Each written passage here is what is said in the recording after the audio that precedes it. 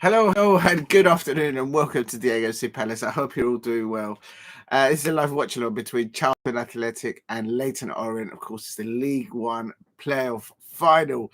It's still 0-0 at the moment where I am, and it's a cracking game. Both teams have in the first 25 minutes here they've been trying to settle into the final. The match needs a goal from either side. Great sides. I've been to both of the stadiums, to the Valley and where the O's play at Leyton Orient. That's where the Crystal Palace women in the WSL season started their WSL campaign. So it's really proud to see Laura Kaminsky there's their team there earlier on in the season. And yeah, really proud of the Crystal Palace women, that campaign that they had in the WSL, but I was there at the Leyton Orient Stadium.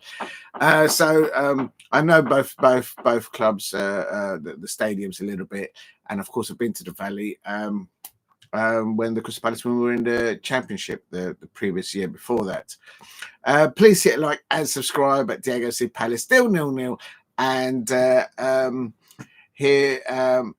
Charlton are getting a bit of ball here, I have to say, and it's they've got a breakthrough here. They're going to take a free kick here now, and they've just well done, Charlton. Charlton have just scored from a free kick. Oh my days, so they've drawn blood first.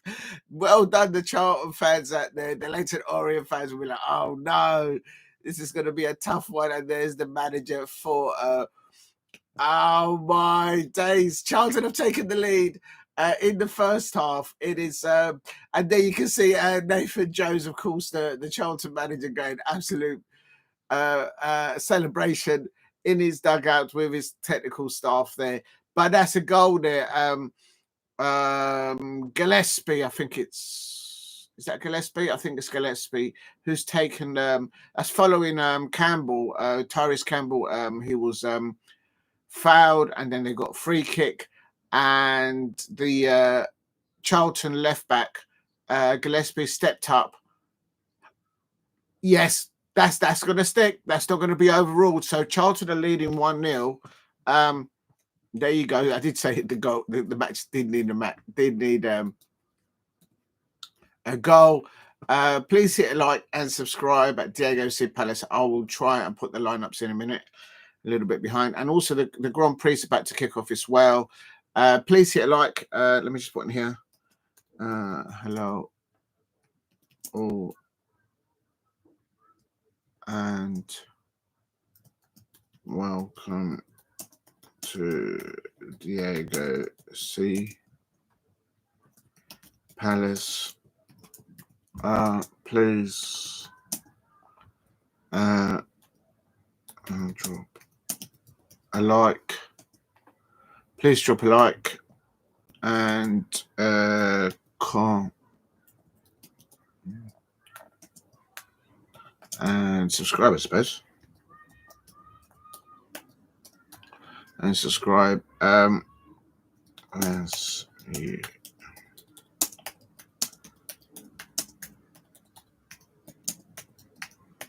chat.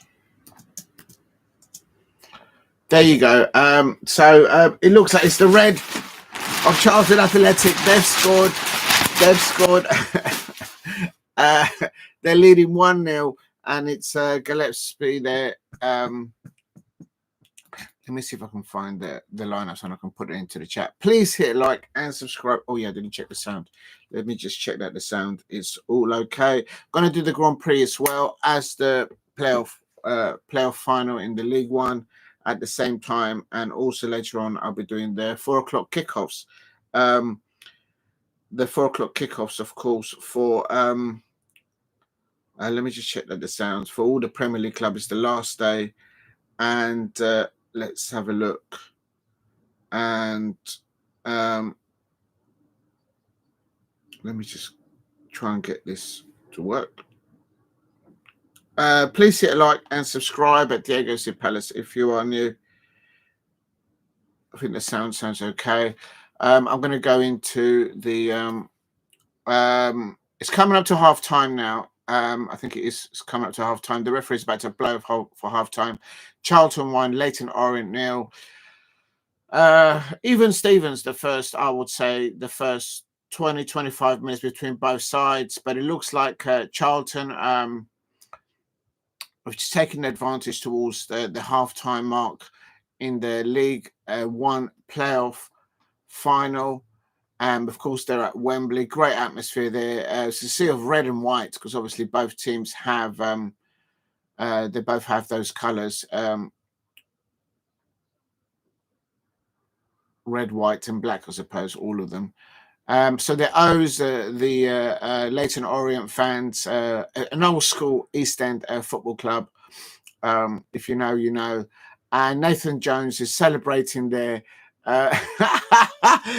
He's going. Nathan Jones' celebration was like that with the Wembley Charlton fans there. So we'll have to wait and see.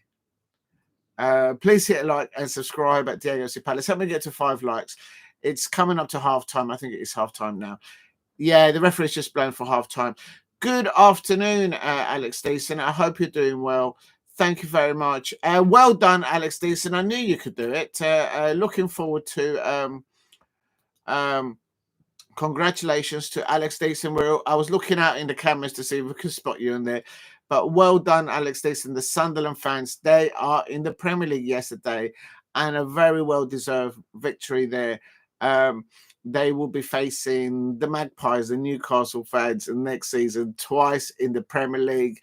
I'm sure everyone who's a neutral, and I expect all the Sunderland fans and all the Newcastle fans will be looking forward to those 2 fixtures. I'm not sure when the fixtures are going to be released, but it's going to be absolute scenes. I'm sure everyone is waiting to see the Sunderland fans back in the Premier League. I hope you have a decent transfer window. You need to get a bit of squad in depth there, I think. And but you'll do well. Get a couple of defenders and get somebody that can get you between 10 and 15 goals a season. If you can get that, you'll have a good season, I reckon. But yes, so we've seen how other teams have suffered in the Premier League. The teams like Tottenham Hotspur, Manchester United. So if you start well against teams like that, you should be able to get some points there. But congratulations to the Sunderland fans. Well done. You are in the Premier League. Please keep hitting the likes. Help me get to 5 likes if you can in the chat. Just going to share it on Instagram. Just bear with me if I can just figure out how to do this. So I need to put that one and then find the thumbnail and let me put a song to this. Let's do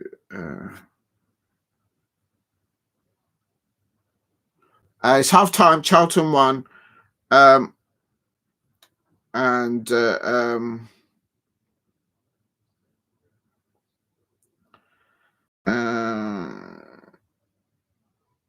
let's have a look at this one. Let's do that one.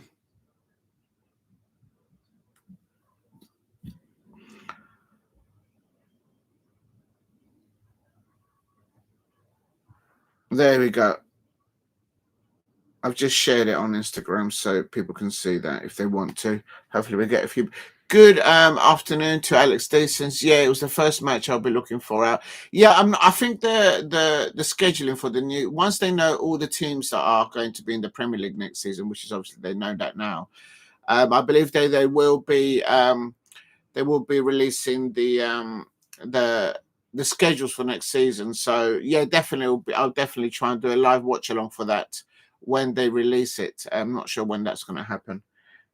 Please hit a like and subscribe at Diego C Palace if you are new. And it's one of those.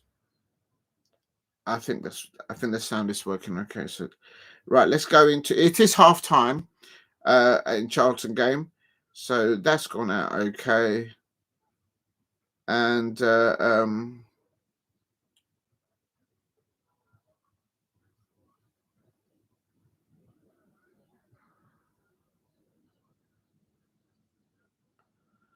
Okay, here we go. That's fine. Right, I'm happy with that. So let's go in to see if we can get the oh uh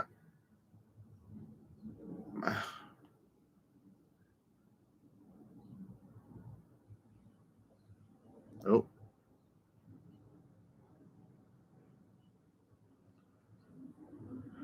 All right, let's see if we've got this here. No, that's not working. Please hit a like and subscribe. At Diego City Palace, just setting up all the there is the also I'm just going to set up the tab for the Grand Prix. It's about to start, so it's a good timing that the Grand Prix is actually going to start at so just to let you know, it starts at 2 o'clock. Literally starts in the next few minutes. They're just lining up the cars there, and it'll be interesting to see what happens. So this is like a dual watch along for the football and the Formula One. Good afternoon to the dog. I hope you're doing well. Yes, let's hope Lewis Hamilton and all the others do well. And Norris is on pole. Verstappen is fourth. Piastri there. Hamilton impeded Verstappen, so he's had to drop a few positions down, I think, to 7th. So it's all interesting. Let's have a look and see what happens. There is a mandatory 2 tyre stoppage and they so it's going to be interesting to see. There might be some mistakes in the pit lane.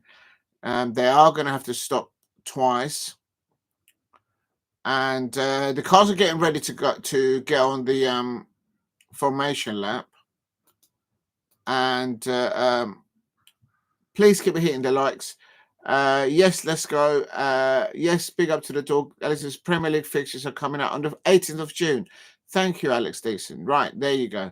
Oh, I thought it was actually very soon, like in the next few days, but obviously it's not. Thank you for letting me know that. Yeah, I'm sure everyone's waiting to see that.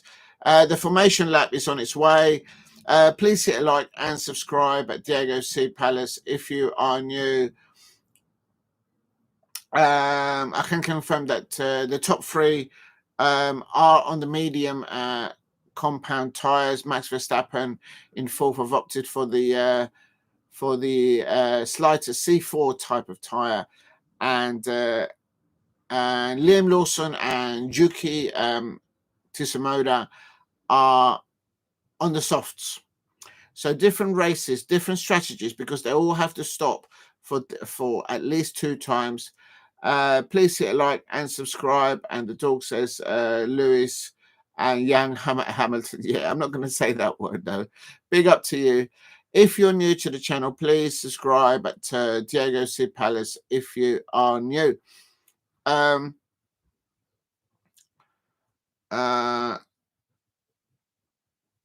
Here we go. It's the clock has gone down. They've gone out for the formation.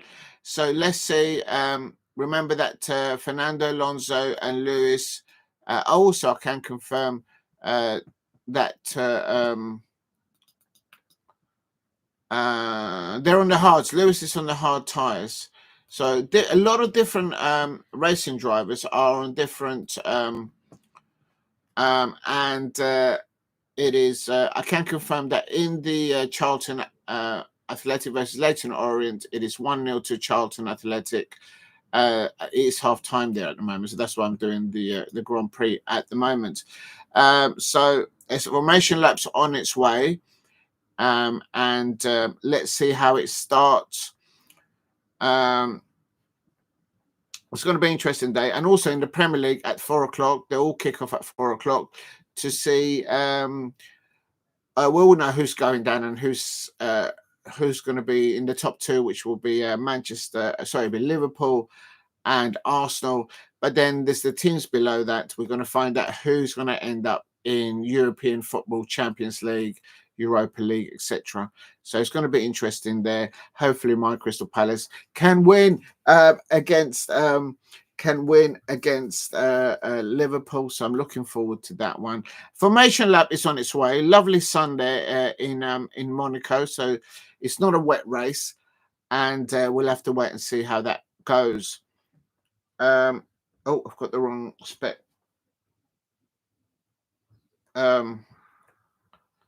So different races now on the formation laps coming to an end now, and so it'd be interesting to see which. Remember in the championship, both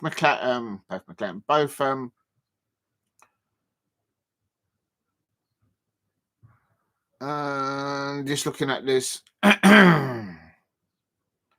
Both McLarens at the top there. It's let's have a look. It's going to be the first lap of the Monaco. It's going to be one of 78 laps. Please hit a like and subscribe at Diego Palace. It's going to be a go, go, go, go, go. And let's have a look and see how it goes. Please hit a like and subscribe at Diego Palace if you are new. It's lap 1 of 78, and great atmosphere there, of course, at Monaco. It seems to be always be that the case. And remember, at the end of it, the winning racing driver always gets chucked into the swimming pool there. But it's going to be interesting here because Leclerc in the Ferrari splitting both of the McLarens at the start of this, so it'll be interesting to see how he fares. Verstappen has moved up a space because obviously Lewis Hamilton got demoted down, and that's it. It's going to be here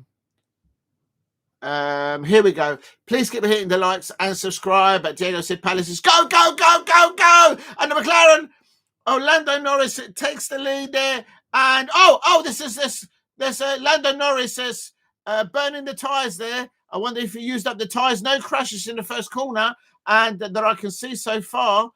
And so the lead racing drivers all got around the first 2-3 bends. Okay, let's have a look. Is there a crash? Right, let's have a look.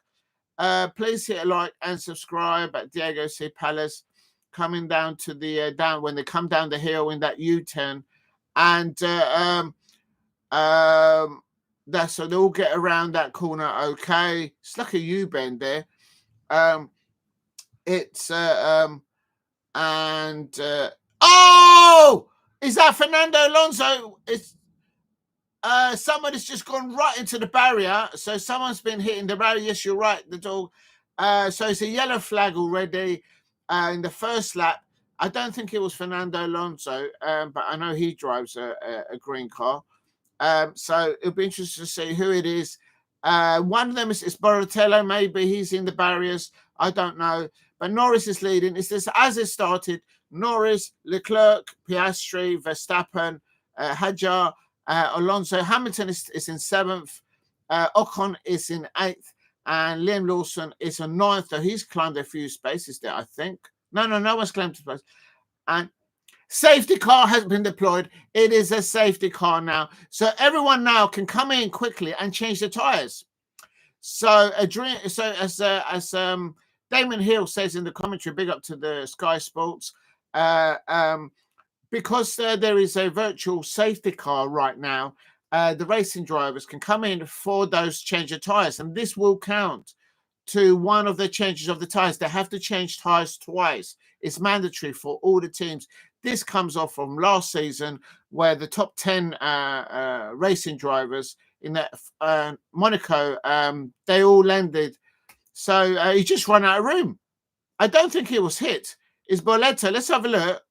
He was going wide. He's gone on the outside. And he took somebody's place. And, there was a car there.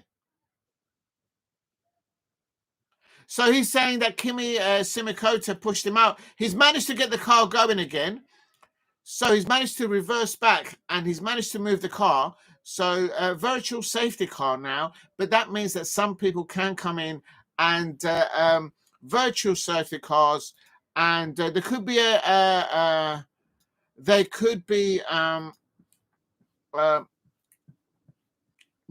is this Gabriel Bortolello. So let's have a look.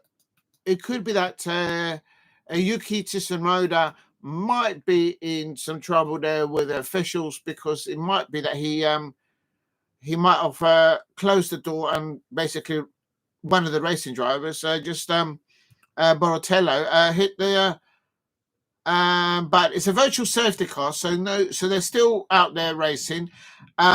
Make note that Lando Norris is still leading, Leclerc is still out there, Piastri is out there, Verstappen is out there, Hadjar is in fifth, in that order. So we're in lap 3 now, under virtual safety car,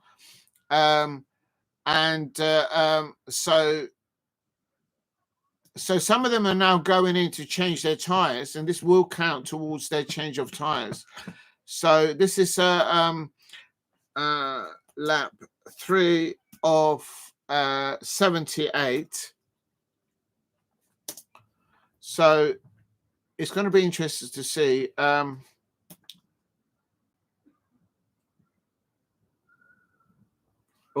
There's no room for the hard, but I think it makes sense there. But basically, Liam Lawson has actually started on the medium tyres in Monaco. Yuki Tsunoda is now on the hards, all the way back down in P17. Pierre Gasly has made a dive into the pits, and it's now on a medium from starting on this hard. So anyone who's starting on hard tyres with this virtual car has gone in and been able to quickly change that. So we'll see what happens here. So it looks like they're all still racing. All 20 cars are still racing, but it'll be just to see following when it's a virtual safety car and the Monaco Grand Prix and any Grand Prix. Once it's lifted, then the front racing driver, which is Lando Norris, he will take the lead. This is a good start. Lando Norris he locked the front tires. You can see the smoke coming. Please keep hitting the likes and subscribe at Diego C. Palace.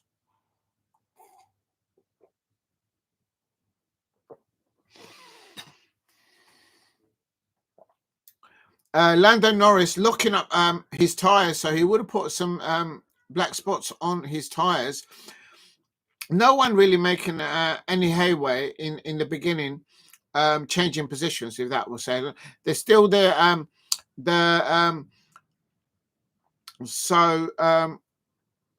Please hit a like and subscribe at Diego C. Palace if you are new. And I think it's still on virtual racing car right now. If you're new to the channel, please subscribe at Diego C. Palace. And virtual safety car is ending here on lap 4.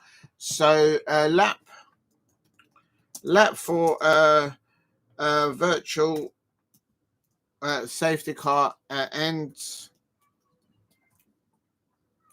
So let's see, we're on a go racing again, and it is Lando Norris, Leclerc and Piastri, and so they're on a go. No one's changing positions, so that means Lando Norris, Leclerc, Piastri, Verstappen, Hadjar, Alonso, Hamilton, Ocon, and Liam Lawson, who's the top 9, and Albon is top 10. None of them have actually stopped for pit stops. The only ones who stopped for pit stop is Tsunoda, Gasly, Bierman, and Boratello. So he probably got a new nose under that safety car. So everyone else has not stopped. So they have to stop at least twice. They have to stop twice. That is they've introduced that because basically it's always oh, this is really itching me. Also, I'm going to quickly just check in the playoff. It has started. It's still Charlton 1, LEYTON ORIENT 0 in the League 1. So Charlton is still leading there. And there's no overlapping. There's been no substitutions from either Charlton or LEYTON ORIENT. So still only 1-0. So anything can still happen there. They're still going on there. Please hit a like and subscribe at Diego C. Palace. I'm on lap 5 of 78 here. Lando Norris is on the mediums. Leclerc is on the mediums. Piastri is on the mediums. Verstappen, who is 4th, he's on the hard. compound tyres. Fastest lap, Lando Norris. Fastest lap is Lando Norris.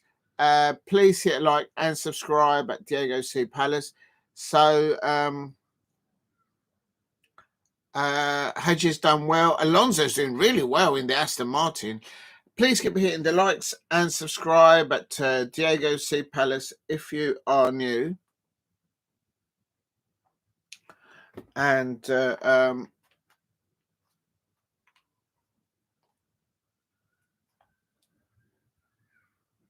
let's have a look. Lap 6 of 78. Oh, that's not working. Why is it not working? Let me just try and find it. Trying to do a multi-stream here, but I'll do what I can. There it is.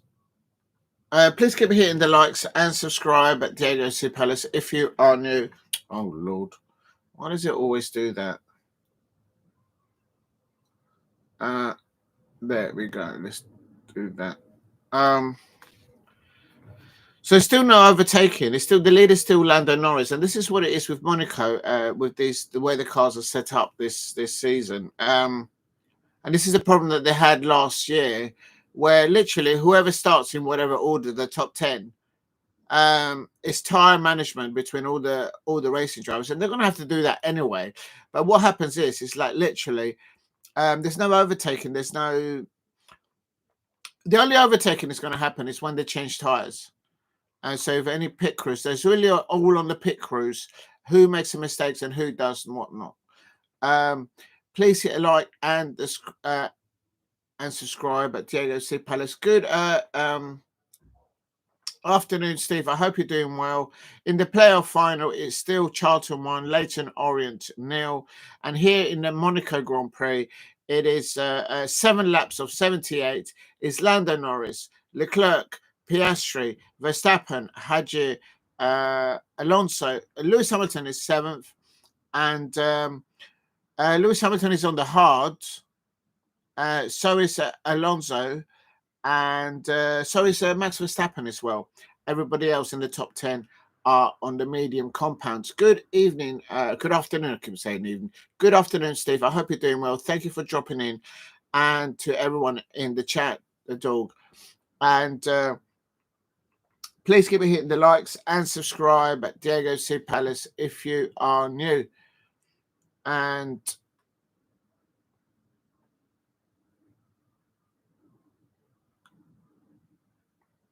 we're going to have to wait and see. Big up to Steve, says October lose 2-1 to the team's second bottom. Oh, right. So what happened there? Did they have a day off? It's good for Karat and October awarded penalties, 83 minutes, not given by VAR. Then Zenus, who scored right away, they only score with 2 chances. Other had 25 at least. So it looks like bottom and top end of that league. They're still competing well. Here I can confirm that in the playoff final and League One, it's Charlton 1, LEYTON ORIENT 0. Still no substitutions there. But here at Monaco as well, it's just started. There was a virtual safety car, but all cars are still on the track. The same order as they started in the first top 10. It's Lando Norris, Leclerc, Piastri, Verstappen, Hadji, Alonso, Hamilton, Ocon, Liam Lawson, and Albon, top 10. And the fastest lap has been gone to Oliver Bierman, and he's lying in 19th at the moment. Please keep hitting the likes and subscribe. Excuse me. And subscribe at Diego C. Palace. If you can help me get to 5 likes, that would be amazing. Please drop a like. And to Samoda, they're somebody's busted their tire. Oh, my days. Gasly has lost a tire and is racing around with literally only three tires, and it's going to be a safety car. He's going around, and the amount of debris, he needs to pull up. He's got no brakes. They just park it up. There. Oh, he's coming into the pits. He's coming into the pits with a broken tyre. Gasly's coming to the pits. And I don't think they'll be able to fix that. I don't think that's just a tyre problem. Steve, I will come to your chat in a minute because the Formula One is on. And but big up to you, Steve, for dropping in. I will read it. There's a lot of debris. There is a lot of debris. And Oscar Piastri. And Oscar Piastri and Lando Norris and Leclerc and Piastri and Verstappen are battling. But there's he couldn't stop. Apparently, the racing driver, Gasly, he couldn't pull over because he had no brakes. The brakes weren't working. So he was just slowing down. He was able to go into the pit stop, and he's managed to go to the pit stop. And so he's managed to. So there is a double yellow. Please keep hitting the likes. And let's see what happened to Gasly. I don't think did anyone hit him. He was in the tunnel, and he comes out in the daylight. Oh, he's hit the back. He's hit the back of somebody. So Yuki Tsunoda got hit from behind there, and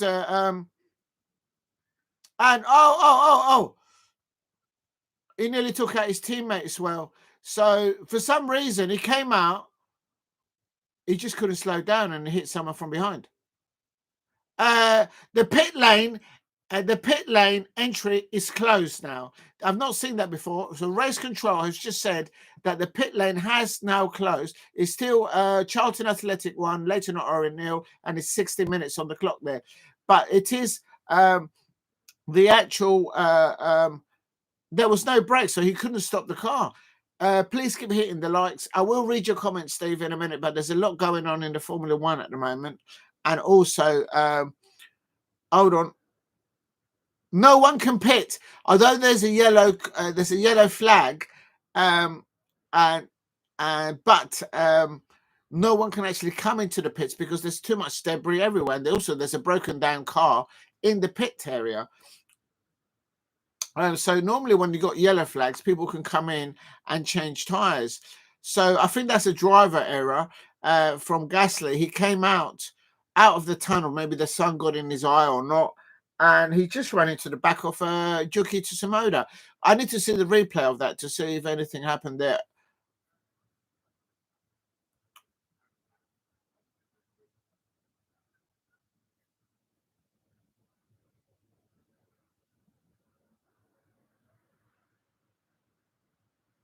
So Max Verstappen is saying that somebody impeded him.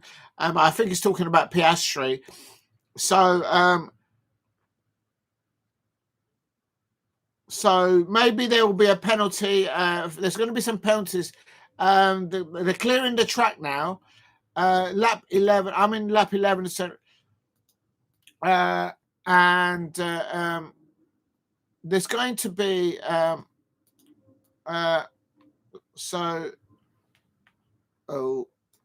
please hit a like and subscribe at Diego C. Palace if you are new. I don't think. I mean, you're supposed, once you've got a car damaged like that, you're supposed to stop and pull over. But what's happened now? They've got to clear the track, and it's a go. They're racing again. Please keep hitting the likes and subscribe at Diego C. Palace if you are new. And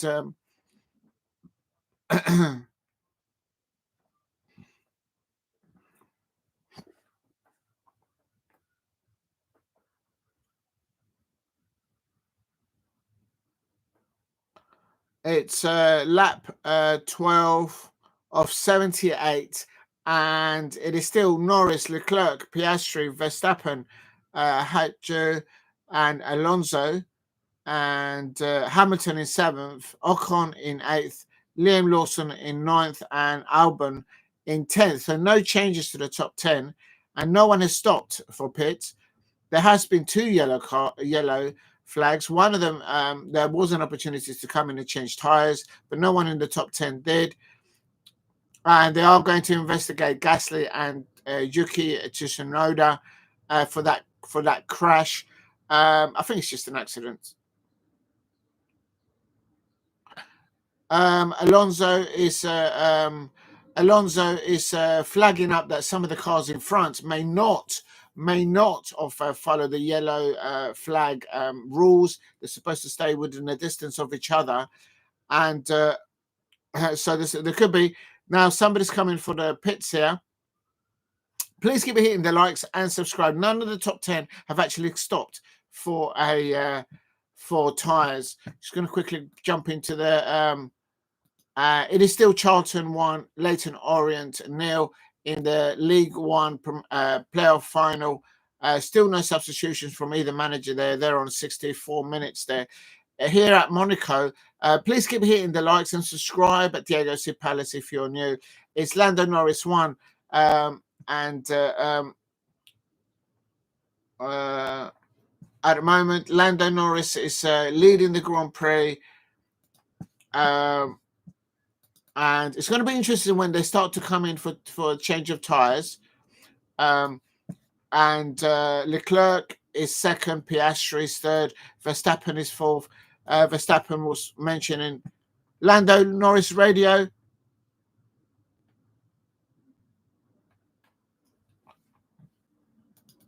Please keep hitting the likes. Not sure what the Lando Norris radio said there. Please hit like and subscribe at Diego C. Palace if you are new. We're on lap 14 of 78. Let me just put on here lap 14.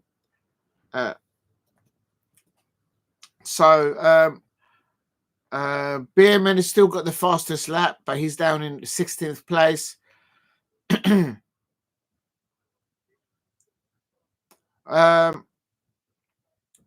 What they do is when there is a space between the cars as they race around at Monaco, that's when they try and slot in for the pits, because then when they come out of the pits, then they can come out into free air. You don't want to come out at Monaco out of the pits into traffic. And so the pit walls have got they've got a lot of work to do there. Please keep hitting the likes and subscribe at Diego C. Palace if you are new. And it's Hadja.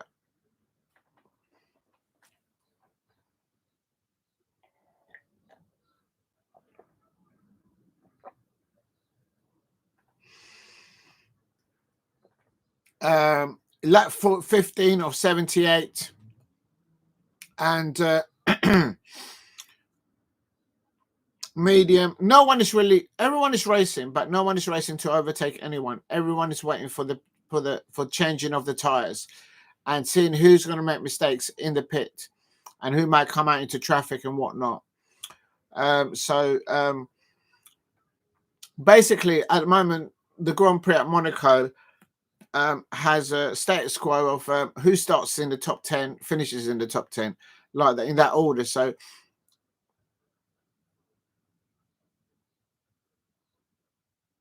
So plan B for Leclerc in the Ferrari is to stay with Norris. They're saying, should I let him go and then just concentrate on my strategy there? But no, and no one stopped it. Only no one in the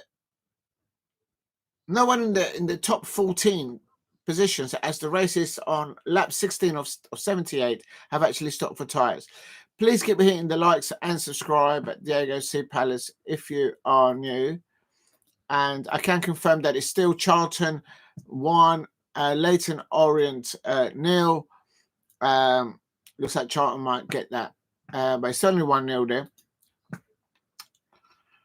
I think we might see the first laps changing tyres, 30, maybe going into about 30, 32, 33 laps going in. That's when they might change the first tyres. It's only Max Verstappen in the top 5 that... also Alonso is also in the hards. So Verstappen, who is 4th, Alonso in the Aston Martin is on the hard compound, and so is Hamilton, and everyone else in the top 7 are on the mediums. Norris, Leclerc, Piastri, they are the top 3. Verstappen is closely behind them. Please keep hitting the likes. Oh, Alonso's just come into the pits. Alonso's in the pits. and he's changing his tyres. He's got... Oh, he couldn't come out straight away because there was a car coming in. So he was released, but he saw a car coming, so he just stopped. And Alonso's in the pits. Ocon is on the pits. So Hamilton has gone up to 5th, but he hasn't stopped. Hadjar's also gone into the pits. So he's now dropped behind Hamilton, obviously. So let's see. They are coming out into traffic. So it's when you're going at Monaco, look, Hamilton radio. Push now, it's our race. So Lewis Hamilton has been told on the radio, just push, push, push. We're on lap 17 of 18, and Lewis Hamilton has been told just Lewis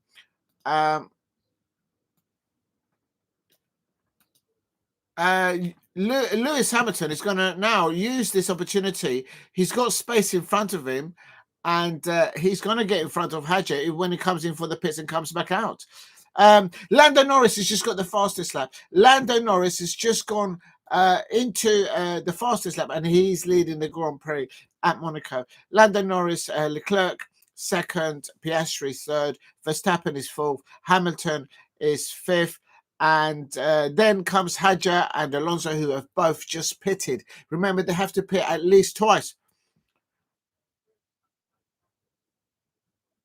And now Alonso is absolutely fuming because he's come out into traffic. This is what I was saying. And if you come out of the pits at Monaco and you're full in traffic, that's a mistake by the pit bull. And now Alonso is absolutely fuming because he got himself at... it's the other Aston Martin going in there for the pits there. Big up to Steve, says, I hope Leyton score. We get extra time. Steve wants penalties. Big up to Steve. Steve also earlier on says, Aktobi have 25 points, Astana 24, Karat 23, and Karat have a Toki on Friday away, 4 p.m. Best team don't always win. That's the interesting thing about football. Didn't see it coming. It's good for us and Astana. It depends, and also it depends what kind of referees you get, if you know what I mean. And Lewis Hamilton is on the pit. He's coming. He's come out. I think he's still on the hard compound, and he's coming out. He's slowing down in the pit. I think he's going to come out in front of Hadjar and Alonso. And here comes Hamilton. Is he ahead? He's ahead. So that pit change has worked for Lewis Hamilton. He has leapfrogged.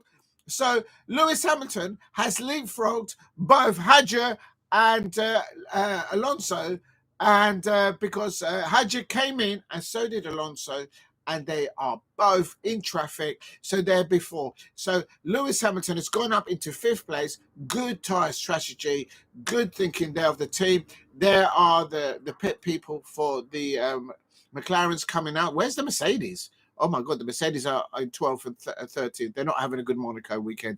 And here comes Lando Norris. Lando Norris is in the pits. The race leader, well, he's not the race leader now because I suppose Leclerc has just taken over. Leclerc has just taken the lead, and Lando Norris, I wonder where he will come out there. Please keep hitting the likes. Help me get to 5 likes if you can in the chat, and subscribe at Diego C. Palace if you are new. In the it's still 1-0. Charlton Athletic 1, Leyton Orient 0, and there has been a substitution there on 68 minutes. Anderson and Watson have come on for Small and Gilbert, respectively, for Charlton Athletic. So Nathan Jones making changes there around the 70-minute mark there. If you're new, please subscribe at Diego C. Palace if you are new. And 1 minute. Oh Lord, that's not working.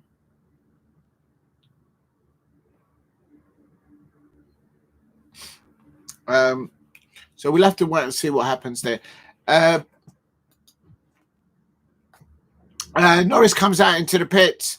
Charles Leclerc now leads the Grand Prix, but that's because Lando Norris has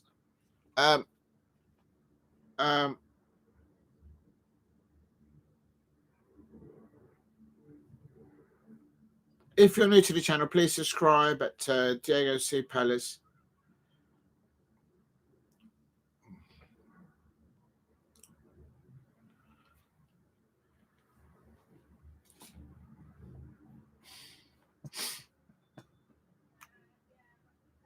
Piastri there. Leclerc is now leading because... Oh, big up to you, Steve. You put your predictions. Yeah, big up to you. I will go into that in a minute because I've saved the other ones into... excuse me. I've saved the other ones into yesterday's chat so I don't lose it.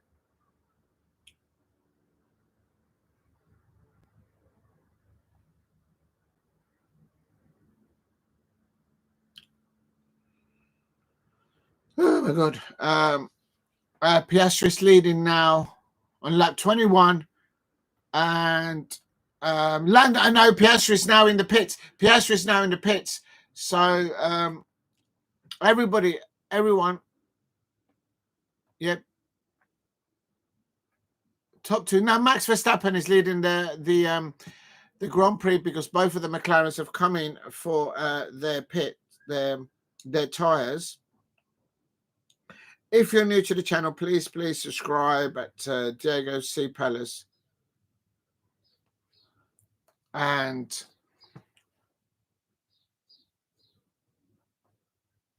yeah, Norris is coming and also Leclerc is coming. So that's what's going to happen now. Max Verstappen is leading the Grand Prix, and we have to wait and see how that develops. Please keep hitting the likes. Help me get to 5 likes if you can in the chat. Oh, you know what? I'm just going to start it again.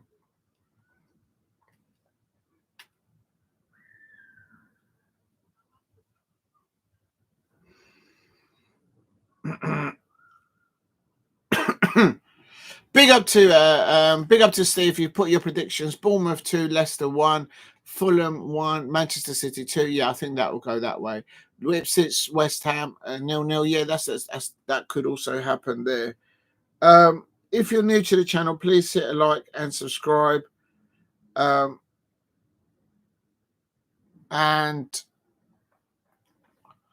good afternoon to Daniel 90, the Europa League champion.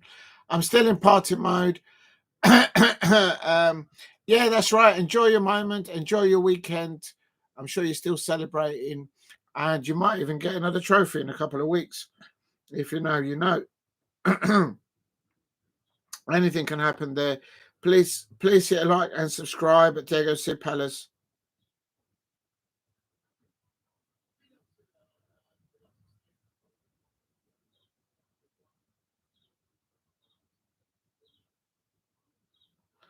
And 1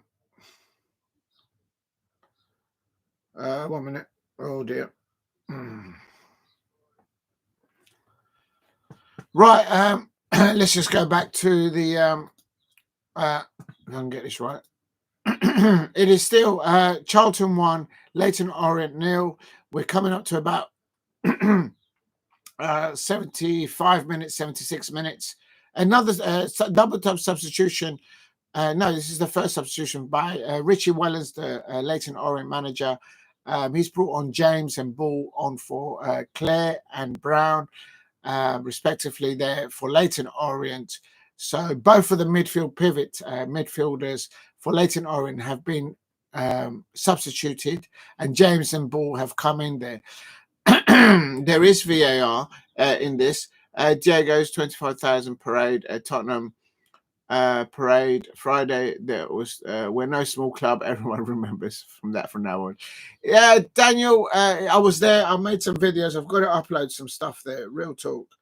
And North London, Arsenal are going to have a little, not a little. They're going to have a parade on Monday, I think it is tomorrow, because the Arsenal women, they have won the Champions League. So the Arsenal fans are jumping on the bandwagon on that one, just to prove a point in North London, no doubt.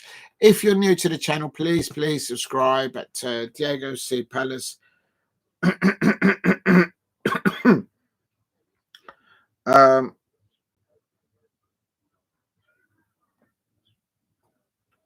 Let's have a look, see if this one works.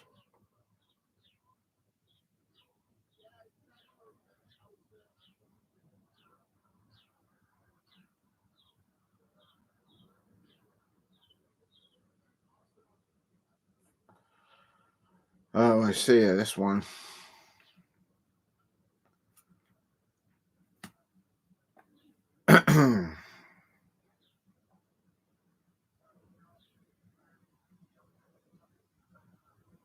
Please keep hitting the likes and subscribe at Diego C Palace if you're new.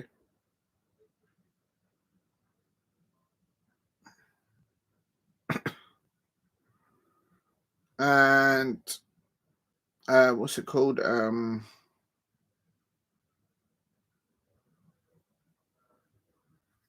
There it is.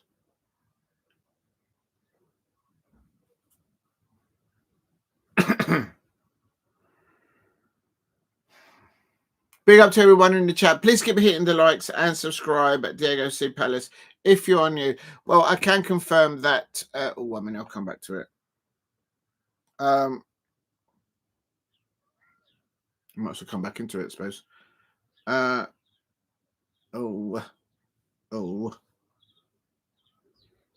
we go. Let's just leave it like that.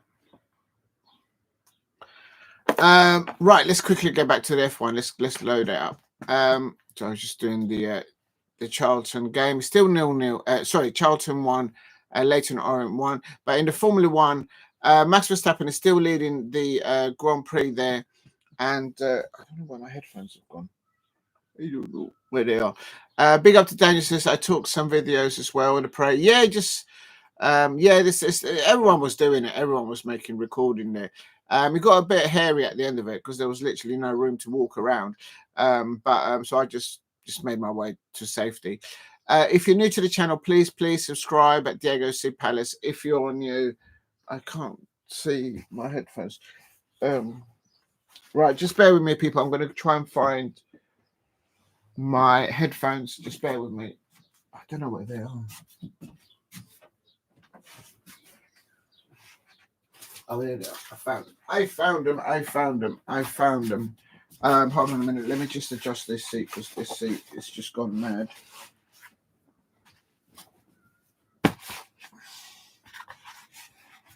You just move that over like that. See if that works.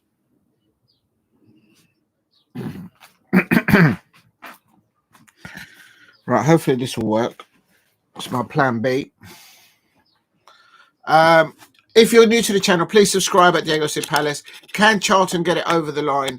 Can they get into the Championship? Do you remember back in the day they were in the Premier League with Alan Kirbyshby and whatnot back in the day? Please keep hitting the likes and subscribe at Diego C Palace. It is still, we're into the last 9 minutes. I'm going to concentrate now on the playoff final because we're reaching the last 9 minutes literally. I was kind of hoping it doesn't clash with the change of tyres at Monaco. But it is Charlton 1, Leyton Orient 0. And oh my days, that's close. Charlton are now just started to allow Leyton Orient play in front of them. So they've got to be careful there. Also in the Formula One, I can confirm that now Max Verstappen is going into the pits here on lap 28 of 78. They're coming in now. Lando Norris then retakes the lead there at the Monaco Grand Prix because obviously Max Verstappen has come into the pits to change. We have to stop twice. That's a new rule because what happened last year, basically the first top 10 racing drivers that started the race, they finished like for like. So it was just like literally, it was just they were just out there just running around in circles and no racing. So that's what they've had to do. And yeah, make sure Tottenham fans don't. They have to give an honour to Tottenham. Yes, they will have to because obviously they've got. I don't know if you're. Yeah, I think you're at home, aren't you? So that will be interesting there. So please don't lose against Brighton. I need them to lose. And Just trying to get the order here. It is still, please keep hitting the likes. Help me get to 5 likes if you can in the chat. And if you're new, please subscribe at Diego C. Palace. And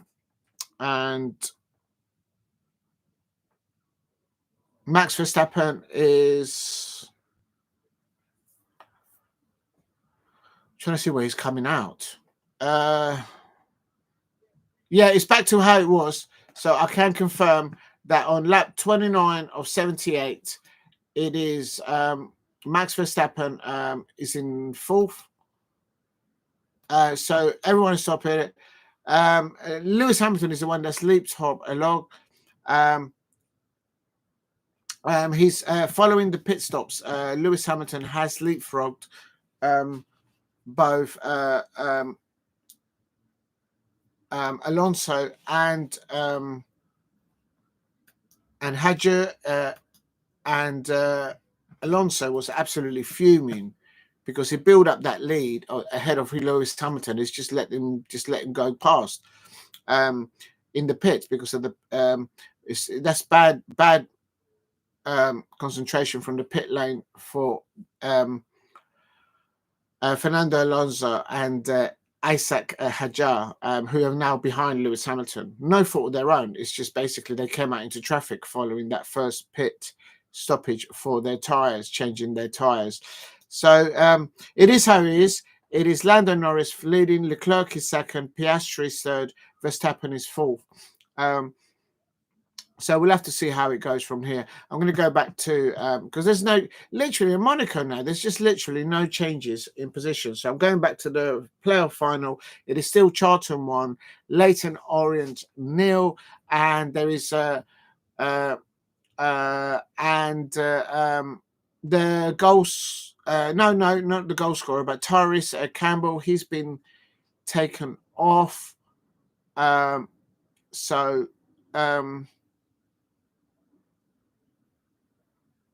Let me just check that. Yes. So they're all, both managers are now doing the last substitutions, I suppose, before the end of the 90 minutes. Nathan Jones, the Charlton manager, he's brought on around the 80-minute mark.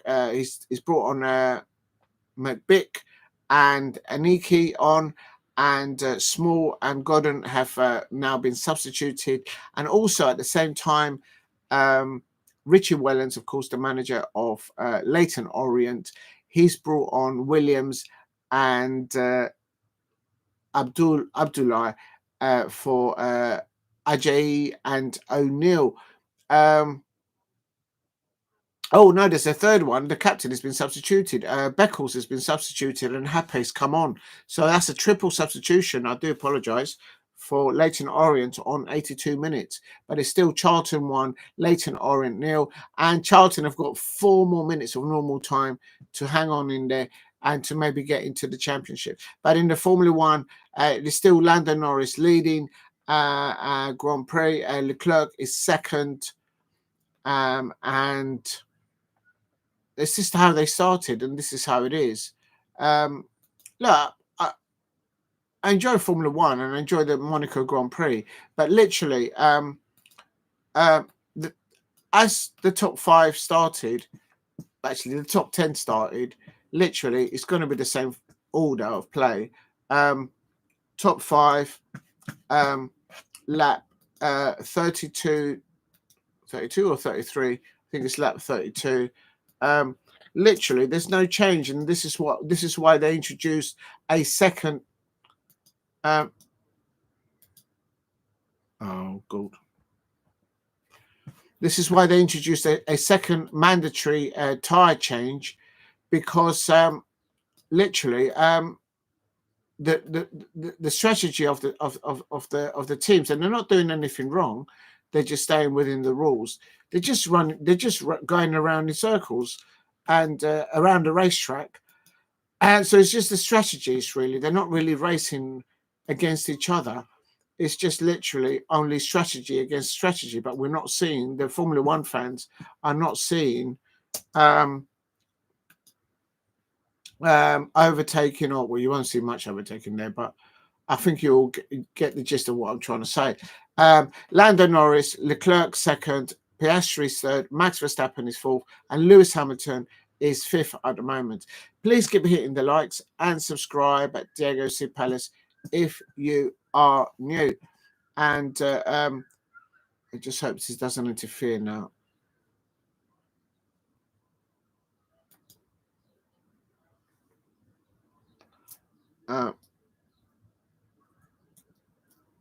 Right, I hope that doesn't interfere with the sound. Every time that I put the headphones into the computer, it kind of messes up the sound sometimes. Please keep hitting the likes and subscribe at Diego C. Palace. Don't jinx it. Don't jinx it. It is Monaco Grand Prix, and looks like Lando Norris is still leading there. I'm going to go quickly jump over to Wembley. It is last 2 or 3 minutes of normal time, and Charlton Athletic still leading 1-0 against LEYTON Orient. A triple substitution on 80 minutes for LEYTON Orient, double substitution for Charlton there as well. But it is still Charlton Athletic just hanging on there in the last minute. We've got 1 minute before 90 minutes here. Can Charlton hold on? Can Charlton hold on and just see it out? Just take the ball to the corner and see the game out. Big up to Steve says Palace can win today, but need luck. Get organised to take their chances. It's an end of the season. It's going to be like a friendly really between these two sides. Palace have got a trophy. We might finish top 10 in the 10th. We need Bournemouth and Fulham to lose.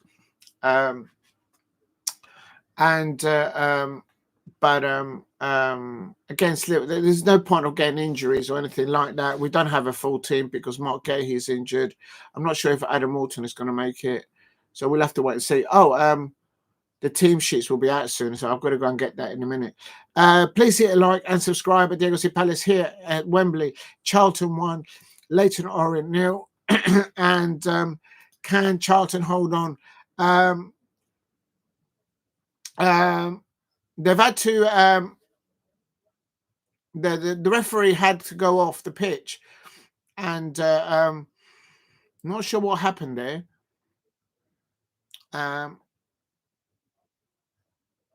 The referee was cheered. Was the fans are just like cheering the referee that's come back onto the pitch. Not sure what happened there. I think it's something to do with the technology. There's nothing wrong with the referee, but the referee had to come off the pitch, went down the tunnel, and it sort of came back. And the whole of Wembley were like, "Oh, all right, we've got the ref back now. We can get on with it."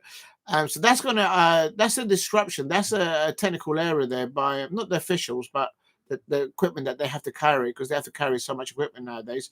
We're into extra time, and it's Charlton 1, LEYTON Orient 0. Please keep hitting the likes. It helps attract new subscribers. If you can hit a like, please subscribe at Diego C. Palace. Charlton Athletic 1, LEYTON Orient 0. And also, there you go. If you can subscribe, if you haven't subscribed at Diego C. Palace, that would be amazing too. We're waiting for the second pit stops at Monaco. The top 5 are still the top 5 as they started. No changes. They've introduced 2 tyre changes, but it's no mandatory tyre changes for everyone to see if we can get some overtaking while changing tyres. But it is what it is. They still have to do another stop. But here, Charlton Athletic 1, LEYTON Orient 0. And we are in injury time. We've played about 1-2 minutes of injury time now. And they fixed the communications for the referee there. So not sure what happened there. Orient nearly got an equaliser, hitting the crossbar earlier on in the second half, but to no avail. Remember that Charlton finished in the season 4th, and Orient finished 6th in the League One. to both of them now being right now in the final itself. So so Charlton are looking to go up with the top three that went in, and we're into injury. 11 minutes of injury time, and car's just gone off here on the Formula One, but we've got a minimum of 11 minutes. There's 11 minutes of injury time. So is there going to be a last twist to the Leyton Orient fans, or will Charlton fans be able to see it out there? And in the Formula One, there's still no change at the top. Lando Norris, Monaco, leading the Monaco Grand Prix. Leclerc is second, Piastri is third, Verstappen is fourth, Lewis Hamilton is fifth. They tried to introduce mandatory second. We've got green flags now back again at the Grand Prix. And let's just stick with the last few minutes here at Charlton. I'm going to stick now with the playoff final because we're literally in the last few minutes. I don't think this, I mean, there's 76,000, so a great turnout there. 76,193. 76,193. That is the turnout at Wembley. So well done the Charlton fans and the Leyton Orient London crowd there, no doubt. Sea of red and white, because obviously both teams have the same colours. Leyton Orient have a bit more black in them. No, it's actually they both have the same colours, red, white, and black in their sort of kits and their team. So anything can still happen here in the last few minutes. Now, in the Formula One Monaco Grand Prix, they've reached the halfway mark. They're on 38 laps of 78 laps, and Fernando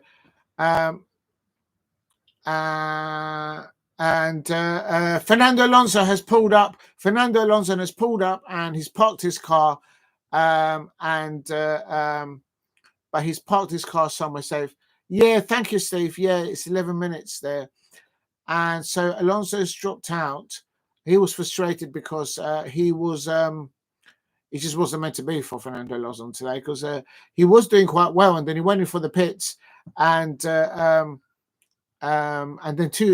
Lewis Hamilton leapfrogged him, and because Alonso came out into traffic. But now something's happened to his car, and it looks like he's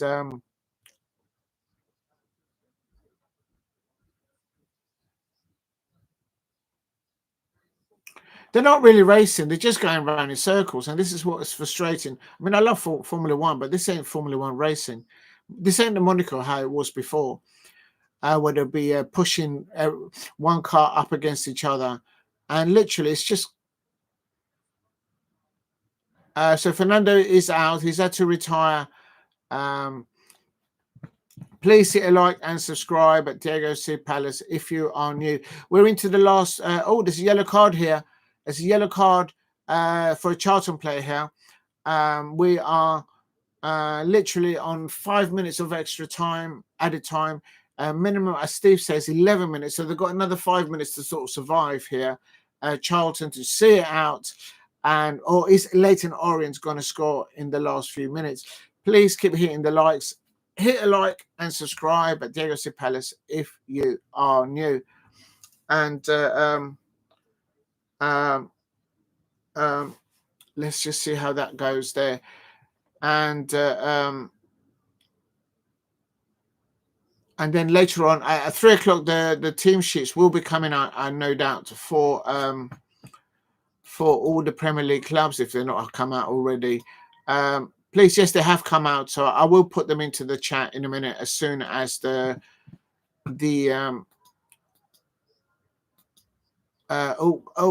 nearly lost the live stream there. It is still Charlton 1, Leyton Orient, Charlton Athletic 1, Leyton Orient nil. I think they've done enough.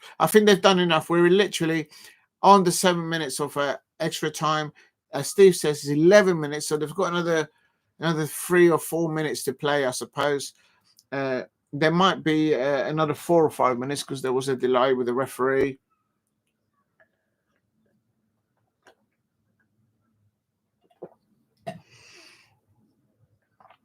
Please keep hitting the likes and subscribe at Diego C. Palace if you are new. Help me get to 2,000 subscribers if you can. Thank you very much for all the new subscribers this week and last week. I really appreciate that. And yes, thank you for the new subscribers. I see you've got some new subscribers. So thank you very much. Please subscribe at Diego C. Palace if you are new. And if you...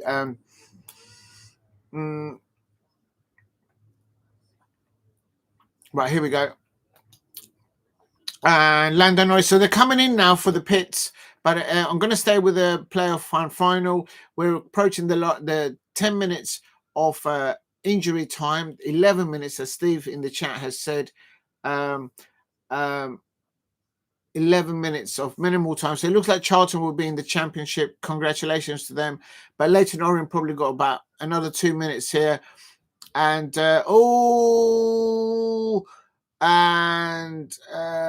Charlton, they're blocking. I think that's Dockery blocking the ball as the free kick is taken there by Leyton Orient. It smacks him in the face. So Craig Dockery's down injured there as the free kick smashes into his face. So that's going to hurt. But who knows? That might be vital because it stopped Leyton Orient from Leyton Orient did hit the crossbar, but they couldn't get it into the net. Please hit a like and subscribe at Diego C. Palace. It is still Lando Norris leading the Monaco Grand Prix, Leclerc second, Piastri third, Verstappen is fourth. And let's just see how that goes. I think they've done enough. We're now in the 9 minutes of added time. There was a lot of added time because the referee had to go off the pitch to sort out some technical area problems with the equipment that he was carrying, I think. And then eventually he came on, and the whole of Wembley crowd just cheered. Like, "Hey, we got the referee!" And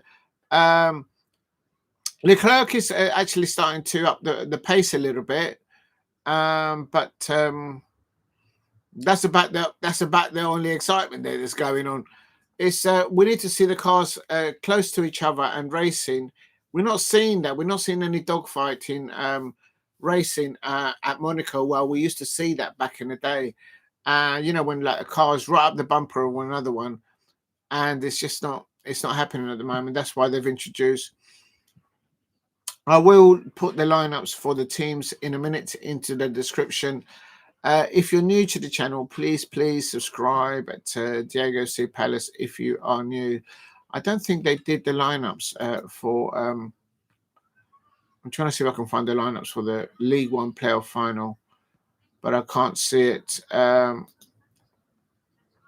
And if you're new to the channel, please keep hitting the likes and subscribe at Diego C. Palace.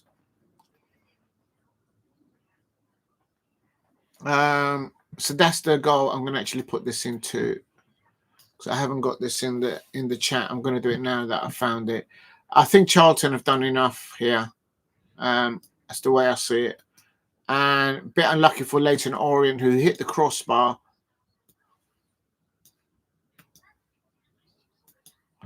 Let me just put this in here.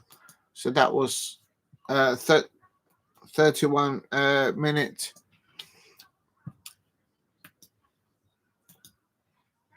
So that's the Leyton Orient goal, and that was Macaulay Gillespie for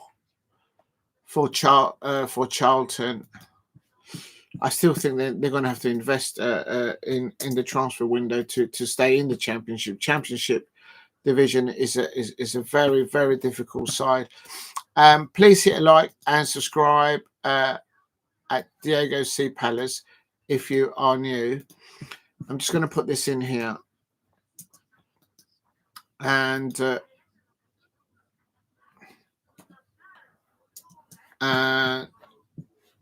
that was the goal I'm just going to put this into the description. Copy. So at least I've got that. If you can help me get to 5 likes, that will be amazing. And if you haven't subscribed, please subscribe. Thank you for the new subscribers today and yesterday. Had a really great watch along yesterday. So thank you very much for anybody out there. Why have I done that? That didn't work. And you're right, it is full time. The referee has just blown for full time, and Charlton are in the championship. So congratulations to the Charlton fans there. I don't say that very often as a Palace fan, but they've finished fourth in the division, and Leyton Orient, they tried their best. Copy. But you're right, Steve. They have made it. So let me just put that in there. Paste. So that's the 31-minute goal. And it's Charlton Athletic. And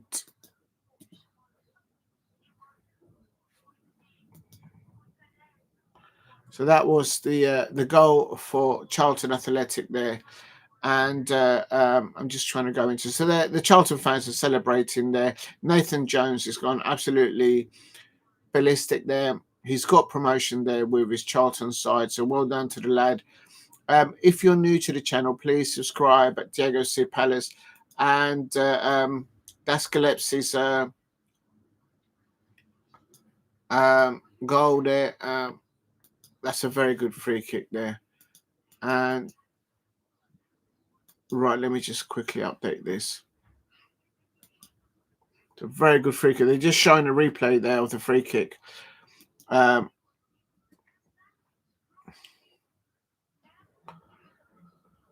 Okay, so then that's that. So they've won. And so well done, Charlton Athletic. They've won 1-0. I'm just going to put in here, copy. Oh,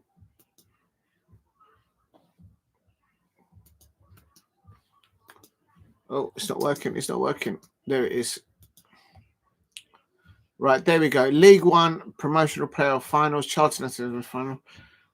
Full time results. Right, there you go. So I've put that into the chat. I'm going to put in here, watch along with Diego C. Palace. Oh, come on, man. Just come into the chat. I'm just fighting with what I'm trying to type here. Oh my God, I'm having one of those days. And it's Sunday, the 25th. God, this month, this year's gone mad. It's gone past. May 2025.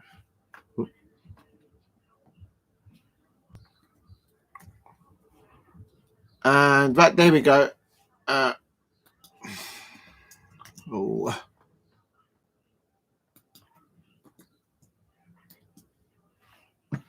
There, I've just saved that. Please keep hitting the likes. Yes, there's big free games. Congratulations, Steve. 3 big games in Croatia. Steve, I'll come back to the chat about Croatia football because I've got to put the big up to you, Steve, though. But I need to update what's happened with the playoff final.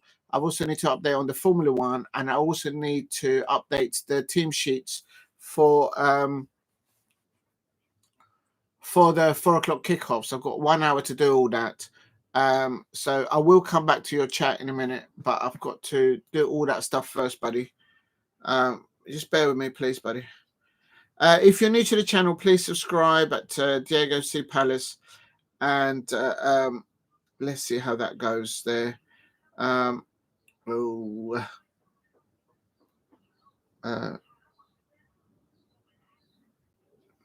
What's happened there? Oh.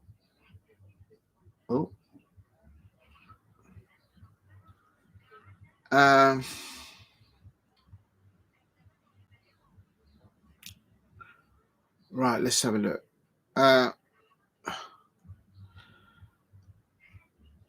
Right, let me just see if I can get the I'll do it one more time. If this doesn't work, then allow it.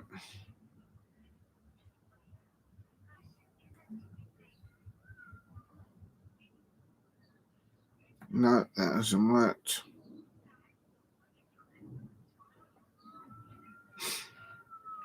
It probably won't work anyway. All right, I tried.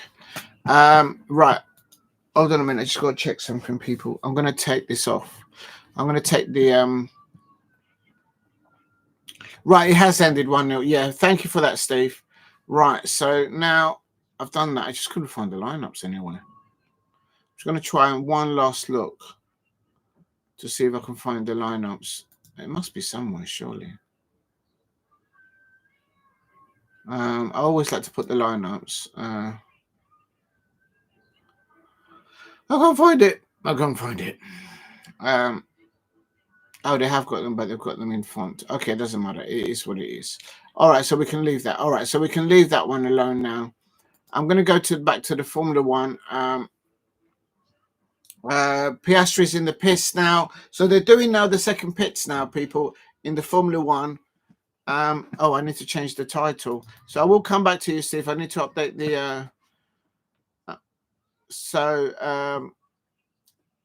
the final is done. So now I need to just update the... I'm now just going to change the title to Formula One Grand Prix Live F1 Monaco Grand Prix Live watch along.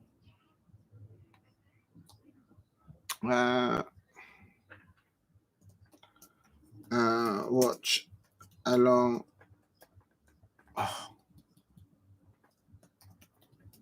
Along with Diego C. Palace,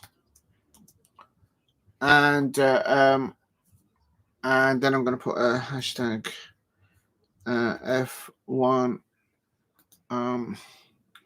hashtag Monaco, and let's put also here hashtag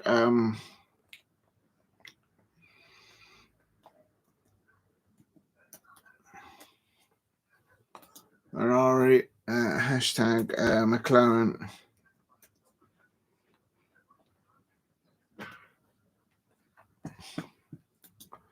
and let's do Mercedes hashtag.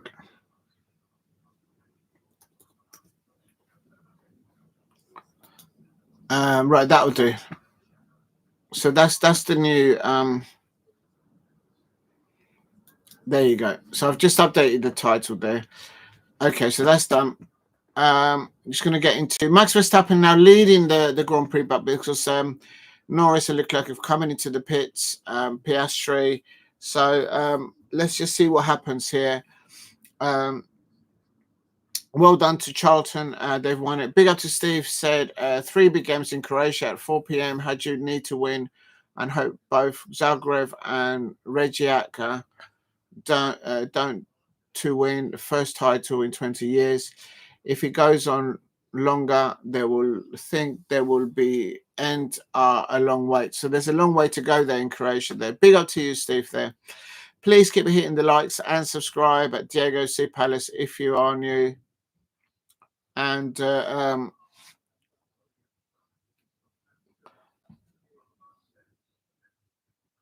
Kimi Antonelli's just let all the Williams go through, so I'm not sure what's happening there. George Russell has been given a penalty there, so it's a drive-through penalty there.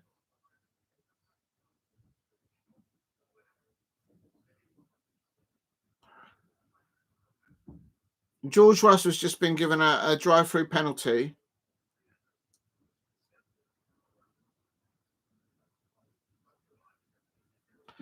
Please keep hitting the likes and subscribe at Diego C. Palace if you're new. Right, I've got it back again. Jesus Christ. Oh, we've gone into adverts. Are you kidding me? Please keep hitting the likes and subscribe at Diego C. Palace if you are new. We've got 2 channels live streams going on at the moment. So here we were, lap 31.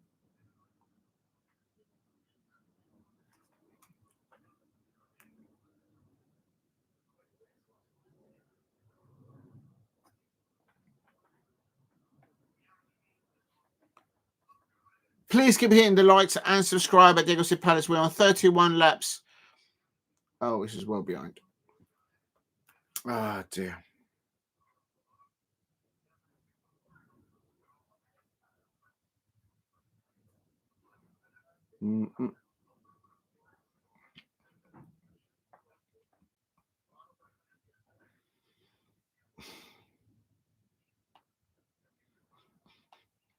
Right, it's just not having it.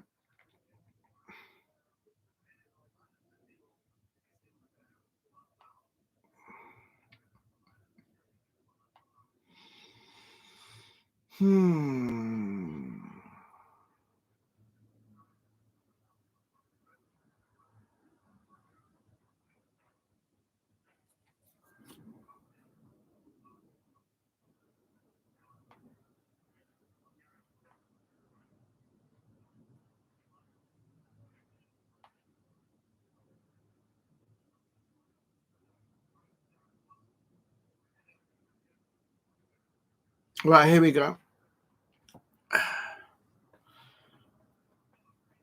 I'll leave that off there. Let's just go back to the Formula One. Right, here we go. Right, let me just see. At the moment, Max Verstappen is leading. He's had only 1 pit, though, but Lando Norris is 2nd, Leclerc is 3rd, Piastri is 4th, and Albon has also got a penalty. They're all stacking up penalties at the moment. Lewis Hamilton still hasn't stopped, but he's in 5th, so we'll have to wait and see if he goes in and comes out in front of Isaac Hadjar and Esteban Ocon. So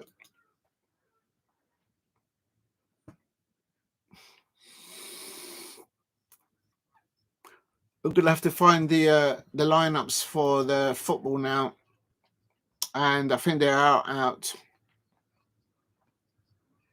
Please keep hitting the likes and subscribe at Diego C. Palace. Yes, the lineups are out.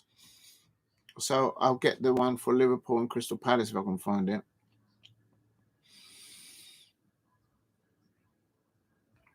They're all starting at 4 p.m. So I've got the lineups there, so I'll just leave that there for the moment. I'll put them over in a minute.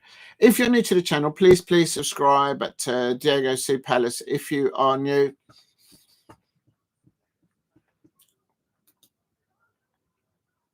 Please help me get to 5 likes if you can in the chat.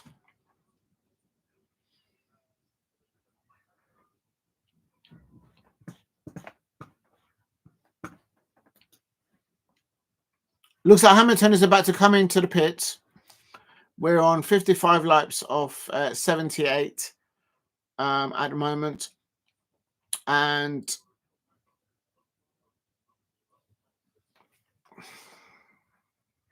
I don't know if the rules of mandatory 2 tire changes has really had any effect. Because literally what's happening is just the strategies of the teams against each other. Once they're out, that's it. They're just...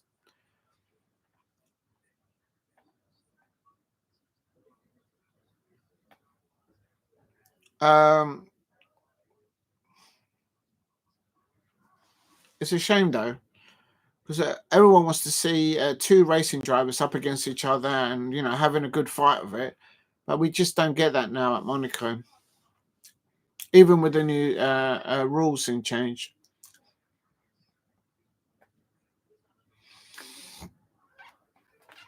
Oh, dear. Please keep hitting the likes and subscribe at Diego C. Palace if you are new.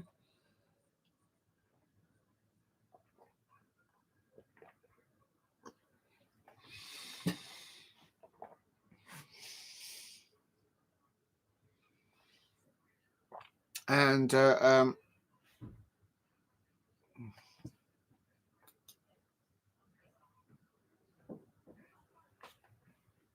so well done to the Charlton. They've won.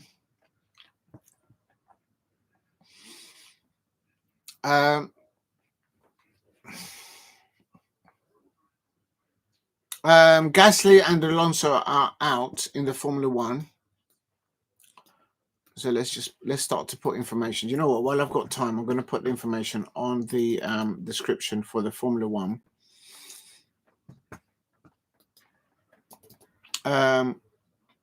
Full-time result.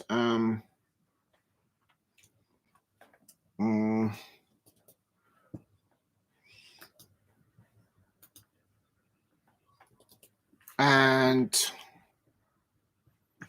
the drivers had to make at least 2 stops.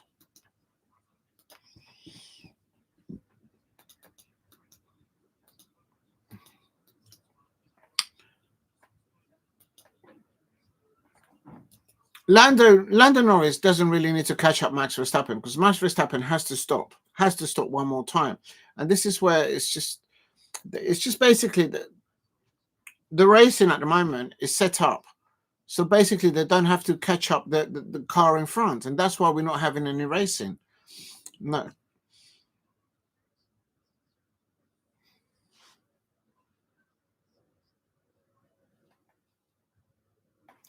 It just doesn't make any sense. And the way that the cars are now scattered all over the track right now, it means that now when Max Verstappen does come in to change the tires, he will have to he will come out into clear space. So then again, we won't see any racing. Piastri is just got the fastest lap. So it doesn't make any sense. If you're new to the channel, please subscribe at Diego C Palace if you are new.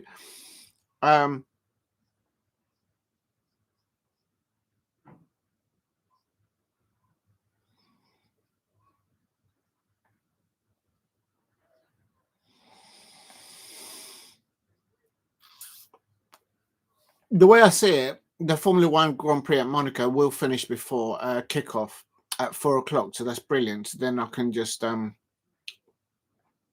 Max Verstappen.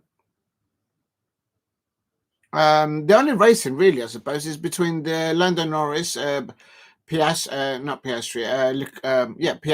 and Max Verstappen for the constructors drivers. So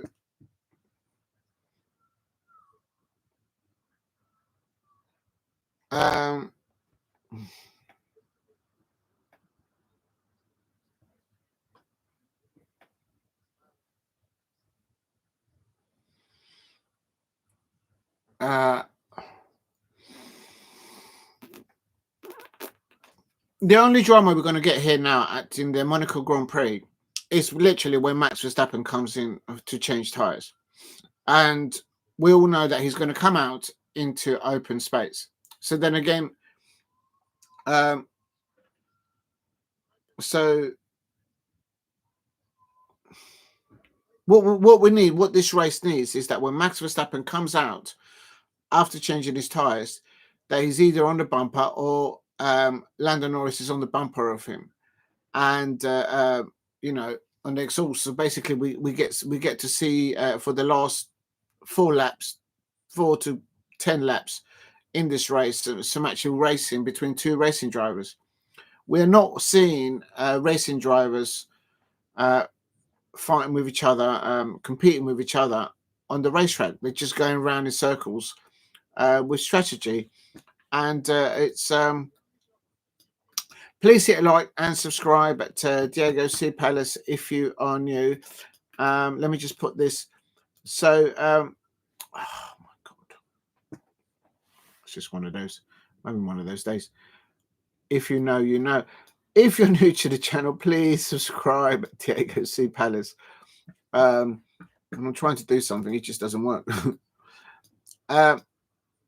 Max Verstappen is still leading on 60 laps of 78, but he still needs to come in for that last stop. We're on lap 60 of 78. And first of all,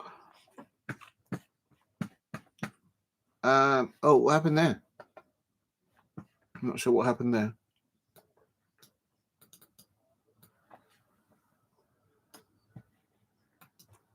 The Mercedes have had a really bad weekend, like literally. I mean, that's an understatement.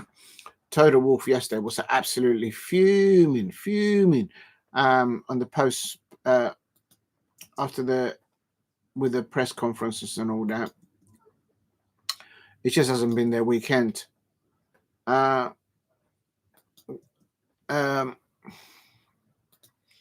Right, so that's the top 5. I'm just going to put this now into the description. If you're new to the channel, please subscribe at Diego C. Palace. Cut copy. Right, there we go.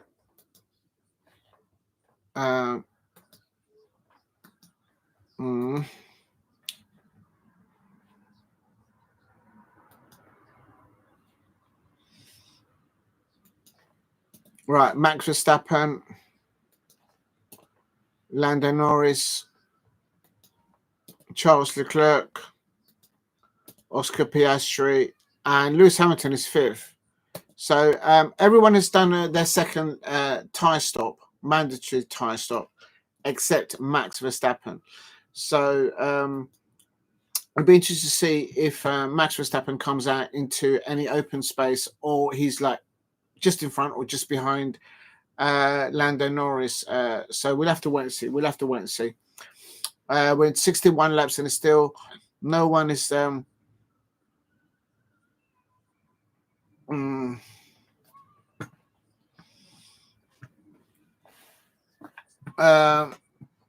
once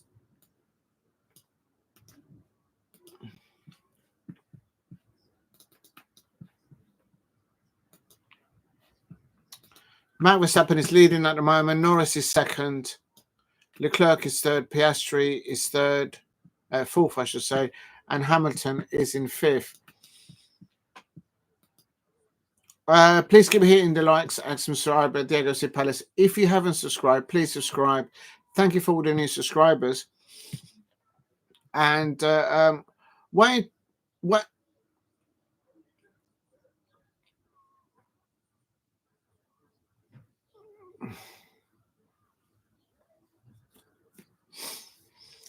I think they should make. I think what they should do, because there's no racing between the racing drivers and the performance. Every race from now on until the end of the season, they should introduce that within the race, everyone has to stop not twice but 3 times, and they have to race with 3. Well, not stop 3 times, but run 3 of the different types of tires during the race. That would mix it up a bit. Because it's the technology means now that literally we're not seeing any competition. But right,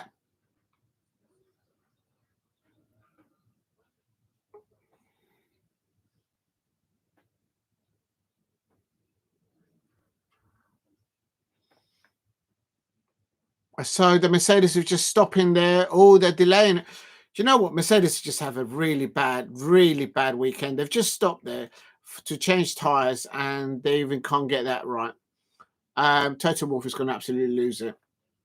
Please hit like and subscribe at Diego C. Palace. I will put the lineups for the 4 p.m. kickoffs in a minute. Please hit like and subscribe at Diego C. Palace.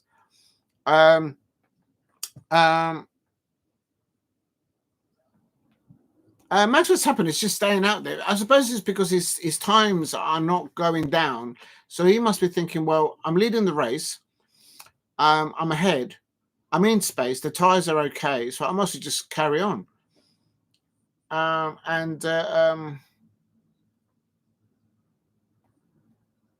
And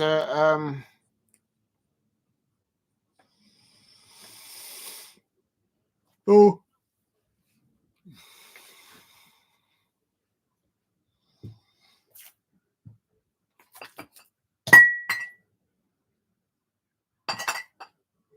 and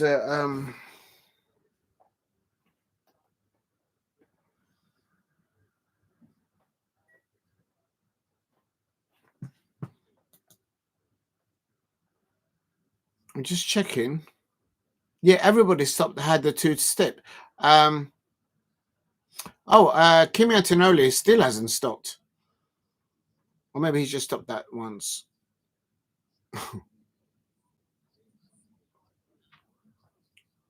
And there's only two cars that have pulled out. Fernando Alonso's Aston Martin. He was doing quite well actually until Lewis Hamilton leapfrogged him in the first tyre changes.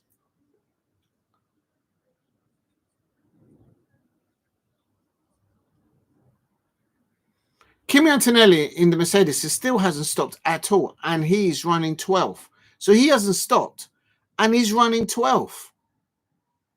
And so I say no more. Mercedes is just having a real bad weekend. Max Verstappen is still leading, but he still needs to stop one more time. Lando Norris is second, Leclerc is third, Piastri is fourth, Lewis Hamilton is fifth, Isaac Hadjar is sixth, Esteban Ocon he's seventh, eighth is Liam Lawson, and ninth I think that's Alexander Albon, and 10th is the Williams of Carlos Sainz. And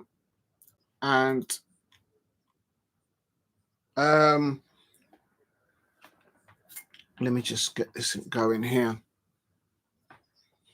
I've got a feeling that this race will finish. Yeah, we literally just got over 10 laps to go, and then it'll finish around 4 o'clock. So then that's when the football will start. If you're new to the channel, please subscribe at Diego C. Palace.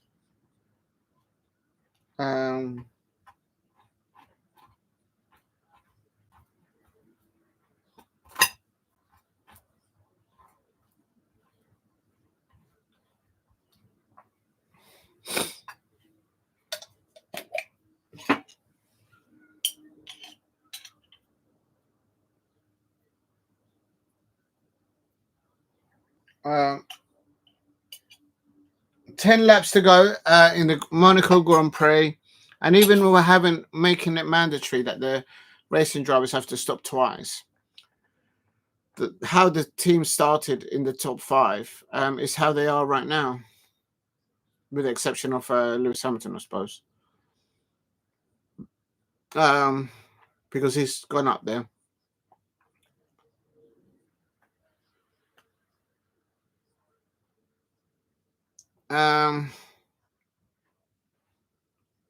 This is a bit interesting now. Charles Leclerc is not too far off Lando Norris's, but I don't think he'll be able to attack him come the end of this race unless Lando Norris makes a mistake. And the reason why this is interesting is because obviously Max Verstappen still has to stop one more time.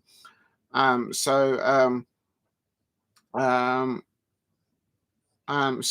it'll be interesting. This is what everyone's waiting for. So literally, no one is watching Formula One right now because the racing drivers are racing up against each other. At least one or two anywhere, but across the whole length of the track, they're just going round and round and round, and they're not racing against each other. The only thing people are just watching is when they're doing tire changes. They might also bring in the fuel thing when they have to refuel as well, just to spice it up. Absolutely love Formula One, but at the moment, this is not racing. We're not seeing the racing drivers race against each other. It's just...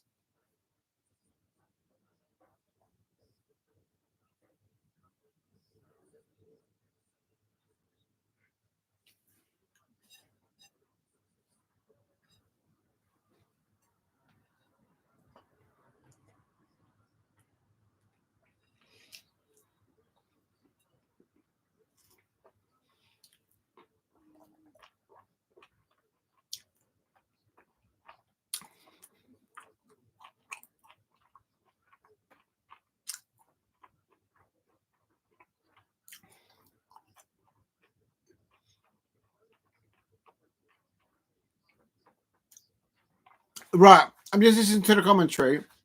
Big up to Formula One, Sky Sports. Basically, the reason why Max Verstappen is staying out and not coming in to change his second tires is because it makes sense. If there is a red flag, or if there is a safety car, he gets to come in, change his tires, and comes out, and he's still leading, and he could win the Grand Prix. So basically, he's doing percentages. He's hoping that somebody crashes now, and then there is a So basically, Max Verstappen, what he's doing now, he's playing percentages, and I don't blame him, because basically, by him staying out, you can always change in the last lap. But basically, Max Verstappen staying out means that he still has to stop one more time. But if there is a safety car, or even if the race suddenly stops now because of an incident, he wins the race. So that's what's just happening.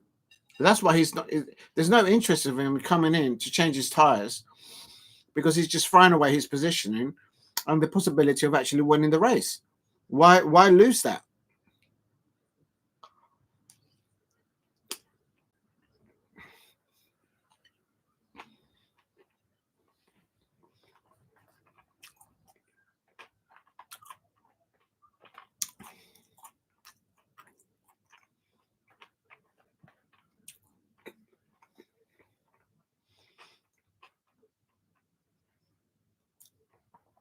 So we are,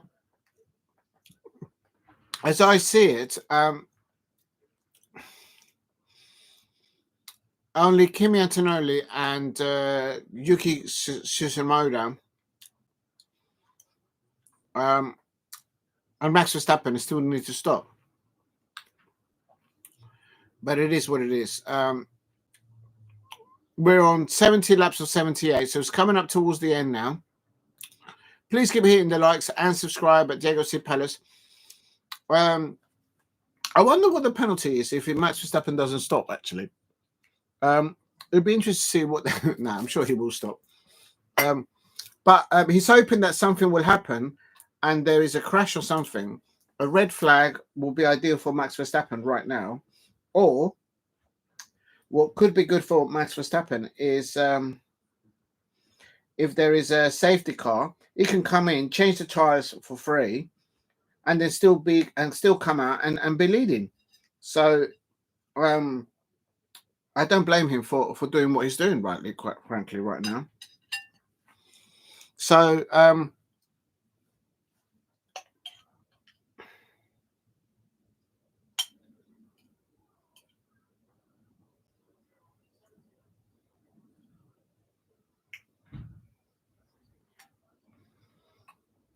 I agree with what Damien Hill's saying. They're still racing against each other, but they're not next to each other. That's my point as a Formula One fan.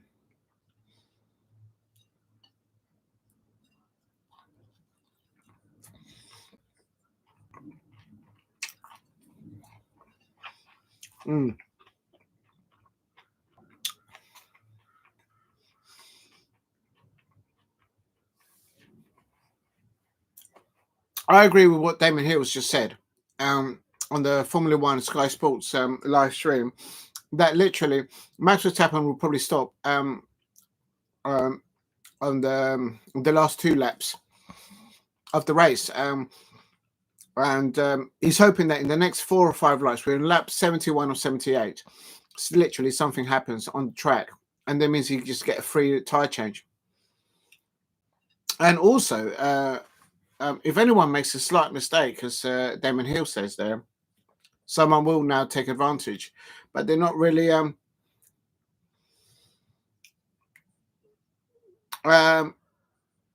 if Verstappen pits, he ends 4th.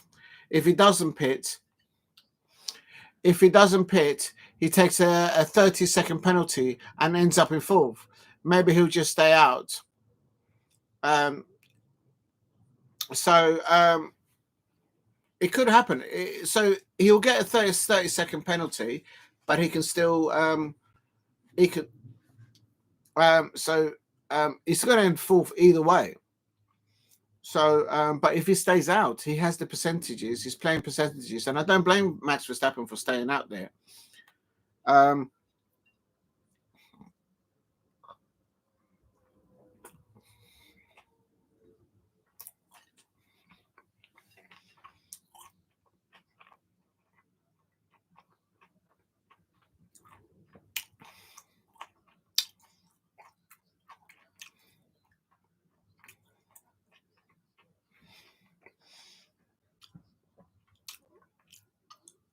It's great racing by Max Verstappen. He's literally making no mistakes as he's going around. Oh, I kid you not, the Mercedes of Kimi Antonelli has actually made a pit stop. He hadn't making a pit stop, and he was down in 12th or 13th, somewhere down there, without making any pit stops. And there was still, the Mercedes have had a mare of a weekend. Red Bull are counting on a red flag, and obviously, or a safety car situation. But so if no late dramas now, even Max Verstappen could just finish first, and then he'll get a 30-second penalty because he hasn't done the second pit. But at least he's doing the percentages now. Yeah, why give your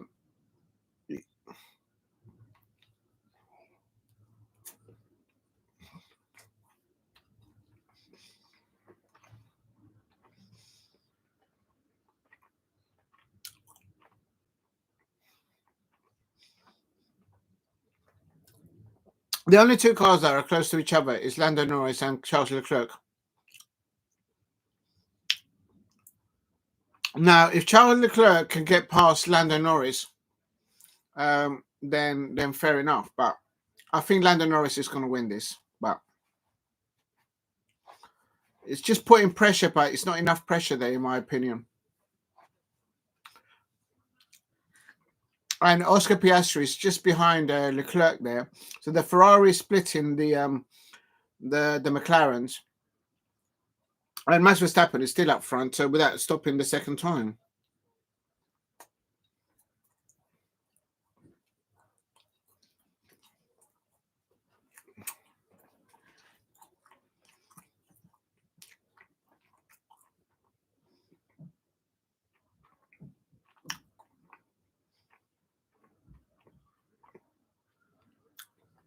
Everyone is watching the pit lane to see if the Red Bull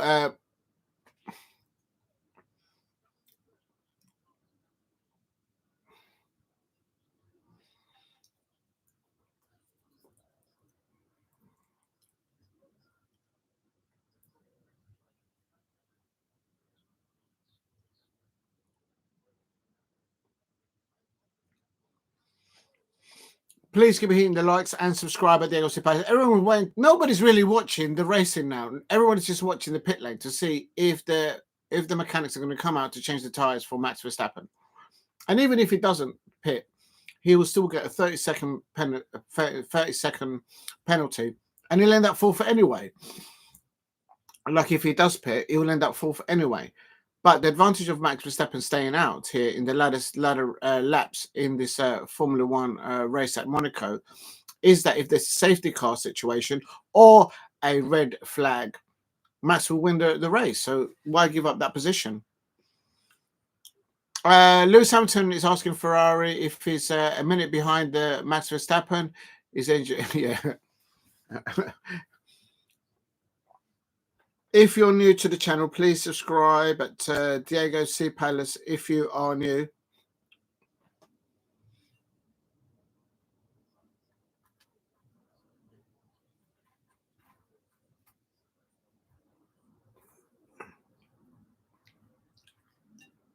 I don't know. I don't know what's going to happen here. If you're new to the channel, please subscribe at Diego C. Palace.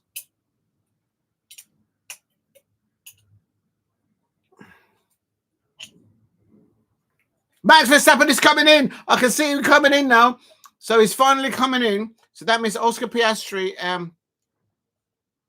is in third. Charles Leclerc is second. And Lando Norris now. And let's see what happens now.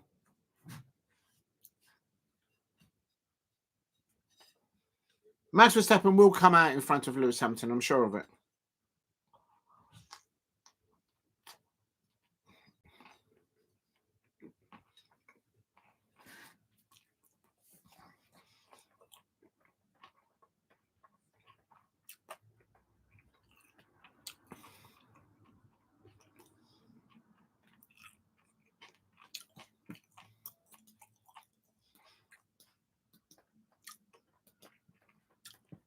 Lando Norris is leading now.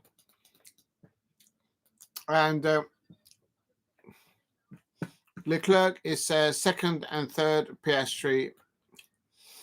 Verstappen is now fourth.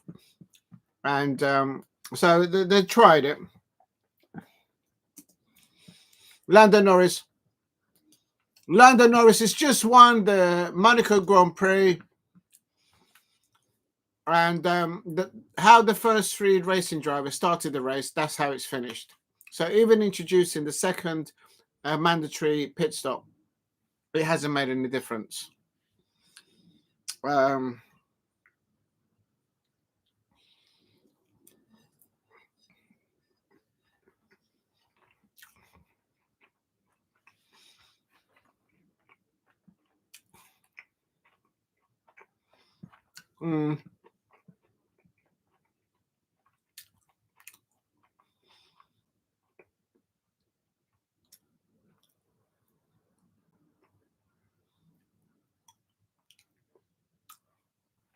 Please keep hitting the likes. Lando Norris wins the Monaco Grand Prix, everyone. So there you go. It is how it is.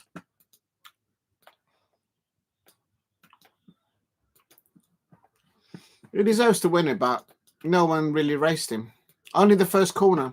That was the only time, the first 3 or 4 corners at Monaco, that's the only time that you actually see some wheel-to-wheel racing. Then that's it. Everyone knows in their mind, just get around the first 3 or 5 corners and then just bring the car home.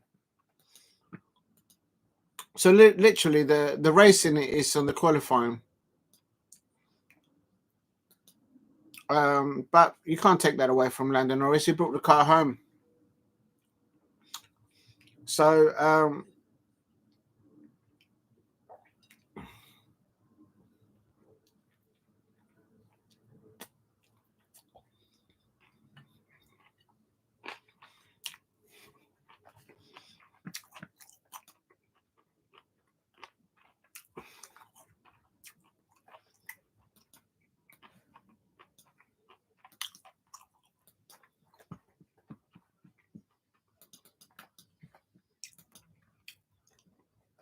Charles Leclerc there talking with his team people. They've done what they could. Both Ferraris finishing in front of the Mercedes. Way ahead of the both Mercedes, I have to say. And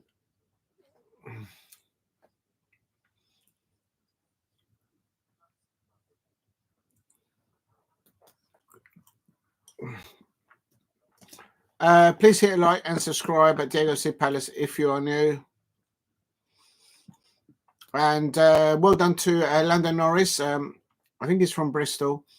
He has won his very first Formula One Monaco Grand Prix. So congratulations to him as well.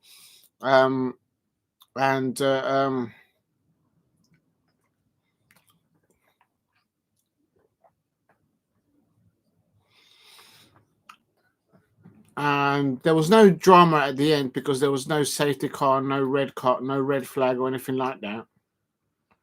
Copy. So let me just add this into the description, and then I'll go into the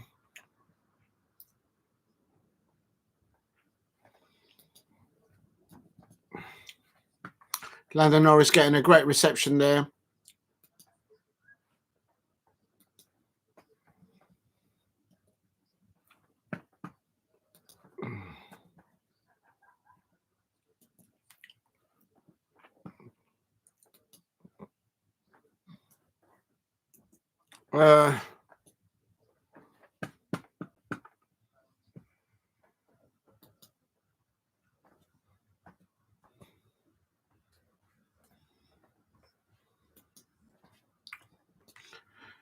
If you're new to the channel, please subscribe at Diego C. Palace. Thank you for all the new subscribers this week and last week. So that is Landon Norris. Congratulations to him. And the first four, the same positions, the first four races at the beginning of the race. And so that it's the race is between Landon Norris and Piastri for the racing drivers title. So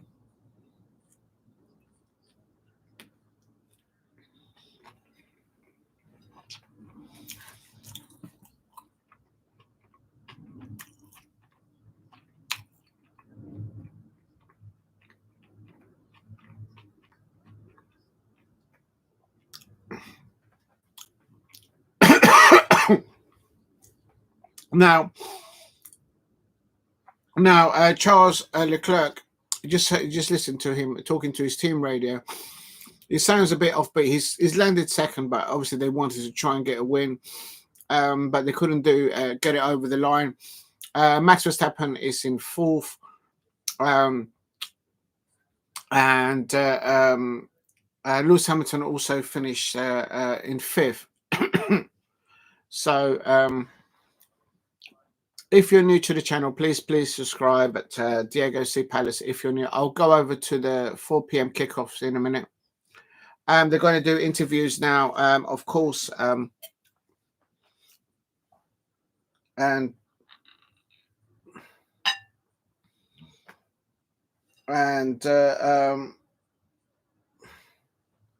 at Monaco, literally, it's all about the qualifying. If you qualify well, that's literally your finish, really, there, written in stone, unless you make a mistake in the race. And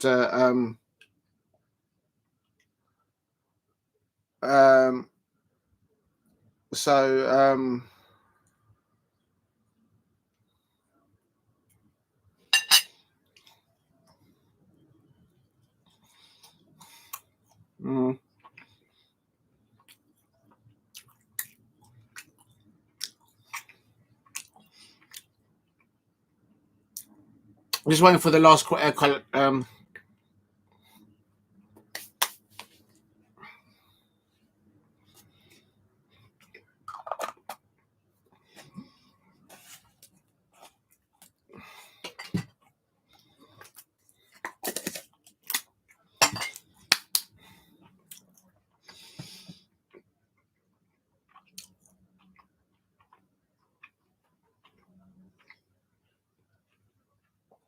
Oscar Piastri still leading the drivers listing there by 3 points.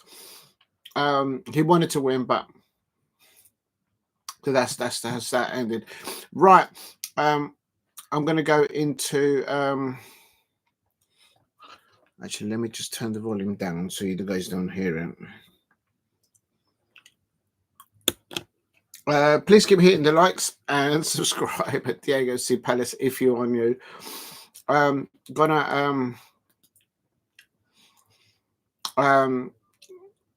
There's some celebrations there in the McLaren garage. Of course, they've finished first and third, just how they started. No surprise there. Yeah,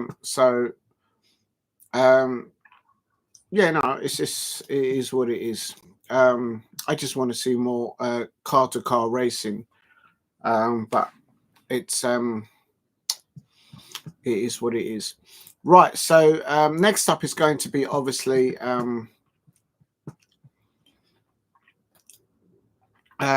who's going to finish in the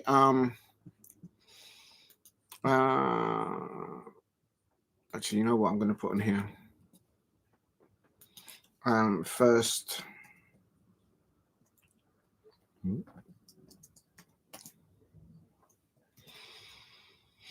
Right, the first I'm going to put in there, and then the second is going to be the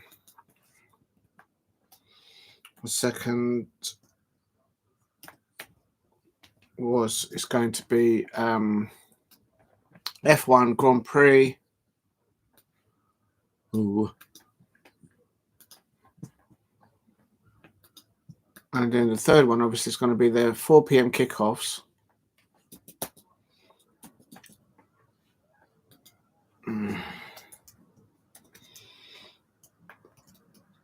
I'm going to put it's Liverpool, isn't it?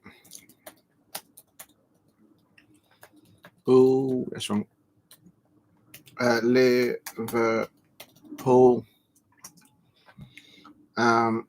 versus Crystal Palace live, and also all final, all Premier League, Premier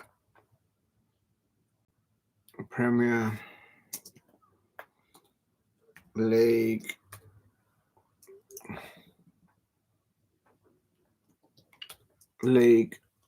all Premier League whoops, I've done that wrong. Liverpool versus Crystal Palace live, and all Premier League final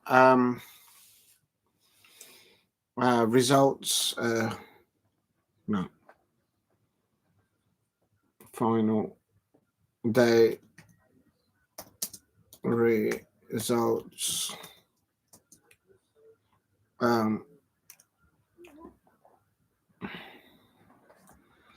Right, football hashtag cpfc hashtag Liverpool. Right, let me just put that into the title, and then I'm going to go for a little break on toilet. Copy. Please hit a like and subscribe at Diego C. Palace if you are new. Paste. There we go. Just delete all of that.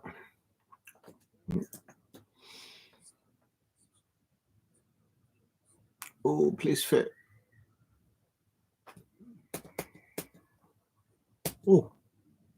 Oh, that's not bad. Well, why is it not working now? Hashtag CPF. Right, for some reason it just doesn't like that. Liverpool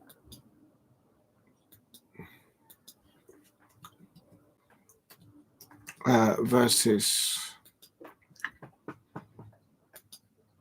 Right, there we go. So I've changed the title there. Hashtag football, and then I'm going to put a hashtag Liverpool, because Liverpool is playing at home, and then hashtag CPFC. Okay, so that's fine, and then that should do it for that.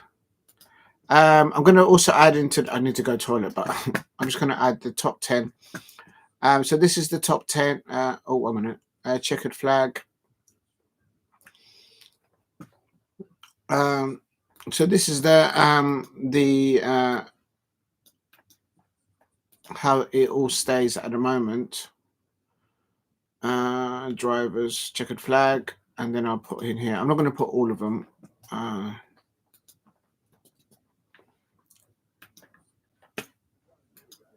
Right, top 10 in the constructions, in the drivers' constructions. Copy.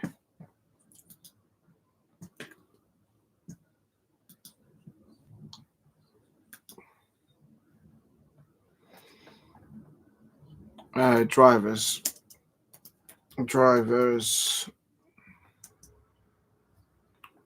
points. Oscar Piastri is leading with 161 points. Lando Norris is on 158 points, so 3 points behind. Max Verstappen is on 136. George Russell is on 99. Terrible day for them today. Charles Leclerc making some points today. He is on 79 points. Lewis Hamilton in a respectful 63 points there. Kimi Antonelli, another Mercedes, having a dreadful day today. They finished 48th. The car wasn't there today. Alex Albon, 42. Esteban Ocon, 20 points. And the rookie youngster, Isaac Hajar, on 15 points. So well done to him there. Please keep hitting the likes and subscribe at Diego C. Palace. I'm now going to just go for a break. Oh, man, it's 4 o'clock now. I'll be back in 10 minutes. I need to go for a break, and then I'll be back for the so back in 10 minutes. Back in 10 minutes for the football.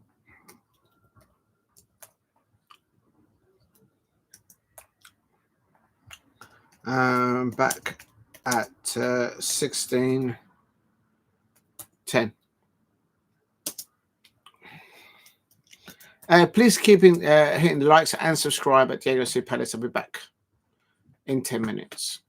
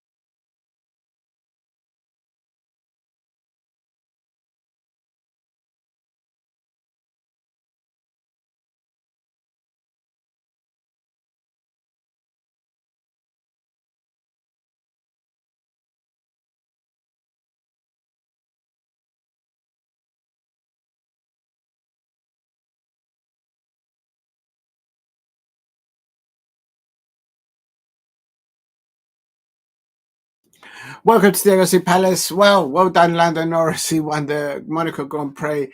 Crystal Palace away at Liverpool. It's still 0-0.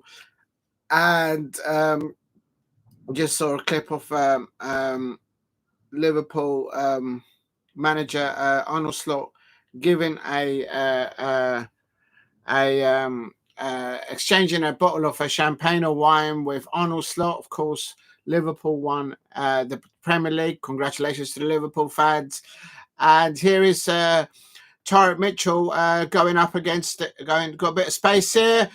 Tyrick Mitchell. Oh, yes, you're right. You're right, Henry Smith. Yes. Come on, Palace. And I think that's it, Somali. Sarr has scored. Yes, you're right, Henry Smith. Big up to you. Come on, Palace. Trophy winners there. This is a nice little warm-up for the Community Shield. And a great crowd there at Anfield there, as always. Well done, the Liverpool fans, for winning the Premier League. But Crystal Palace are leading 1-0 against Liverpool. Well, Liverpool are kind of, they're already at the beach, right? There's Mo Salah on the ball on the right-hand side. Great defending by Crystal Palace. FA Cup winners up against the Premier League winners there. Big up to Crystal Palace, already winning 1-0. And who's going to win the European places? Let's have a look. Thank you very much, Henry Smith. Yes, Henry Smith says Palace 1-0. Please keep hitting the likes and subscribe at Diego C. Palace if you are new. Yes, Palace are leading 1-0. Thank you very much, Henry. I hope you're having a great afternoon. And Liverpool now trying to get a second across. And this Dean Henderson catches the ball. He surely must be the England #1 goalkeeper now. Surely now. Please keep hitting the likes and subscribe at Diego C. Palace if you are new. And big up to Steve. Yes, a great start by Crystal Palace there. Great. Yeah, me too as well. I hope you're having a good one, Henry Smith. Yeah, me too as well. I nearly didn't do the watch-alongs today, but I thought it was the last day of the season. Just get it over and done with. And please keep hitting the likes and subscribe at Diego C. Palace. I'm going to start putting the lineups in there, but it'll be interesting to see in the other fixtures who does what and what not. For the European places, we all know that the bottom three have been relegated, and so it'll be interesting to see what happens from then onwards. Please keep hitting the likes; it helps attract new. Oh, what have I just done there? Oscar Piastri, top 10 drivers. Oh, I don't know what I've done there. 1 minute, I've just done something wrong here. I'm just going to delete this.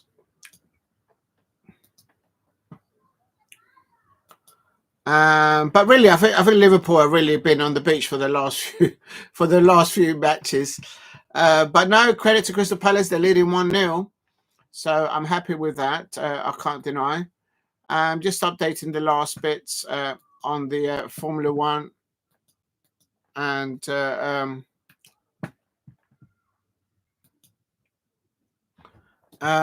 that's the driver standing, top 10. And top 10 at Monaco. I'm just going to type them quickly in. Copy.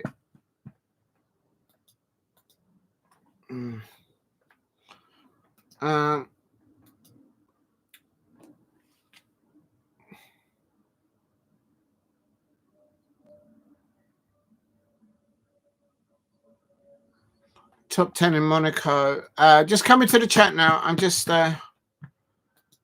fighting with this. And then I'm not going to put all the lineups up in the description because I don't think it will fit anyway. But I'm going to definitely put the right now. I need to do and oh, come on, man! I'm just having one of those days.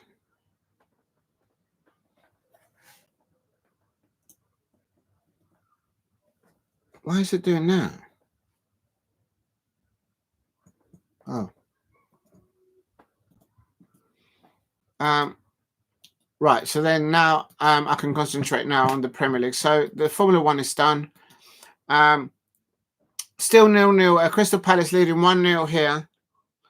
Great atmosphere there. You can hear the Crystal Palace away fans. Big up to them.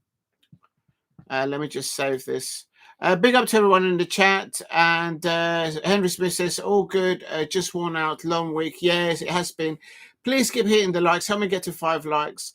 And Steve says, I'm watching Chelsea game and somebody else and doing a live watch. Normally don't during the games. I prefer to wait until full time to watch it.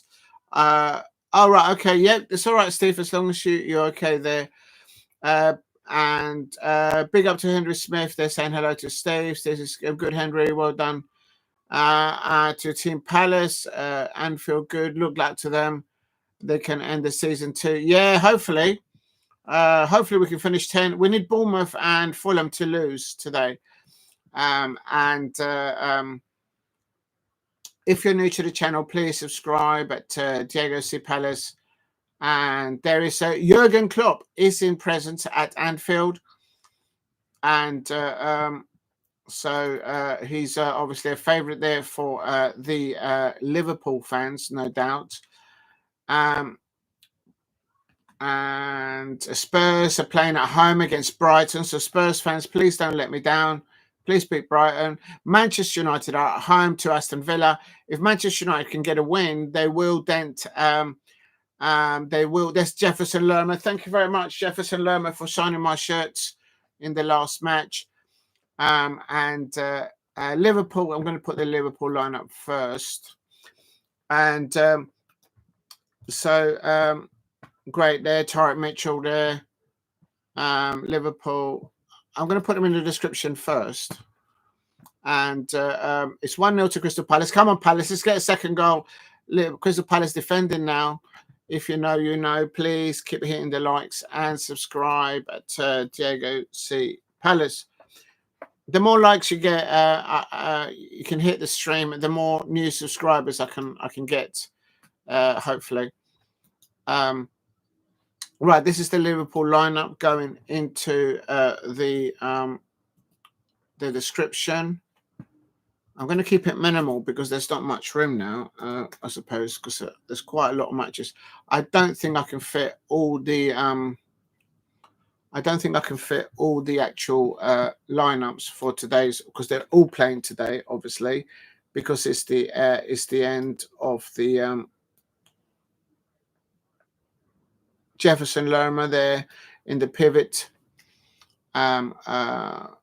Lerma is playing in defence.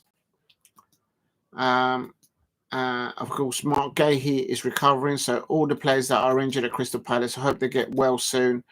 Where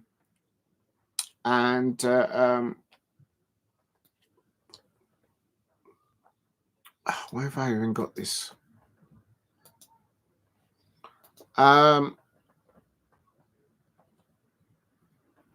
Crystal Palace. Dean Henderson has already made one save. Gakpo for... Right, so then that is that. Let me just put this into... oh, man, why do I even do this?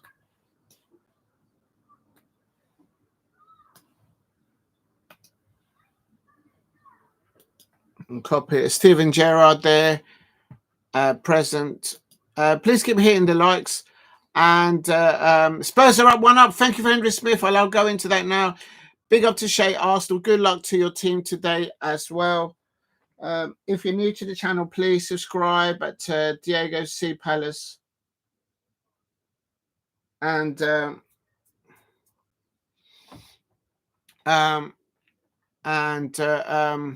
thank you very much for the notice there. Henry Smith says it's a penalty. Spurs 1-up. Well done, Spurs. Brighton are losing.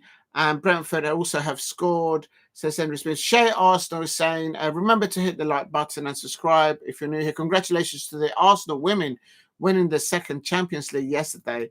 Absolutely thoroughly enjoyed doing the watch along to that. Thank you very much. Please help me get to 5 likes in the chat. And also, if you can help me. So there's goals going in all over the place there now. Let me do now the Tottenham Hotspur. No, I'm going to do... how should we do this? I don't know how to do this. So...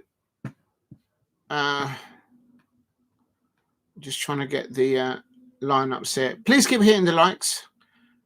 I'm trying to find the other lineups. I can't find them. Just fighting with this. A very sunny day at Old Trafford at Manchester. Sunny day all over the place. Right, Newcastle. I'm going to do the lineup for Newcastle because obviously Newcastle could get into the top 5.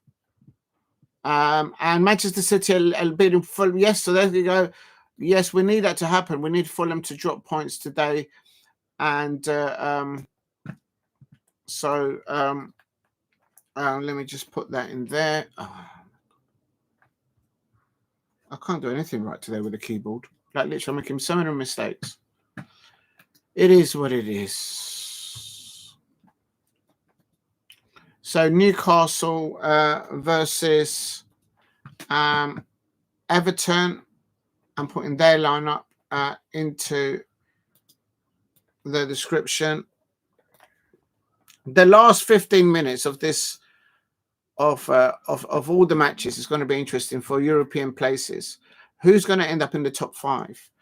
Who's going to drop out? There is 5 teams trying to get 3 positions there to finish in the Champions League. Big money involved there, of course, inward revenue for those clubs. Right,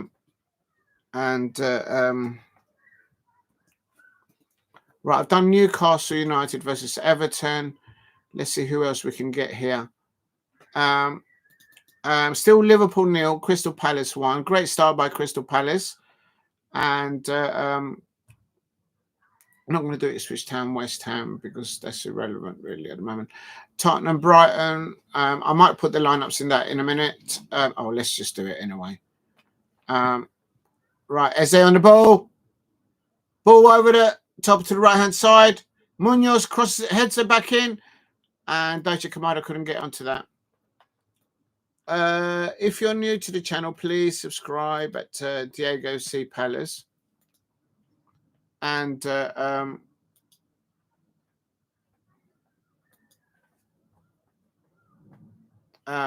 is that is the Spurs lineup.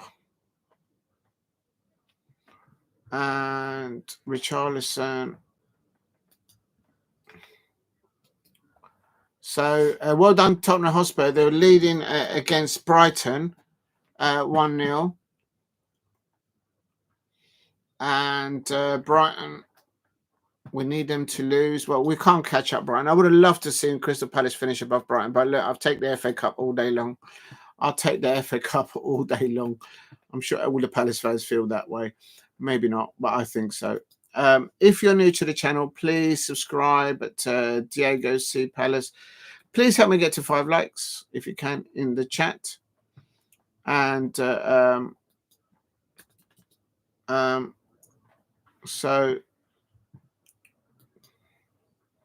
got a feeling this was going to end the draw, really, but we'll see what happens. Right, so... right, I'm going to put the Manchester United one because that's very interesting. If Aston Villa win, they still rely on other results to go their way to end up in the top 5. The first goal there will be crucial, I expect, for Aston Villa fans. And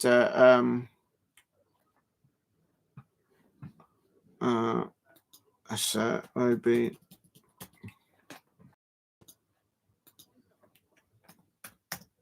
Right, there we go. So that's Manchester United versus...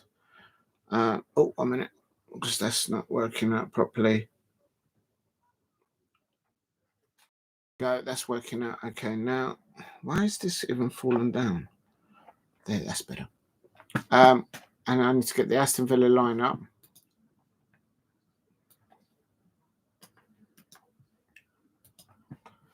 And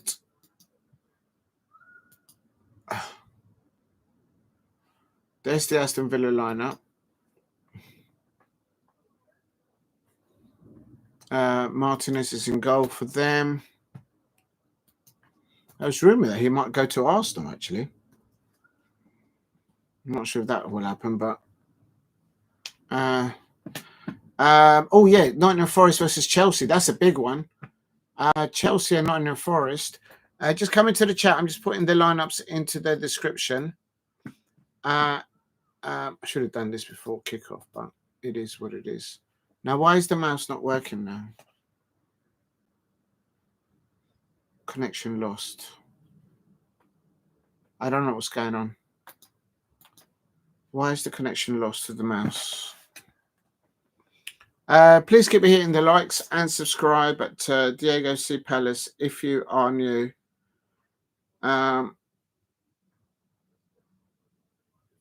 Let's just have a look.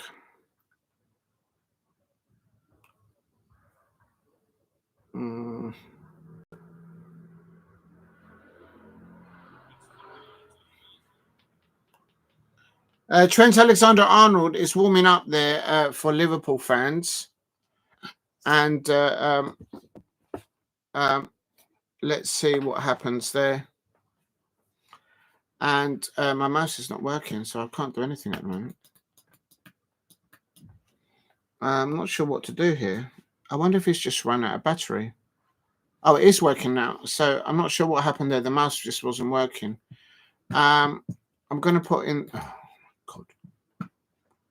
Not sure what happened there, but my mouse just suddenly stopped working. It's back to life now. So all fails. Hello. And this is Chelsea lineup. And now I'm going to put versus Liverpool. Oh my God! So that's let me just go into the next one. So that's Manchester United, Aston Villa, Chelsea. Now I need to get Nottingham Forest. Is it Nottingham Forest or Chelsea? Oh no, it's Nottingham Forest versus Chelsea, not the other way around. Got that wrong. And I'll come to the scores in a minute. I'm just coming. I'm just typing the lineups for these. This one's a crucial one. Nottingham Forest versus Chelsea. That's like a must-win for both, I suppose. In all honesty. Versus Chelsea, and oh my God, Liverpool nearly scored there. Oh my days. And please keep hitting the likes and subscribe at Diego C. Palace. Right, I've done Chelsea. Sorry, Nottingham Forest versus Chelsea. I got that wrong. Big up to thank you very much, Henry Smith, saying Manchester City are leading 1-0. And also Arsenal, Southampton. I suppose that's not so important because Arsenal already qualified. What's the other one that's important?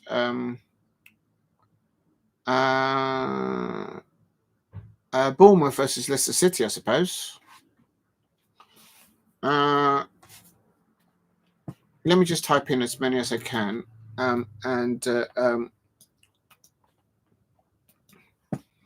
I'll put them here.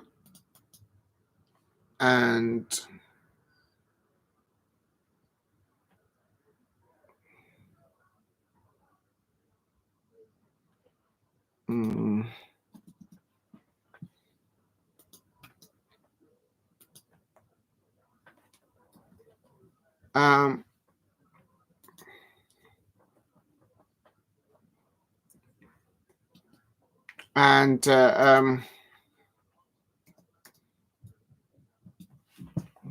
Bournemouth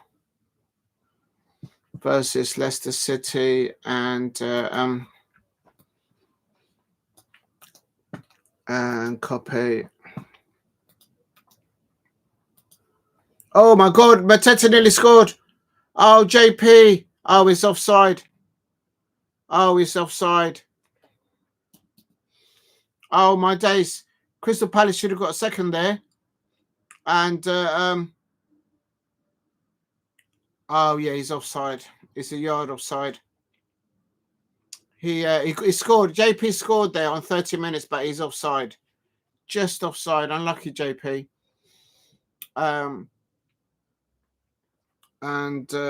So Crystal Palace scoring a second goal there on 30 minutes. Liverpool are literally already on the beach. Leicester City. Leicester. That's Leicester City.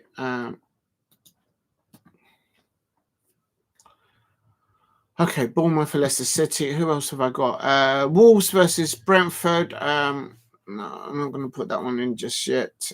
Fulham versus Manchester City. That's the one I should put. Thank you, Henry Smith, for putting the scores there. Is it at the? It is at Craven Cottage. So I'm going to put the lineups for that one because that's quite important. So then everyone can know. Leno's in goal for them. So Fulham and then versus, and that's the Fulham lineup. And then the Manchester City is there. They need to win that. So we need Manchester City to win that so Crystal Palace can finish above Fulham and Crystal Palace to get 3 points. That would be amazing. The question is, the next time these two teams face each other in the Community Shield, they're going to have different squads. Literally, Erling Haaland is started for. I'm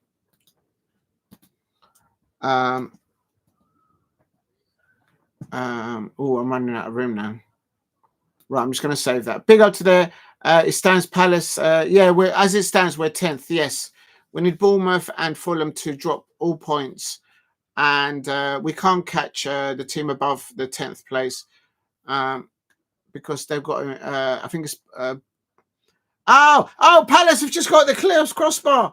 Oh my God! On 32 minutes, how did JP miss that? We should be 2-0 up. We should be 2-0 up. What a great ball crossed in there by Daniel Munoz. I know it was Ebrieze. I think he would have been offside. I think he would have been offside anyway. JP, can you please stay on side, please? Just stay on side, JP. So there he goes. Please hit a like and subscribe at Diego C. Palace. Right, I'm not going to put any more lineups. I can confirm at the moment there is 10 games in the Premier League. They won't all fit into the. Thank you, Henry Smith. Yes, Palace are hopefully 10th at the moment. There is 5 teams trying to get into the Champions League. So thank God Liverpool are not trying to fight that. They are the Premier League champions. So congratulations to them. Saw a good video there of Man City and Fulham. City are beating Fulham. Brentford are leading 1-0 against Wolves. We kind of need. We won't catch Brentford, even if Brentford loses. We won't catch them on goal difference. We will have to beat Liverpool like by plus 10 something. So, but I can confirm Wolves are leading. Are trailing 1-0 to Brentford. And please keep hitting the likes and subscribe at Diego C. Palace. We're still 0-0 against West Ham, and Brighton are trying to get into the conference if they can beat Tottenham Hotspur, but they are losing there. The last time I heard by Henry Smith said that and Crystal Palace, the champions, are down 1-0 against my Crystal Palace. Come on, Palace, let's get a second goal. We should have had 2 goals, but JP kept on being offside after that first goal scored. So it is what it is. And it is what it is. If you're new to the channel, please keep hitting the likes and subscribe. But there goes Sid Palace if you are new. Let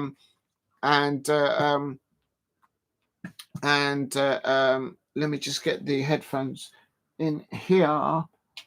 And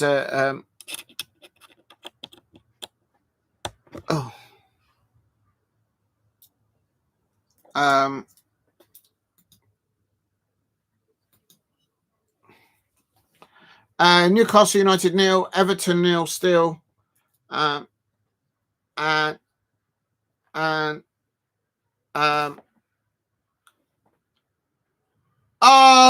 what a save. Oh, my days. What a great save there by... and Diaz nearly scoring there for Liverpool. Oh, my days. I think Diaz might be leaving Liverpool. I don't know. Liverpool fans might know.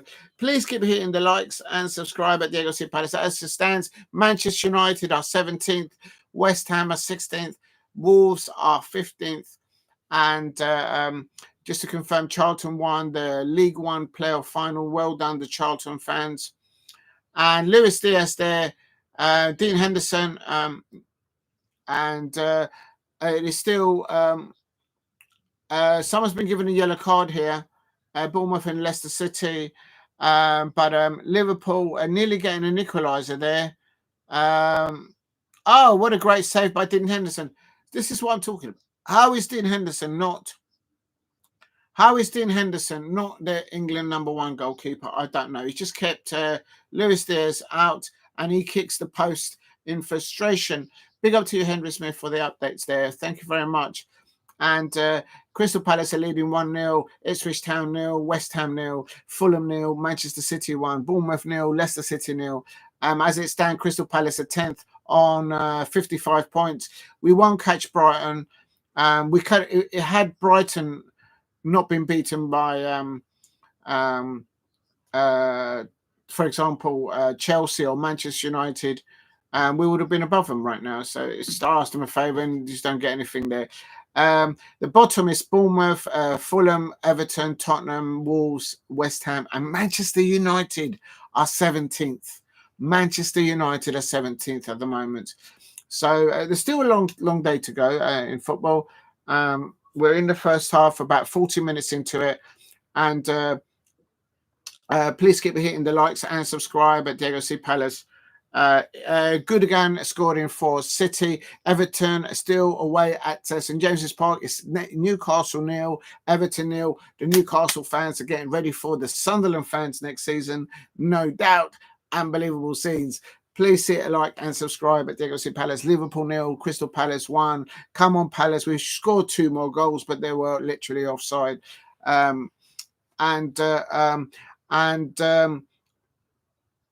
the moment, the Newcastle fans are on the edge of their feet. What is happening between Nottingham Forest and Chelsea at the moment is still 0-0. And good quality from both sides there, but it's still 0-0. Nottingham Forest, Chelsea 0. A lot at stake here. At the moment, it is Manchester City, Newcastle, Chelsea in the top 5. And Aston Villa, Nottingham Forest are 6th and 7th. So if Nottingham Forest can get 3 points here, that will change a lot of things. Please hit a like. Oh, and Dean Henderson there and Curtis Jones colliding there with Dean Henderson.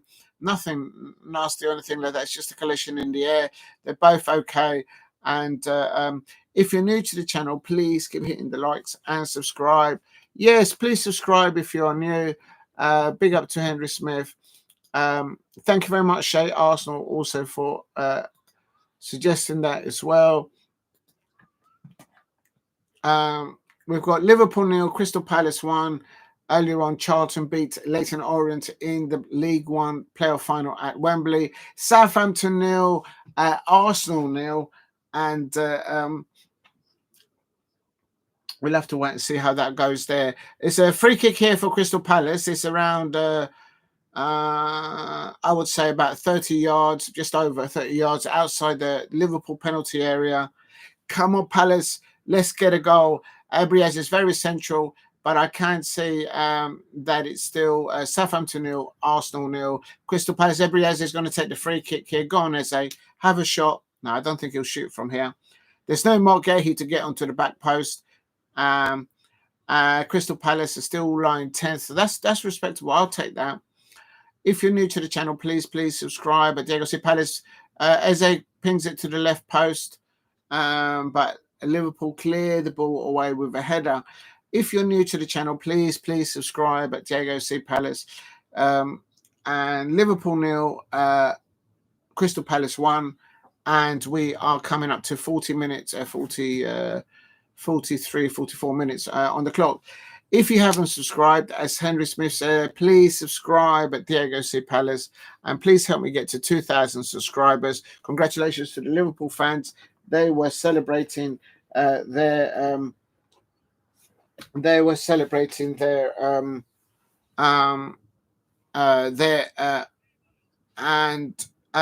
there's a goal. Oh my days, here we go. And Arsenal have scored. Arsenal are leading 1-0. Southampton 0. Southampton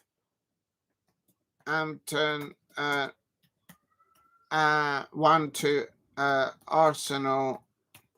And there you go. It's Southampton. There's no Tierney scoring there just before the halfway mark there for the Arsenal. Kieran Tierney there. And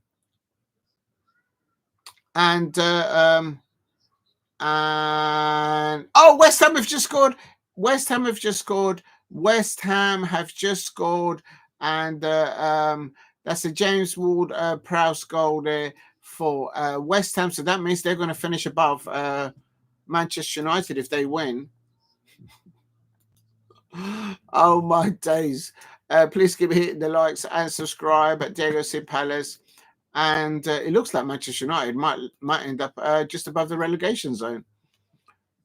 If you're new to the channel, please subscribe at Diego Palace if you are new.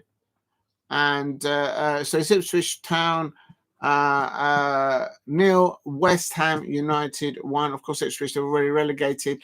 Tottenham is still leading 1-0. Brighton are trying to get back into it, but they're playing in the Tottenham Hotspur Stadium. Only yesterday they were celebrating, or the day before, their parade. The Tottenham fans. If you're new to the channel, please subscribe at Diego Palace. Nottingham Forest 0, Chelsea 0 as well. Nottingham Forest have come close there, but it's so as it stands. Big up to there to JVD Media. Where did my King Albion place? I didn't get to watch the GP. I watched some of it. I've put in the description. I've put. I don't think Albion finished in the top 10. Albion finished 8th. Oh no. He still got 42 points. Albion, and Albion finished 9th. Albion finished 9th. JVD Media. But he's on 42 points, so he finished 9th or 8th, something like that. I've put it in the description. JVD Media. I've put it all in there.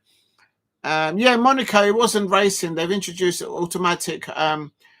They've introduced stops to change tires, but the top 4 started as the 4, and then they finished at the. It was just all about tire changes and all that. It is what it is. It's the second year running that. It is what it is. Tottenham is still leading 1-0. Please hit a like and subscribe at Diego Palace. And literally, there's the only team at home that's winning at the moment is Tottenham, and Manchester United 0, Aston Villa 0, and the Villa keeper's just been sent off. The Aston Villa keeper's just been sent off. The Villa keeper has been sent off. Red card. And he's just chopped up Rasmus Højlund. So red card, people. Red card. Apparently, Martinez might end up at Arsenal. Red card, and Aston Villa 0-0, but it's and there's been some further cards from the red card. It's all kicking off, and the referee is giving a few more cards there, and red card, and Aston Villa. This is not what they wanted to see, but at the moment, as it stands, it's half time. Tottenham 1, Brighton 0, Liverpool 0, Crystal Palace 1, Wolves 0, Brentford 1, Newcastle United 0, Everton 0, and a lot still to be seen there. Half time, it is Southampton. Right, I'm going to be putting the halftime scores now. Big up to everybody in the chat. Please keep hitting the likes. I'm going to put that in twice there for anyone who didn't see it. Please keep hitting the likes and subscribe at Diego C. Palace if you are new. Why is this not working? Just work. Oh, man. I think it's done it. Yeah, it is what it is, but I just enjoy Formula One, so oh man. Well, you know what? I'm just going to type it in. It's easier that way. Half time results. Right, half-time results. Here we go, people. I can confirm the following. And it's still 0-0 at the Chelsea game, and Nottingham Forest versus and there's been a few volleys in that duel there. Cole Palmer there. So this is one. Southampton, Arsenal 0, and Wolves. Oh, 1 minute. Which one have I just done? Southampton, Arsenal, Nottingham Forest. It is still 0-0. So it's all going to end up in the last 10 minutes. In the last 10 minutes in the second half, we're going to find out who is going to be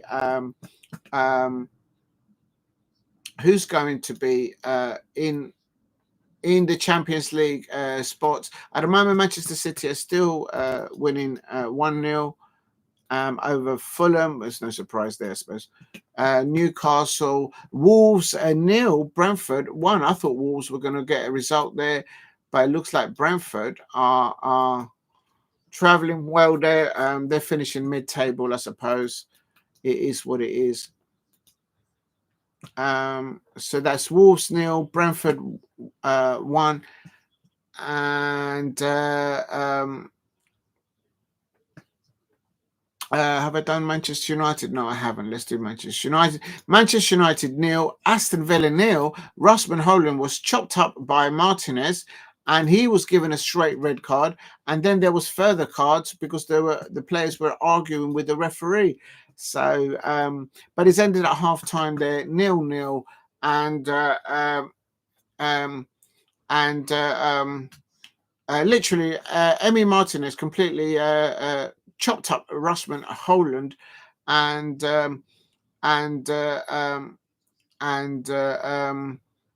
is what it is, and so. But at half time, Liverpool.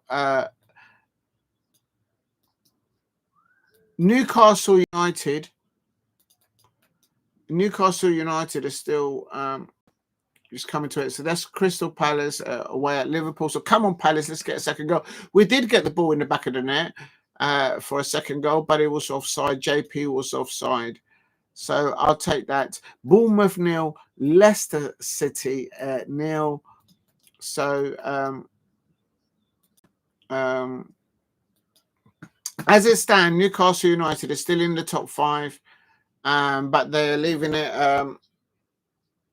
as Bournemouth, Leicester City, and Manchester United, Aston Villa. Have I done Manchester United, Aston Villa? I have, yes. And then Ipswich Town. Oh yeah, I missed Ipswich Town. Let's have a look at Ipswich Town. Have I done Ipswich Town? No, I haven't. Let's do that one. I'm missing somebody else. I don't know who it is. All teams are playing, of course, at 4 o'clock because it's the last match in the Premier League today. And Tottenham Brighton, have I done Tottenham? No, I haven't. That's the one I've missed. Tottenham are winning 1-0 at home in the Tottenham Hotspur Stadium. If you're new to the channel, please subscribe to Diego C. Palace if you are new. Tottenham 1, Brighton 0, and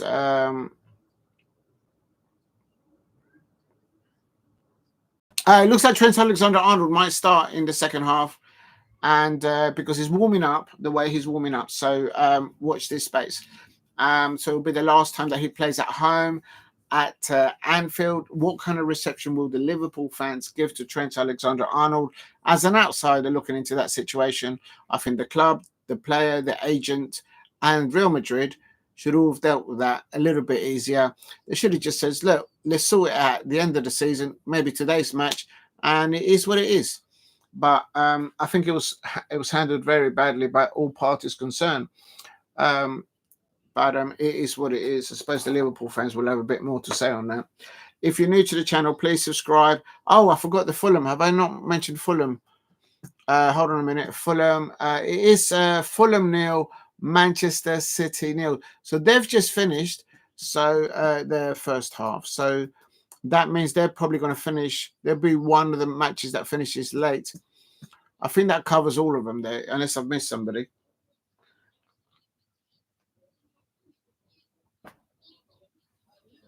And Tottenham are finishing really well. They are European champions, and now they're not playing with any pressure really at home at the Tottenham Hotspur Stadium. So I'm able to see that Tottenham beat that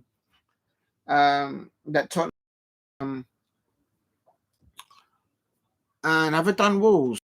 Wolves 0, Brentford 0 at the moment, and there's an out chance there maybe for Bournemouth to get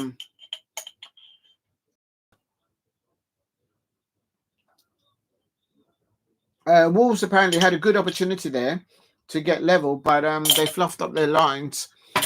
And Newcastle United versus Everton, that's still 0-0. And I expect as long as it stays like that, the Tuna Army, the Newcastle fans will be listening on the radio and looking at their phones to see what's going on as well.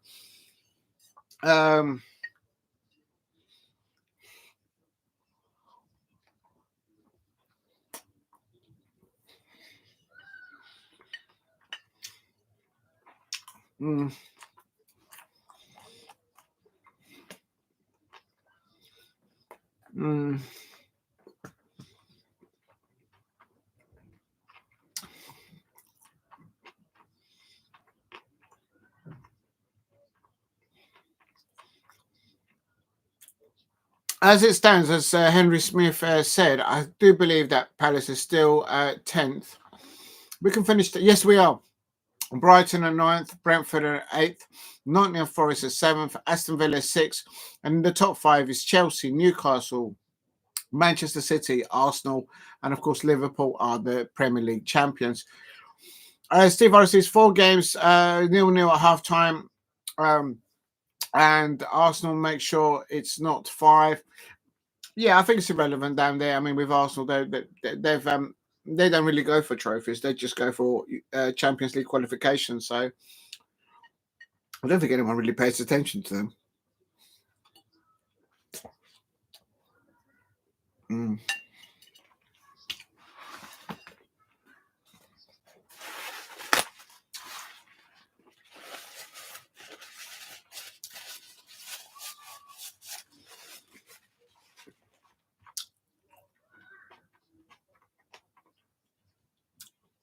Literally, Manchester City, Newcastle United, Chelsea, Nottingham Forest, and Aston Villa are 45 minutes to try and get 110 million pounds of inward revenue by being in the Champions League.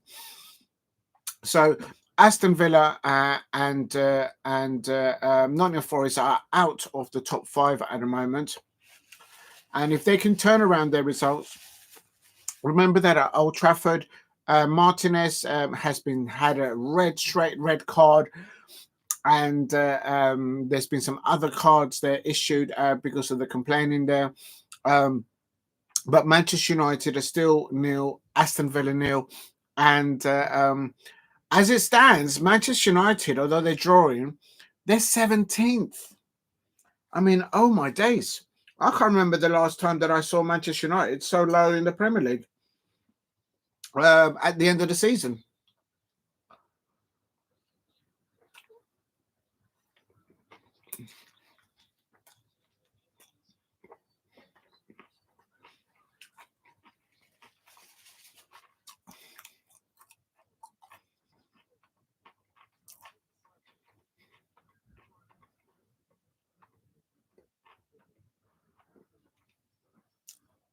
Imagine if imagine if Manchester City. Imagine if Manchester City and well, I think Manchester City will win today against Fulham, but they might not end up 17th. Villa's got a red card. Yeah, I know that, but at the moment they are 17th, even with their drawing. So draw is not good enough for them. Well, actually, their season is done really. Crystal Palace are 10th, and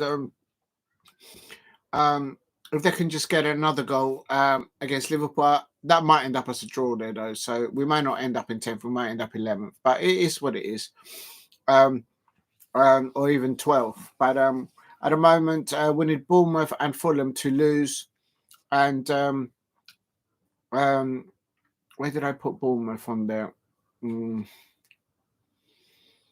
Yeah, they're drawing against Leicester, so we need Leicester City. I think you predicted, Steve, Leicester soon. Top 5: Liverpool, Arsenal, Newcastle, City, but it can all change. Yes, Steve, absolutely. Anything can happen. Oh, 1 minute. This has gone A1. If you're new to the channel, please subscribe at Diego C. Palace.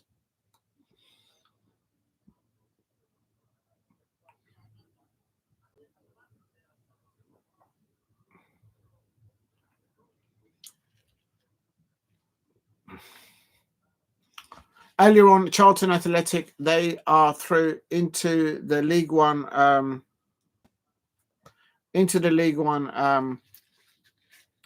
Championship, because they won the League One playoff final. So well done to them. And also, Landon Norris, he won the Monaco Grand Prix for the first time for McLaren there.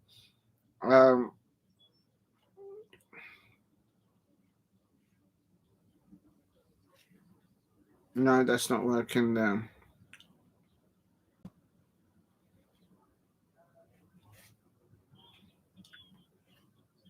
And here we go. Do you know what? This is not working anyway, so if you're new to the channel, please subscribe. And oh wow, thank you for all the new viewers. And right, they're coming out for the second half, and at the City Ground, it's still Nottingham Forest nil, Chelsea nil. So we're going to have to wait and see how this fares out.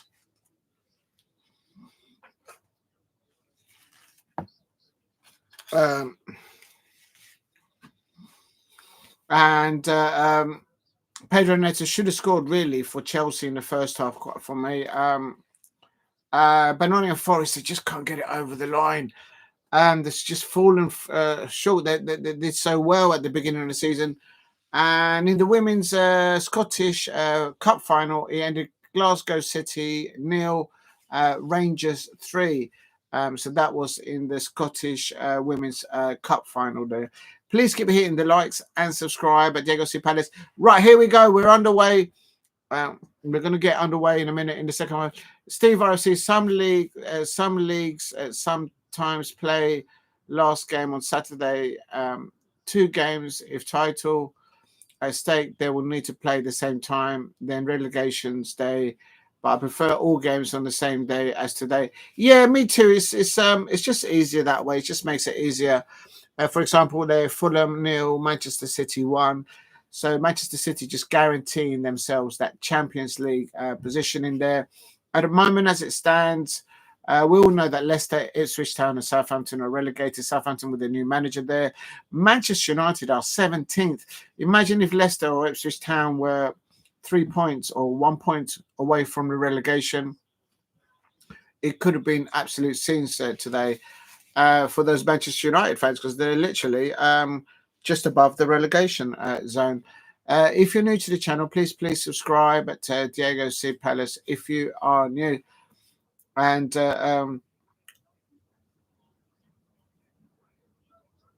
I'm just wondering, no changes. I don't think they're going to be there. Newcastle 0, Everton 0. Anything can still happen. Anything can still happen. Arsenal are back underway. Southampton 0, Arsenal 1. They are back underway, and they're leading 1-0.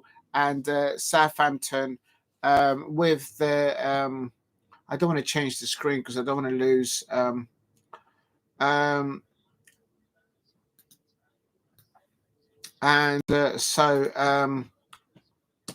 The Villa goalkeeper has been sent off. He fouled Rasmus Højlund, the Manchester United forward player.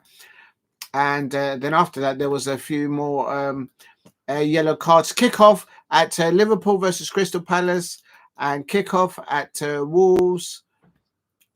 Please keep hitting the likes and subscribe at Diego C. Palace if you are new. Kickoff at so they're all kicking off now for the second half. Who is going to finish in the Champions League? And will Manchester United finish 17th? I can't believe I've just seen that. Please keep hitting the likes. Help me get to 5 likes. That will be amazing. That's always my target. Manchester United 0, Aston Villa 0. Martinez was sent off. And Sevilla has just pulled a goal back there, I believe, against Villarreal. Sevilla there. But in the Premier League, it is second half. Kickoff: Ipswich Town 0, West Ham United 1, Liverpool 0, Crystal Palace 1, and as it stands, Liverpool are champions, Arsenal second, Manchester City are third, Newcastle United and Chelsea are fourth and fifth, Aston Villa and Nottingham Forest are sixth and seventh. And Brentford, I don't think Brentford can get into Europe. Brighton might be able to get into a Conference League. We have to wait and see what other happens as well. But it is what it is. Please keep hitting the likes and subscribe at Diego C. Palace if you are new. Please help me get to 5 likes. And Manchester United are on 40 points. As it stands, as they're drawing against Aston Villa, but Aston Villa need a win to give themselves a chance to finish in the Champions League. They need to beat Manchester United. So, but they've had a goalkeeper sent off. It's been absolute scenes back there. If you're new to the channel, please subscribe at Diego C. Palace. Not sure what I'm going to stream after this. I might just go for a rest because it's literally the end of the Premier League season, and it is what it is.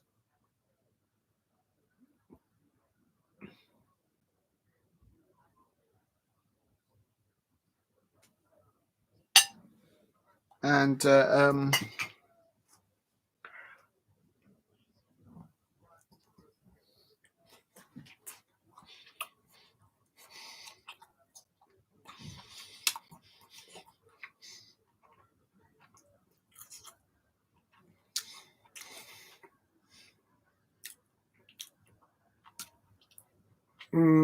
Liverpool, I saw a clip of Arnold Slot giving a bottle of wine or a bottle of champagne to Oliver Glasner, my manager, and Oliver Glasner doing in return as well, giving it to Arnold Slot. just outside the changing rooms. Nice touch from both managers. Of course, Arnold Slot for Liverpool. They've won the Premier League. Very well done. The way they started the season so well, and they won comfortably the Premier League, in my opinion, as an outsider looking into Liverpool. But also Crystal Palace, of course, we won the FA Cup, and so really happy with Oliver Glasner there and all the Crystal Palace players. Well, all matches are undergo in the second half.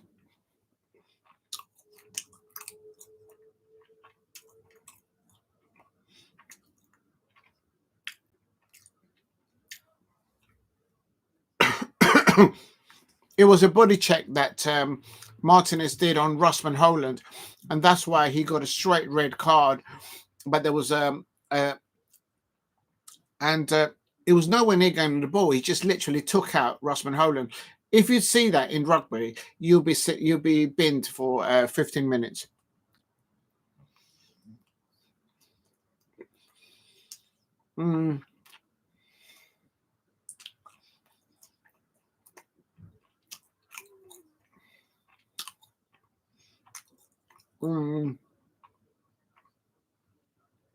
If Manchester United can beat Aston Villa now, because obviously their main goalkeeper has been sent off, so they've had to sacrifice a field player with to replace the goalkeeper.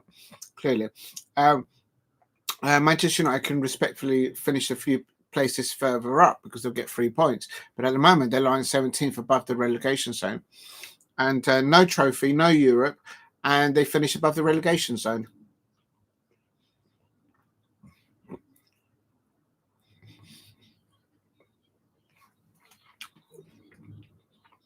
Come on, Palace.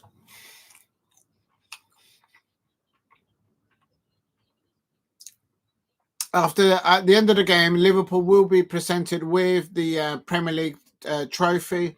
So the Liverpool fans will be able to see Liverpool lift the Premier League title trophy as well. But at the moment, it's still Liverpool 0, Crystal Palace 1. Crystal Palace are lying in 10th. Luis Diaz nearly having a good chance, or there was a few opportunities for Liverpool in the first half.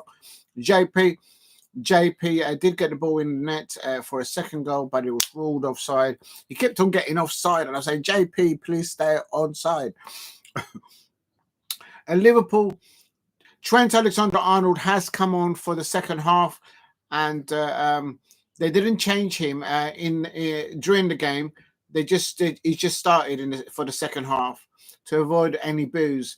But I think there is still some, and there's an equaliser. Oh no, Brighton have equalised. Oh no. Tottenham Hotspur fans, unbelievable. What is going on? And Brighton have just equalised there. Hinslewood has just equalised there for Tottenham. Unbelievable scenes there. Unbelievable scenes. And so if Brighton do finish a win and they get results going their way, they could end up in Europe as well. This is a worse scenario. Tottenham Hotspur fans, what are you doing to me? Just beat Brighton. You're at home. You should be a walk in the park. Unbelievable scenes. Can someone please send a memo to the Tottenham Hotspur fans? How can they let Brighton score a goal at home? Unbelievable scenes. Wolves 0, Brentford 1. Trent Alexander-Arnold has come on in the second half for Liverpool, but at half-time, so there's less boos on him. There is some boos there. Some of the Liverpool fans are booing him. Jurgen Klopp is in the stadium at Liverpool.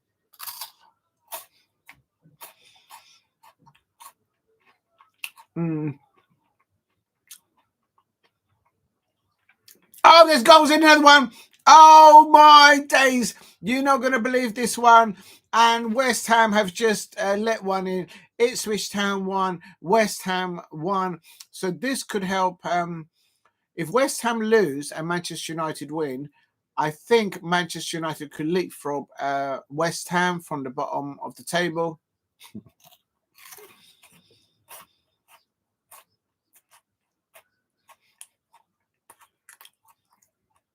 Oh, there's a goal. City ground. Oh my days! Cole has just tapped one in.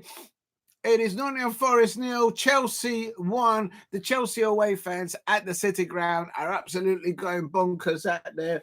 So it's the blue side at the City Ground that are celebrating. The London club is celebrating there. And the Nottingham Forest fans, they're not waving their red flags. It's Nottingham Forest 0, Chelsea 1. And Manchester United just scored. Manchester United just scored from a corner. Manchester United have just scored. Manchester United have scored a goal. Manchester United fans out there, you got something. Oh no, it's been ruled. It's ruled off. Their luck is just not going their way. The Manchester United fans, they go to celebrate, but no, it is offside. I've just seen a replay there, and from a corner, Manchester United did score, but oh my days. Aston Villa still in the hunt there for the top 5, but Chelsea are winning against Nottingham Forest, so it could be. And there is another goal that's gone in at Arsenal have just bottled it. Oh my God, Southampton with a new manager, they're going down, and Arsenal have bottled it. They have let one in. It is Southampton 1, Arsenal 1. Arsenal fans, what is going on with your Mikel Arteta? He's had there 5 years, over £100 million spent, no trophies. It's about trophies, Arsenal fans, and you are equal, and Southampton are going to beat you there. Southampton 1-1, Arsenal. Oh my days, that's going to be scenes. If Southampton beat Arsenal, I mean they finish in the top 5, but that's their trophy really every season. It is what it is. I don't know why they even participate in the FA Cup or the League Cup, because they never really want to win it. If you know, you know. Please hit a like and subscribe at Diego C. Palace if you are new. And so just getting some biscuits here. If you know, you know. And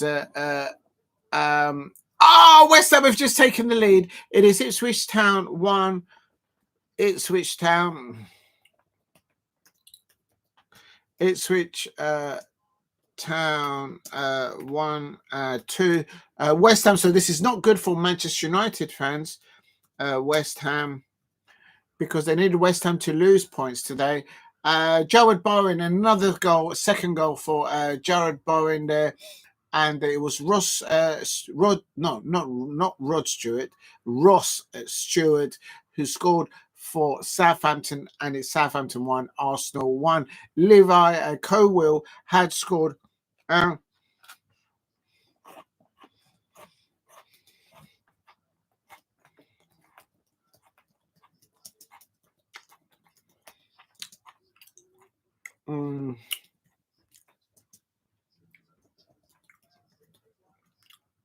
Manchester City opportunity there to get a second goal there. At the moment, as it stands, Tottenham Hotspur are 17th, Manchester United are 16th. So if Tottenham Hotspur can get a winning goal, they will leapfrog against Manchester United, but it's still bad for them anyway, both of those two sides.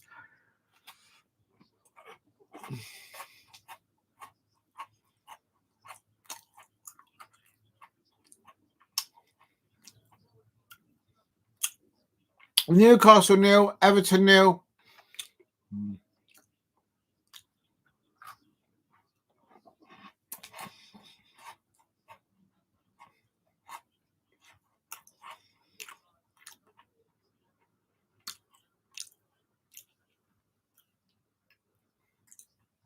That should have been a penalty.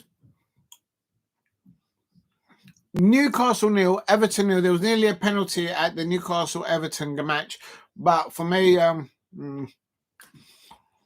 Nottingham Forest are desperately trying to claw a goal back. They're losing 1-0 to Chelsea at the City Ground at home. Oh my days. Liverpool are still losing to Crystal Palace 1-0. Arsenal are 1-1. against bottom side Southampton. Manchester City are winning 1-0 away at Craven Cottage. Please keep hitting the likes and subscribe at Diego C. Palace if you are new.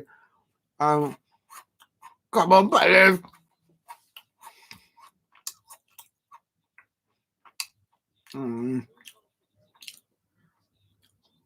It is what it is.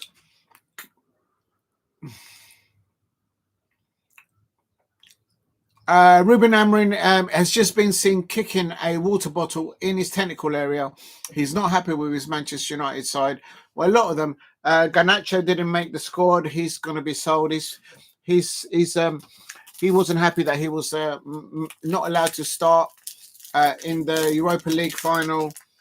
So he's just told his agent, "Get me out of here. I don't want to play at this club." And he's saying that after all the work that he did for them. Well, he didn't pass the ball, so that probably taught him. If you don't pass the ball, you get sold.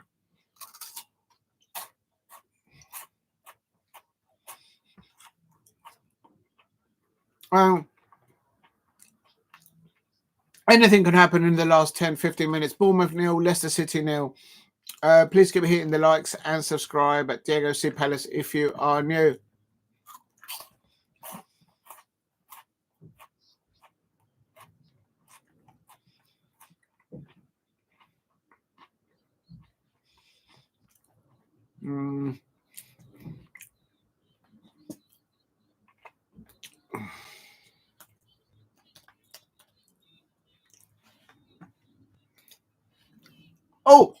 Oh, I think it's a penalty.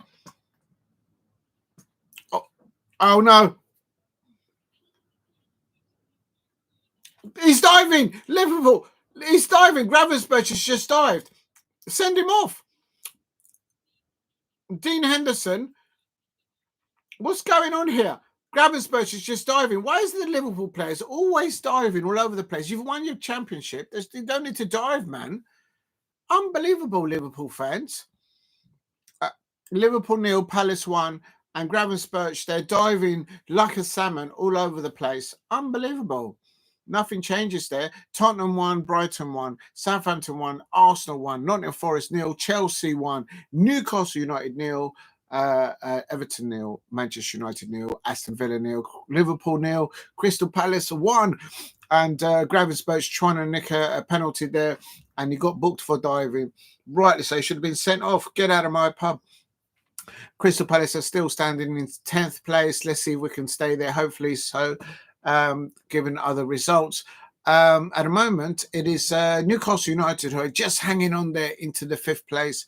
But can anything happen? They still are drawing there. Ipswich Town are losing 1-2 to West Ham United. Please keep hitting the likes. Help me get to 5 likes. And if you can, subscribe at Diego C. Palace if you are new.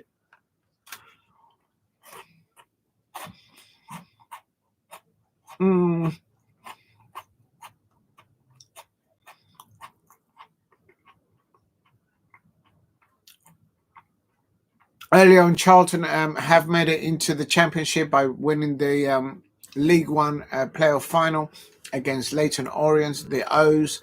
So well done to the Charlton fans, though. Southampton won, Arsenal won, and we should have been. Crystal Palace should be 2-0 up, but the second goal in the first half was ruled offside.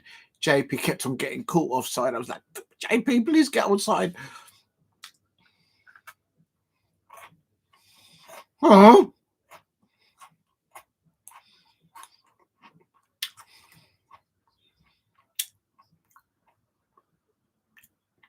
This season has just flown by. Maybe it's because I've been concentrating in the FA Cup. Maybe that's why it's just flown by. But for me, this season is just absolutely flown by. And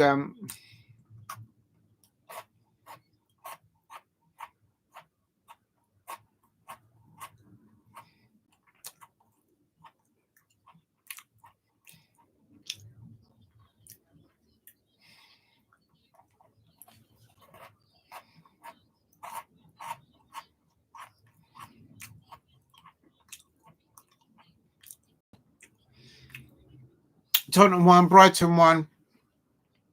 I need Brighton to lose today, so Tottenham can stop Brighton from getting into Europe.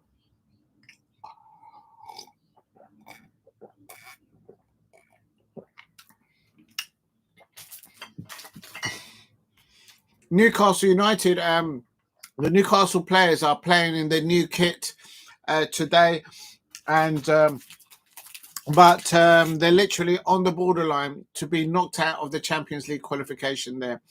So not good from their perspective. They need to try and get a goal there because Chelsea are winning against Nottingham Forest.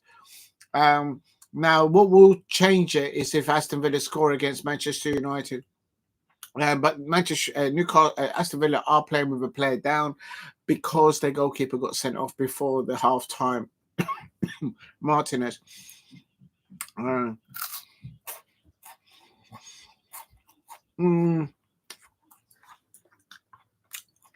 Iwobi's coming on at Fulham. Crystal Palace are leading with a 9-minute goal by Ismail Assar against Liverpool. JP scored the second goal, but it was ruled offside in the first half. No!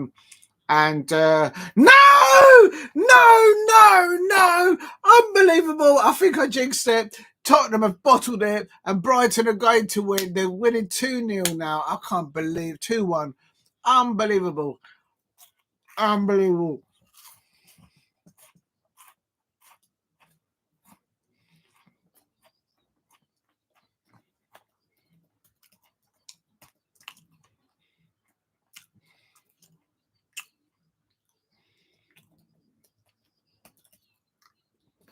Unbelievable. Brighton are, that means Manchester United won't finish 17th now because Tottenham are just above the relegation zone. But it looked like Brighton might sneak into a European place.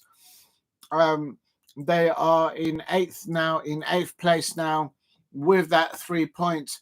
Bournemouth 0, Leicester City 0. Brighton are leading 2-1 against Tottenham Hotspur fans. Unbelievable Tottenham fans. Absolute bottle jobs, a lot of you. Absolute bottle jobs, a lot of you. But they're probably still celebrating. And good save there by Alisson Becker, and also at the other end, Dean Henderson. Liverpool 0, Crystal Palace 1. And Trent Alexander-Arnold denied there by Dean Henderson there. Please keep hitting the likes and subscribe at Diego C. Palace if you are new. Unbelievable. How can this be happening?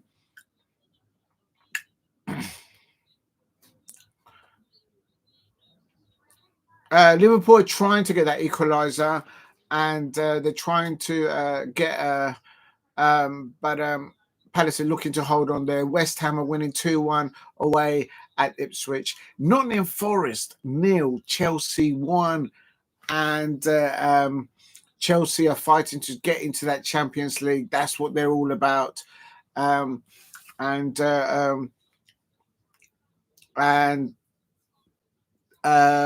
Southampton 1, Arsenal 1 still. As it stands, Aston Villa and Nottingham Forest are 6th and 7th. Newcastle United are 5th, and they could still qualify for the Champions League. Aston Villa, if Aston Villa score a goal, they will go above Newcastle United. So at the moment, Newcastle United fans are hoping that Manchester United fans. Oh no. That's right. Send him off. Send him off. He should have been sent off before. Ryan Gravenberch has just received a yellow card, another card. Send him off. Send him off. Ryan Gravenberch. And I have to say, he should have got a red card for the simulation in the first half. And so red card there for the Liverpool player. He probably won't be. He might get sold. So Liverpool are down to 10 men. Get out of my pub. Send them off. Send them off. Gravenberch, the Netherlands international there, he just had to chop our player down.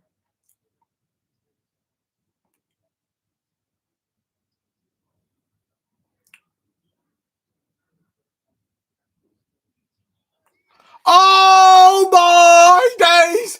Oh my days! Everton, have you scored against Newcastle United? The Magpies, what have you done to yourselves?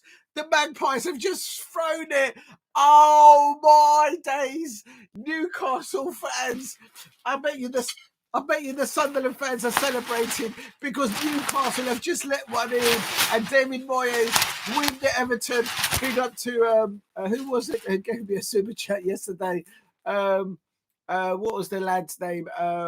Jardy123, the Everton fan. He must be buzzing up and down. Jardy123 must be happy because his Everton side have just scored against Newcastle United. Never mind what's happening at Aston Villa at Old Trafford against Manchester United. It is Newcastle United. I can't believe this. Newcastle United 0.1 to Everton. You know what? I didn't see this one. I'm kind of disappointed with myself that I didn't see this one because Carlos Alcaraz has just scored for Everton. Ryan Gravenberch, he has been given a second card. It's a red for Liverpool. And it is what it is. But I have to say, Newcastle United have absolutely bottled it into finishing in the top 5. Aston Villa, with a player down at Old Trafford, they're drawing against Manchester United on a Sunday afternoon. And Aston Villa on default because Newcastle United have just conceded against Everton. Newcastle United are now in 6th. And by conceding that goal against Everton have just knocked out Newcastle United out of the Champions League for now. There's still some more football to do. We're 65 minutes, so there's still a good 25 minutes left or so. Please keep hitting the likes and subscribe at Diego C. Palace in the Liverpool. Manchester United 0, Aston Villa 0. The away fans of Aston Villa fans are cheering because they're at Old Trafford and they've just heard that Everton has scored. Everton have just scored against Newcastle United, which means Aston Villa with Unai Emery are going to be back in the Champions League. Unbelievable scenes. So they're going to be cheering. If Aston Villa now score against Manchester United, they will definitely finish in top 5. So there you go. So there it goes. Chelsea are winning 1-0 away at the moment against Nottingham Forest. Crystal Palace are winning. In fact, the only team that's winning at home at the moment is, you know what? None of the home teams playing today are actually winning. Nobody's winning. West Ham are winning 2-1 away at Ipswich Town. None of the teams playing at home today, as it stands, are actually winning. None of them are winning. And Brentford and Brighton are still trying to trace into European football. Tottenham are bottling it. Absolutely. They were leading 1-0 against Brighton, and Brighton are now leading 2-1. Unbelievable scenes. But the big story of this afternoon is Everton are beating Newcastle United at St James's Park. I expect the Sunderland fans will be celebrating because they've been promoted into the Premier League, and the Magpies. What is going on? What is going on, Magpie fans out there? What is going on? You can't make it up. Arsenal won. Southampton won. Arsenal won. And everyone's keeping an eye on the match between Newcastle United, Everton, and Manchester United, Aston Villa, because if that changes there, it's going to change who's going to finish in top 5 there, I suppose. And also, everyone is watching Nottingham Forest versus Chelsea. If Nottingham Forest can find a goal to get it level 1-1 and then get a winning goal there, Chelsea will be in trouble as well. So it's all to play for in the last 20 minutes, last 15 minutes of the Premier League season. Unbelievable season. None of the home teams are actually winning. It is Bournemouth 0, Leicester City 0, Fulham 0. Let's have a look at see what's going on here. West Ham are Ipswich Town 1, West Ham 2, and first goal by Ward-Prowse and the second one by Bowen, and one goal in each half there. At the moment, Tottenham Hotspur lying in 17th. Manchester United are lying in 16th place. Washout season for them, I suppose. The Chelsea fans are jumping up and down. Please keep hitting the likes and subscribe at Diego C. Palace if you are new. Nottingham Forest 0, Chelsea 1. What is going to happen at the end of this? Unbelievable scenes. Oh my days. How is the Newcastle fans? They started in 5th and now, oh my days.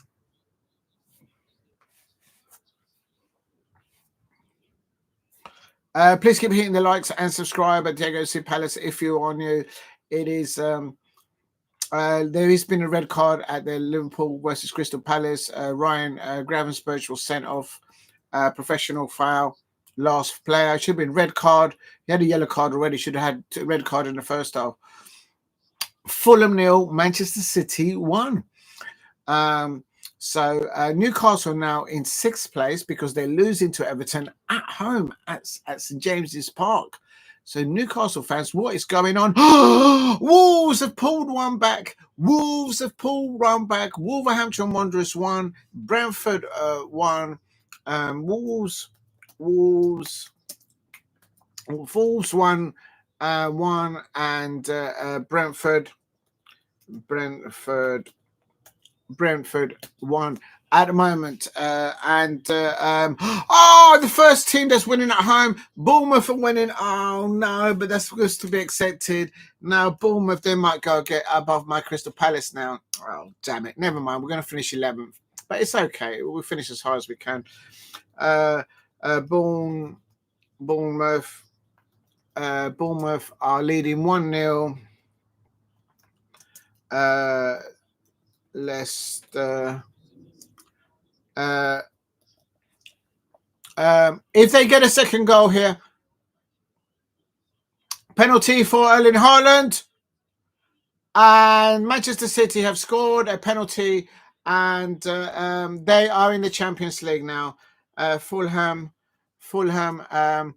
They're playing well. They're just about surviving. Ryan Gravenberch has had a second red card for Wolves 1, Brentford 1, Fulham 0 to Manchester City. Manchester City. So they're in the Champions League. Manchester City are playing Champions League football next season. Pep Guardiola has landed that. And Bournemouth are leading 1-0. So that means Crystal Palace are now dropping to 11th place. Leicester City, I knew they would bottle it. It is what it is.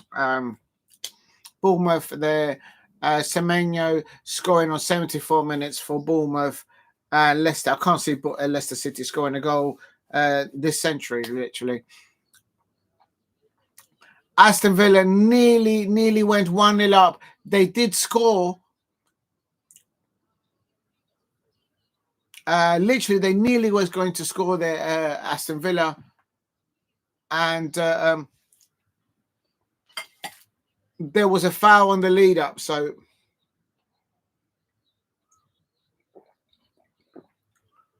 oh no, they're looking at it. So it's VAR. Aston Villa has scored. So we're going to have to wait and see what's happening. But Aston Villa down to 10 men. They've actually scored, but the referee deemed that there was a foul leading up to it. So it's gone VAR. VAR, Manchester United 0, Aston Villa 0. Aston Villa has scored. They're a player down. The goalkeeper was sent off in the first half. In the second half, they've scored. But the goalkeeper hasn't got hold of the ball. So it's not a foul. It's just in the air. That's a goal. That's a goal. That's a goal. That's an Aston Villa goal. That should be an Aston Villa goal. I don't understand. The goalkeeper didn't have the ball. The goalkeeper does not grab. The Manchester United goalkeeper does not grab the ball. So it's in play. That's a goal. That should be an Aston Villa goal. They're waiting. There's a VAR at Old Trafford. For me, That should stay, that goal for Aston Villa. And if that happens, I think Manchester United then drop back down. How is that not a goal? How is that not a goal? That should be an Aston Villa goal all day long. And Unai Emery, and big up to Henry Smith. Roman Eze's come on for Will Hughes. Big up to Roman Eze. Oh, they've ruled a goal out. Unai Emery's completely lost it. And Aston Villa still in the Champions League at the moment. But that should be a goal. That should be a goal for Aston Villa. Look, I'm a neutral. To me, that's an Aston Villa goal. Even the commentators on Sky Sports are saying that should be an Aston Villa goal. Oh my God, Liverpool nearly scored. Oh my days, Joe Jota. Oh, I can't look. Someone tell me when it's over.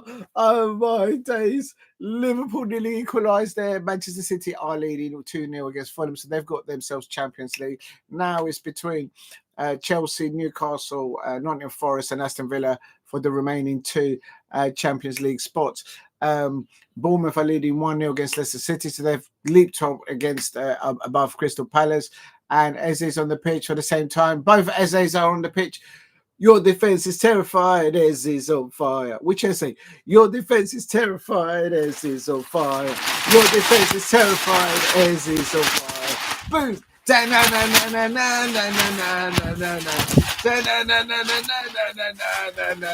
We've got 2 Eze's on the pitch. I bet the Liverpool fans are... Oh my days! And down the other end, Manchester United go and they scored. And the Aston Villa goal didn't stand. And now Manchester United have gone down the other end. And Manchester United are leading 1-0. Unai Emery. And now the Newcastle fans will be celebrating. It's absolute scenes. Oh, Unai Emery's going to lose it. They've been cheated. And Manchester United won. Aston Villa nil. Oh my God. And Aston Villa, what a great ball there by Bruno Fernandes. But really, the Aston Villa goal should have stood there, in my opinion. And they've just been rattled. They lost their heads. The manager lost their heads. And now the Newcastle fans are celebrating. They are losing to Everton, the Newcastle fans. But it's absolute scenes. It's a heartbreaker there for Aston Villa fans. Manchester United, they really got nothing to play for because they're at the bottom of the Premier League, literally. But that Aston Villa, the commentators for Sky Sports are saying that goal should have stood for Aston Villa. Is that clear? And it is what it is. And St James's Park, although the Magpies are losing to Everton, they are celebrating because they've just heard that Manchester United have scored with Amad Diallo, 76-minute goal there. Please keep hitting the likes and subscribe at Diego C Palace if you're new. Please help me get to 5 likes and subscribe at Diego C Palace if you are new. Manchester United won. Aston Villa fans will feel that they've been hard done by, because just before that Manchester United goal by Amad Diallo, Aston Villa did have the ball in the net, but it was ruled that the goalkeeper of Manchester United was fouled. To me, I don't think so. I think there should have been an Aston Villa goal as a neutral. But there you go. Please hit a like and subscribe at Diego C Palace. Crystal Palace has dropped down into 11th place now because Brighton are winning away at Tottenham Hotspur. And so it looks like now Brighton will be getting European football somehow. It is what it is. Tottenham Hotspur absolutely bottling him there. Eze's off for Devaney. All right, so Eze's off. It's all right there, Henry Smith. It's okay. Please keep hitting the likes and subscribe at Diego C Palace if you are new. Manchester United won, Aston Villa nil, and Unai Emery are absolutely fuming there. He might have got a yellow card. And Nottingham Forest, 2 goals from Nottingham Forest will put Nottingham Forest back. If Nottingham Forest can get 2 goals in the last 10-15 minutes and win against Chelsea at home at the City Ground, they'll go into the Champions League. because Newcastle are losing. And if Chelsea lose, Nottingham Forest is in their hands to score 2 goals and they will go into the Champions League. Big up to Henry Smith. Don't worry, it's okay. If you are new to the channel, please keep hitting the likes and subscribe at Diego C. Palace. We're coming into the last 15 minutes of normal time. Manchester United 1, Amad Diallo scoring for Manchester United. I can confirm that Manchester City will be having Champions League football next season. They are currently beating Fulham 2-0 with a Haaland penalty and Goodison first half goal. Erling Haaland scoring a penalty in the second half. And I see Liverpool got a red card. Yes, Ryan Gravenberch, he got forever. Oh, don't tell me that. Oh, no. I jinxed it. Maybe it's my fault. I jinxed it saying that it was going to be a draw. And even with the goal down, Liverpool are absolutely lethal. And there you go. Please keep, and of course. But Ryan, and absolute shocking there. I'm waving that's no good. Liverpool have just equalised against Crystal Palace. Absolute joke. Ryan Gravenberch should have got sent off when he dived in the first half, and it doesn't matter. It is what it is. And Liverpool have equalised there. Unbelievable scenes. I'm waving the flag now, and it looks like Mo Salah. Who else? Unbelievable scenes. The man is not human. The man is Mo Salah. What is going on? We should have scored the second goal in the first half, and it's Liverpool. I thought it was going to be a draw anyway. Liverpool 1, Crystal Palace 1, and Mo Salah goal there. It is what it is. Come on, Palace. Let's get a winning goal. Come on, we can do it. And Tottenham Hotspur fans, why are you letting Brighton win right now? Unbelievable. And Everton is still leading 1-0 away at St James's Park. Anything can happen in the last 10 minutes of normal time. Still a lot of football. Earlier on in the playoff, Division 1 playoff, Charlton Athletic have been promoted into the Championship. And for me, Aston Villa's goal should have stood, and then there was ruled out, a foul on the goalkeeper, whatever. And then a minute later, Amad Diallo goes at the other end, a pass from Bruno Fernandes, and they score Manchester United.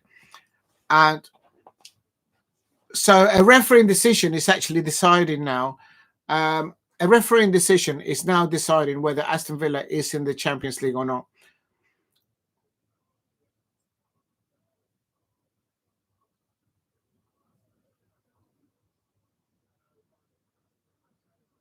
He hasn't even got any hands on the ball.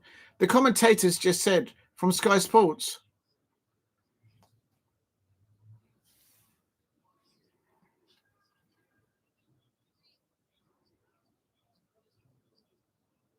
So basically, the Manchester United goalkeeper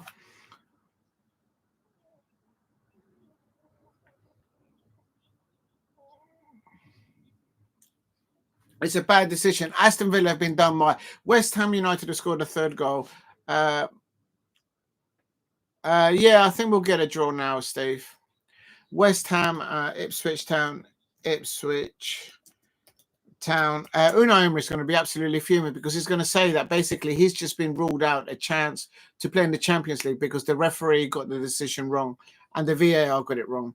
Ipswich Town 1, 3 West Ham. Brighton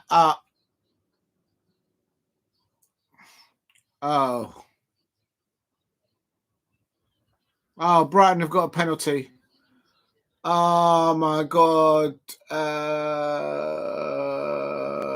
Brighton. Arsenal have just scored as well. Oh my God. Southampton and Southampton 1, 2 Arsenal But that's good because the narrative will be Arsenal have beaten the bottom team. And now Tottenham are losing 1-0. Oh my God. Tottenham. And Tottenham have actually bottled it. Unbelievable. That's it. Arsenal leading 2-1. The narrative is they'll keep Mikel Arteta for another 2 or 3 years. So that works for Crystal Palace. They don't get trophies. We do trophies at Crystal Palace. Please hit like and subscribe at Diego C Palace if you are new. Tottenham 1, Brighton 3, and oh my God, now Bournemouth. It's all going wrong now for Crystal Palace. Bournemouth are now. Oh my day. Bournemouth. 2-0. Leicester. City.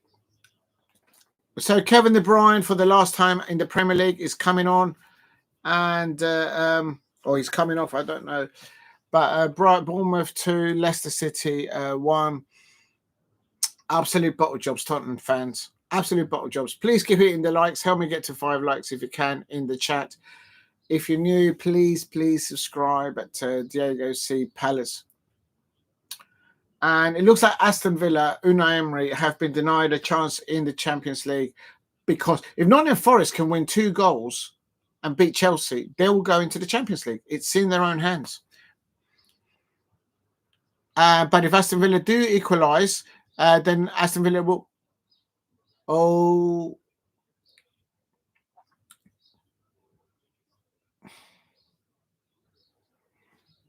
the bench at penalty at Old Trafford. Manchester United penalty. Oh, Manchester United penalty. Oh, there you go. There you go.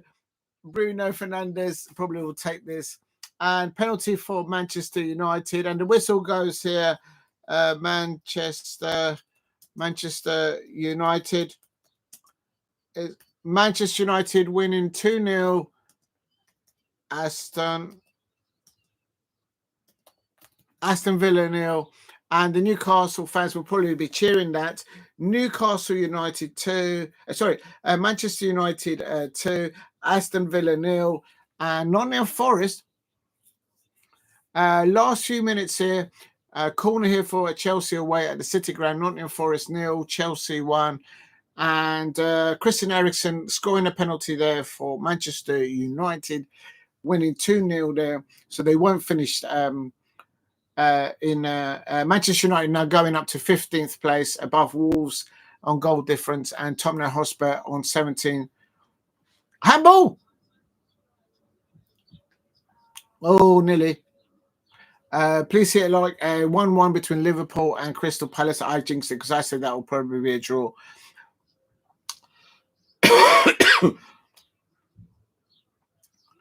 3 minutes to go. Newcastle United 0, Everton 1, but they know that Aston Villa are losing 2-0 against Manchester United. So the Magpies, the Newcastle United, are about 3 or 4 minutes away from Champions League football. Aston Villa will feel that they were denied an opening goal in that match. And I think that was an Aston Villa goal. I'm a neutral. I'm not being biased to anybody there.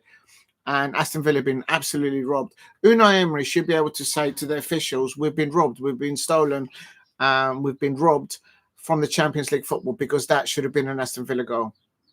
Everyone, all the commentators that I'm hearing on all the thing, they're saying that should have been an Aston Villa goal. Please keep hitting the likes and subscribe at Diego C Palace. Crystal Palace, at least they're not losing. They're drawing against Liverpool. It's a little practice run before the Community Shield. Full time, I'm going to put on here now, full time results. Oh, yes, I forgot to change the scores because it's 1-1 now. Sorry about this. Please hit a like and subscribe at Diego C Palace if you are new. Full time Premier League.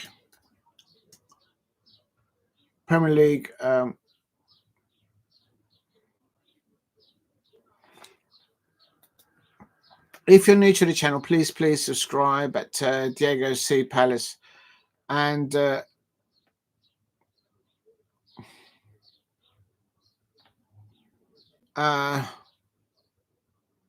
oh my God, Brian has scored another one. Diego Gomez. There's too many Diegos now. Tottenham are losing 4-1 against Brighton. Bottle jobs, Brighton job. Tottenham Hotspur fans.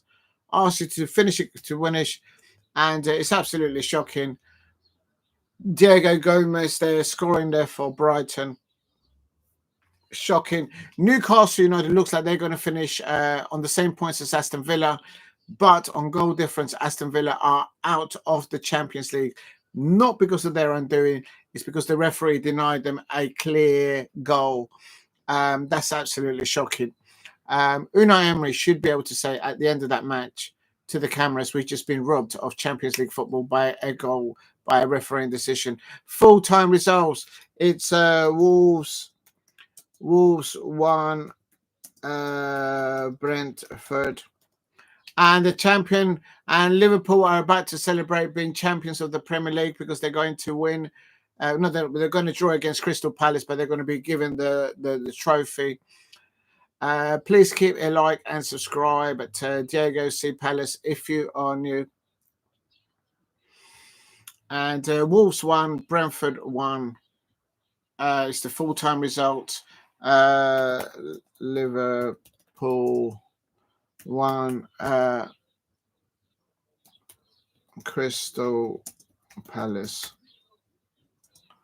Liverpool 1, and I think it's about to blow the whistle there. It's a Crystal Palace free kick now having, but we're not going to get a goal here. And there it is, the full-time whistle. And Liverpool draw with Crystal Palace 1-1. That's a full-time result. And there is Arnold Slot. He gets a handshake there from Oliver Glasner, the Crystal Palace manager there. Please keep hitting the likes and subscribe at Diego C Palace if you are new. Waiting to see what happens in the other matches there. Chris Richards there gives a hug to Mo Salah. Virgil van Dijk there taking the applause there, acknowledging Ismail Yassar, who scored the opening goal there for Crystal Palace. And it's got very cloudy there, but it's not raining there. It's just that's going to chuck it down with rain and rain. Jurgen Klopp is in the building at Anfield to watch his former Liverpool side, I suppose, lift the Premier League title. Please keep hitting the likes and subscribe at Diego C Palace. And there's a big hug there from Arnold Slot to the referees, and a very long hug, I have to say. So Dean Henderson acknowledging there, Luis Diaz there as well. Please keep hitting the likes and subscribe at Diego C Palace. It's finished Bournemouth 2-0, Leicester City.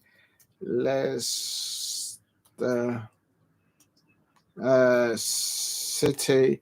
So that's finished as well. Bournemouth. I spelled Bournemouth wrong incorrectly. I do apologise. Now Chelsea 8 minutes added. Yeah, it's going to be absolute scenes there. It's finished. Also Tottenham Hotspur. Tottenham Hotspur 1 for Brighton. Unbelievable. Bottle jobs there. But it is what it is. It looks like Manchester United are going to win. Manchester United. Well, they won today, but they've not really won anything this season. Manchester United 2. Aston Villa. So that's a full time. I'm going to put it in down anyway. Ipswich Town 1-3 to West Ham, and we still got a West Ham and Newcastle United are still losing So they are going to get Champions League football on goal difference, but that's because the referees helped not helped, I should say, Aston Villa at Old Trafford. Newcastle United 0, Everton 1. Newcastle United 0-1. Everton. I think that's how it's going to end, and it's also going to end. Fulham 0-2 Manchester City. I don't care. I've got an FA Cup this year, so I'm happy with that. I'm happy with my FA Cup. Tottenham finished 17th by the looks of it. Wolves are going to finish 16th. Manchester United 15th, and 14th is West Ham. And Nottingham Forest 0, Chelsea 1. If Nottingham Forest can get 2 goals from nowhere, they will. Oh yeah, I can also say Southampton.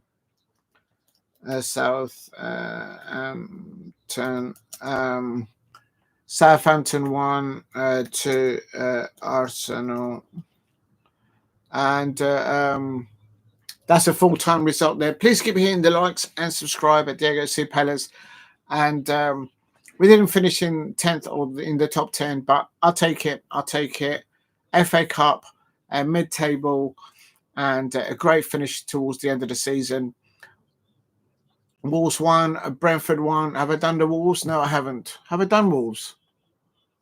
Yes, I have. I have done it. Wolves 1, Brentford 1. And there's Marco Silva there acknowledging Pep Guardiola. And Liverpool 1, Crystal Palace 1, Ipswich Town, West Ham, Southampton, Tottenham, Bournemouth, Wolves. I think I've done Wolves twice. No, I haven't. Liverpool 1, Crystal Palace. Oh, I've done Crystal Palace, Liverpool, Bournemouth, and Leicester City. Oh, I've done Leicester City and Bournemouth twice over. Southampton 1, Arsenal 2. It has finished. Newcastle United 0, Everton 1, but Newcastle United survive in the Champions League because Aston Villa were denied a first goal. And Eddie Howe, congratulations to Eddie Howe and the Geordies. They've played terribly against Everton, but they've qualified to the Champions League. And they still don't know what's going on, but Aston Villa are losing 2-0 to Manchester United, and I think they're going to be in the Champions League, so they're waiting. They're still playing at Old Trafford, and also at the City Ground they're still playing Nottingham Forest versus Chelsea. So Nottingham Forest 0-1. So Chelsea back in the Champions League. Chelsea, that's what they wanted to do. Let's see what happens here. And they're still playing at Old Trafford, but I think Manchester United have won it 2-0, or at least 2-1.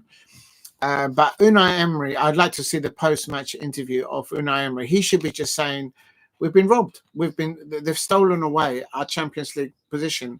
They're officiating today. And he should say, because the goalkeeper did not have neither one hand or 2 hands on the ball. But he was deemed that he was fouled. So I'm like, he didn't have, if he had both hands on the ball and he was knocked and then he let go of the ball, then yeah, that's a foul on the goalkeeper. But he never had it. So it has finished Nottingham Forest 0, Chelsea 1, and Enzo Maresca lives to live another day. But I still say if Chelsea start the season bad next season, they'll probably get rid of him quickly. He has got the Champions League. That's all they wanted to do, end up in Champions League. A lot of those players are not going to be there. A lot of them will get moved on. And the loan players probably won't get re-signed. And Nottingham Forest, and it has finished Manchester United, Manchester United. Unai Emery is just looking on, and he's been robbed. He's been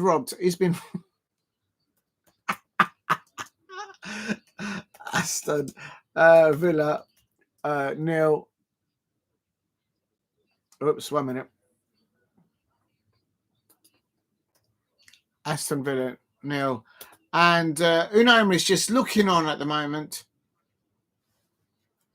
He's been robbed. He's been robbed to the top 5. And he's probably collecting his thoughts there. And Amad Diallo scoring there, and of course a penalty by Christian Eriksen there for Manchester United. So a bit of they didn't finish right at the bottom of the table. And the Aston Villa McGinn player is gone over to the referee, and Unai Emery is still talking to the fourth official, and he's saying, no, we've been robbed. And so this is going to be talked on for about a Newcastle stadium. Yes, they are, because they know that Manchester United have won against Aston Villa, and all the Aston Villa players have gone over to the referee and saying, you've got it wrong, you've got the decision wrong. Unai Emery is just been but you know what, Newcastle United, Newcastle, the Geordie fans are celebrating. Oh my days, they've been pony today against Everton, and the Newcastle players are bouncing up and down. Please subscribe at Diego Palace if you're new. The Newcastle fans are absolutely bouncing up and down, and they're in the Champions League. They probably don't know how they've done it, because quite frankly, I can tell you, Unai Emery and Aston Villa were denied a clear goal. And then 2 minutes later, then Amad Diallo goes at the other end, gets crossed. A ball gets crossed to him by Bruno Fernandes, and Manchester United scored their first goal. But Aston Villa deserved to have 1 goal. And whether they would have won the match or not, I don't know.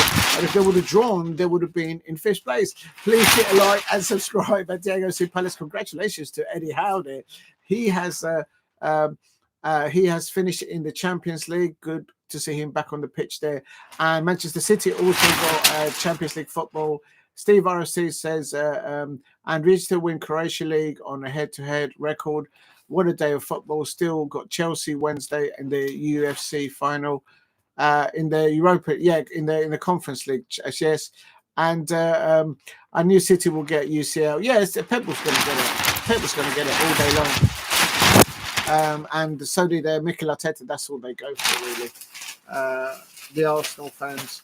But Tottenham Hotspur, you bottled it against Brighton. And Aston Villa with an inferior goal difference to Newcastle United. So all those goals by Alexander Isak at the beginning of the season is what's made the difference for the Champions League. And Crystal Palace, we're in the Europa League. We are through. So if Chelsea does win the Conference League, the Europa Conference League, wherever it's called, that could mean that Brighton might get European football. So it is what it is. For Crystal Palace and Nottingham Forest to get European football, come on, I'm taking it. It's about trophies. I'm never going to forget the semi-final against Aston Villa, the final against Manchester City. My celebrations, the celebrations from all the Crystal Palace fans, Oliver Glasner, all the players. I'm happy with the season. I've got an FA Cup, and I'm so happy for Crystal Palace Club and all the players and the manager. Chelsea have won 1-0 away at Nottingham Forest. It was in their hands. Nottingham Forest just needed to score 2 goals. And because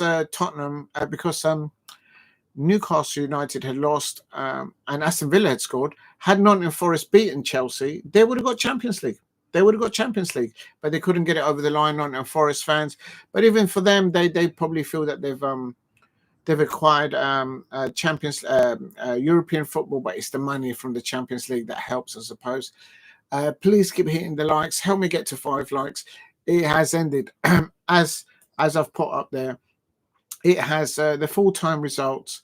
Where did I put the full-time results? It's ended Wolves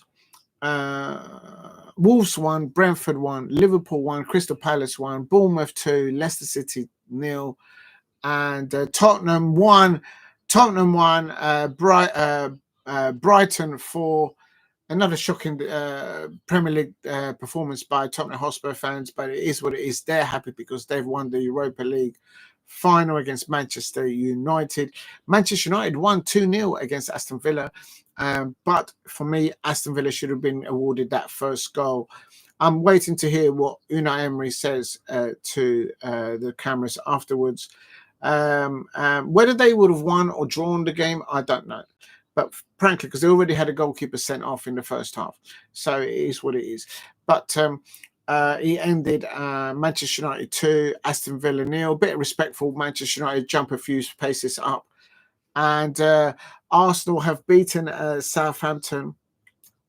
Arsenal have beaten Southampton with their new manager there, and the narrative will be there that, of course, keep Mikel Arteta there for another year, another 2 years, given another £500 million, no trophies. As a Crystal Palace fan, I'm happy with that. They're happy with just qualifying for the Champions League. They don't care about winning trophies. Ipswich Town 1, West Ham United 3, Newcastle United 0, Everton 1. But Newcastle United creep there into the Champions League. Looks like Bournemouth might also get some European football there. So everyone's getting European football there. I was just being a little bit greedy. I wanted Crystal Palace to finish in the top 10, but it is what it is.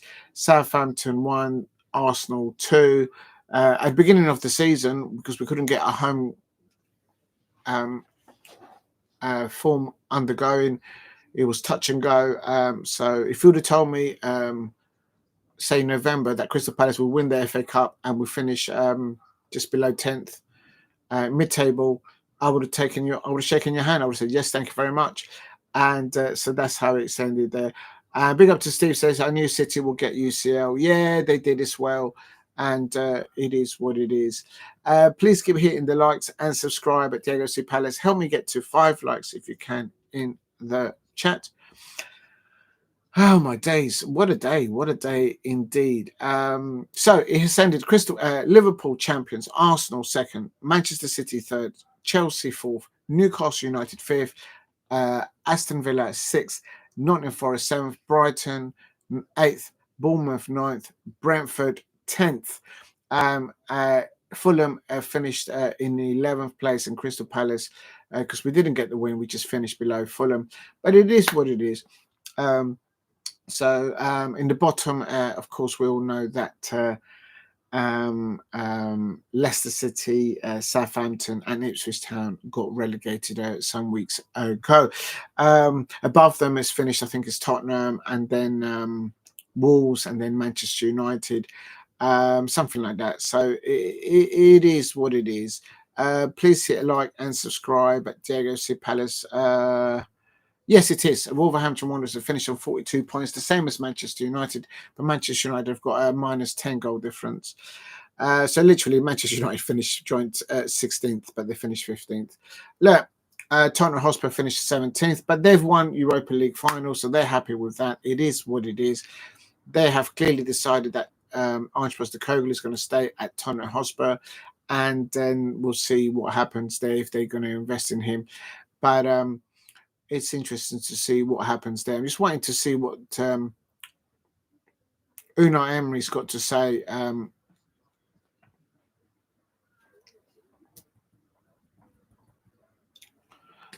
Please keep hitting the likes and subscribe at Diego C. Palace if you are new. Unbelievable scenes there. Right, last of all, I need to go and check. That's the Formula One. That's the Charlton. Well done to the Charlton fans. They've made it into the. Oh my God! So I'm going to put in here. Let me just quickly have a look at this one. There is no other matches going on now. Oh no. At 8 o'clock, it is Barcelona versus Atletico Club. And 17:45. I might do actually Roma, whichever one I can get. I might do one of those two, Torino versus Roma. I might do that one because it'll be Claudio Ranieri's last match as a manager there, and probably one of the last matches. I think they might finish soon, so I might do that. What I might do is just go for a little break now and then come back in a little while and do a roundup, because the Premier League has finished now, and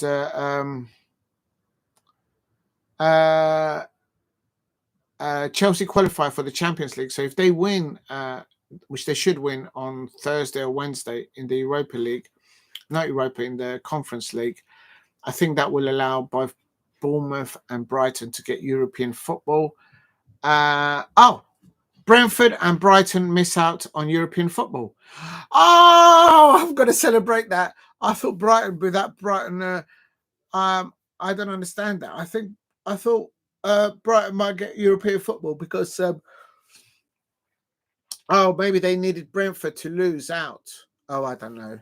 But it is what it is. Please hit a like and subscribe. Diego C. Palace, Manchester City, Chelsea and Newcastle all qualify for the Champions League on the final day.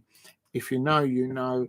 And Steve was correct. Yes, City have qualified for the Champions League.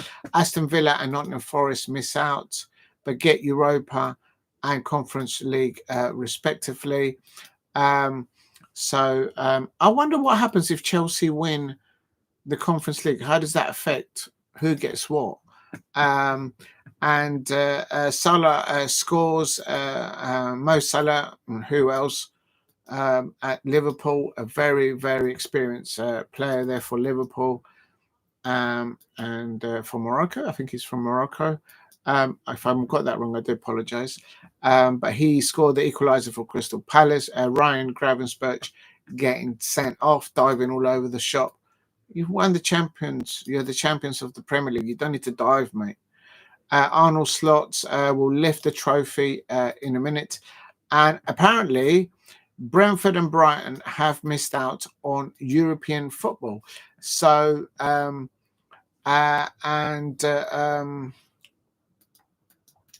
it'll be interesting to see what happens there. I thought that they qualified for Europe, so I'm happy with that. Crystal Palace have got European football. We've got trophy. We've finished mid-table, and Brighton have missed out on European football. I'll take that all day long. You can see the photographs of Eddie Howe. 1 minute they were losing, they were out of Champions League. The next minute they were in, and the next minute they're in, they're out. And then the last minute they were in when that goal was ruled out. Unai Emery is having words with the referee, Thomas Bramall, as they both head into the tunnel. Aston Villa manager is understandably furious after Morgan Rogers' hand, an opener ruled out.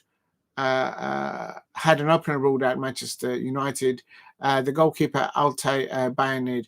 Rogers had his goal disallowed, similarly stealing the ball from the keeper cleanly, but VAR were not able to intervene as the referee blew the whistle before the ball hit the back of the net. So because the referee had blown the whistle before the actual football actually hit the back of the net, VAR were not able to look at it, and so the referee was too hastily to blow the whistle and make a decision, and because he didn't let the ball hit the back of the net, he wasn't able to go over to the TV and check the mistake that he did.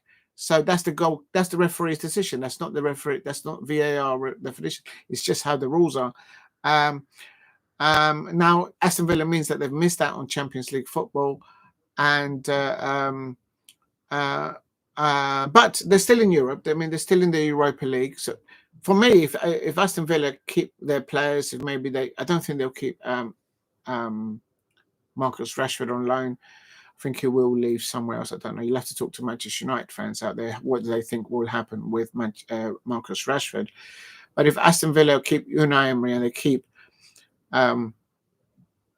if they can keep hold of their squad, we'll be up against them in the Europa League, no doubt. And Mo Salah picks up a top award, Mo Salah for Liverpool, and it's the last game apparently for Callum Wilson at Newcastle United. So a lot of players, like for example Joe Ward. I wish Joe Ward the very best of luck in football, wherever he's going on to. Crystal Palace, ex-captain, still my captain. Big up to Joe Ward at Crystal Palace. I hope he's doing his coaching badge. I would like to hear in the future that Joe Ward is getting involved with coaching at any level, because I think football still needs players, current players or ex-players like him. They know the game well. So I'd like to hear that Joe Ward is involved in coaching. So hopefully he does do that, and I'll back that all day long. Right, so this is it. This is what I wanted to do. This is confirmation. As it stands, the Champions League is as follows. I'm just putting this into the chat so people understand who and whatnot it's going on.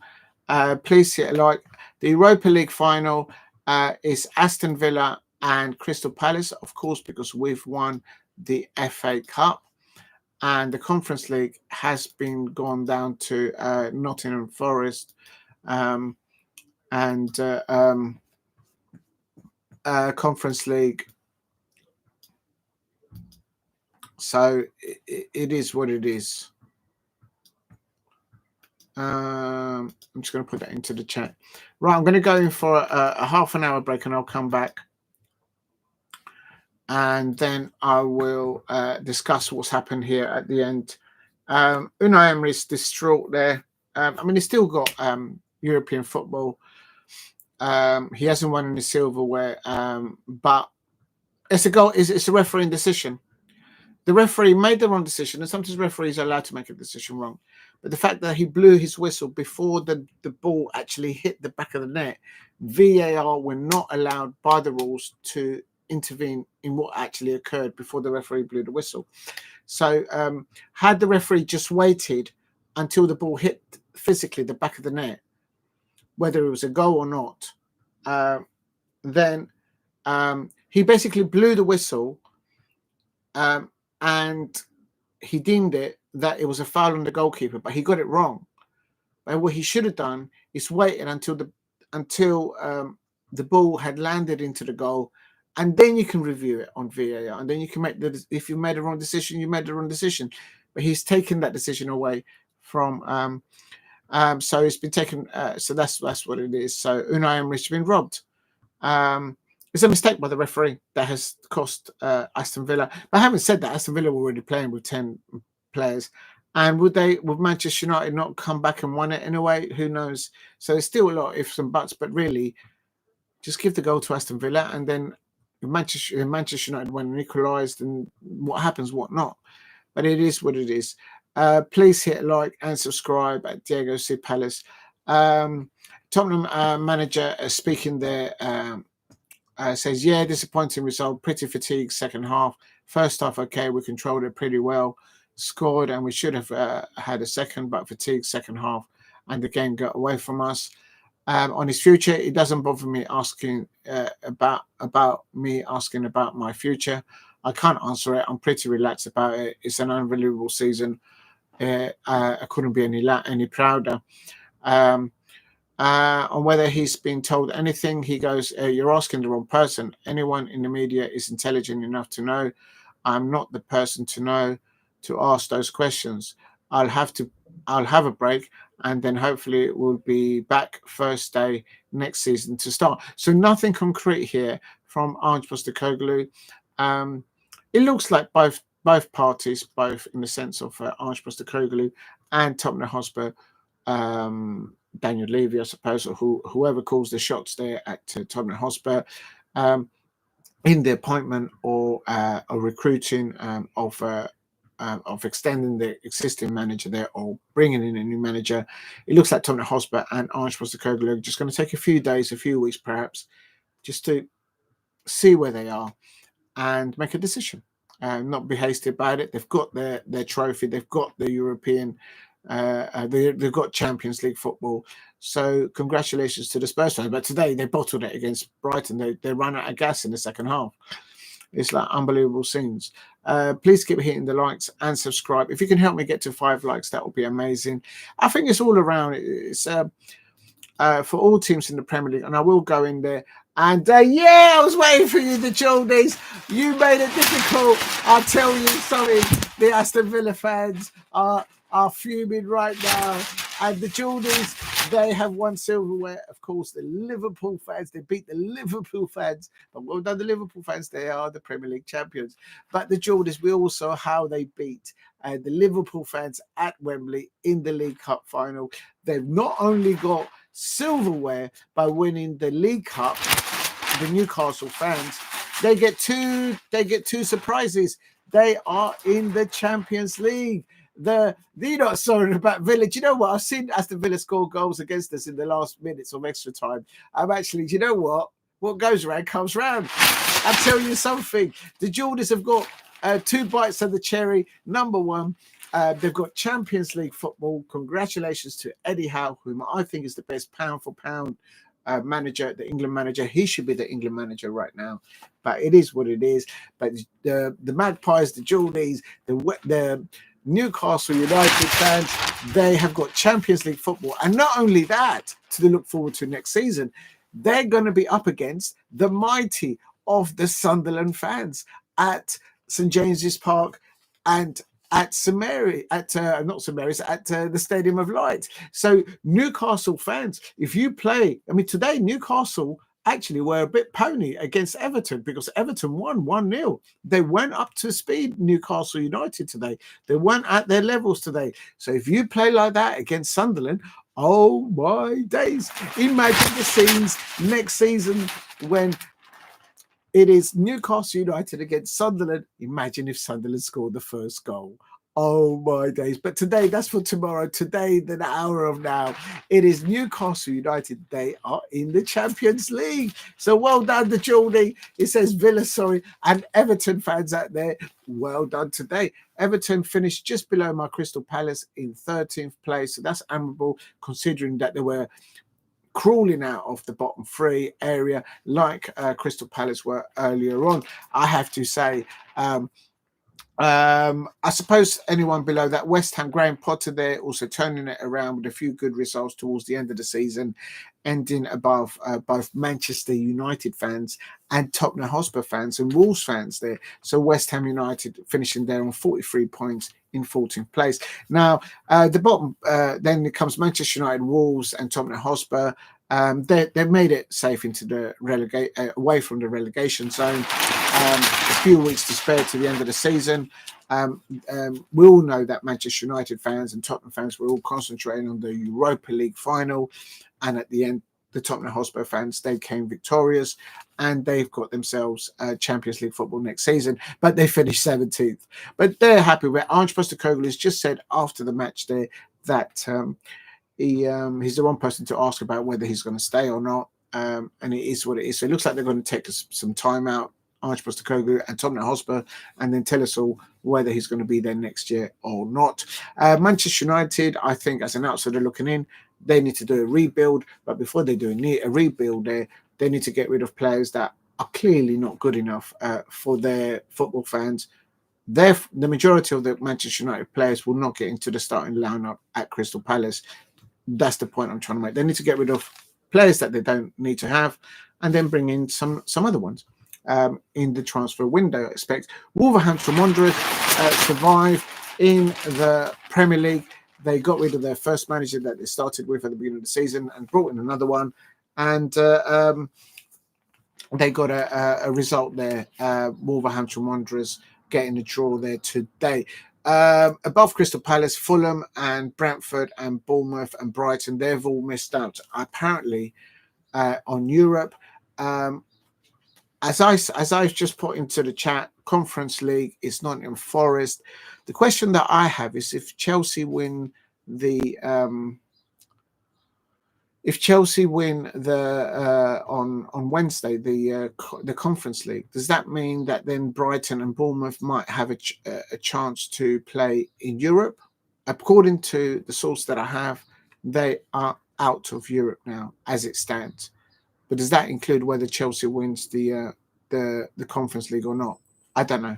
We'll have to wait and see. But at the moment, it's Aston Villa who are in the Europa League, and Nottingham Forest are in the Nottingham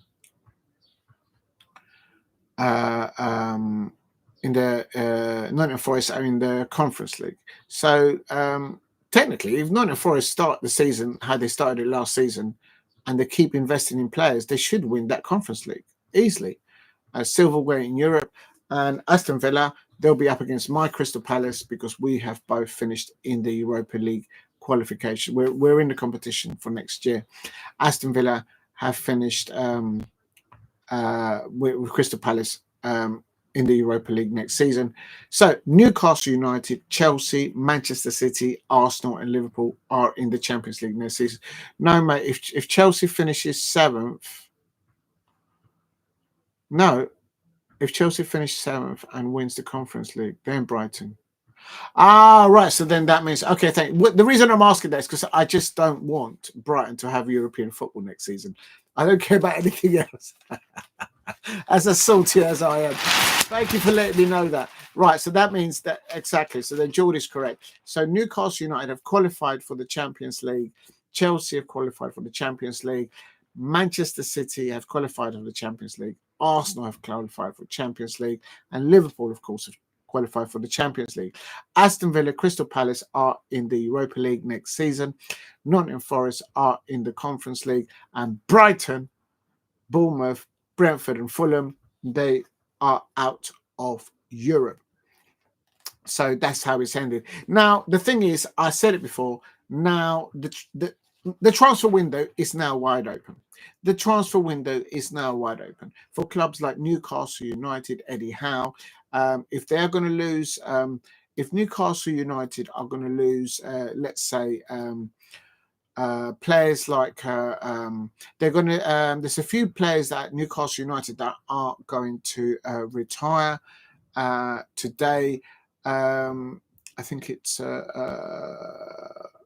Wilson, Callum Wilson. He's retiring, not from football, but from Newcastle United. So they're going to have to look to replace that squad in depth of Callum Wilson as an example. I don't think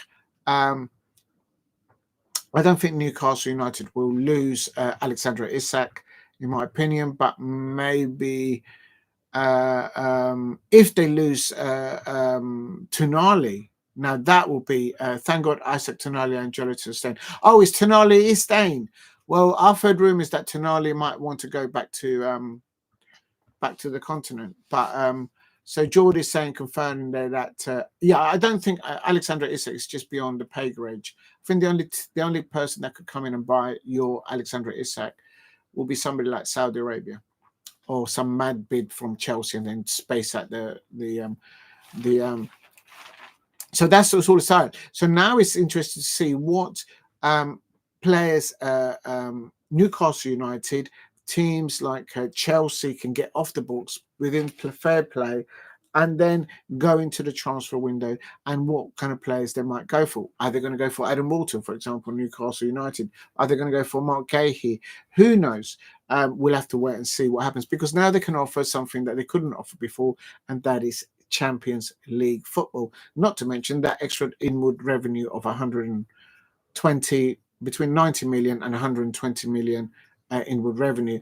Mateta, I tell you what, you can have Jean-Philippe Mateta, but I want, in return, I want Alexandra Isak and Tonali.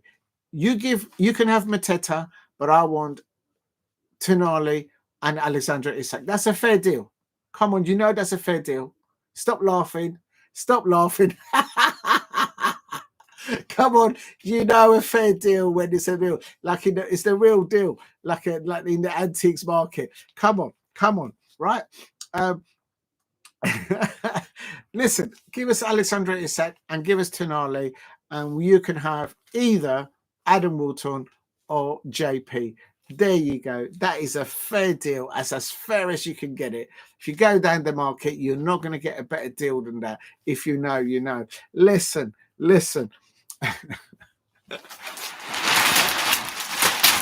Please hit a like and subscribe at Gyokeres Palace. Did you see the celebrations of the Newcastle fans on the pitch at St James's Park?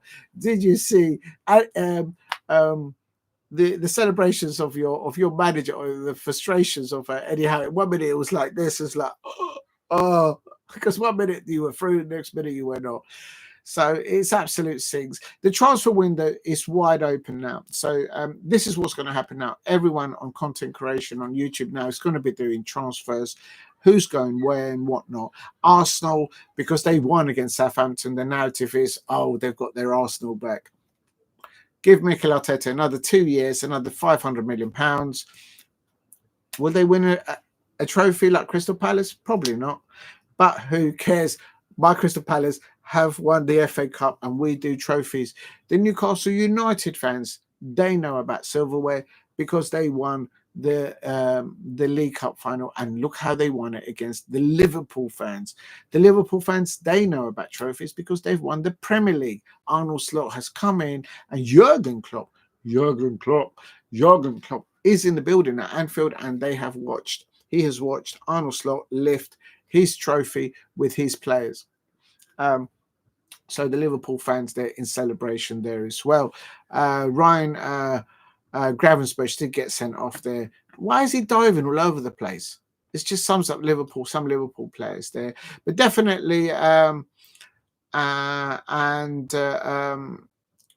it's going to be interesting now. Please keep hitting the likes. If you can help me get to 5 likes, that is always my target. If you can help me get to that, that will be amazing.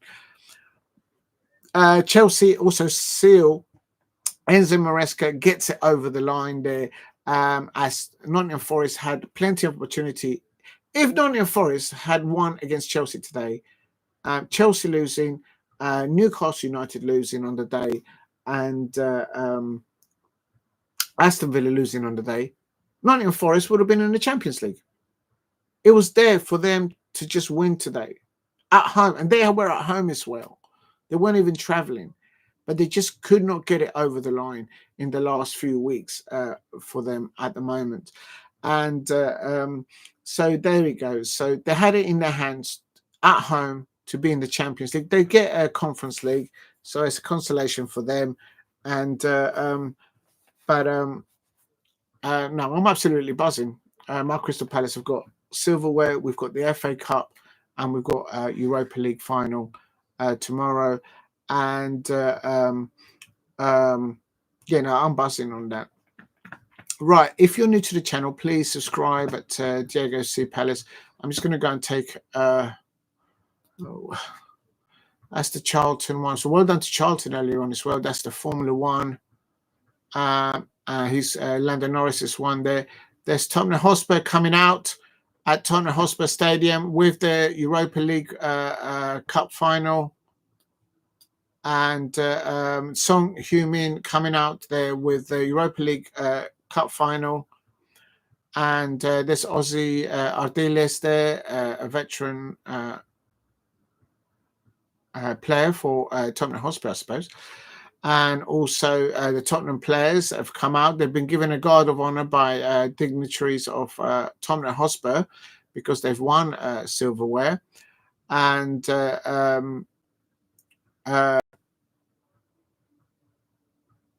they probably all got a bit of a hangover. If you're new to this, Gary Mabber, I recognise him. Please keep hitting the likes and subscribe at Diego C. Palace if you are new. Ange Postecoglou, they're acknowledging other managers that have and players that have played for Tottenham Hotspur, and they're all in great praise of him. They've got to give him another go, surely, Tottenham fans. You've got to give him another go. If you're new to the channel, please subscribe at Diego C. Palace if you are new. And this I recognise that. There's Daniel Levy. He's looking on at Ange Postecoglou getting applause by all the players. This is what I mean. Daniel Levy is looking on at Ange Postecoglou. He's getting hugs and cheers by all the Tottenham players. But Ange Postecoglou can now walk around Tottenham Hotspur, and I think Daniel Levy probably would have wanted to do that walk and applauding everybody. But Ange Postecoglou is the one who's got it over the line. He's the manager that's actually delivered the silverware. So he's walking behind the players and he's applauding all the crowd.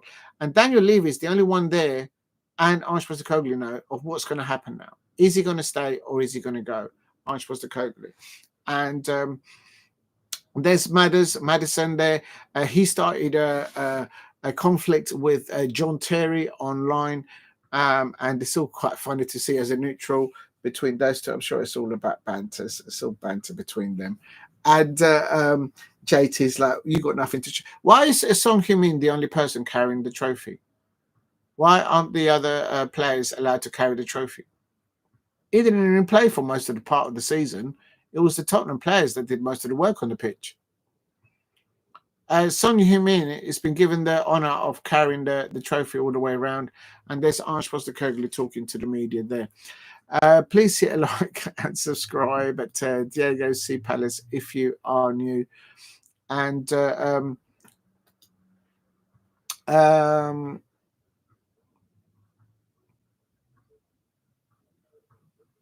yeah, it has been confirmed. Thank you, Geordie, for confirming that. Yes, definitely. Brentford and Brighton have missed out on European football, and that's good for me. That's what I wanted to hear.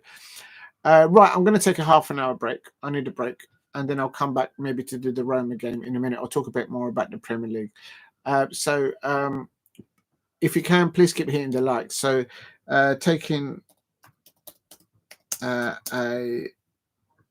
30-minute break. Back at, what's the time now? 6:40 at 7:10. Back at 7:10 p.m. Back at 19:10. If you can, in the meantime, please keep hitting the likes and subscribe at Diego C. Palace. It's going to take a 30-minute break, so I need to go to the toilet and just have a little nibble to eat. And then I might do the later on the one of the Italian matches, or I might just do a roundup of the Premier League this season. That's what I'm going to do, a roundup, and then just keep an eye on the Inter game. Right, okay, and so I'll call you back. I'll be back in 30 minutes. Oh, I nearly ended the stream. Please keep hitting the likes, and I'll be back in 30 minutes.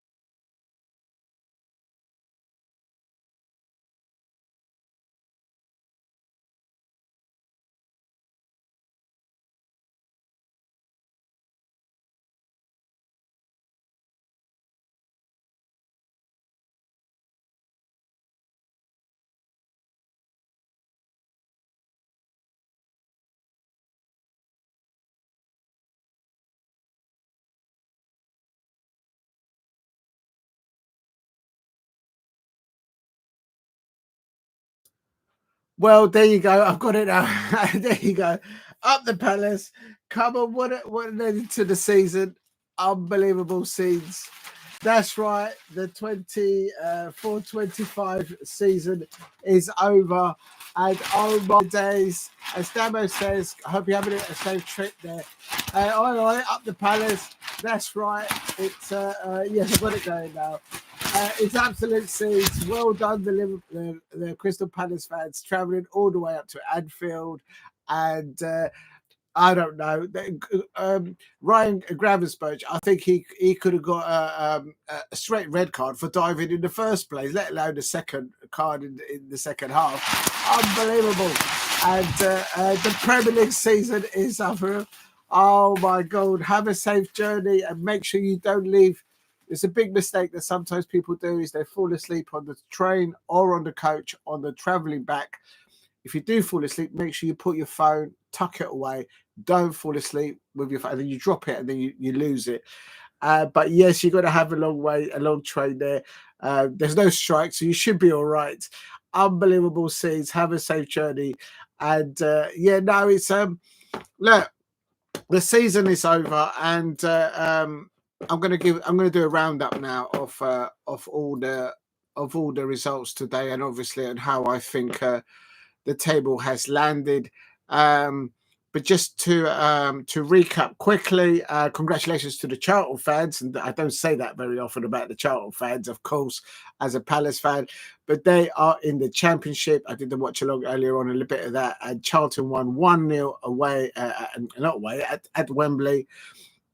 Charlton won, LEYTON Orient 0, so unlucky the O's, LEYTON Orient fans there, but Charlton back in the Championship.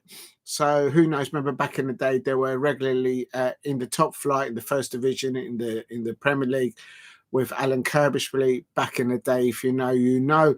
But so well done to them.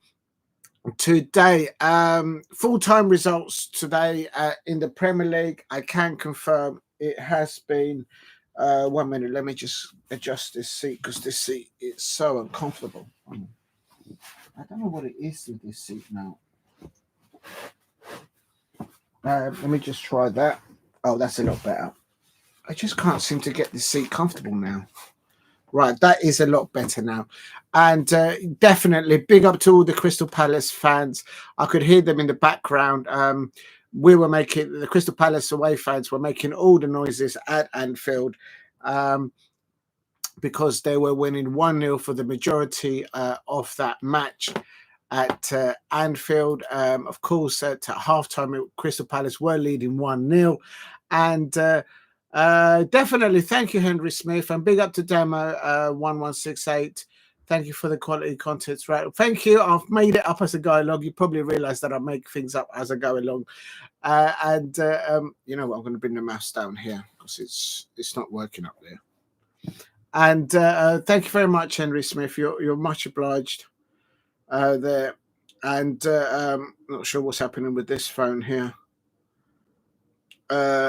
Please keep hitting the likes and subscribe at Diego C. Palace if you are new. And I'm going to do a roundup now of the, if I can get the phone to work properly. I think that's working all right now there. Yeah, I think that's all right there now. Okay, so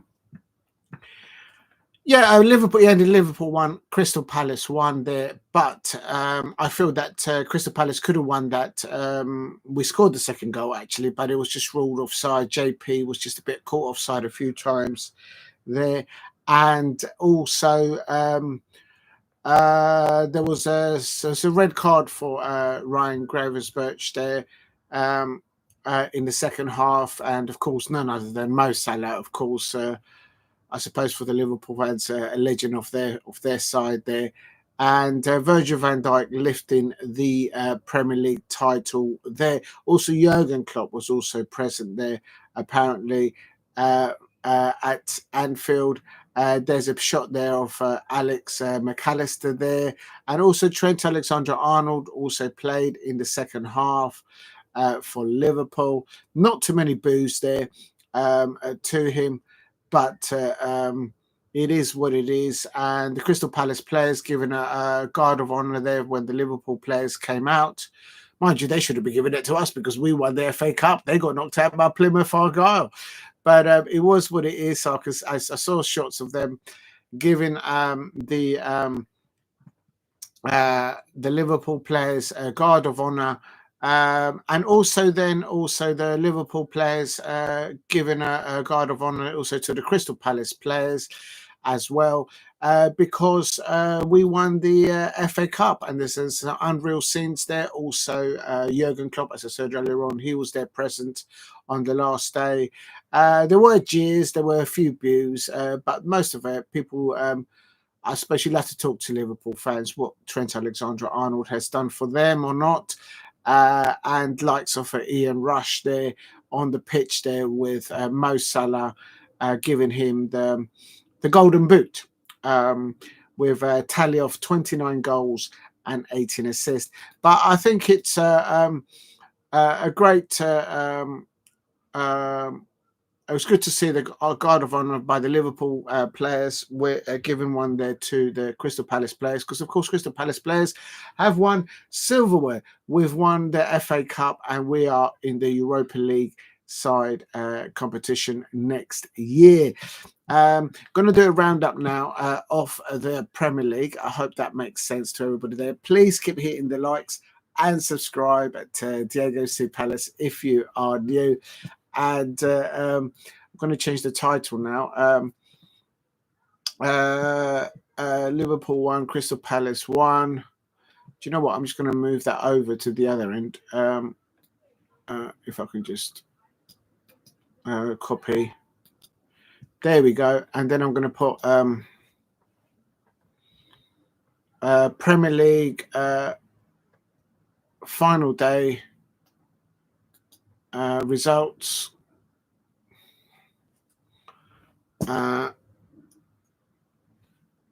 And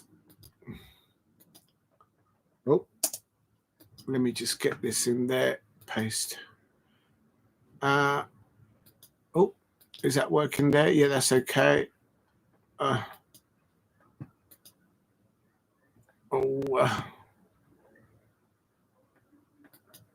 There we go.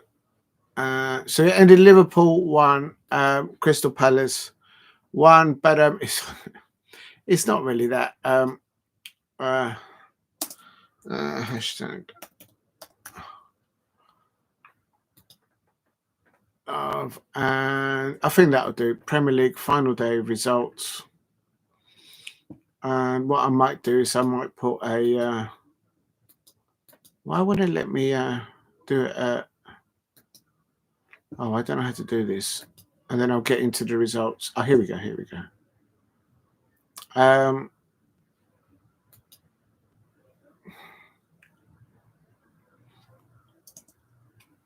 Final day results, and last of all, I'm going to put a trophy there at the end because we did win a trophy.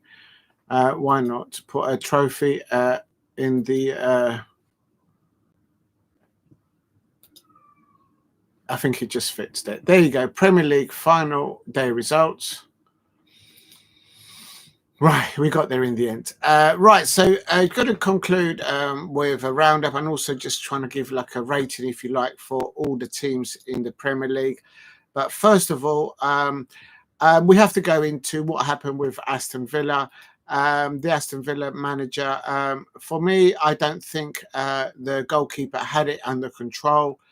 I think Morgan Rogers' goal should have stood. And but the referee blew the whistle very quickly, so there was no chance to go into VAR. That is the rules. The whistle was blown by the referee before the ball entered the goal. Therefore, the incident was not reviewable by VAR. And Unai Emery was just upset about it, no doubt. Because I think referees can make wrong decisions and they can make right decisions, but it's how they're officiated, and it kind of just leaves it. It's small margins there. and everyone, even all the commentators that I was listening to live radio, live TV, they were saying that should have been an Aston Villa goal. And it's just because the referee made a decision incorrectly. They're blowing the whistle too hastily. They weren't able to assess it. And Unai Emery, of course, it didn't work out too good there. But at the end, it was a win for Manchester United fans. I suppose for the teams that finish near the relegation zone, they're probably happy that the season is over, I suppose, for them. So please, can we just start for the next one now? Right, let's go. I'm going to go into the results today. I hope that makes sense to everybody. And big up to Henry Smith there with your comment there. Thank you very much for your comment there. And I can confirm today the Premier League fixtures. Just one moment. I just got to do something down here to adjust my feet because it just doesn't feel right.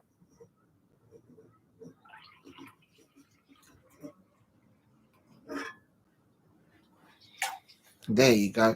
I think that's better. Right. I can confirm that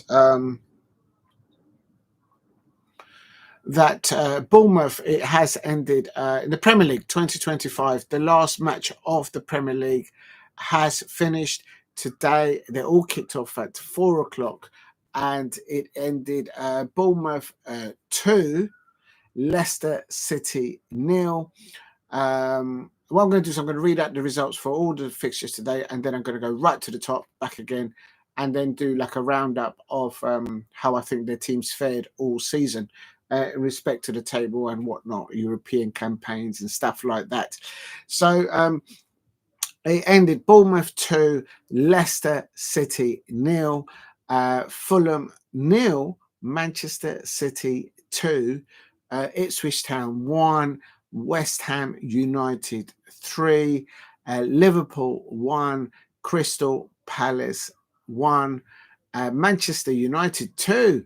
Would you believe it? Manchester United actually won a match against the top side, the top 6 side. Anyway, Manchester United 2, Aston Villa 0. Newcastle United have a pony of a day today against Everton. He ended Newcastle United 0. Everton 1, but Newcastle United having the last laugh in the end. If you know, you know. Nottingham Forest 0, Chelsea 1. Nottingham Forest had it in their hands at home. If they would have won, they would have got into the Champions League. But so they can't blame anyone else then but themselves. Southampton 1, Arsenal 2. So there you go. Mikel Arteta beating the bottom team, and just he'll get another 2 years, 3 years, another £100 million spent on him. He'll be all right. Where do they get another trophy? I don't know. Tottenham Hotspur 1, Brighton 4. Oh my days! I mean, like, come on. Brighton. I think they've still. My understanding is they've missed European opportunity for next year. So, as a Crystal Palace fan, I am happy about that. Tottenham Hotspur, of course, won the Europa League, and last of all, Wolverhampton Wanderers 1, Brentford 1. So there you have it. Please keep hitting the likes and subscribe at Diego C. Palace if you are new. So I'm just going to do here reaction. I'm going to put in here.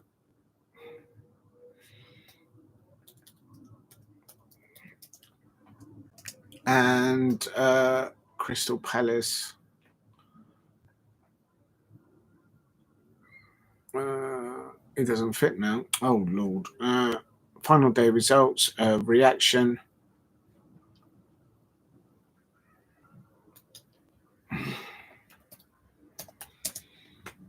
Live. I'm going to have to remove this one then.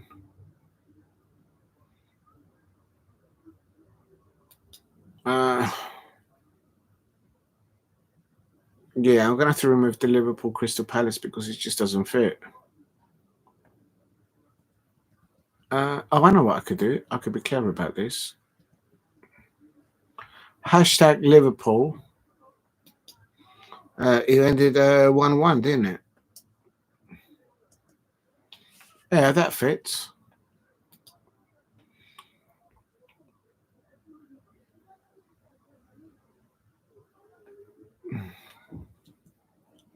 Hashtag.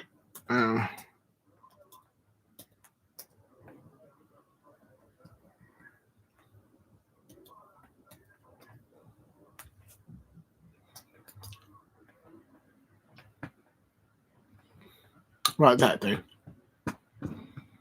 Oh, did I spell Liverpool correctly? Yes, I did.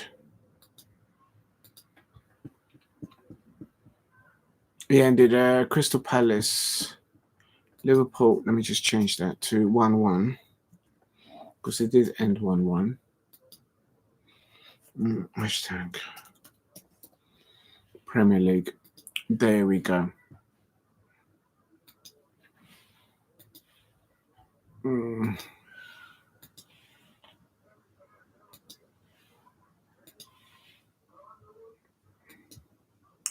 If you're new to the channel, please subscribe at Gyokeres Palace. Just changing the title. Premier League Live, final day results, reaction. Hope that makes sense. And what I'm going to do now is, as I say, go to the fixtures. I wonder if I should do it by the tables. No, I've done the results. So let's go to the tables. Let's just work. Let's work from the top to the bottom, I suppose. Liverpool, and I'm going to try and give it a best out of 10 for each of these football clubs. How do I think they fared in the Premier League, and how did they, out of 10, how did they do it in not just the Premier League, but if they were involved in European competitions, and also where they've landed for next season? How overall I feel as a Crystal Palace fan, as a neutral, most of them, of all of them, of course, except Crystal Palace. How do I think they've done? I'm going to start off. Actually, let's go towards the bottom.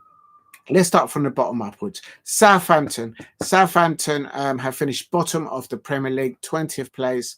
They played 38 matches, well, they all have, and they've ended up with only with 12 points. So a horrendous season for them, I suppose, from that perspective. Today, against Arsenal, Southampton started with the new manager, Simon Rusk. Let's find out a little bit about him before I move on. The Arsenal manager has been labelled as Albert Struvenberg. So I'm not sure why they did that. Maybe they just gave that to, I don't know if Mikel Arteta was there today. Maybe he was off sick today or something like that. Unless someone has made a mistake there. Please hit a like and subscribe at Diego C. Palace if you are new. So the Southampton manager is a gentleman called Simon Rusk. I'm going to do some background. Well, it doesn't really, I mean, it's for next season. They're going to be in the Championship, but I didn't know anything about this. So let's find out.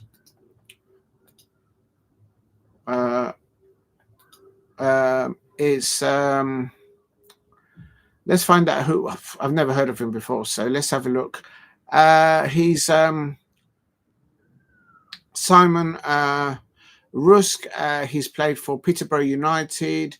As a player, he played for Cambridge, Boston United, Norwich Victoria, Rushman and Diamonds, York City and Crawley Town. International, he has played for the under-18 and under-18 for Scotland. So he must have been born in Scotland, I suppose. I don't know. It doesn't say here, so I'm not too sure where he's from. As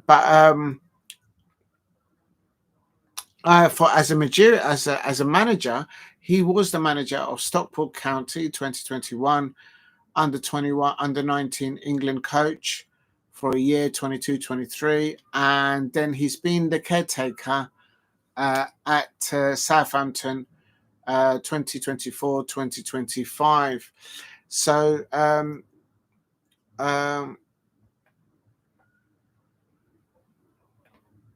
He was an under-23 coach at Brighton, under-23s. He's done some work at Stockport County, Dundee, England, and also he's been at Southampton for some time now.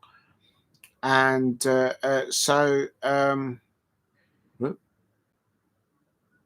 he was born in England, but he has played 3 times for the under-18s for Scotland. That's Simon Rustet. So I presume he's now the manager. I know he's the caretaker manager at Southampton, so he's not been appointed the new manager at Southampton. So we'll have to wait and see what happens there. I thought he had been appointed as the new manager. So you live and learn there, I suppose. Right, going back to it, I'll find the tab that I had open for this. It ended at Southampton 1, Arsenal 2, and for me, I can't see us going for any of them.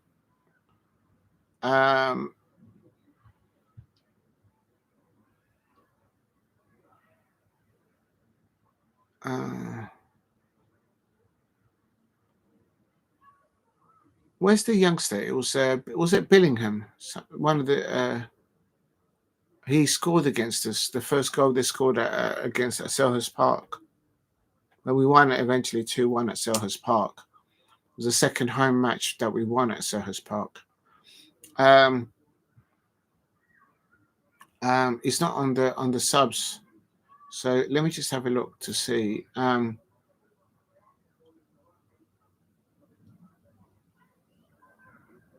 Oh no, there is a new manager there. So let's have a look and read about this. So new manager still in attendance at St Mary's. So Will Steele. So the new manager of Southampton is, and there you can see celebrities in the background there. And just trying to get his name.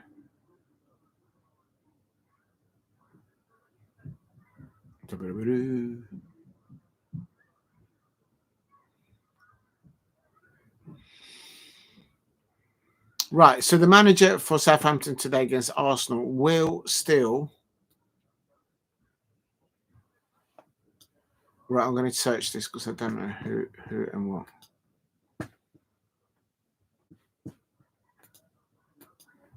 How do I close this down now?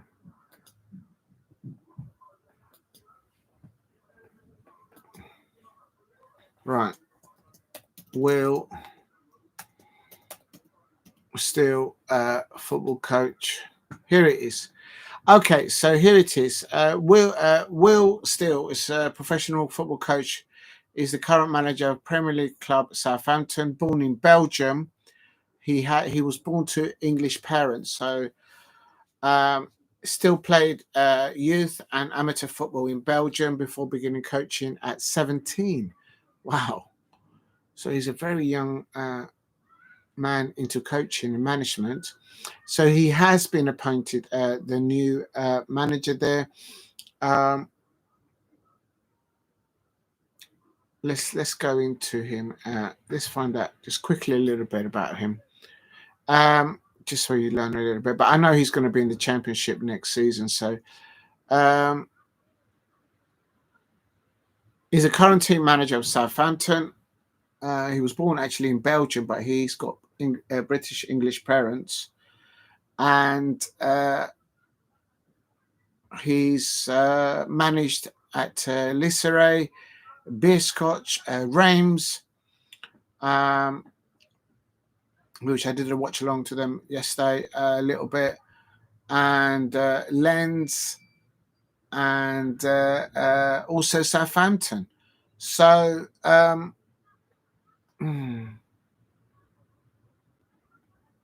early career, Preston North End. He was an under-14 manager at Preston North End. That's what he started his managerial career. Lisseray, also Beerscotch, Reims. He got his UEFA Pro license. Reigns was because he didn't have a license for UEFA Pro license. Reigns was fined 25,000. Every match still managed. Oh my god, that's oops. It was on the 25th of May. He signed a 3-year contract to be the Southampton manager.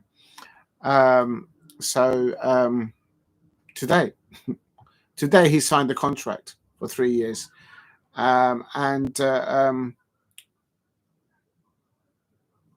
he is reported. He went public on his relationship with Sky's reporter Emma Saunders in March.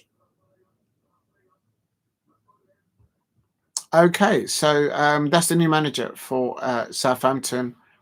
He's literally been managing abroad, and he's just signed today a 3-year. But he wasn't in the dugout at Southampton. Right. If you're new to the channel, please subscribe at Diego C. Palace if you are new. And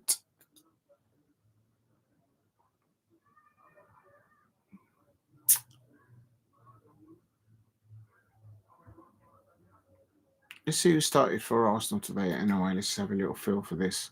Declan Rice, Thomas Partey starting in the midfield pivot there. Sterling, Swaneri, Gabriel Martinelli, Marino. I just don't see them winning any. Bukayo Saka was on the bench. The captain, Odegaard, was on the bench. Trossard was also there. Jorginho was on the bench. Havertz was on the bench. David Raya, he started, although I think he's going to be sold. So, but Southampton won, Arsenal 2. So going back to the table, how do I think Southampton did? They only won 2 games, I think. They only won 2 games and drew 6 games and lost the rest, 30. Only 12 points tally there. What do I give a rating out of 10 for Southampton? I've got to give it a 2, just for giving it a go, I suppose. What is that? There's a striker that plays for Southampton that was linked to. Trying to get his name. Let me just go in here. This one will have it. Please keep hitting the likes and subscribe to Diego C. Palace if you are new. When something gets stuck in my mind, I need to find out. He's the name just can't get to my name now. Southampton striker.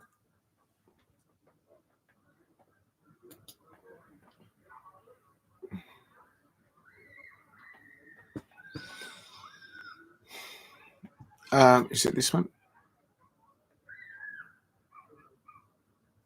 No, I can't see it.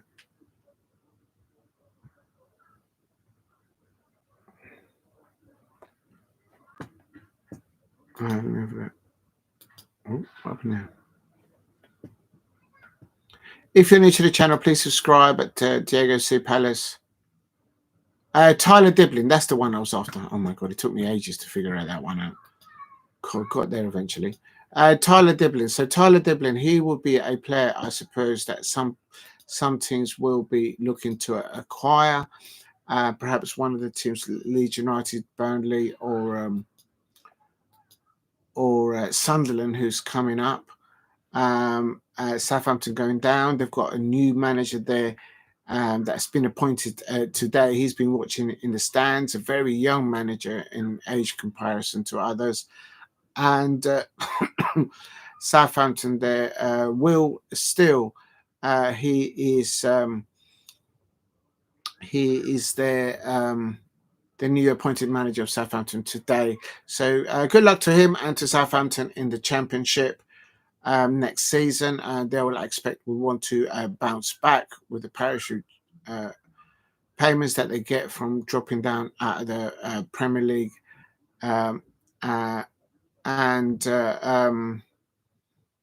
If they keep most of their players, but Tyler Diblin, he might be a player that might be wanted by other clubs. Please help me get to 5 likes if you can in the chat. So I'm giving a rating of Southampton of out of 10 for the whole season. I'm giving them a 2. They haven't they didn't score enough goals, and they conceded 86 goals. Wow. The bottom 3 clubs that got relegated, they all conceded over or 80 goals. Wow. That's just the 3 clubs that came up, the 3 clubs that went down. Next club is Ipswich Town. I thought Ipswich Town might get out of the relegation zone when there was like a good 11, 12 games to go towards the end of the season. They've lost literally the last sort of 6, 7 matches. But I mean, in the cup runs, Ipswich Town did quite well, I thought. But McKenna there, for me, they just couldn't score sufficiently, and it's all about squad in depth, really. But at Portman Road, a very old school stadium, and I suppose teams there are finding it difficult there to do well. But today they lost 3-1, and they're obviously adjusting. They're getting ready for the championship. I'm giving Ipswich Town another 2 out of 10 because of the I can't see any players there that Crystal Palace might be interested in. There is, of course, one player that everyone sort of wants to get, but I don't think Crystal Palace will be going for them. It's Liam Delap of Ipswich Town, but I don't think he wouldn't get in front of Eddie Nketiah or even Jean-Philippe Mateta, in my opinion. But other people seem to rate him really well. So, but Ipswich Town going down, and I'm giving out of 10 Ipswich Town 2 out of 10 for their endeavour this year in the 24-25 season in the Premier League. The next one up is Leicester City. And although in the last 7 matches they actually picked up 7 points, there was 2 wins and a draw. Leicester City, they just couldn't get enough service and firing goals for Ruud van Nistelrooy. But I do remember during the season that Ruud van Nistelrooy had to field 16-year-olds constantly on the bench and sometimes playing them alongside there. And against Bournemouth today, they lost 2-0. Jordan Ayew finally been allowed to start. In the last 2 games, Jordan Ayew has started. And in the last game, they did score, but they couldn't get it over the line. I hope Jordan Ayew does well next season in the Championship with Leicester City. I'm very fond of Jordan Ayew. He's from Guyana, but he spent so many years at Crystal Palace. What an amazing player for us. And he's signed one of my shirts, my shirt from last season. So thank you very much, Jordan Ayew, for doing that. I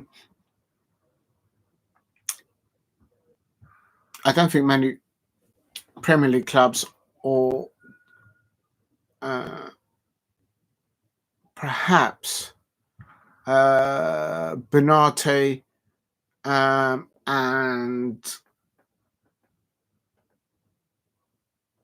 maybe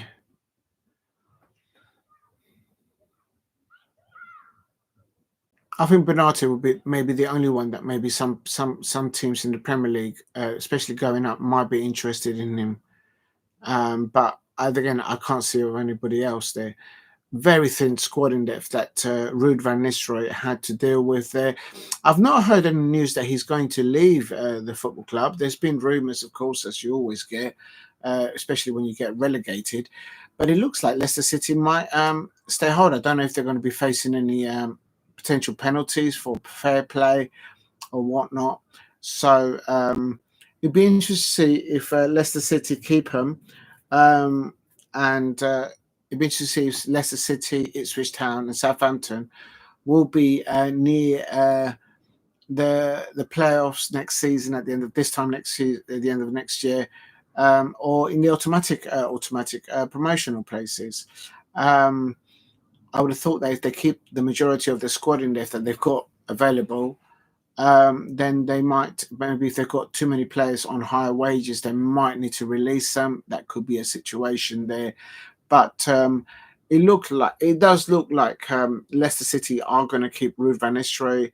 And in this brief spell when he did cover a little bit at Manchester United, I think he never lost a game. Could be right in saying that.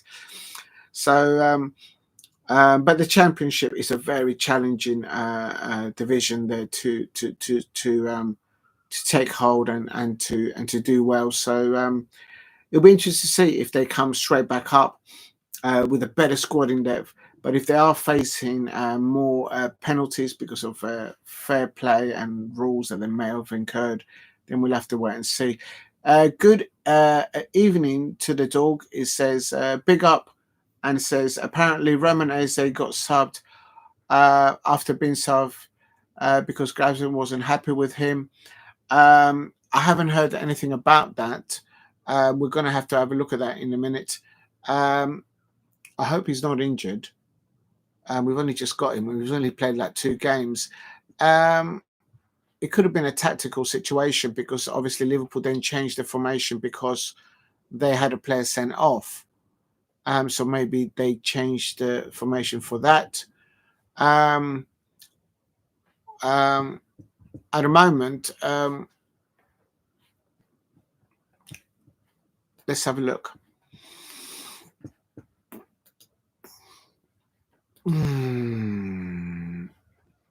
Let's have a look and see what happened there. Yes, you're right.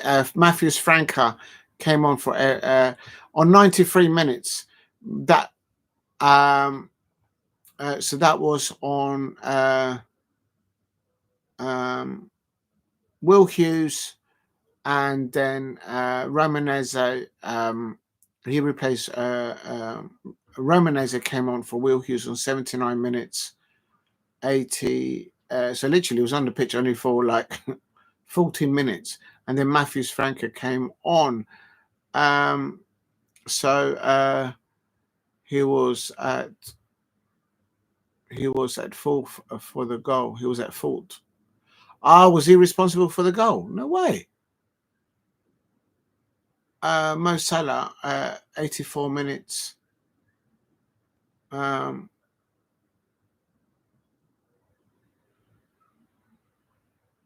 Right. He's only young though, still though. If Romanese feels that he can't break into the starting 11, because he was playing regularly for Millwall, if I'm not mistaken, then he should just have a frank conversation with Oliver Glasner and say to him, look, respect what you're doing for the club and what you've done, etc. But I just want to play football. Can you loan me out? And I want to be loaned out, and then go be loaned out, and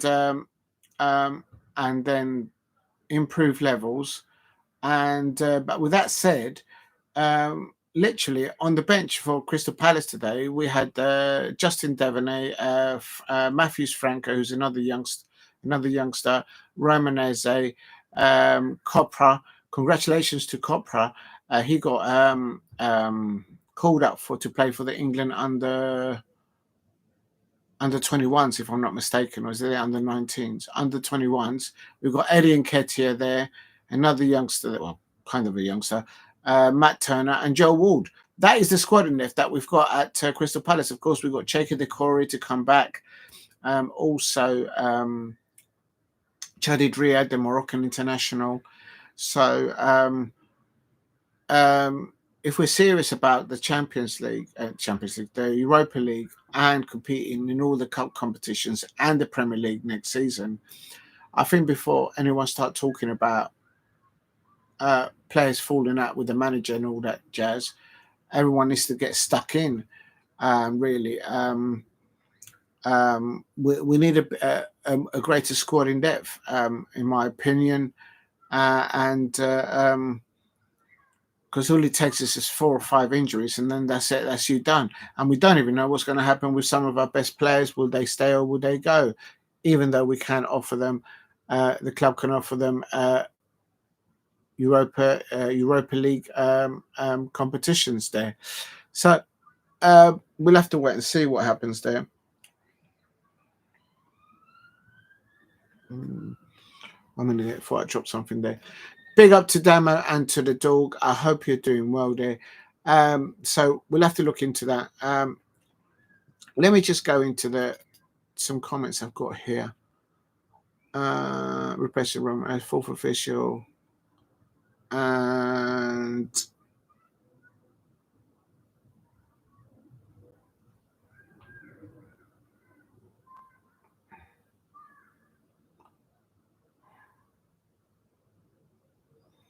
I can't see anything that I can't see any comments that Romanese fell out with, but I hear what you're saying, Dave. That's what's happened. We'll find out from that. I hope they haven't fallen out, because we can't afford to lose players been falling out with a manager. At the moment, if anyone falls out with the manager, they're going to lose that argument, because the man has just landed at the Crystal Palace their first silverware. So, hello, you're up against it there. Whether you think you're right in your argument.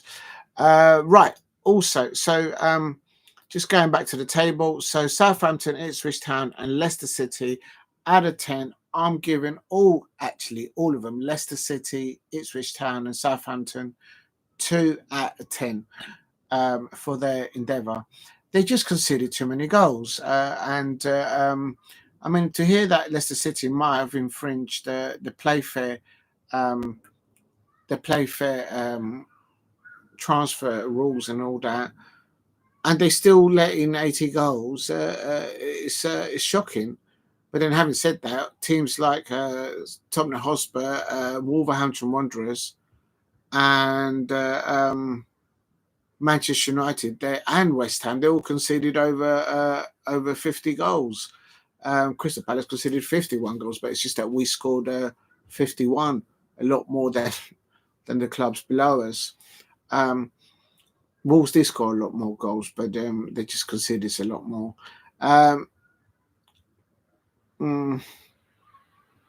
Now, for Leicester City and Ipswich Town, I'm giving them 2 out of 10 for their Premier League troubles and 24-25 campaign.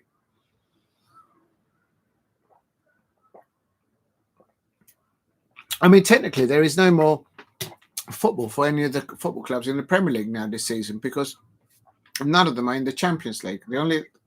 Oh, no, sorry. Chelsea are still in that Conference League final next Wednesday or Tuesday. I can't remember what day it is. So the only Premier League team still has competitive football still to play this season is Chelsea. Yeah, that's the way I see it. So, right, so Southampton, Ipswich Town, and Leicester City, I'm giving them 10 out of 10. Then comes Tottenham Hotspur. They have finished on 38 points, above the relegation zone, with a -1 goal difference. But can't believe they bottled it today against Brighton. All they had to do is just get a draw against Brighton, and Brighton would have finished even further down, and they would have finished if they would have got... if they were winning at one point, Tottenham Hotspur. If Tottenham Hotspur had won, they would have finished above Manchester United and Wolves, because they would have finished on 42 points. But I mean, at the end of it, I did see Tottenham Hotspur. I saw Ange Postecoglou getting embraced and getting hugs from all ex-Tottenham Hotspur players that have played for Tottenham Hotspur. And you can see the look of Daniel Levy looking onwards. And he was like, he's just like he wanted to get those applause, I suppose, and those hugs. Maybe it just kind of looked like that.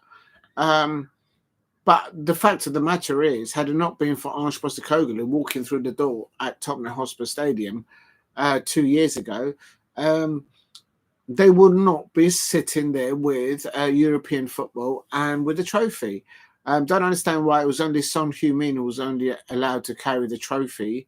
He literally didn't play for half of the season for Tottenham. It is what it is. It's like, what, is he part of the furniture? I suppose he is there, I suppose. But he, if you think about it, has Son Heung-min taken over the mantle of Harry Kane? Absolutely not. And of course, he's had injuries. I don't know. So for Tottenham Hotspur, had they not won the Europa League final against Manchester United, I would give them a below 4 or a below 5 out of 10. But because they won silverware, it's about silverware. Because Tottenham Hotspur won silverware, European trophy, the Europa League final, where they beat Manchester United. I'm giving Tottenham Hotspur a 6 out of 10. 6 out of 10 for them, because they won the Europa League final, but they finished now 17th, and you can see that Daniel Levy's face there right at the end of that fixture against Brighton. And Tottenham were all right in the first half. They started well, they took the lead, and then they just kind of kept on running out of gas. And that's actually what Ange Postecoglou said at the end of the match. He said, we just gassed out in the second half. We just didn't have no energy. Like, they were all hungover. And it's, wow. It is what it is. Please keep hitting the likes and subscribe at Diego C. Palace if you are new. So out of 10 for Tottenham Hotspur, including the fact that they won the Europa League, out of 10, and mindful that I gave Leicester City, Ipswich Town and Southampton 2 out of 10, I'm giving Tottenham Hotspur 6 out of 10. 6 out of 10 there. But had they not won the Europa League, I would give them below 5.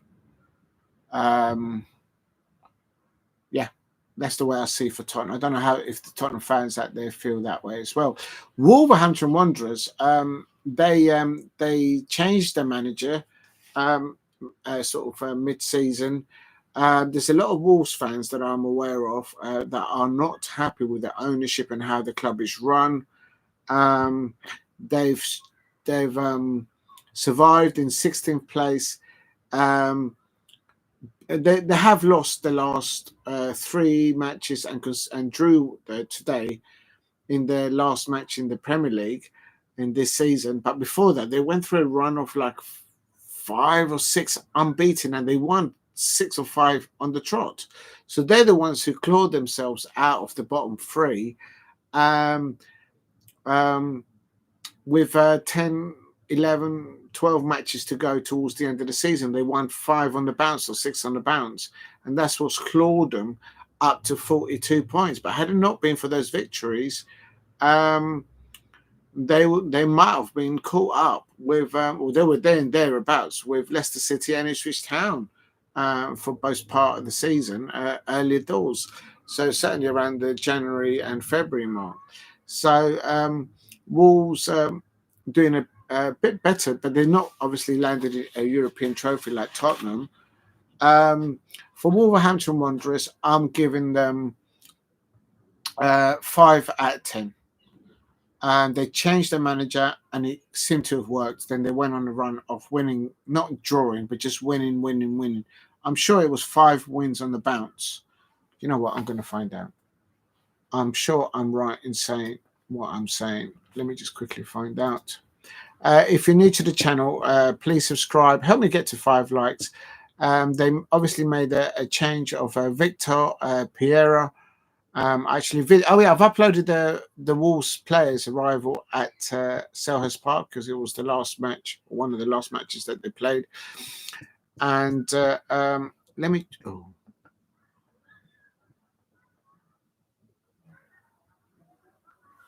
How do I get Wolves previous? Oh, there. So do I do it like that? Okay, I got it. What I'm trying to point out.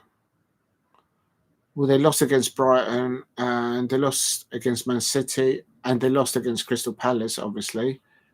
But in April, they won 3-0 against Leicester City. They won 1-0 against Manchester United. They won against Tottenham Hotspur, and they won against Ipswich Town, and they won against West Ham. It was that month of April. That's what saved them. That's the one I'm talking about. I'm just wondering if at Leicester City, did they have the new manager? Victor Pereira. Yes, they did. So what I'm trying to trace back is, so the month of April, they played 5 and they won 5. Hello. And then they beat away Southampton, and they still had that's when they had Ivan Juric. So that's when they got rid of him. And that means the new manager for Wolves. Oh, no, wait a minute. That's wrong. I got it wrong there. 1 minute. I got it wrong. Victor Pereira was still the manager against Southampton. Sorry, that's Southampton manager. I thought that didn't sound right. Against Everton, let's have a look. Everton, did they still have Victor as the manager? Yes, it was. They drew against Everton. And then to the beginning of March, when they drew against Bournemouth, Victor Pereira was still there. So when did they change managers? I know they changed managers. So that means in March and in April, that's what saved them. This March, April. Let's go to February.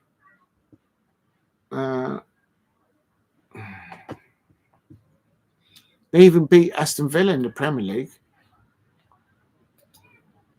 Victor Pereira.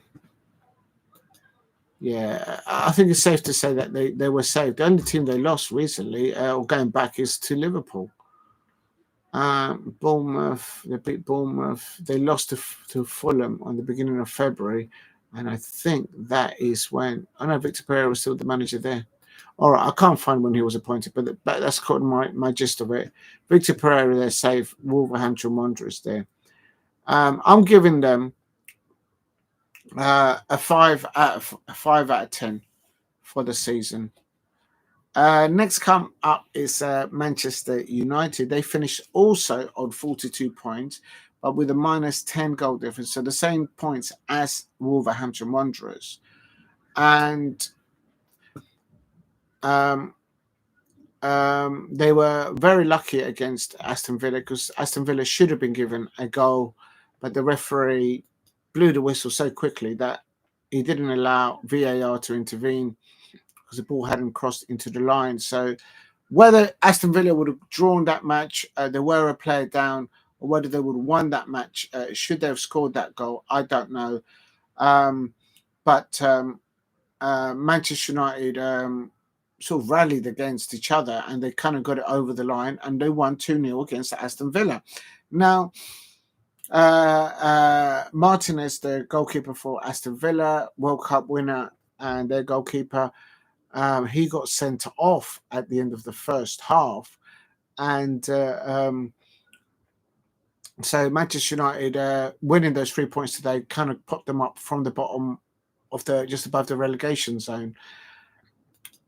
I don't understand Manchester United, not going to pretend to, but I would expect that the Manchester United fans are still not happy with being that far down in the Premier League, considering even though they still went for the Europa League final, just as Ange Postecoglou did, but they just couldn't get it over the line against Tottenham in the final. So had they been working as hard as they did today to get those 3 points, this is without Garnacho as well. He looks like he's going to be sold there.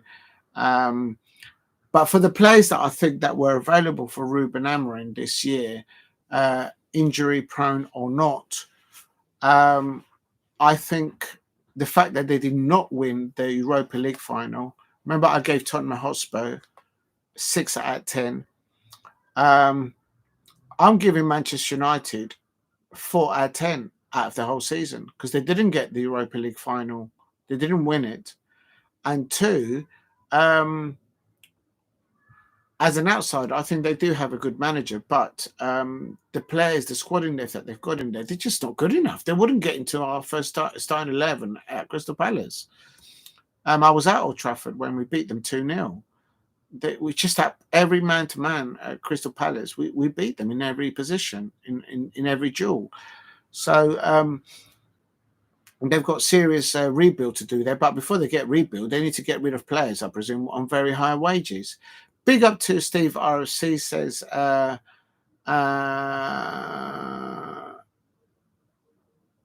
I've done the dog and the demo comment. Steve RFC says, keep thinking Serie A games was on TV, but it's on only Barca on TV. Oh, right, I don't know. Yeah, there is some Barcelona, and also Claudio Ranieri might be playing right now for Roma in one of his last games as a manager. Someone is going to replace Claudio Ranieri. He's done wonders there. I see Manchester United fan do reactions saying, why can't Manchester United players like this on Wednesday frustrating, only turning up for games when nothing to play, not good enough when it matters? I can see their point of view because, quite frankly, had the Manchester United players fought tooth and nail like they fought for parts of the game today against Aston Villa, they might have got a result over Tottenham. So I can maybe see what you're trying to get to there, Steve, from wherever you got that from. Please hit a like and subscribe at Diego C. Palace if you are new. But I'm giving out of 10, I'm giving Manchester United 4 out of 10. And I was there. All right, big up to you, Steve. Yeah, no, the thing is, it's the Premier League campaign for Manchester United fans was over before it started, I feel, as an outsider looking in. They had players like Anthony, Jadon Sancho, Marcus Rashford on their books. And for whatever issues off the field, they didn't feel that they could get stuck in and just honour the contracts that they signed. It's just ridiculous. So they had squad in depth there to a certain extent, but for whatever personal player issues that they had, these players like Jadon Sancho, Anthony, and Marcus Rashford, they weren't able to find their will to honour their contracts. All right, if you fall out with the manager, you fall out with the players, you fall out with the fans, but you just turn up for work and you give it all you can and you do the very best on the pitch. And then at the end of it, you say to the manager, I've done my piece.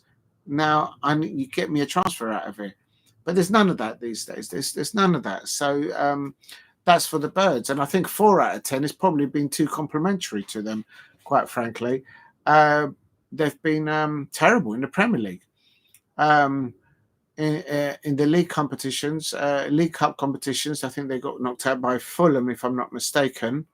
Had they beaten Fulham in the FA Cup, we would have been back at Old Trafford, but we faced Fulham, and then that's when, after Fulham, we went into the semi-finals against Aston Villa. I have been like this before. Why we beat your title rivals when you got 10 points behind. You need to do it when you are 1 behind or forward. Winning big trophies is hard to fight, and you never give up. I don't know. It's just for some reason these players these days, when they sign contracts, it's the contracts are not worth what the paper they're written in. And if they are written on paper these days, it's probably all on an email nowadays. But Manchester United got a result today against Aston Villa, even though with a little help of a mistake from the referee on that goal that should have counted for Aston Villa. Whether Aston Villa would have got a draw or a win, even with that going their way, is another question. And as you pointed out, Steve, and I'm pointing out, why didn't the Manchester United players play like how they played today, like they play against Tottenham Hotspur? They would have got something out of that. And maybe, you know what I mean? So I just don't get it. Into penalties. Chelsea were due 2 years without, and it wasn't 3. Yeah, Chelsea, that hurt them a lot financially, being out of the Champions League. I mean, Manchester United won against Aston Villa, and they've got Europa League football next season. They've just missed out by a whisker because of a referee decision of Champions League football. It's just chucked sort of like, a good 80 mil down the drain hole. Unai Emery must be fuming, but you can't just hold it on that. And also Manchester United, they need to sort out their pay structure, and also I think how their club is run. I think they need to. I don't believe for 1 minute that Sir Jim Ratcliffe is gone into Manchester United just to be a minority shareholder. I'm pretty adamant and sure that Sir Jim Ratcliffe wants to own majority holding at Manchester United. So they need to sort that out. Once they get that over the line, I believe they're still making people redundant at the football club as we speak this weekend. And so it's a tough time for the club in and off the pitch there. I'm giving them 4 out of 10. Actually, not 5 out of 10, 4 out of 10. 4 out of 10. And actually, I'm being lenient there, I think, because I've got a feeling that some Manchester United fans that they probably will give them 0 because they finished like literally just above the relegation zone. So at their levels, they probably will not be happy with that, and they've come away with no trophies and no European football for next year. So it's gonna have a. I mean, there was like nearly 74,000 people at Old Trafford today, and they got their 3 points. But is that a consolation of being out of Europe? And as I say, none of the players that Manchester United have would walk into the Crystal Palace starting 11. No way. I'll be fuming. They're not good enough, so they need to sort their stuff out there off the pitch and on the pitch. They need to get rid of players on such high wages. Or who knows? They might return. Maybe I think they will keep Una. They will keep Emery there. They will keep Aston Villa. I don't think Unai Emery will leave Aston Villa. As for Manchester United, I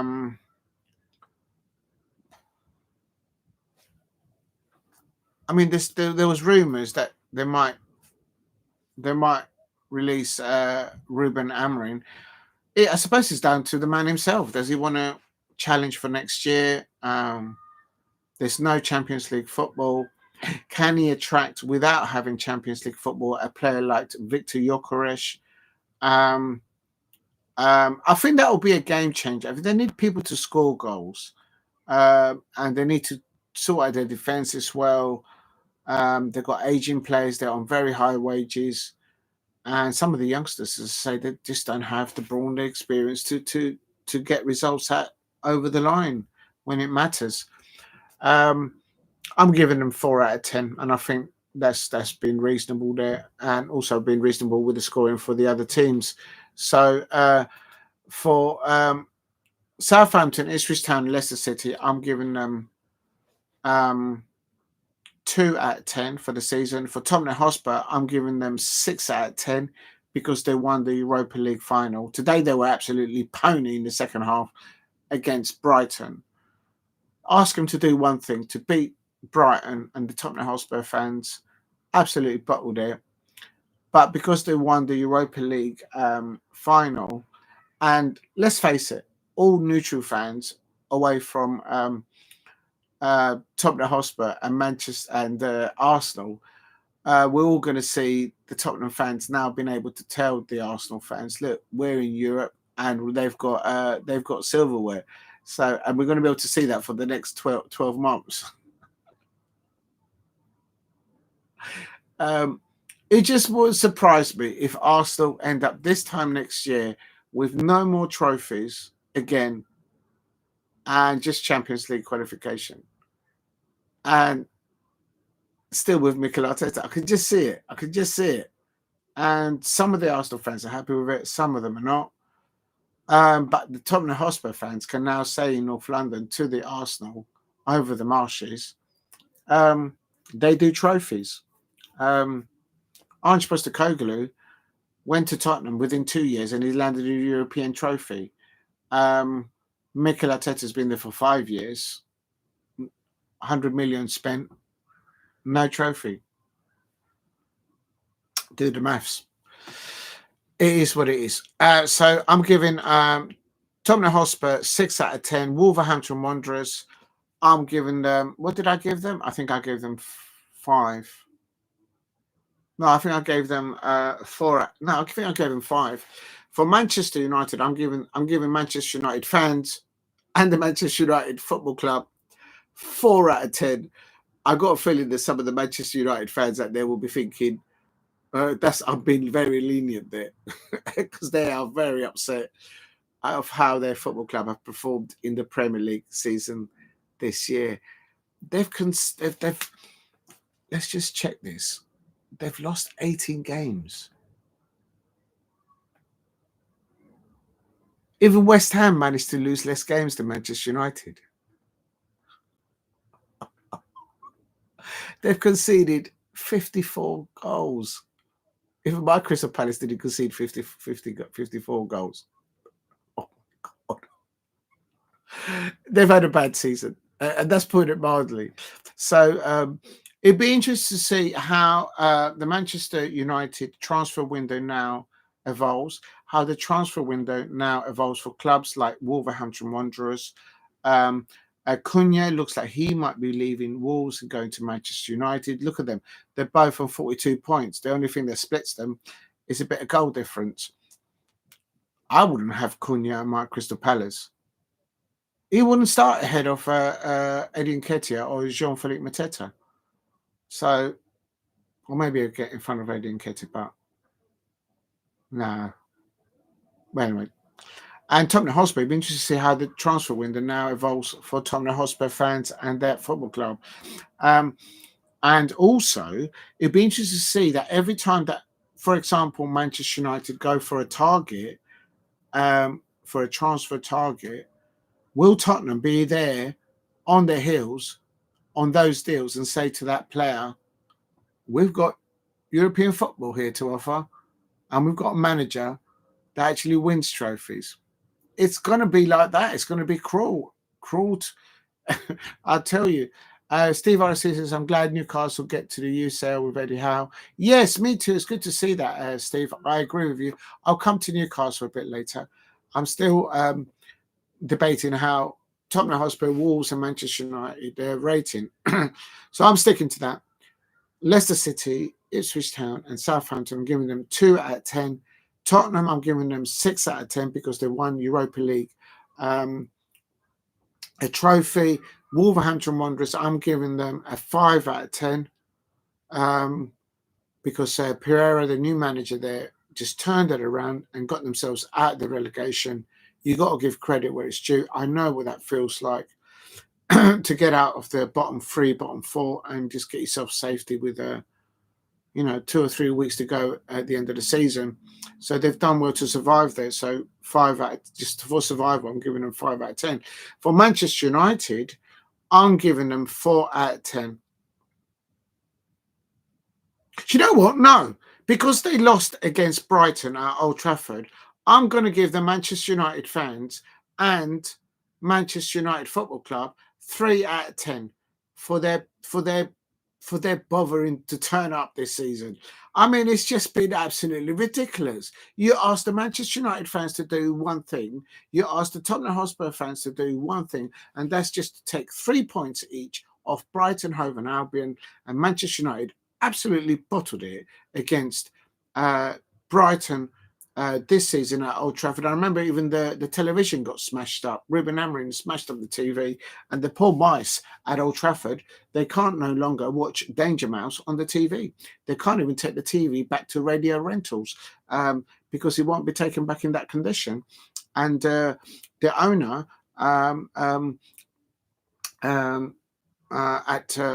part owner at Manchester United,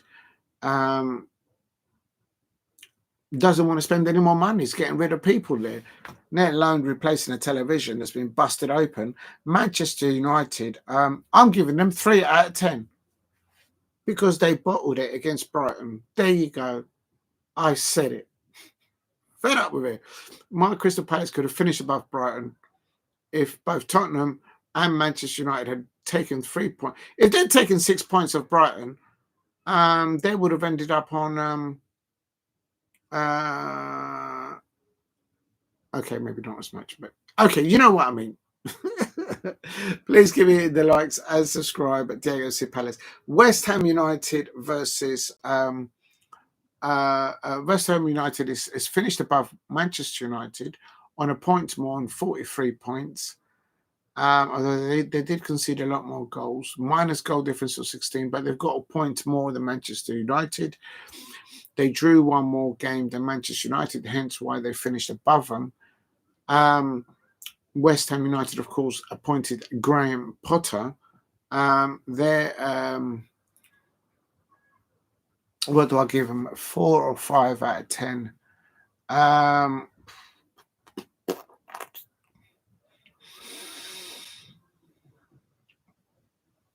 going to give them 4. 4 out of 10. Yeah, 4 out of 10 to West Ham United, and Manchester United can have 3 out of 10 because they just bottled it against Brighton at Old Trafford. I mean, it's just something. And that's it. Big up to Demo. We're going on a European tour.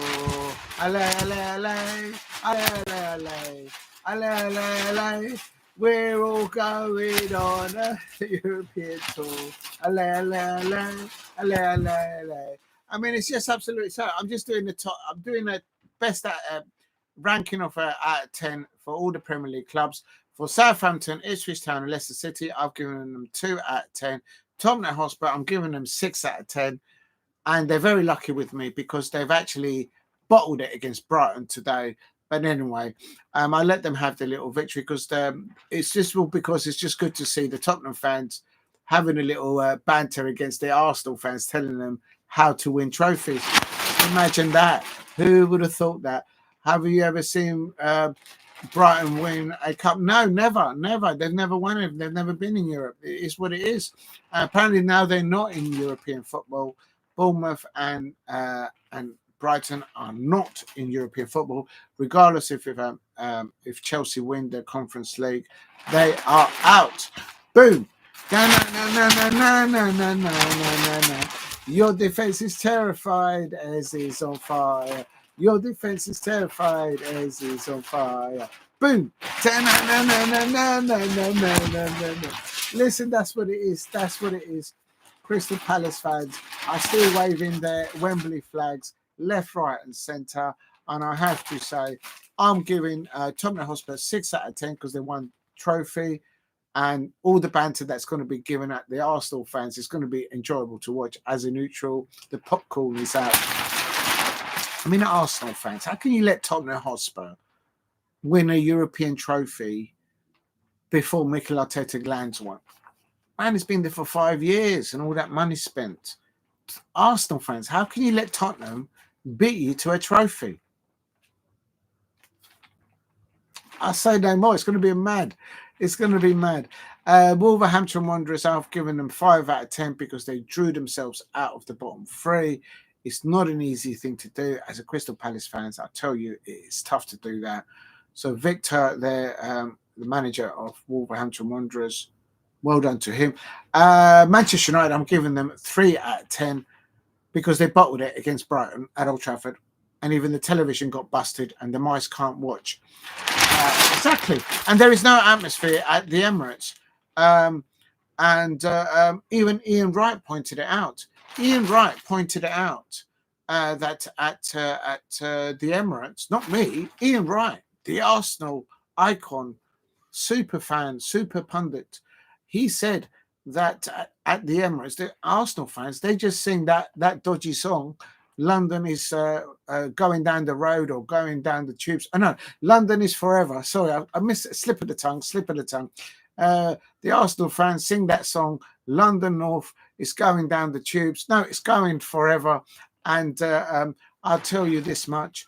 To watch the Tottenham Hotspur fans beat Mikel Arteta and the majority of the Arsenal fans, because there is some good Arsenal fans out there that have actually called it out correctly on Mikel Arteta. He should never have been appointed the manager there because he's not going to win them anything. He's going to spend a lot more money, and it is what it is.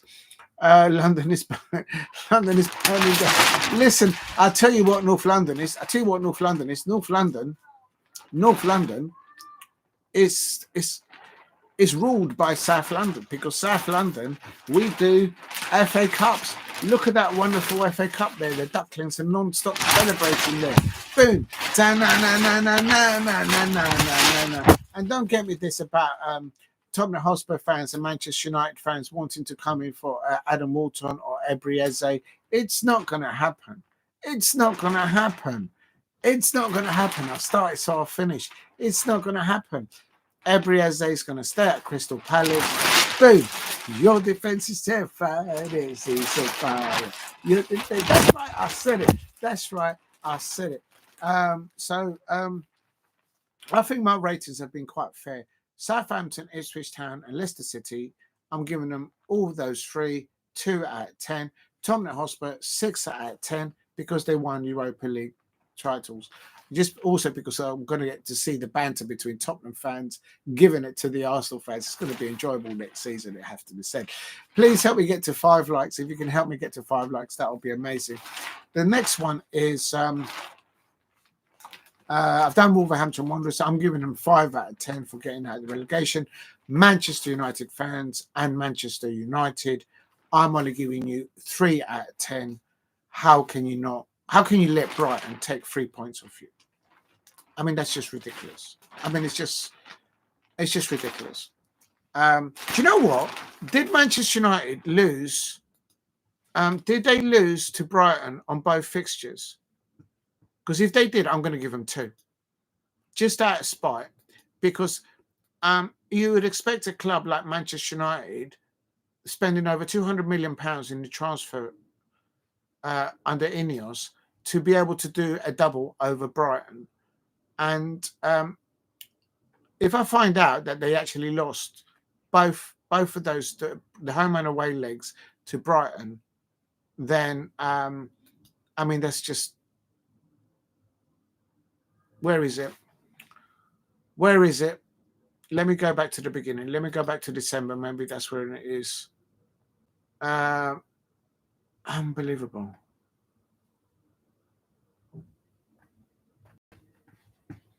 I wish I knew. I don't know. They drew. Right, going back to October. When did they play them? They must have played them twice. Here we go. We drew at home earlier in the season, 0-0. Oh my God, they lost to Tottenham earlier on in the season, 3-0. Oh yeah, of course they did. Oh my God. The only big win this season was 7-0 against Barnsley.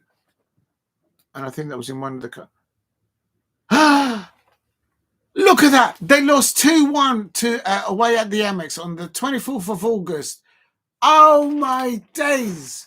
How can you get the double done over you by Brighton, Hove and Albion, Manchester United fans?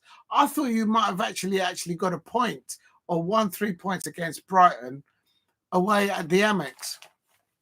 But it turns out that at the beginning of the season, it ended Brighton 2, Manchester United 1. Oh, look, I'm reversing that. Manchester United fans, I did give you first 4 out of 10, 3 out of 10. But because you lost to Brighton twice in the Premier League, home and away,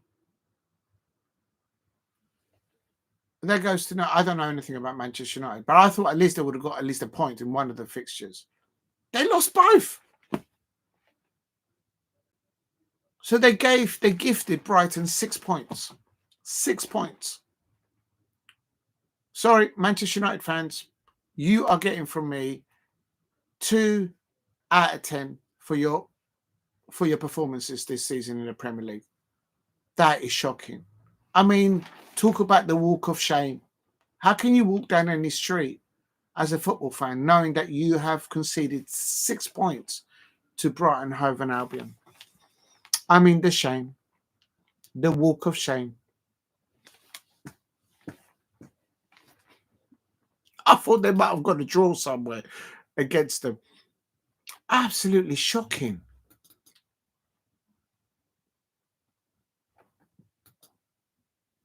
I can't see the other fixture. Oh, never mind.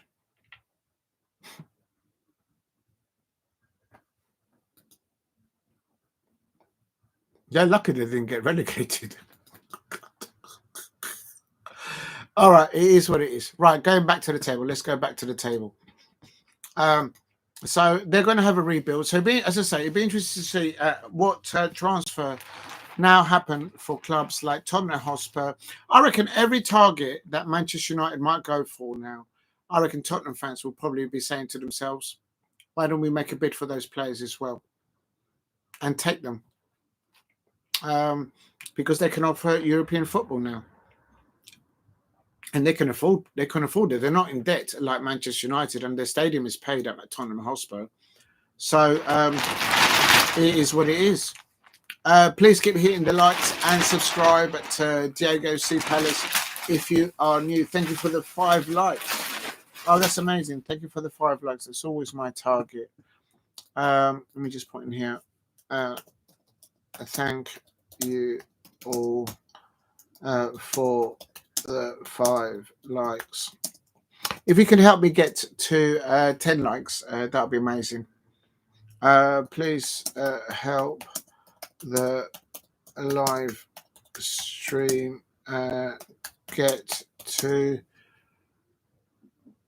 10 likes. Unbelievable. I you know what? I honestly thought that at the beginning of the season, Manchester United, before they had a mare of a season, they might have got a point off Brighton and made Brighton drop points, but it looks like they were done over twice.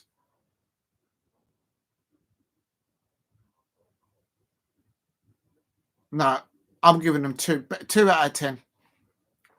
I mean, that's pony.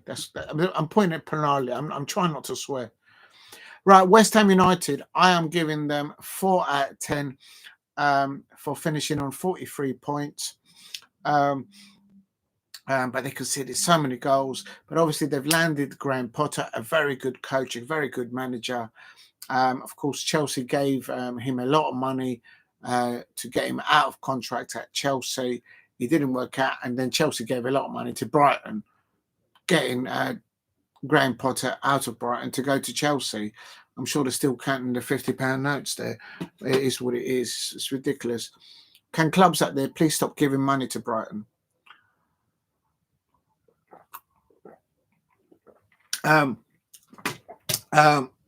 So back of it, Leicester City, Ipswich Town and Southampton, I'm giving you all 2 out of 10. Tottenham Hotspur, I'm giving you 6 out of 10 for getting that Europa League final trophy. The rest of it, bottle jobs, a lot of you losing against Brighton today. But I'm giving you 6 out of 10 because you won that trophy in the Europa League. Wolverhampton Wanderers, I'm giving you 5 out of 10 for crawling out of the Premier League. Bottom 3. A few games ago, they won like £500 or £600, and that's not easy to do when you're down there at the bottom. Manchester United fans, I was going to give you 4 out of 10, but I just found out. I didn't know, but I just found out that Manchester United fans and Manchester United players, they lost 6 points against Brighton. Earlier on in the season, they lost 2-1, and then they lost at Old Trafford. I mean, it's just absolutely ridiculous. The walk of shame. So I'm giving Manchester United fans and Manchester United Football Club 2 out of 10. How can you lose 6 points to Brighton? I mean, there'll be a meltdown if that happened at Selhurst. It just will not be acceptable. There is standards. There is standards that when you walk down the street, all nonchalant, you can say with your chest out as an eagle or as whatever other mascot you might be of any football club, but you can say that you did not give Brighton 6 points. And Manchester United fans, they let Brighton do the double on them. So I'm giving you 2 out of 10. I was going to give you 4, and I thought I was being polite, but I'm not having that.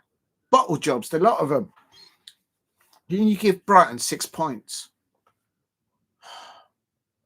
Had Manchester United beaten Brighton and Tottenham beaten Brighton, my Crystal Palace would have finished above Brighton this season. Absolutely shocking. Anyway, let's move on. West Ham United, I am giving you all 4 out of 10 for finishing on 43 points. A respectable, I suppose, given the season up and down that you've had. I think you've got a good manager there in Graham Potter. I hope that your striker there, Antonio, I think he had a big car crash. So hopefully he recovers for that and he's available for you lot next season. Was that Anthony or Antonio? I can't remember the gentleman's name, but he plays for West Ham. He's one of the strikers and he had a really horrendous car crash. I think it's Antonio or Anthony. So, but I hope he recovers well from that injury there. Of course, nothing to do with football. I don't know if he was going to work or coming from football, but he crashed the car and it didn't look very good. So, West Ham United, I'm giving them 4 out of 10. 4 out of 10 for finishing there on 43 points. Everton, with Everton, I am going to give Everton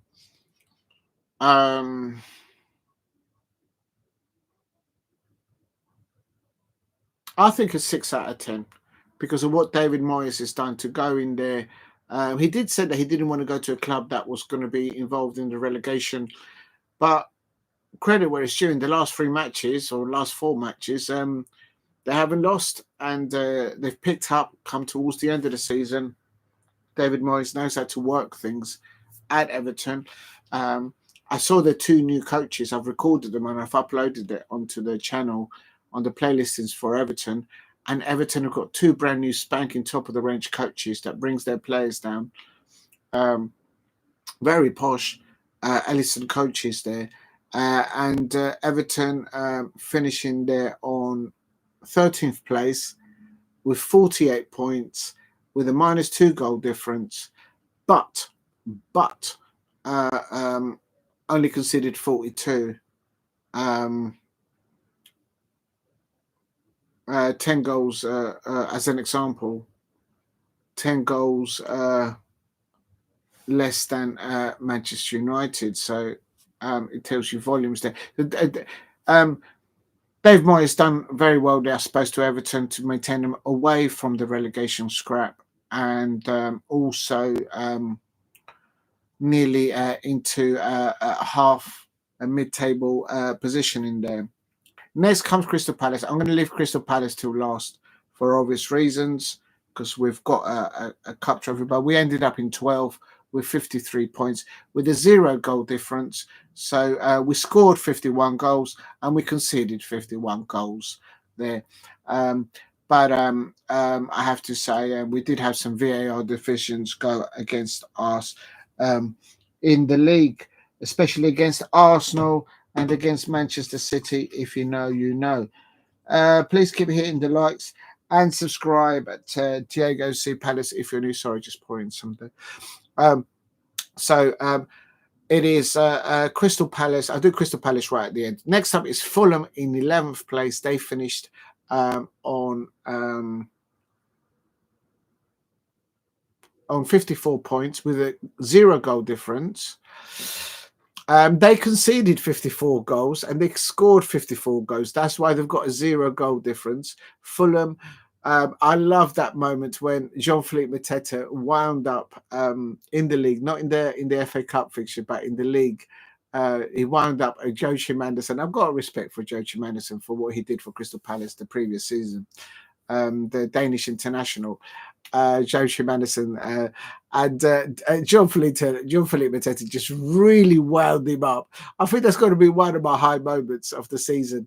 And Jean Philippe Mateta just he rattled him. He rattled him. I mean, he had him up against the ropes, like literally, in that away fixture at Craven Cottage in the league, not in the FA Cup. It was in the league because that was before the FA Cup. Because at that time Manchester United still had to play Fulham in the FA Cup quarterfinals, if I'm not mistaken. But anyway, or last 16, whatever it was. And anyway, but no, it was a quarterfinal. And then it was just so funny. And then Joe Anderson just completely lost it. And so much that even he got subbed at the end. He got a red card. He got a card in, and then I think he got subbed because it was just like he just lost his cool. And yeah, he was just really wound up. So there must have been something going on in the background, maybe when those two used to play together at Crystal Palace. And maybe not. Maybe I'm looking too much into it, but I thought it was hilarious. And but no, so for Fulham there, Marco Silva, it looks like he will be leaving. Is he actually leaving? Is Marco Silva actually leaving? Let's have a little look.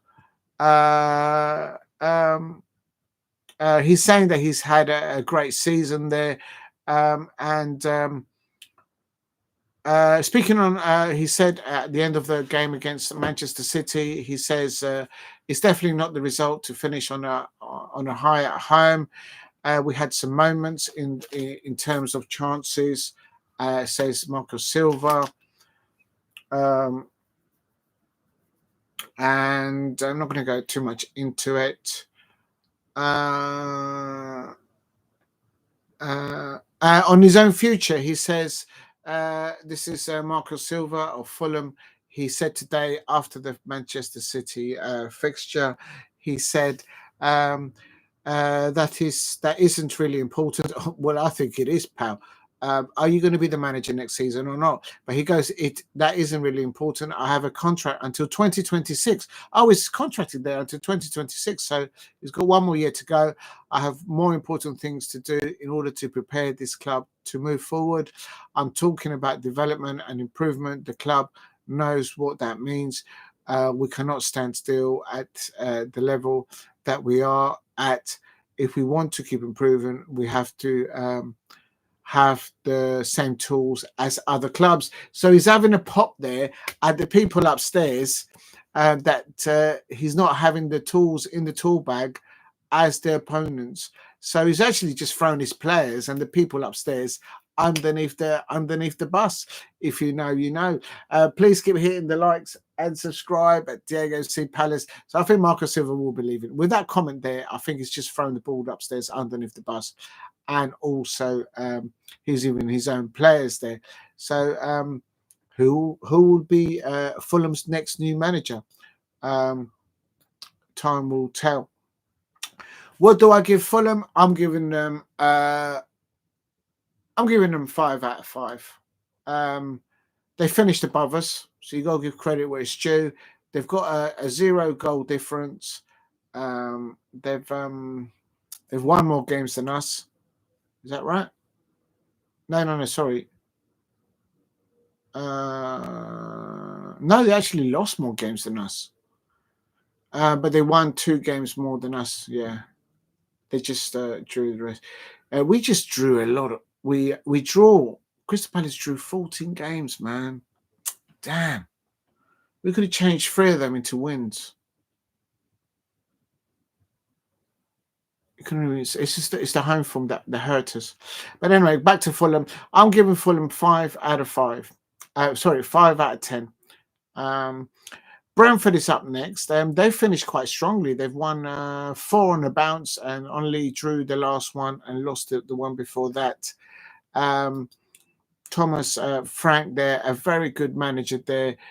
He says on his future, on the future of Wemo and Wissa, I said many times before, we're a selling club.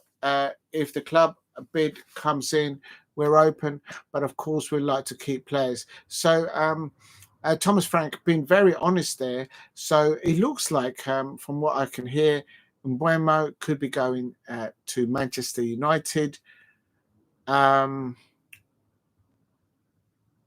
I suppose it'd be an improvement for what they've got up there in that left-hand side position, because they're not going to get Jadon Sancho back. They're not going to get Marcus Rashford back. So Mbeumo would be a good replacement there. Garnacho has already jumped ship. So they need cover down in that wing position on the left-hand side for Manchester United. So I can see that making improvements there. Would he get in front of Ebrieze at Crystal Palace? Hell no. Absolutely not. He will get in front of Romanese, but he wouldn't get in front of Ebrieze. No way. So, and how much is that costing? I don't know. So, so that's it. He's put him on the shop window. He's just said, Thomas Frank saying on Mbeumo and on Wissa that they are available.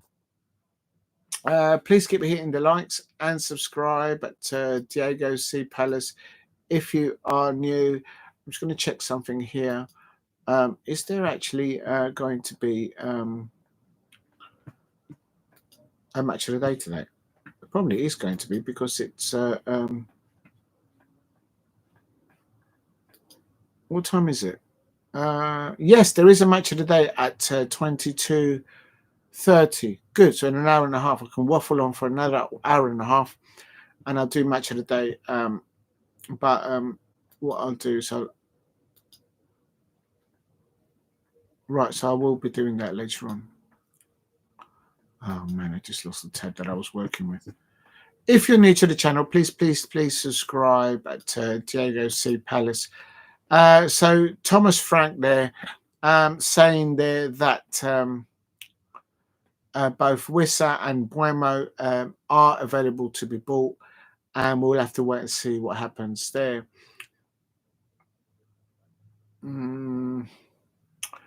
Big up to Steve. 6 from 10 sounds right for Spurs. If you didn't, they win. You will give them a 3. Yeah, I would agree with that, Steve. I think that's fair. I was going to give Manchester United a 4 and even a 4. But when I found out that they actually lost twice to Brighton this season, I mean, their standards. And so I gave Manchester United fans and Manchester United 2 out of 10. Come on. You need to raise levels up, man. Step it up. So Mbeumo there scoring his 20th goal of the Premier League season.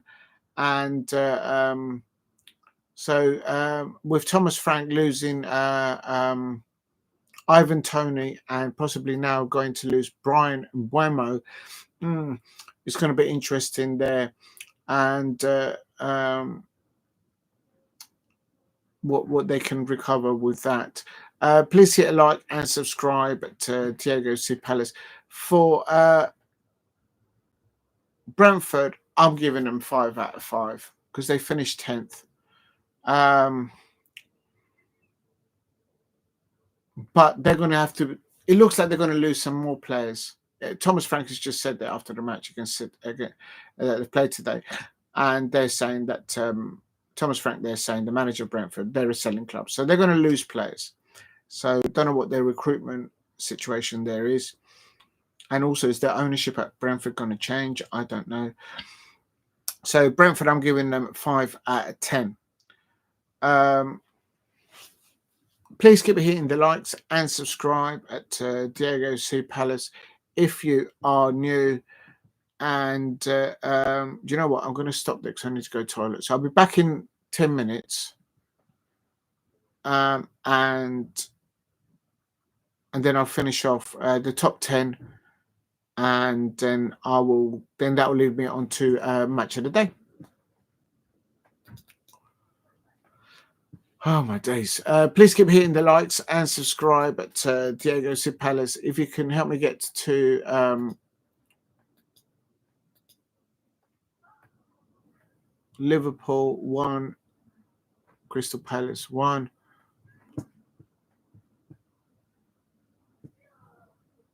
And then in a minute, what I'll do is I'll do the watch along to match of the day.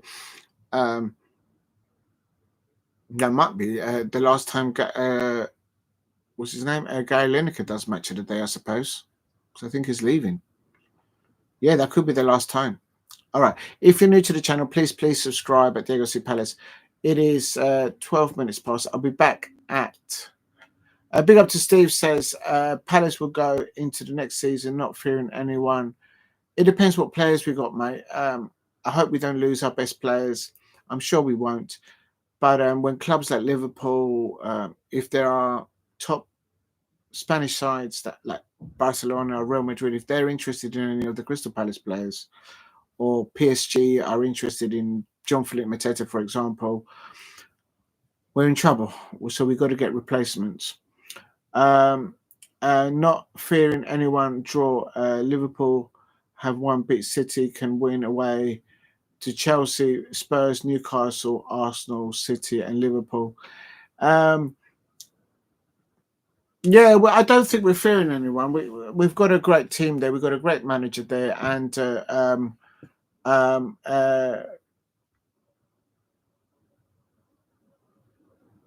oh right, so he's on Sky. So Gary, she leaves Sky, I think. All right, so then there's a few people that will be changing as the pundits there at Sky Sports. There's going to be a few. I think they actually released quite a few people at Sky actually recently. Right, so I'm up to Fulham, and I've given Fulham 5 out of 5, and also Brentford, I've given them 5 out of 5 for finishing mid-table. I think that's fair.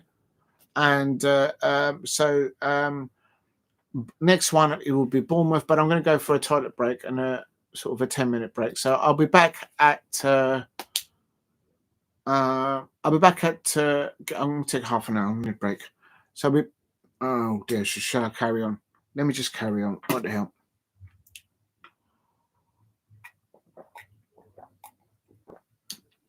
Okay, let's just to recap. So I'm giving everyone 10 out of 10. You know what? I should really write it down though, because I will forget. So Southampton, Premier League club ratings 10 out of 10.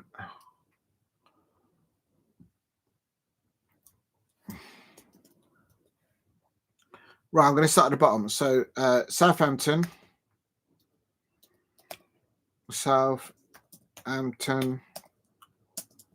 and Ipswich Town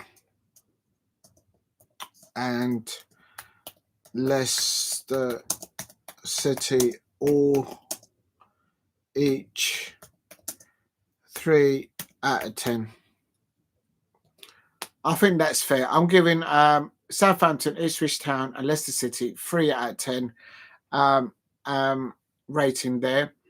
I'm working my way up, and then now Tottenham Hotspur, Tottenham Hotspur. Oh, I didn't put it in capitals. Let me just spell their name correctly. Oh, Tottenham. Please subscribe at Diego C Palace. Help me get to 10 likes. Tottenham Hotspur. Tottenham Hotspur. I'm giving Tottenham Hotspur. Yeah, I'm sticking that with 6 out of 10 because they won the Europa League final. I'm giving Tottenham, who finished at 17th nonetheless, above the relegation zone, because they've won silverware. It's about silverware, people. I'm giving them 6 out of 10 because also not just about the silverware. I mean, all the football fans, all the neutral fans out there are going to enjoy the Tottenham fans being able to tell the Arsenal fans they've beaten Mikel Arteta and the Arsenal process that they call it. They've beat Arsenal fans. How can you let Tottenham beat you to a European trophy under the process? I don't get it. I don't understand it as a Crystal Palace fan. I'm happy with my FA Cup, but I just don't understand how the Arsenal fans have allowed Tottenham Hotspur to land silverware in Europe before Mikel Arteta does. I just don't understand it. I don't understand it. And second of all, in 6 weeks' time, Tottenham Hotspur, if they beat either PSG or Inter Milan, I don't think they'll beat PSG, by the way. The way I saw them last night play. But if they beat Inter Milan or PSG in the International World Club trophy, they could be getting 2 trophies in Europe. They'd be waiting 14 years for one bus to come along, and all of a sudden, 2 of them come along. The beginning of the next season, we could be having Tottenham Hotspur with 2 trophies. 2 trophies. Arsenal fans, how can you have allowed that to happen across the marshes? Tottenham fans, I just don't get it. So I'm giving Tottenham because they've been able to get a trophy, and because they're going to give all that banter to the Arsenal fans. It's going to be brilliant. It's going to be popcorn. I mean, it's going to be eating a popcorn watching it between those 2 sets of hands. I mean, it's going to be scenes. It's scenes now. North London is literally run by Tottenham Hotspur fans right now because they've got silverware. I mean, you still find some Arsenal fans out there thinking that they're better than Tottenham, but they don't have any silverware. They don't have any trophies. We're talking about Tottenham Hotspur. They've got a trophy ahead of Mikel Arteta's. Well, he's been there even longer than Archie Postecoglou, been at managing in North London. I don't get it. I wish the Arsenal fans could explain that to me one day. I don't get it. How have you allowed Tottenham to win European honours trophy in Europe? And you guys have had a manager for 5 years and spent over £100 million in net spend, and you still haven't landed any silverware. Even Crystal Palace have landed silverware.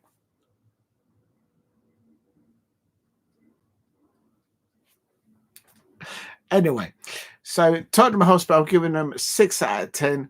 Next up is going to be Wolverhampton Wanderers. Wolverhampton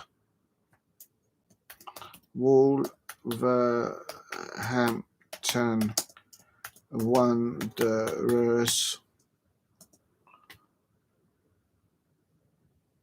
Wanderers. Why is that not one?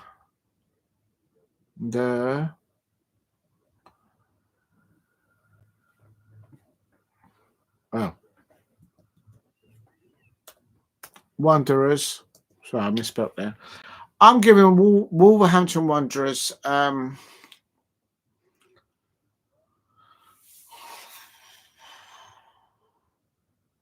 you know what? I think, what did I say? 4?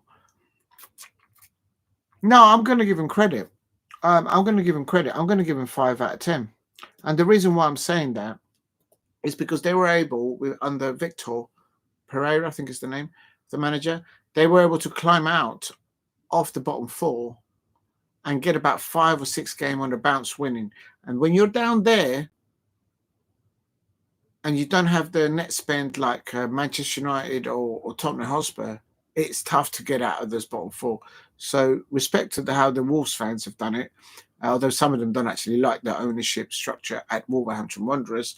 I give Wolves 4. Yeah, so we're very close in that. You've got to give respect. I'm giving it on reflection of I know how difficult it is. Once you get sucked into the bottom 4 in the relegation zone, it's difficult to get consistency, goal scorings and not conceding goals and getting out of there. And okay, Wolves in the last few matches they've lost, but not long ago, I think it was with about 12 or 13 matches to go towards the end of the season, Wolves, boom, they won 5 on the bounce, if not 6 on the bounce. And that is not easy to do. You've got to give credit where it's due. And because of that effort towards the end of the running of the last 15 matches that they had available, to win 5 or 6 games on the bounce and claw yourself out of that clearly out of that bottom 3 and potential getting sucked in there.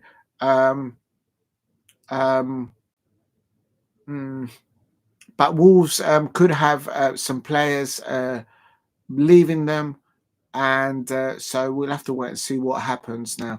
But I'm giving them 5 out of 10. I think that's a bit reasonable there. If you know, you know. Let me just get adjusted because my legs have literally become numb because of the way I'm sitting here. Right, please keep hitting the likes and subscribe at Diego C. Palace if you are new. Why is this thing keeps on falling down? I have no idea. It is a football channel, and I've got every other ball available there, apart from a football. It is what it is. Let's leave it like that. Please keep hitting the likes and subscribe at Diego C. Palace. So just to recap there, from the bottom upwards, I've given Southampton, Ipswich Town and Leicester City 3 out of 10 for the Premier League season. Each of them 3 out. That's not 1 out of 10 for it wasn't splitting it, but each team 3 out. I've given them 3 out of 10. I think originally I gave them 2 out of 10, but I've given them 3 out of 10. Tottenham Hotspur, in a way you could split it just 1 point each, but no, I'm giving them 3 out of 10. For Tottenham Hotspur, I've given them 6 out of 10 because they've got Europa League success, they've got silverware, all the banter that neutrals will be able to see the Tottenham fans give to the Arsenal fans. Unbelievable. Southampton get 2. Yeah, you know what? I think that's what I said originally, Steve. But I've kind of given them 3 out of 10. It's one of those. The 3 that came up, the 3 of them are going down. So it's just for effort. It's my 3 is for effort. But you're right, Southampton. Southampton gave us a scare when they scored the first goal at Selhurst Park, and at that time, Crystal Palace had only won 1 game at home, and that was against Tottenham Hotspur, 1-0.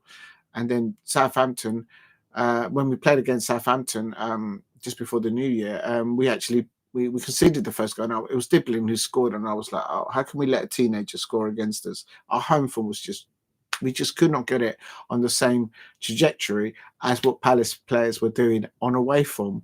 We were matching Liverpool at the time on away form. And you give Leicester City Ipswich 3 each. Yeah, that's fair. So Southampton 2. I'll go with that. That's fair enough. So Tottenham, I've given them 6 out of 10, and Steve has kind of agreed with that earlier on because of what they've done.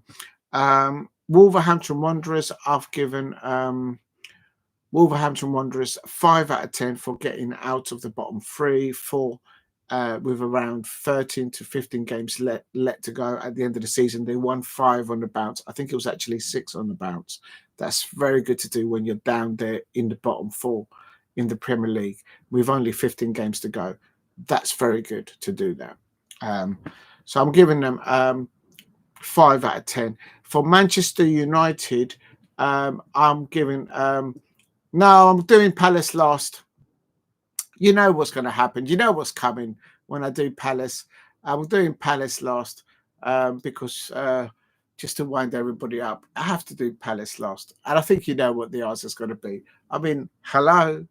I'm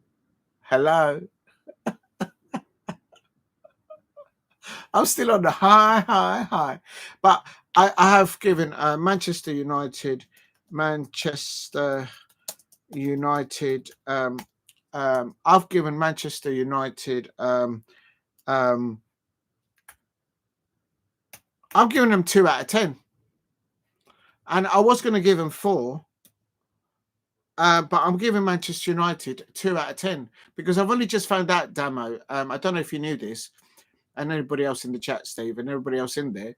I thought Manchester United earlier on in the season they actually got a point or got some points off Brighton, but they lost 2-1. At the Amex. How can any reasonable football fan walk down any high street, anywhere, any manor, anywhere, walk nonchalant down the street and know that your football club have conceded not 3 points, but 6 points against the Albion? I've only just found that out. I knew they lost at Old Trafford. And that's why that television got busted by Ruben Amorim, and the mice at Old Trafford could now not longer see Danger Mouse on the TV because the TV's bust, and they won't replace it because Sir Jim Ratcliffe's ain't spending a penny on anything. Like literally, he's chucking people off the cliff. Like literally, look. But they lost 2. They lost 6. Had Manchester United fans beaten Brighton fans home and away, Crystal Palace would have been 3 points. But it's just absolutely ridiculous. Absolutely ridiculous. So I was going to give Manchester United at first 4 out of 10. And then I thought, well, wait a minute. They lost against Brighton recently at home in Old Trafford. So I brought it down to 3 out of 10. And I've just checked on the system, and it was in August or something. They lost 2-1 to Brighton. How can you lose 2 games in a season to Brighton, Hove and Albion and call yourselves a Manchester? It just doesn't make any sense. Listen. You've got to have a bit of pride about yourself. Oh my! I'm giving Manchester United fans 2 out of 10. And they probably think, the real Manchester United fans out there probably think that I'm being lenient. Unbelievable. Truth must be said. Unbelievable. It was not unbelievable, actually. It's actually there in the telling. Just quickly going into Manchester United today, Ruben Amorim, after the match, said, oh no, this is he let Christian Eriksen actually speak. So it looks like Christian Eriksen will be leaving Manchester United by the sounds of it. Mind you, there'll probably be a few other players that they will get off, will be leaving there. I'm just trying to find the quote of Ruben Amorim after the match said, after winning 2-0 against Aston Villa, he did say that we will suffer more, but better days are coming.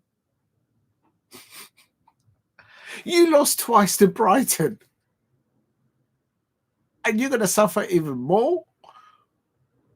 Man, you're going to get relegated next season. I tell you, you can't be on like that. Ruben Amorim talking to what we're going to do. I'm going to do match of the day later on. He says it's a difficult week, tough on everyone, but it has been good spirits from the players and supporters today. So we finished terrible and a hard season with a win. It's a good feeling.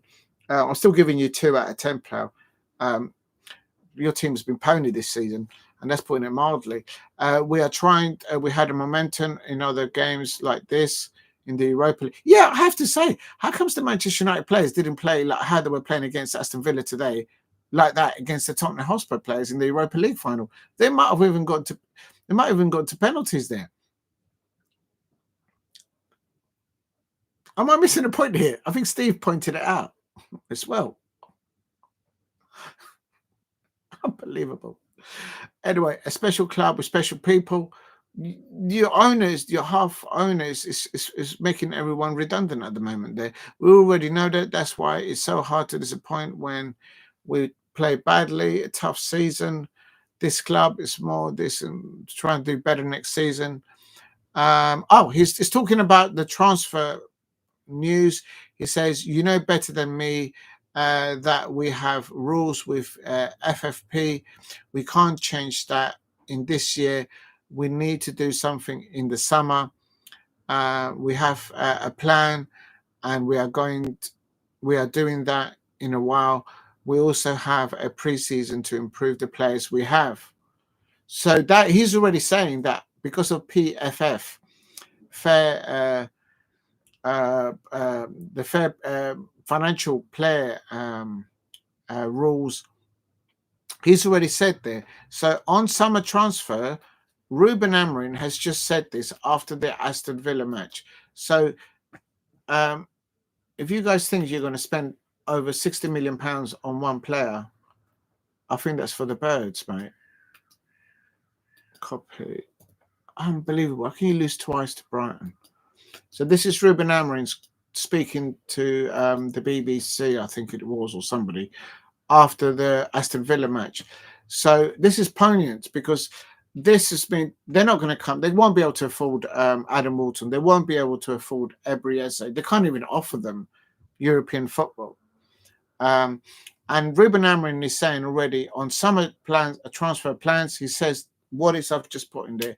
Ruben Amorim said, you know better than me that we have rules with FFP. We can't change that this year. We need to do something in the summer. We have a plan, and we are going and we're doing that in a while. So they've got a plan. What is the plan? Remember that you might know that he hasn't called it a process like Mikel Arteta. I think no one's using that word now. We also have a pre-season to improve the players that we have. Well, I was at Old Trafford when we beat Manchester United 2-0. I've got videos actually still to upload for that match. And none of your players could actually walk into the starting 11 for Crystal Palace. I'm not disrespecting anyone, but none of them can. On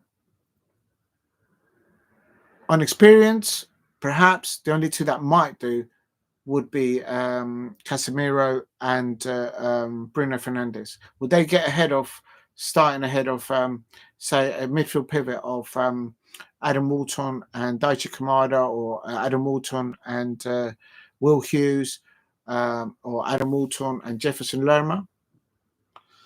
Maybe Bruno Fernandes might get a start, but Casemiro will be starting on the bench, bro. That's the way I see it. So that is what above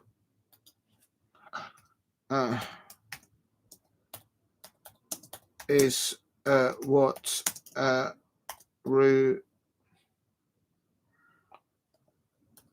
Ruben said after the Villa game.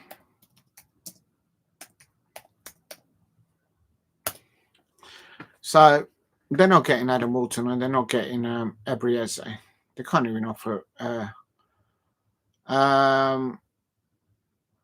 This is his speech. He said, first of all, the reason why I'm going into this because I want to know if they're going to come after any of our players, like literally. He said, first of all, I want to apologize this season. This is Ruben Amorim speaking to the Old Trafford crowd. He says, first of all, I want to apologize for this season. I know you're all really disappointed with me and the team.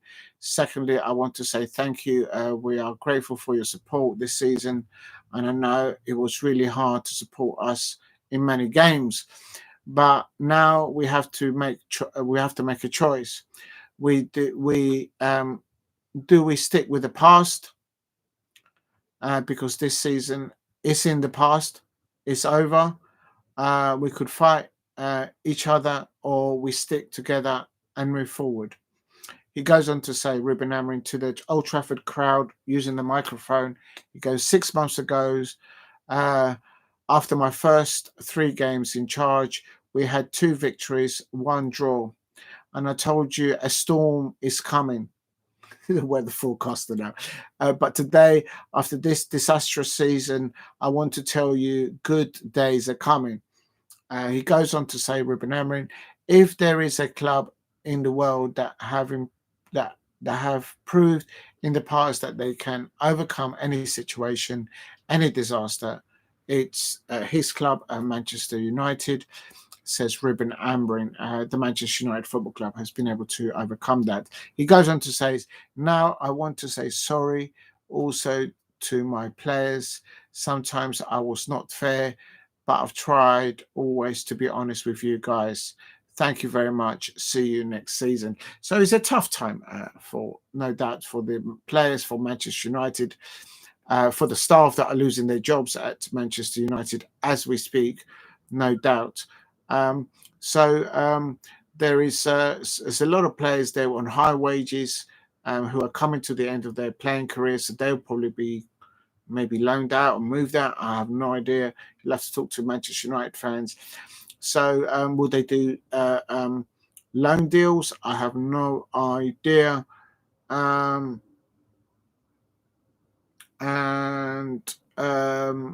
So there you go. So I don't think they will be coming in for Adam Walton or Ebrieze, any of the Manchester United, unless they get rid of serious people off their payroll. That's why I'm looking into this situation there. Right, but the fact that they lost 2 to Brighton, I can't believe that they lost 6 points there. Please keep hitting the likes and subscribe at Diego C. Palace. Right, so I've given 2 at Manchester United. West Ham United, I am going to give West Ham United West Ham United. I'm going to give, what did I give West Ham United? I said it before. I think I gave them 4 out of 10. 4 out of 10 there for Graham Potter there. I'm giving West Ham United 4 out of 10.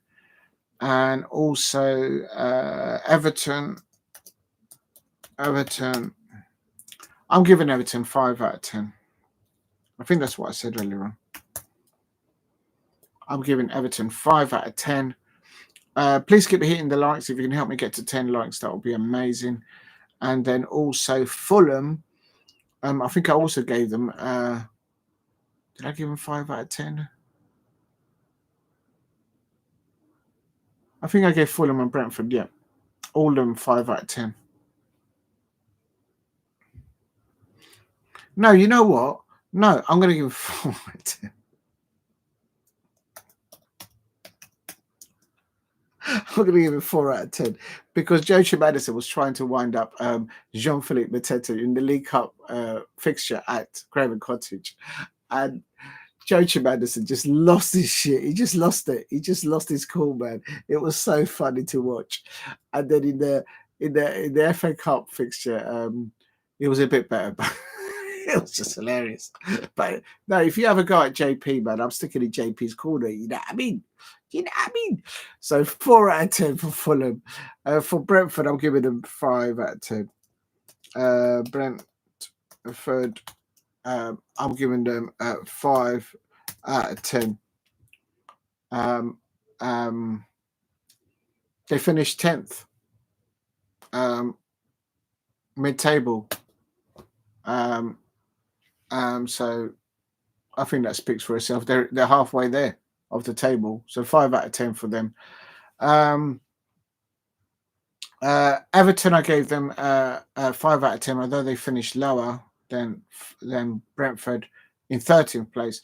I gave them 5 out of 10 because I think David Moyes there, he's got something ticking there. I don't know what and how successful that will be next season, but I think he's got something ticking there for Everton. They've got a new stadium to go into, new coaches that they're utilising now. I've seen them. So it is one of those. Please keep hitting the likes and subscribe at Diego C. Palace. So Brentford, and then we've got to go up to Bournemouth now. I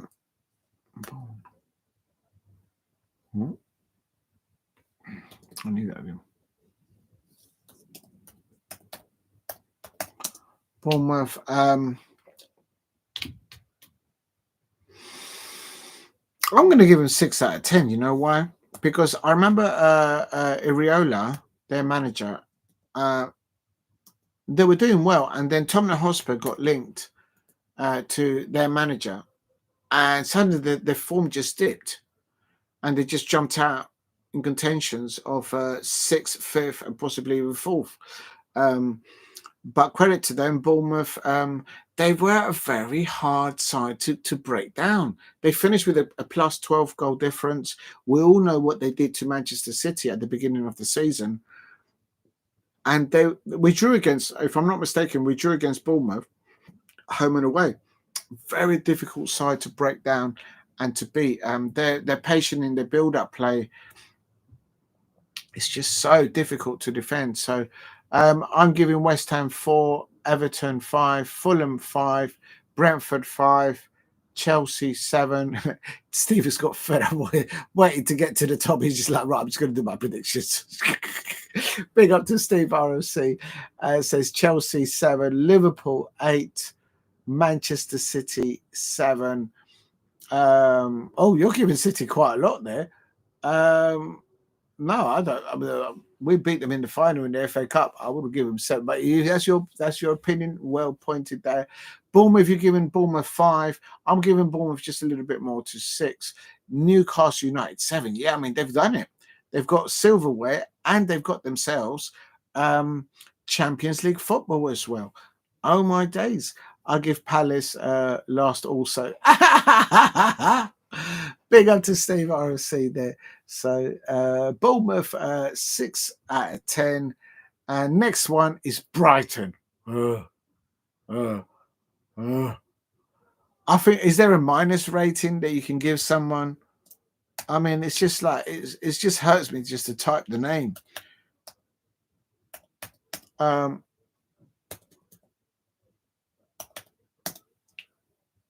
I can't even spell it right. What do I give Brighton?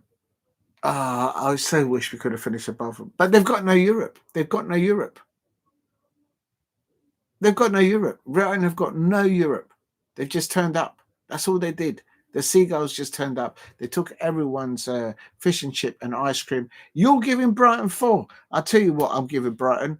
I'm giving them 0 point.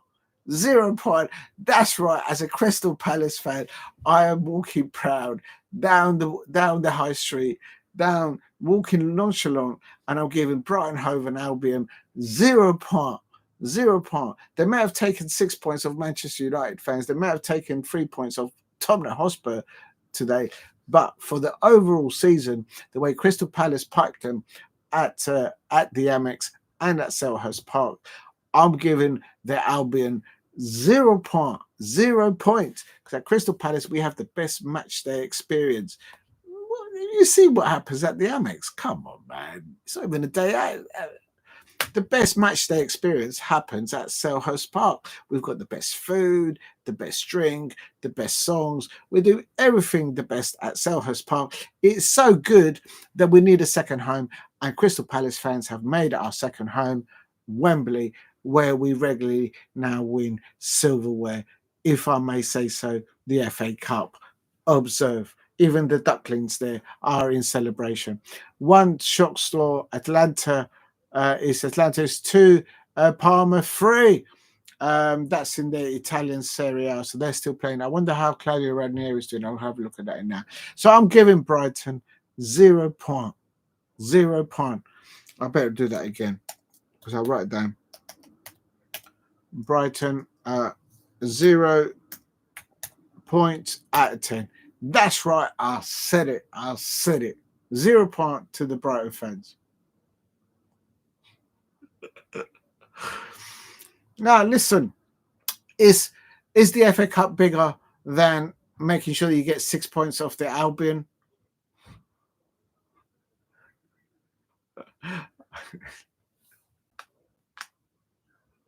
It's about trophies. It's about Roma's winning 2-0. Yeah, good. Oh, thank you, Steve. Bless you there. Claudio Ranieri's done absolute wonders there. So someone's going to have to replace him next year.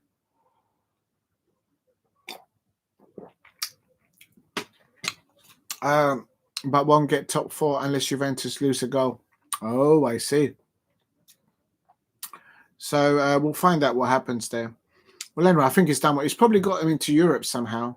Maybe the Europa or the Conference League there. If you're new to the channel, please subscribe at DLC Palace. I will be doing the match of the day watch along. I'm coming up to the last few. Nottingham Forest. Next one is Nottingham Forest. So Nottingham Forest. I don't understand why Nottingham Forest did not play Anthony Elanga against Manchester City in the semi-finals. It's Europa, so they've got Europa. I'm not well, basically, Steve, RFC, when Claudio Ranieri went to Roma were on the brink of relegation zone at the bottom of Serie A. And since he got there, Dybala, other players there, he just opened them up. And he basically picked up a relegation type of a team they could have gone down, and boom, they just went straight up. I said it then. It's not because of they're probably going to give it to Napoli, to Scott McTominay. I mean, what he's done over there, he's literally a gladiator over there. They worship that man over there.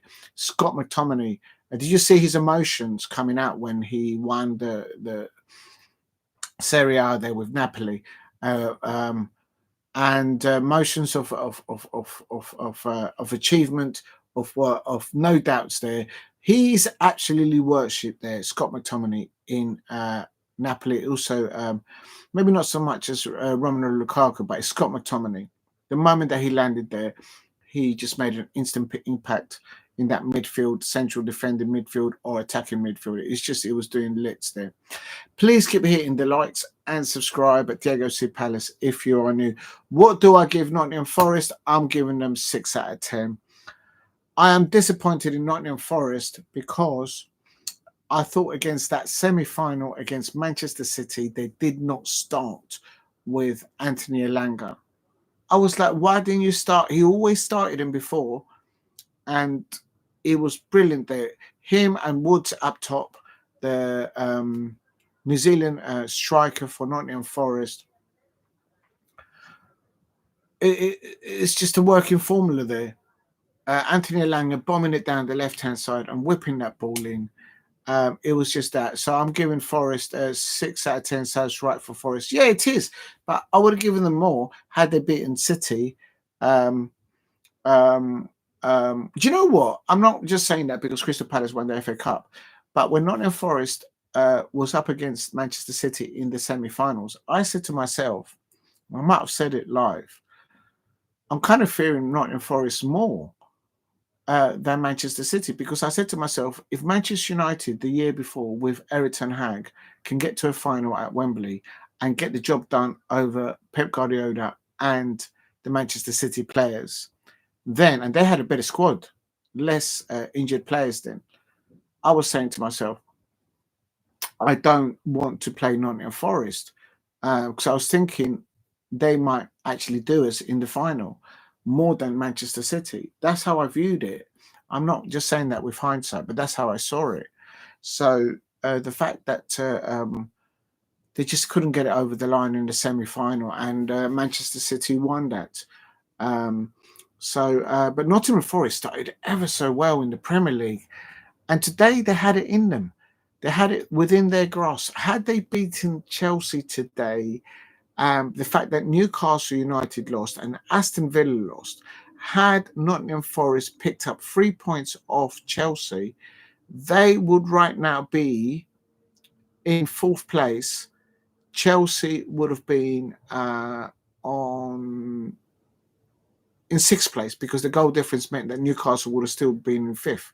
So Nottingham Forest just had to win today. Not draw, but win at home at the City Ground against Chelsea, and they let in a goal in and they lost 1-0. Everton, Newcastle United were a pony today against Everton. They weren't good. 5 or 6 will give to Villa. I'll go 5 since they didn't get UCL. Yeah, you got to demote them for that. For Nottingham Forest, I'm giving them 6 out of 10 because of the great way that they started. If you would have said to a Nottingham Forest fan at the beginning of the season, you are guaranteed European football next season, they would have snapped your hand. And an FA Cup semi-final, they would have snapped your hand. But it's kind of good, but I guess from their perspective, it's not good enough because they could have achieved a lot more. Had they reached the FA Cup semi-final with that form that they had at the beginning of the season, they would have spanked Manchester City at Wembley, and they would have been in the final against Crystal Palace. Make no mistake about it. Please hit a like and subscribe at Diego C. Palace. So I am giving 100% Forest would have talked that at the start, but hard when you're close to the Champions League and promise that. Absolutely, Steve. I agree with you on that one. I mean, they were that. Maybe that's why the owner came onto the pitch, because they were that close to get into the. They were if I'm not mistaken, for best part of the season, they were up there. In 3rd. At times they were 2nd. So they were out there. They were out there, really in the Champions League sort of things. But as what Espirito Nuno Santos they were saying is that they kind of ran out of steam. They kind of ran out of a squad in there, and they've spent so much. They've got such a big squad there. They've been in trouble for fair play as well. They've been reprimanded for all that jazz and all that. But it's a building block, I suppose, for them, and it'd be interesting to see I think the owner is stepping down and they're going to let somebody else take over. Is Nuno Espirito Santo going to stay there? I don't know. So it'd be interesting to know, is he going to start next season there? So we'll find out. But I'm giving Nottingham Forest 6 out of 10. Please help me get to 10 likes. Thank you for the 5 likes. Please keep hitting the likes.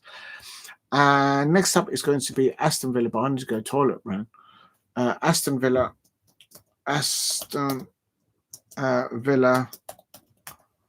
I'm going to give Aston Villa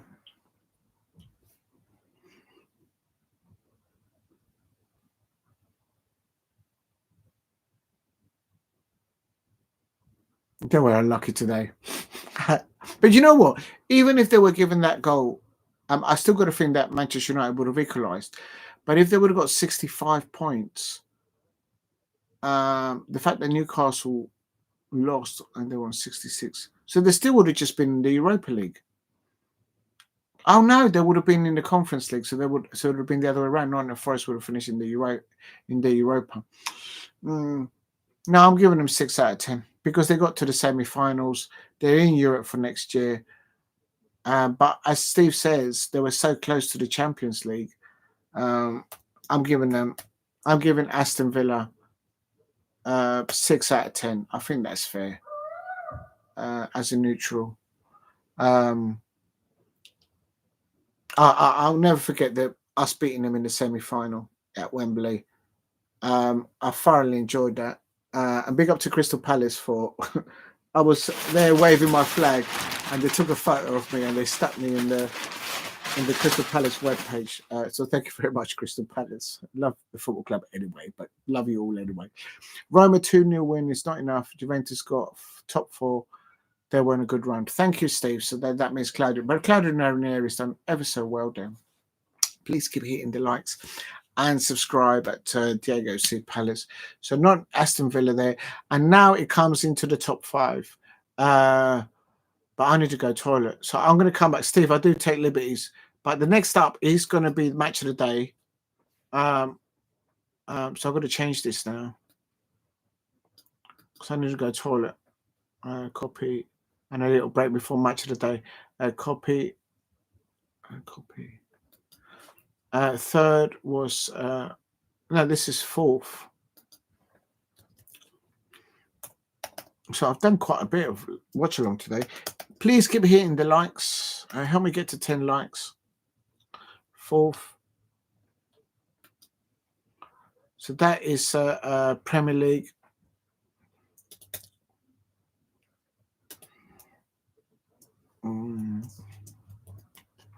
Right.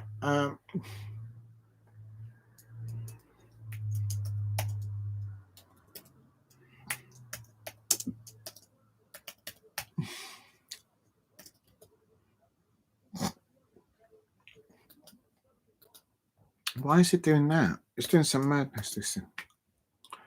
If you're new to the channel, please subscribe at Diego C. Palace. So next up, I'm going to do match of the day.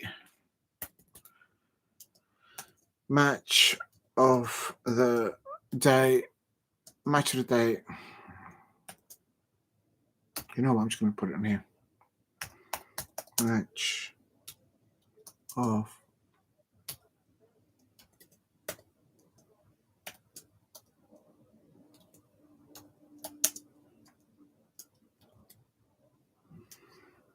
match.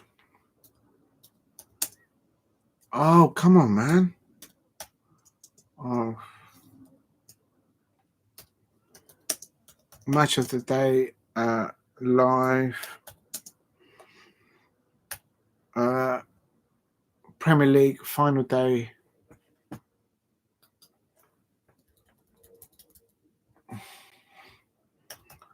Watch along. Reaction. And I'm going to have to remove some of this stuff now. Oh, Lord.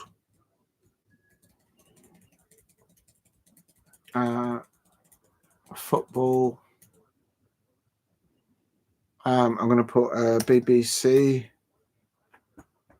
And then put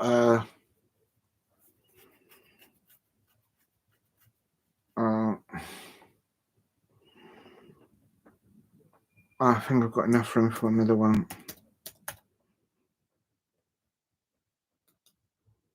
There you go. Match of the day. MOD. So match of the day. Live Premier League final day. What have I got live too? Match of the day live Premier League final day. Watch along reaction.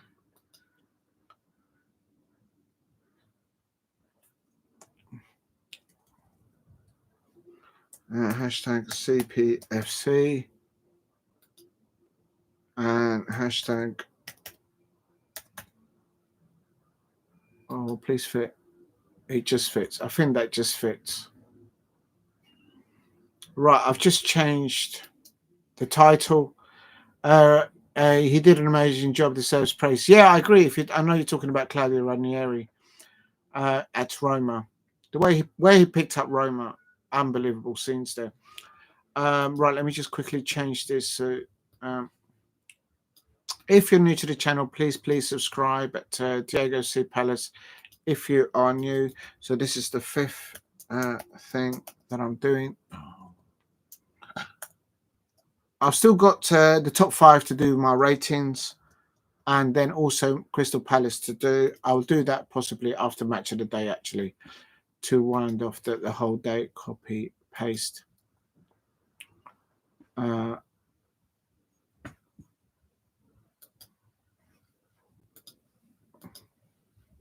There you go. So I've just saved that into the description. Please keep hitting the likes and subscribe at Diego C. Palace if you are new. Right. Next up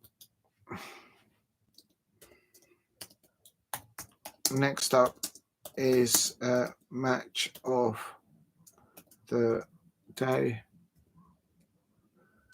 It's match of the day.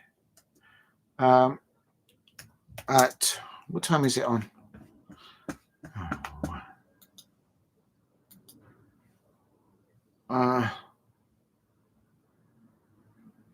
It's at 10:30. But I need to go to break and toilet at 10:30. So at 10:30 p.m. I'm just going to take a 10-minute break, and then I'll carry on with the ratings. Taking a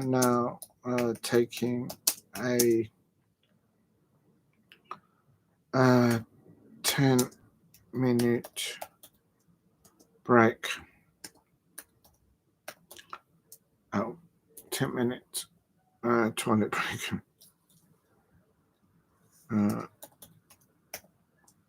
Back at I'll be back at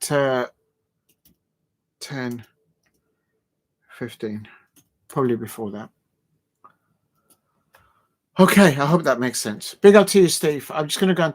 I need to go to the toilet because I've been streaming for a bit. And then I'll do the watch along to match of the day. Yeah, match of the day. I think that might even be Gary Lineker's last match of the day as well.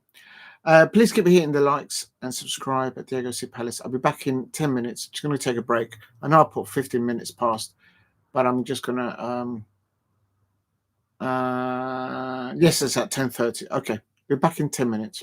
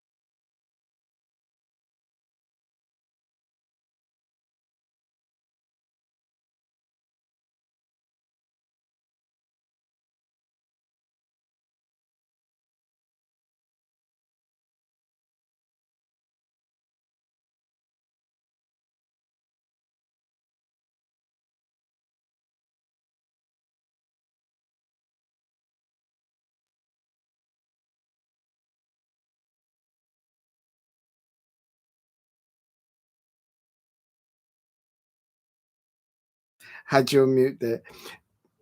I'm going to be doing the watch along to match of the day. It's coming up in the next 15 minutes. Big up to Daniel90. Thank you very much for dropping in. Daniel90, Europa League champions. Big up Tottenham's players played today like they were still drunk. Listen, enjoy the moment. You are Europa League finalist one. You are in the Champions League next season. Congratulations to the Tottenham fans. I was disappointed that you've lost to Brighton today. Oh my days. But yeah, please be hit a like and subscribe at Diego C. Palace. I'm going to be doing the watch along to if I can find it. Let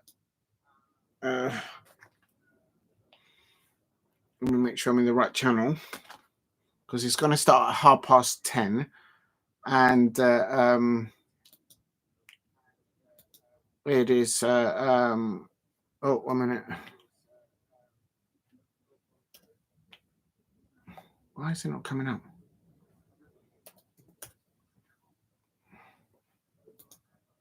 Oh, it's probably because of the thing. It doesn't matter. But anyway, please keep hitting the likes and subscribe at Diego C. Palace if you are new. And right, here we go. As I was saying, I was doing the ratings, and for the teams, I've given start from the top. From the bottom three, I've given Southampton and Ipswich Town and Leicester City all 3 out of 10. Tottenham Hotspur, I've given them 6 out of 10 because of the I'm giving them 6 out of 10 because they won the Europa League. So congratulations to the Tottenham fans, and so I think that's fair there. For Wolverhampton Wanderers, I've given them 5 out of 10 because they clawed themselves out of the relegation zone with about 10, 12, 13 games to go at the end of the season, and they won 5 on the bounce. So credit where it's due to the Wolves fans. And also, what else did I do? Next up, I gave Manchester United 2 out of 10 because I realised that they lost. Actually, Manchester United lost to Brighton, home and away. Unbelievable. I was going to give them 4 or even 4 out of 10, but then I found that out, and I was like, no, come on. You've had a terrible season. 2 out of 10. Please hit a like and subscribe at Diego C. Palace. West Ham United, I've given them 4 out of 10. And Everton, I've given Everton 5 out of 10. Fulham, I've given them 4 out of 10. Brentford, I've given them 5 out of 10.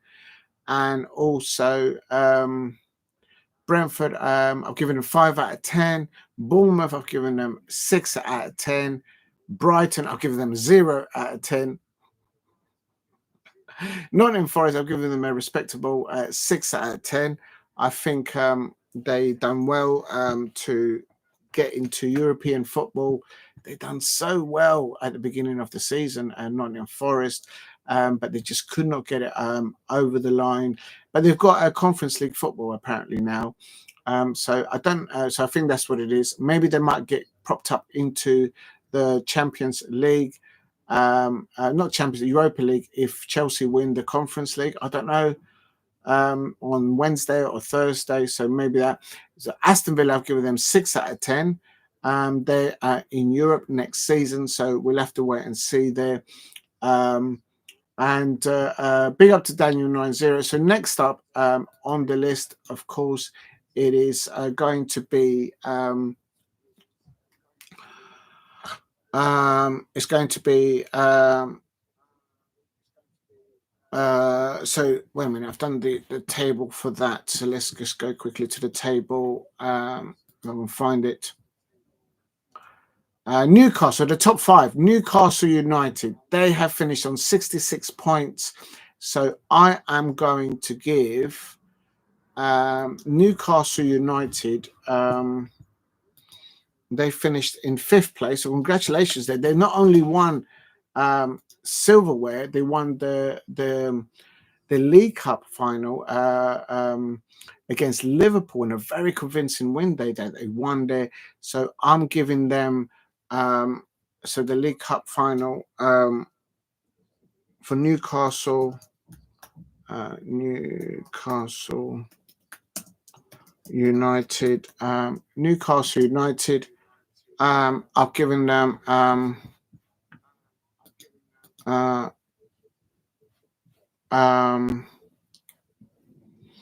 I going to give? I'm going to give Newcastle United, I reckon.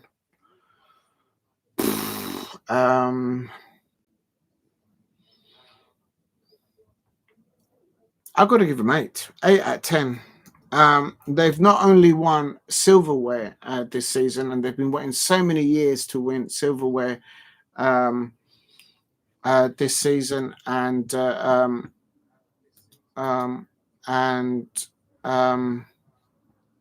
let's have a look and see. So I'm giving Newcastle United 8 out of 10. I think that's only fair.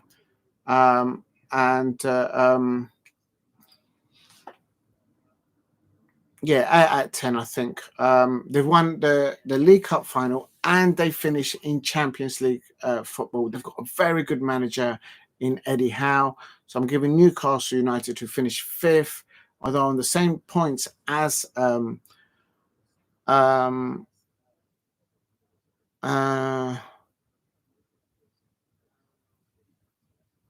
yeah, I think that's fair. I don't know if anyone thinks that's fair. I'm giving Newcastle 8 out of 10.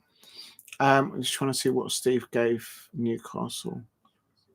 Newcastle gave 7. I'm giving them 8 because they won silverware and they finished in the Champions League. I think that's a very good achievement by Eddie Howe there, and so I think that's not too bad there. What else?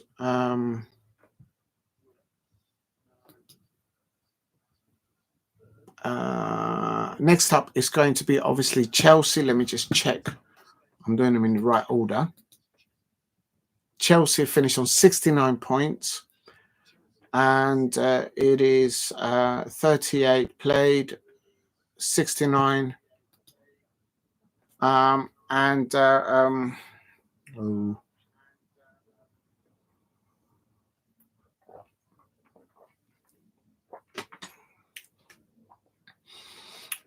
Chelsea, I'm going to give well,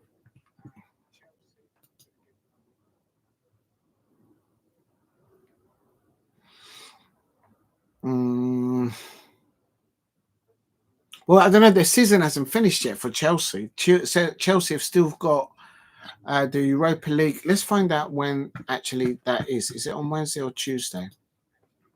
Well, I better hurry up because the match of the day is going to start. So for May, it's on Wednesday. Wednesday at 8 p.m. against Real Betis.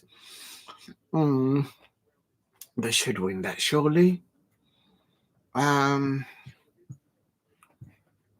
I think they'll win it.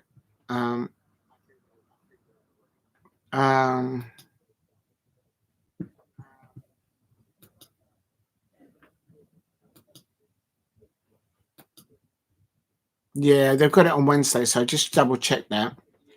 Let me get back the tables, and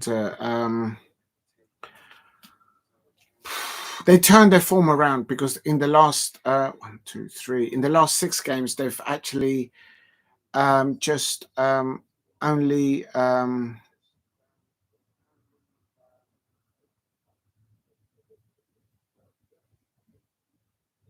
they've only lost 1.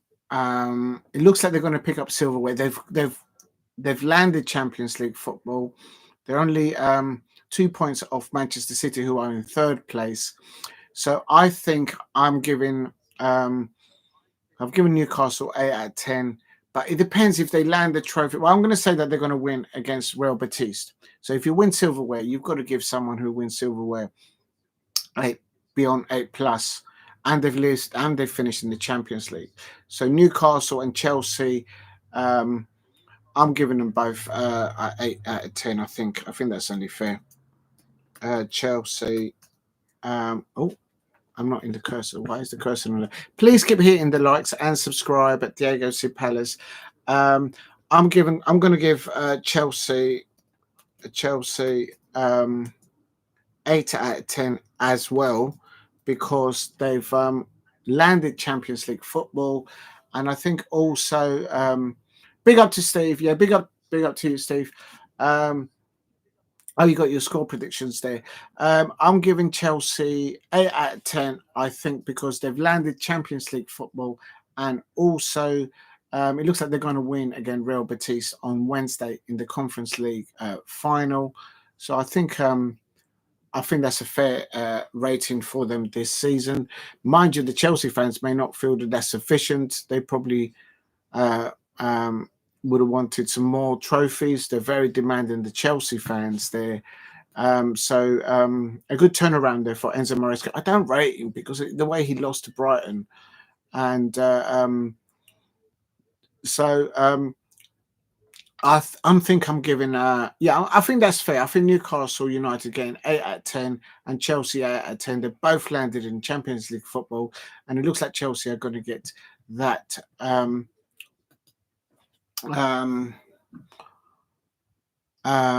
Europa League final. So next up is Manchester City. Manchester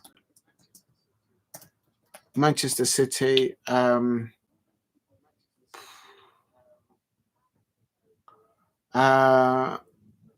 They didn't win any silverware, did they, this year? Which is a bit unusual for Manchester City not winning silverware. But because I didn't like the way Pep Guardiola was having a little dig at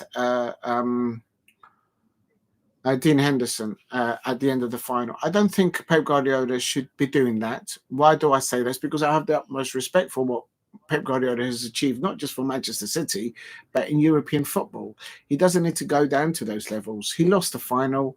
Okay, it's a decision that he wasn't happy by the officials and maybe something else that happened in the match.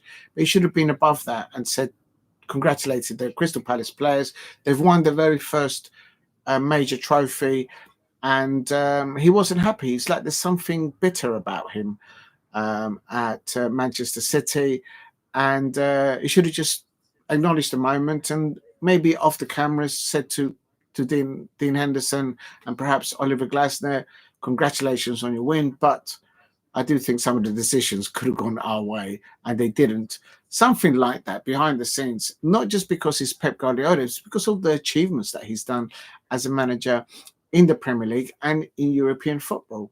So he didn't need to have a go at Dean Henderson. So because of that, because he had a little go at Dean Henderson, he's a manager, he's a football player, and he didn't do anything wrong. He just did his job as a keeper. I'm giving Manchester City no trophies this season, so at that levels, I'm giving them, and because he had a go at Dean Henderson, I think it's only fair to give them 5 out of 10. Don't have a go at our players. The Crystal Palace players don't do the decisions in a match. Pep Guardiola, with his experience as a manager, and as I said before, I've got the utmost respect for what he's achieved in Premier League achievements, trophies, domestic and in European. It wasn't just long ago they were winning 5 trophies a season, and they did the 5. So for me, it's one of those. I think for me, it is. I think it's only fair to give them 5 out of 10. And I would have thought that Manchester City fans themselves, because they haven't landed any silverware this season, they probably think that I'm being reasonable there. But I'm giving them a 5 out of 10 because of Pep Guardiola having a pop at Dean Henderson, my goalkeeper that you can see there. He didn't deserve that. Good evening to the dog. I hope you are doing well. Yes, I'm doing fine. Thank you very much, the dog. I'm very happy, of course, because Crystal Palace have won silverware. I haven't done the rating for Crystal Palace, but for Manchester City, I'm giving them 5 out of 10. For Arsenal, they have qualified for Champions League, but they have not won any silverware I think that performance that the Arsenal players did against Real Madrid in that home fixture and the away fixture. Please keep hitting the likes. Help me get to 10 likes. I think Arsenal, they haven't won any trophies, so I can't give them anything above 8 out of 10. They have finished in the Champions League. Again, I think that seems to be their target every season after season. I don't think the majority of Arsenal fans are happy with that. Maybe they are. I don't know. You'll have to talk to Arsenal fans. But the fact that this season, Tottenham Hotspur have actually got silverware and Arsenal haven't got silverware. I mean, that's just telling there. So I'm going to give them. I was going to give them 6 out of 10, but because they've allowed Tottenham Hotspur to actually gain silverware, I think it's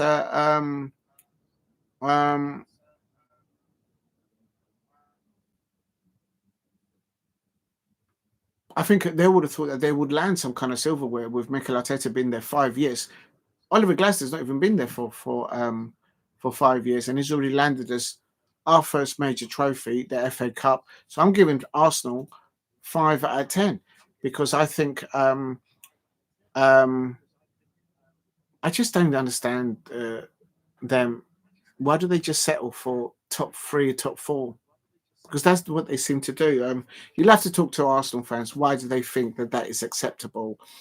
If my Crystal Palace had previously won Premier Leagues, had been invincible in the Premier League and all that, and they've been regularly before in the Champions Leagues and all that, Match of the Day has started, I would be fuming because I would be thinking, why are they not winning silverware? Why are they not winning trophies?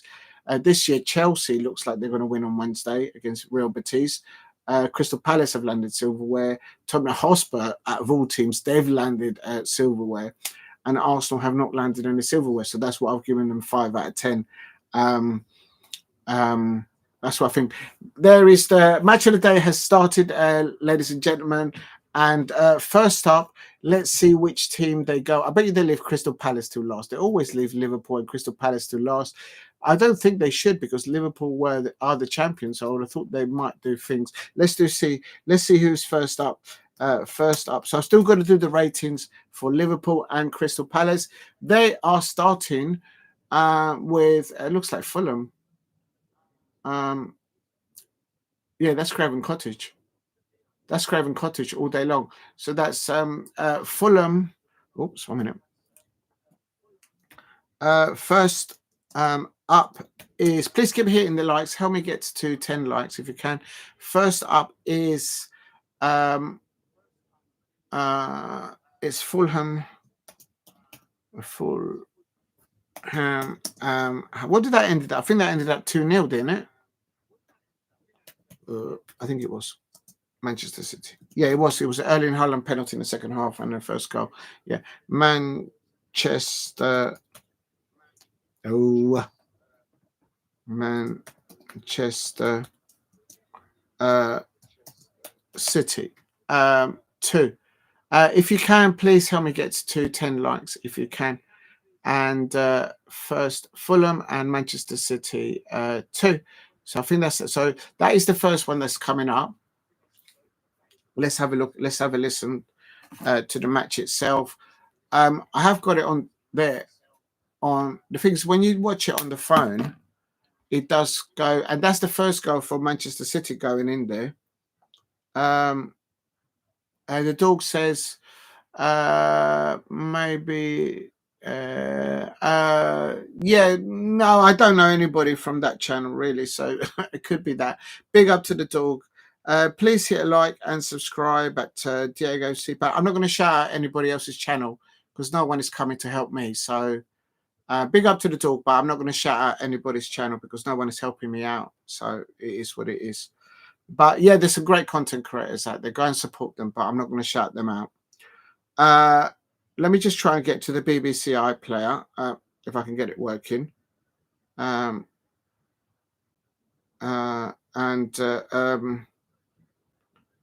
not working.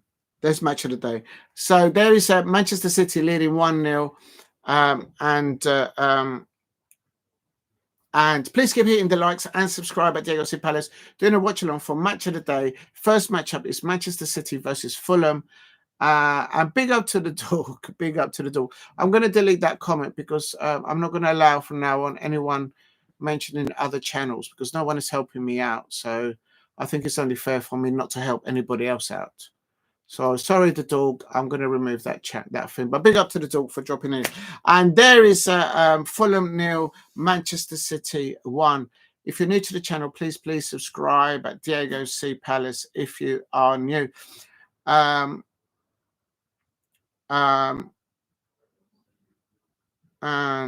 nearly a goal there for Fulham there. And Fulham 0, Manchester City 1. Why is the brightness so low? I can't see it. Yeah, that's what I'm going to do from now on. Fulham 0, Manchester City 1.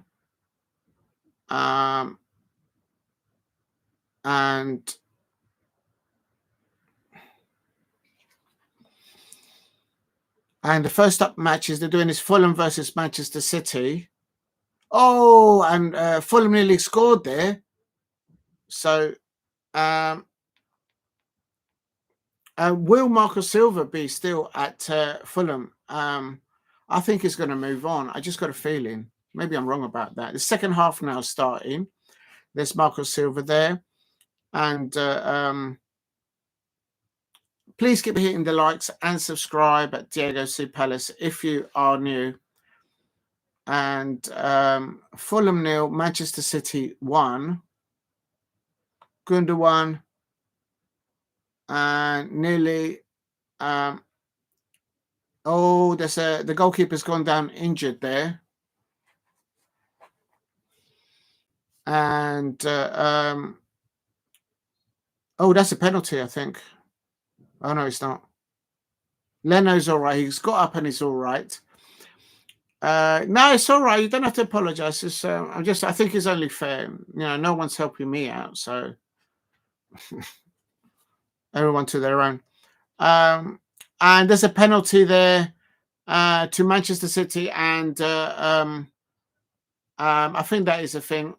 Yeah, it's all right, dog. Big up to you. You're a regular here. And Erling Haaland and Fulham 0, Manchester City 1. Erling Haaland is stepping up to take the penalty. And there he goes. He scores the penalty. It's always like a 30-second delay when I'm watching it on the phone. And there it is. That's the confirmation that Manchester City got Champions League football. Fulham 0, Manchester City 2. And a very well taken penalty there by Erling Haaland. And then there's Kevin De Bruyne, a very, I suppose, from the Manchester City side, one of their legends, I suppose. They've won loads of trophies with him. Sabinho, Foden, and Kevin De Bruyne, I think, coming on there as a triple substitution. And please keep hitting the likes and subscribe at Gyokeres Palace if you are new.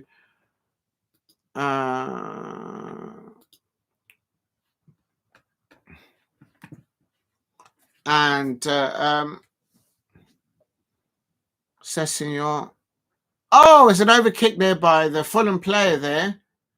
And Raul Jimenez nearly doing an overkick there. And Pep Guardiola and Marco Silva, they're talking, having an embrace there. See how Pep Guardiola is behaving now with the Fulham. Big up to all football. Please keep hitting the likes and subscribe. I saw that Ben and Stan CFC got around 50 on their Man City vlog. Yeah, they're brilliant. I met big up to all football, to Stan. I don't know who's who.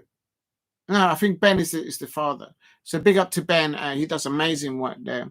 Yeah, and I hope he gets monetized, and I hope he gets that. He's well over 1,000 subscribers, but he's a nice gentleman, and he always takes his son to the football at Crystal Palace. He's a lovely gentleman. And good luck to his channel there. Please keep hitting the likes and subscribe at Diego C. Palace. Big up to all football there. And it is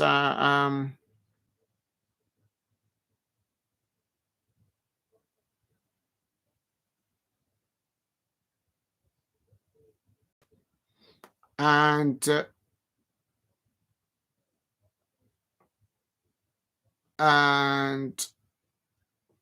there are Alan Shearer is talking about Erling Haaland. Look, Erling Haaland is a very good striker, but he's never scored in Wembley or in big matches. But he has won a lot of trophies in the Premier League. But there was no pressure on that penalty, so he has scored that. Thank you for the 6 likes. If you're new to the channel, please subscribe at Diego C. Palace. I'm trying to get to 2,000 subscribers. And they're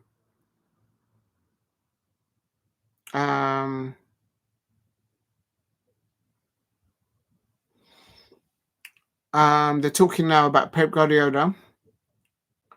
They might need a winger, so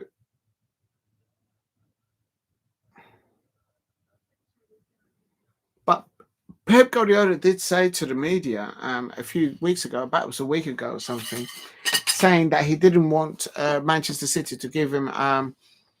Yeah, they're brilliant. I absolutely love their stuff. He was standing next to me when I was recording my stuff. If you're new to the channel, please subscribe at Diego C. Palace. And now, next up is Newcastle against Chelsea. Now, that was a dilemma. Second up. Second up is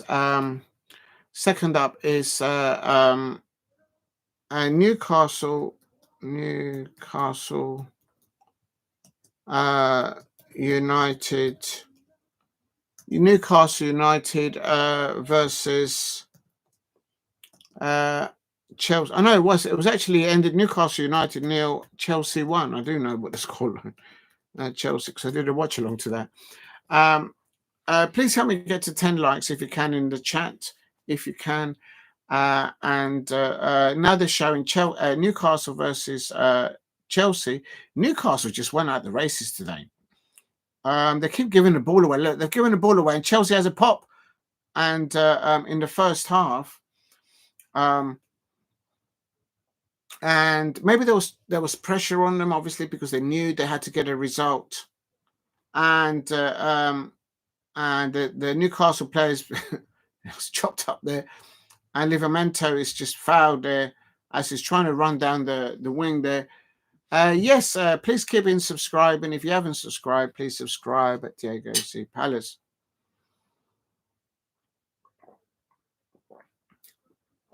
There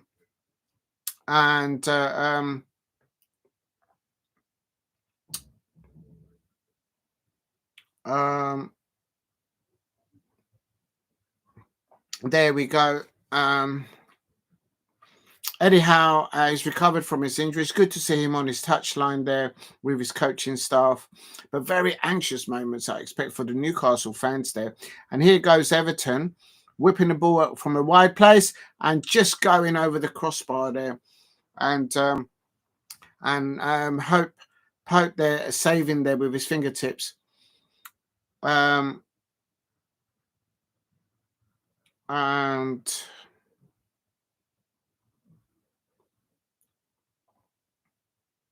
it was in the hands of Nottingham Forest, because we all know that Everton beat Newcastle United. So had Nottingham Forest won today against in their match, that they would have gone into the Champions League. Oh, that's handball. That's a handball by the Newcastle player. How was that not a handball? Let's have a look. Oh, I'm sorry. That's a penalty. That should be an Everton penalty. How is that not a penalty for Everton? Unbelievable. I hope when Crystal Palace players handball the ball like that in the penalty area, we don't get a penalty. Gyokeres there and Everton. But if you're new to the channel, please hit a like and subscribe at Gyokeres Palace. Newcastle 0, Everton 0. And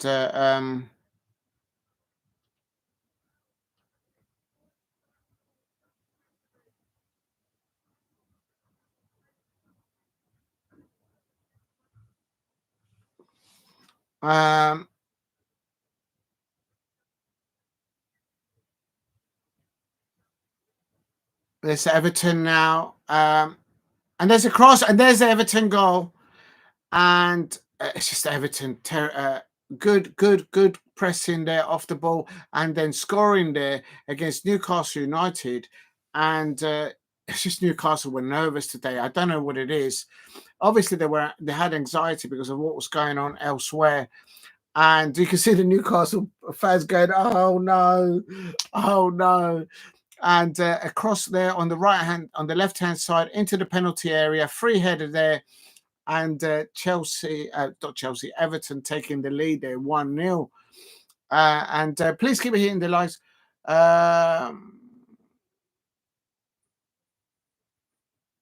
Only if I had. It's okay to talk. Thank you for suggesting. It's all right. They'll come eventually. They'll come. I just hope you're enjoying it and everybody else enjoys the content. Oh, and Alexandra Isak nearly equalising there. But I think you got a deflection. Did he get the deflection from Alexandra Isak? No, it was the Everton keeper, Pickford. He saved that. I still think Martin Henderson should be the England #1 goalkeeper. Gyokeres came off and Doucouré came on for Everton.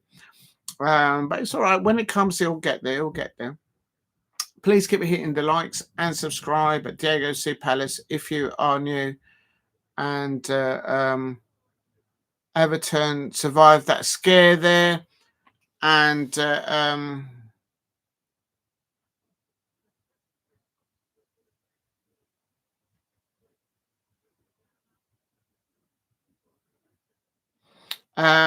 there's a substitution there by Southampton and also by Everton in the second half. They're still they're in injury time now, and they were losing 1-0, but they don't know what's happening at Old Trafford and Aston Villa. That was the thing. So I guess some people will be. There's more all the Newcastle fans, and you can see them in the background, just looking in their phones, looking at the results at Old Trafford because Manchester United were playing Aston Villa, and the whistle's blown. Everton have won, and then, but they don't know what's going on. Next up is Manchester United. They finished 2-0, wasn't it? 2-0 over Aston Villa. Villa. I could be wrong. Yes, because there was a penalty in the end. So why did Manchester United play like this against Tottenham in the Europa League final? Hello.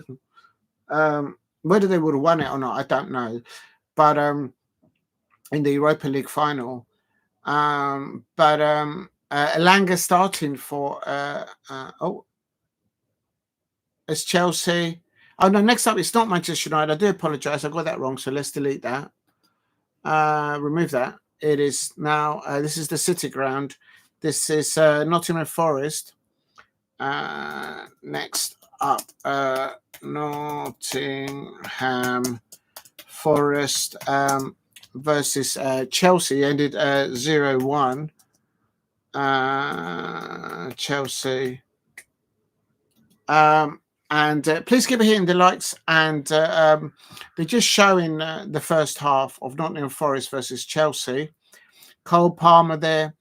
What's happened to Cole Palmer under Enzo Maresca? He was scoring goals next to nothing before. Pedro Neto clearly very important there. And Cole Palmer there with a good opportunity there to score the first goal for Chelsea. And Woods in the penalty area for Nottingham Forest pings the ball over to the back post. Nearly caught the Chelsea goalkeeper there. Big up. If you're new to the channel, please subscribe at Diego C Palace if you are new. Taiwo Awoni is there following his obviously I think he had rib injuries, so he's well, he's getting better. There's the Taiwo Awoni, the striker for Nottingham Forest there. He is there watching his Nottingham Forest side. And it's Anthony Langer down the left-hand side for Nottingham Forest. They had it in their hands. Had Nottingham Forest beaten Chelsea, they would have finished in the Champions League because, as we all know, oh my days, how did Woods miss that? The keeper was beaten there. Oh my days. So they had an opportunity there. And Nottingham Forest, oh, it's just not meant to be, is it? He beat the keeper. He just had to dink it over the keeper. And Santos, Nuno Santos going, oh no. So close. Small margins there. Nearly getting into the Champions League for Nottingham Forest. They started so well in the Premier League season this year. And that's a Chelsea corner now. And I think this is where the goal comes in now. Because I'm pretty sure Chelsea scored from a corner. Maybe this is not it. They're taking it short. No one's going out to press. Casado. Palmer. They header it out. Cucurella hits it in. Oh, the keeper was in no man's land. Why did the keeper leave the goal? That's a goalkeeper error. And Co-Will, that's a score. So that's a goalkeeper error by Nottingham Forest. Look at the goalkeeper on the replay. That's an £80 million error by the goalkeeper of Nottingham Forest. He went out and he didn't get it. Stay in your post. Stay in your goal unless you're going to win the ball. And had he been in goal, he might have saved it. So Nottingham Forest conceded there 1-0 to Chelsea. If you're new to the channel, please subscribe at Diego C Palace if you are new. Please help me get to 10 likes if you can in the chat. And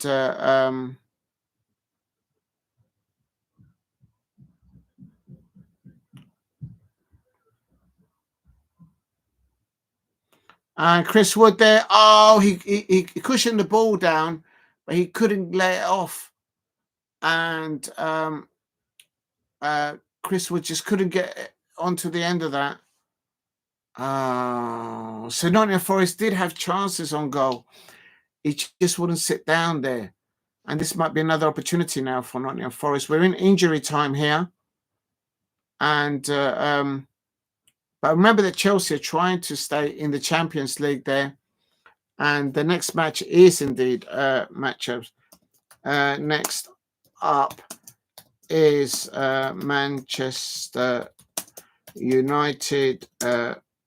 And that was ended 2-0, wasn't it? To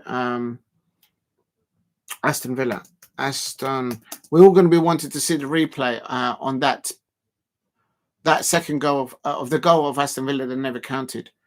I think it was a goal as a neutral on first viewing it. And Ruben Amorim acknowledging Unai Emery, of course, and both sets of players coming onto the pitch there at Old Trafford.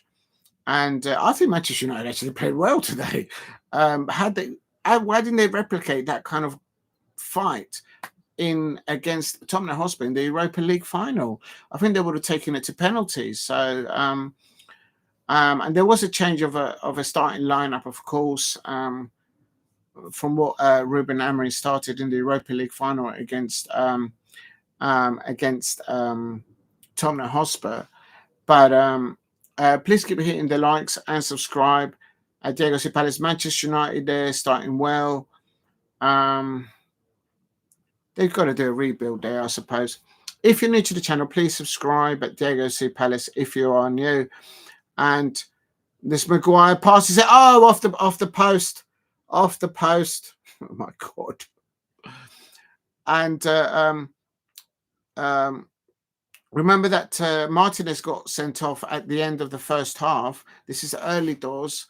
And now they're showing the body check of Martinez. Yeah, he kind of just body checked Rasmus Holland. And he has to get sending off. He's the last player there. It's just Rasmus Holland. He's so unlucky in front of goal. If he doesn't get the ball passed to him, when he does get on goal, the goalkeeper, and he's out of his area by about 20 yards. And Martinez is now going for the ball. It's a red card. and Martinez is sent off. And Rasmus Holland goes to go around the goalkeeper, and then the goalkeeper just body checks it. It's like a rugby tackle there. It's a straight red. You can't debate it. And obviously then Unai Emery had to make changes there. Substitution for Manchester United. Came on. Oh, I missed it. Please keep hitting likes and subscribe.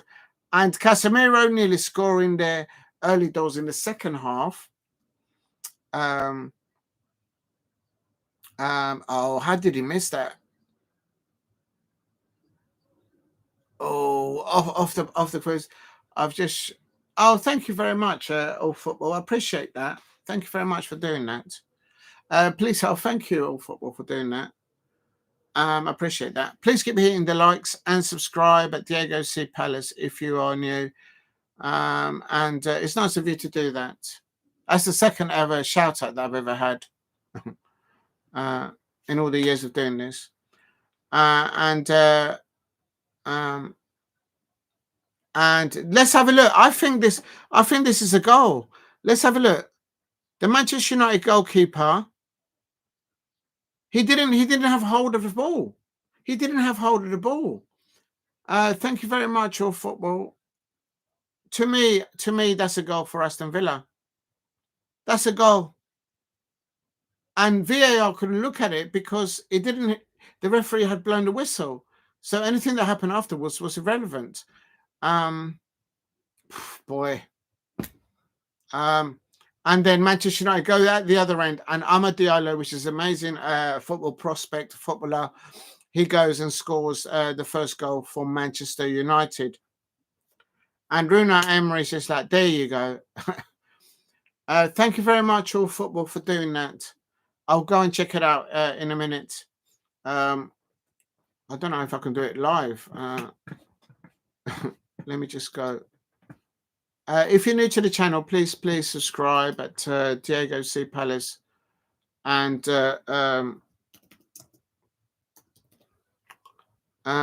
football. I don't know. Oh, I know how to do it. I'm such a dipstick. I've got you in the chat. I can go to your channel from here. Please keep hitting the likes and subscribe at Diego C. Palace. And this goes to the penalty now for Manchester United, I think. If you're new to the channel, please subscribe at Diego C. Palace. Oh, thank you very much. That's a lovely thought there, All Football there. That's a lovely one there. Thank you very much, All Football, for doing that. Thank you very much. I've just dropped a like on that. That's really nice of you to do that. Thank you very much, All Football, for doing that. Please keep hitting the likes and subscribe at Diego C. Palace.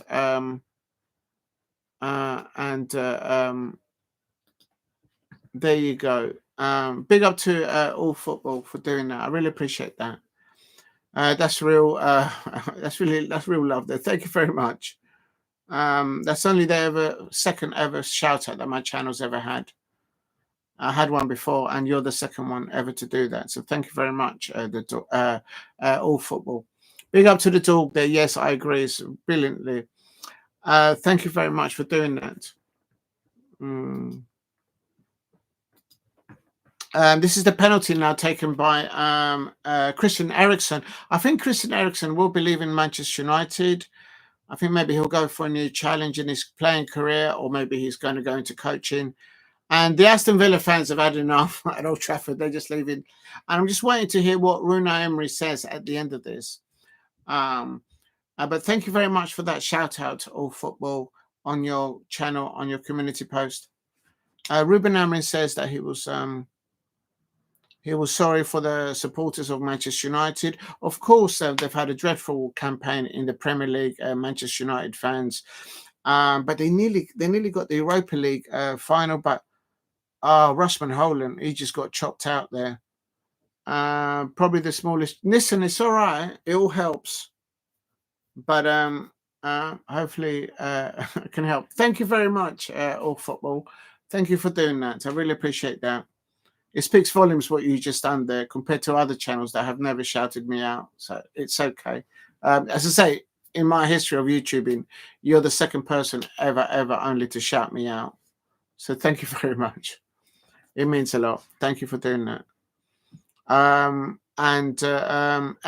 Maresca is celebrating there because, of course, the Chelsea fans have qualified for the Champions League, and it looks like they might win a silverware on Wednesday against Real Betis. So Enzo Maresca getting it over the line. You're very much welcome. Thank you very much, All Football there. Please keep hitting the likes and subscribe at Diego C. Palace if you are new. How do I do it? How do I get the link for that? I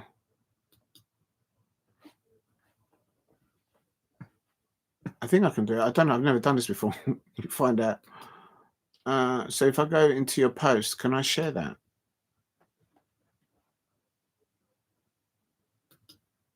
Oh, there's. I think I can. How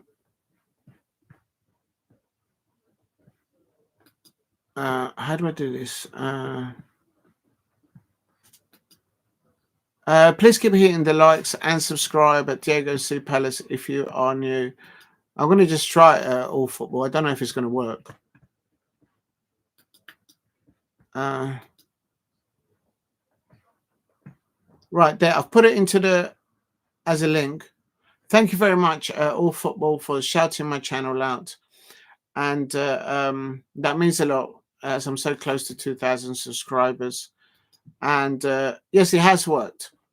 And thank you very much. And somebody else has put a comment in there. Thank you very much for doing that.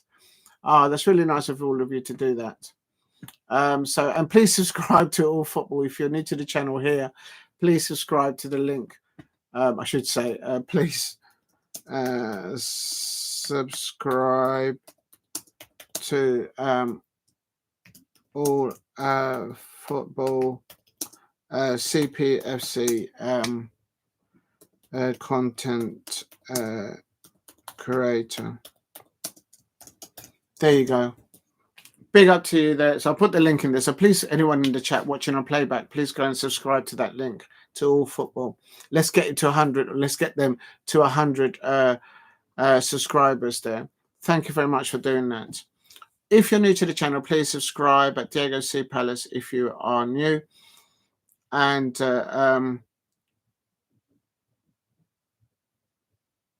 he's blown the whistle straight away.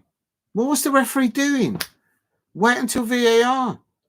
He's never got control of the ball.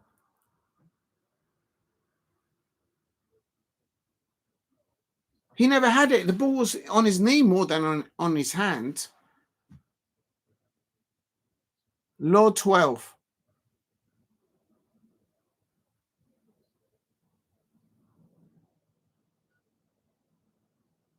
It wasn't between the surface of the hand.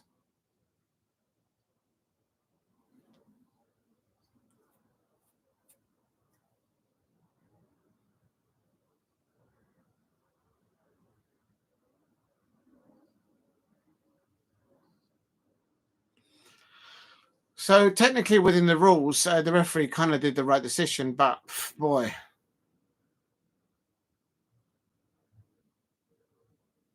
You got to let VAR look at it. I don't understand why the referee blew. And Unai Emery is just losing it. Unai Emery is absolutely losing it. So that refereeing decision, whether Manchester United would have gone on to win the match or not, I think they probably would have anyway. But it's just wrong. Why did the referee blow the whistle? You got VAR to double check it. Literally, the referee, by a mistake, and Unai Emery's running down the touchline going, come on. Please hit a like and subscribe at Diego C. Palace if you are new. And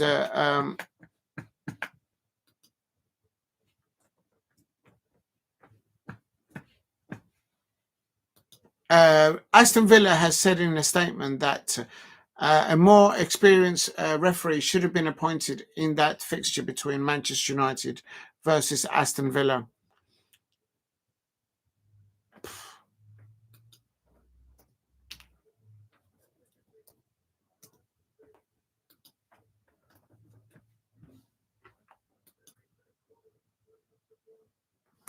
Please hit a like and subscribe at Diego C. Palace if you are new. Thank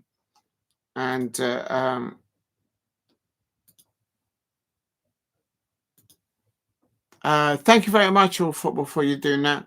As I say, in all the years of doing YouTubing, you are the second person ever to do that. So, wow. Thank you very much. That means a lot. And it is what it is. Ruben Amorim there is Ruben Amorim there is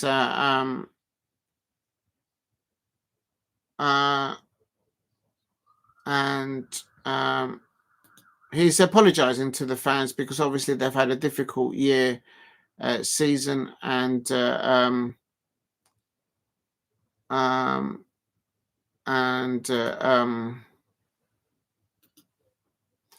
if you're new to the channel, please keep hitting the likes and subscribe at Diego C. Palace if you are new.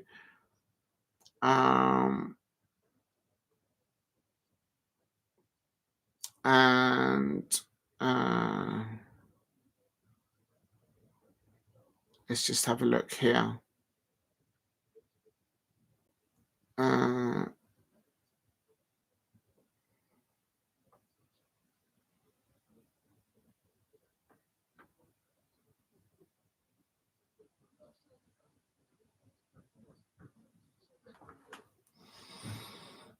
Okay, that's done. Diego, is it possible to check how much? Yes, of course I can. I can do that now. I should know how to do that. Please keep in the likes and subscribe at Diego. I don't think it happens instantly, but I can do it now. I think I've got to go into studio. Oh, I'll go over here. Ooh, what happened there? Hold on a minute. Literally, Nottingham Forest had it in their hands today. Yes, I can. Let me just go into studio. I'm not doing it in the live feed because I'm not sure what's happened. Yes, I've got one more subscriber, so thank you very much. I appreciate that. Oh wow, thank you very much. So that's all helps. I really appreciate that. I need just over 10 more to get to 2,000. So thank you very much. Thank you very much for doing that. Not sure what I was on before, to be honest. So I don't know what the change is, and it doesn't tell you how many more new now. But thank you very much. I have just checked, and I think I've got 1 or 2 more. So thank you very much for doing that, All Football and the Dog. If you're new to the channel, please subscribe at Diego C. Palace, and please also subscribe at All Football there. And as I say, thank you very much for doing that. I just hope everybody out there enjoys what I do a little bit, and if you enjoy it, great. That's the main thing.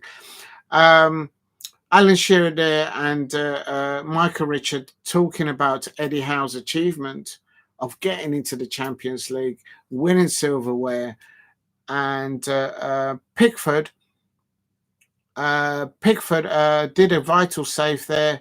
I still think Dean Henderson, the Crystal Palace goalkeeper, is at the moment better performing than Pickford. And I think Dean Henderson should be given an opportunity to have a run of 3 or 4 games for England. I'm sure Thomas Tuchel has taken note. He would have been at Wembley watching Crystal Palace against Aston Villa and also against Manchester City in the final. So I hope Dean Henderson gets a chance to be the goalkeeper number 1 for England. I'd like to see Dean Henderson be the England goalkeeper for around 4 to 5 games in a row. And if he fouls up, he fouls up. But I just give him a chance. I think he's earned it. Everton have finished below Crystal Palace in the Premier League. I'll say no more. So Champions League to Tottenham. Crystal Palace are in the Europa League with Aston Villa, and Nottingham Forest are in the Conference League playoffs. And so that's what happened. So thank you very much, All Football, for doing that. Please hit a like and subscribe at Diego C. Palace if you are new. Let's have a look here. Let me make sure this volume is down. Please hit a like and subscribe at Diego C. Palace if you are new. And there we go. And oh, I'm so glad I didn't do anything that before. Let me just get rid of that. And there you go. If you're new to the channel, please subscribe at Diego C. Palace. Help me get to 2,000 subscribers and help me get to 10 likes if you can today. Just doing the watch along here for Match of the Day. I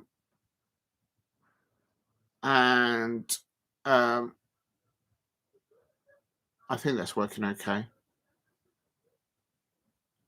Let me just go and drop.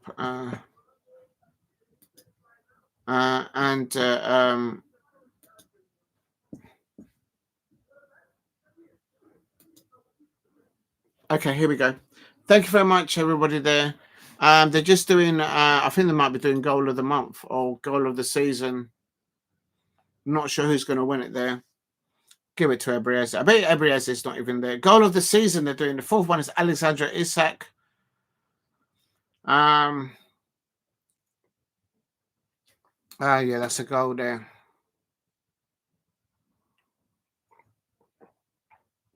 Swedish international there, Alexandra Isak. I don't know, would somebody come in and buy him? But I think it's worth, it won't go for anything less than 100 million. And this is the next one up is the Brighton goal by, yeah, this is a good goal. Oh no, I can't even say it. That was I think that was against Chelsea. That was against Chelsea. I did the watch along for that. I did the watch along for this, and I thought Chelsea were going to beat. Trevor Chabela was cooked there, and I got a feeling that Brighton is going to win goal of the season. Oh my days! Please don't let it be. Oh no, Omar Mamouche is the other opportunity there. And next up is Liverpool versus Crystal Palace. We all know that finished. Next up is Liverpool 1-1 Crystal Palace. Crystal Palace. There we go. Oh, people are going to vote for it. I got a feeling the Brighton player is going to get it, and I'm going to lose it. But it is what it is. Next up, it's Liverpool versus Manchester versus Crystal Palace. Oliver Glasner up against Arnold Slot there, and Jean-Philippe Mateta did score the second goal, but it was offside. And there's an honour there by the Crystal Palace players applauding the Liverpool players coming onto Anfield because they've won the championship. It's out of respect. There's Dean Henderson there and Jean-Philippe Mateta. Jurgen Klopp is present there at Anfield at a very historical moment in their career, I suppose, because the new manager for this season, Arnold Slot, and he was given the Premier League title. But Liverpool's Liverpool, you could have lost today because Crystal Palace scored 2 goals, but one of the goals was disallowed to offside. Oh dear. Anyway, it is what it is. And Mitchell as JP. Oh, it's Ismail Assar scoring the first goal early doors against Liverpool at Anfield, making it 1-0. And Ismail Assar, he's not going to miss from there. Alisson Becker, very good world goalkeeper there for Liverpool and Brazil, but he couldn't stop Ismail Assar, and Ismail Assar scoring the first goal, and Crystal Palace scoring the first goal at Anfield. And look at Dean Henderson making that save there. How is Dean Henderson not the England #1 goalkeeper and stopping Luis Diaz from scoring? Dean Henderson stopping Luis Diaz from scoring there. So you've got 3 Colombians on the pitch: Luis Diaz, Jefferson Lerma, and Daniel Munoz. 3 Colombians there on the pitch at Anfield. Of course, Luis Diaz playing for Liverpool. Please keep hitting the likes. Help me get to 10 likes if you can. If you're new to the channel, please subscribe at Diego C. Palace. Absolute scenes there. Slobber Slide there. If you're new to the channel, please subscribe at Diego C. Palace. If you're new, Liverpool 0, Crystal Palace 1, and then was that a handball by Maxime Lacroix? No, it wasn't. But it's still 1-0 to Crystal Palace. And Jean-Philippe Mateta is off, and Nketiah is on, and there's a red card. Red card. It has to be. And Daichi Kamada injured again, and Gravenberch absolutely stopping Daichi Kamada from going forward. And Ryan Gravenberch got a red card there, and it's just a clumsy tackle, nothing nasty. It's just a clumsy tackle, but it was a red card because it was the last player there. And it's Gakpo. Oh, that shocking defending Palace. Get rid of the ball. Get rid of the ball. And we survived there. Please keep hitting the likes and subscribe at Diego C. Palace if you are new. And it's one of those.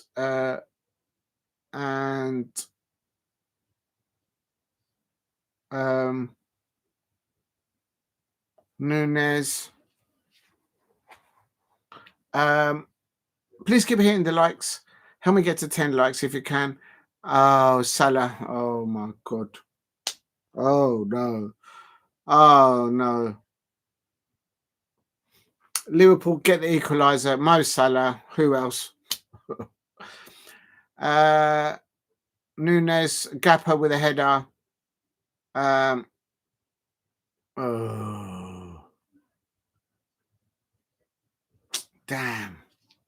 And there's Jurgen Klopp celebrating. Oh, give it over.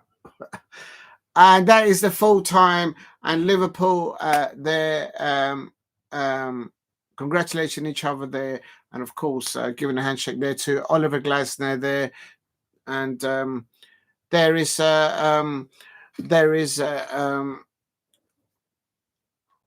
Virgil van Dijk is about to lift the Premier League title.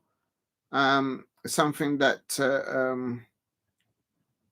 well, he's staying at Liverpool. He has said that he's staying there.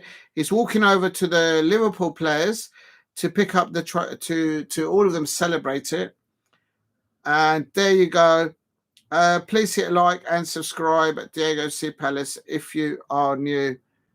And there's Liverpool celebrating winning the Premier League.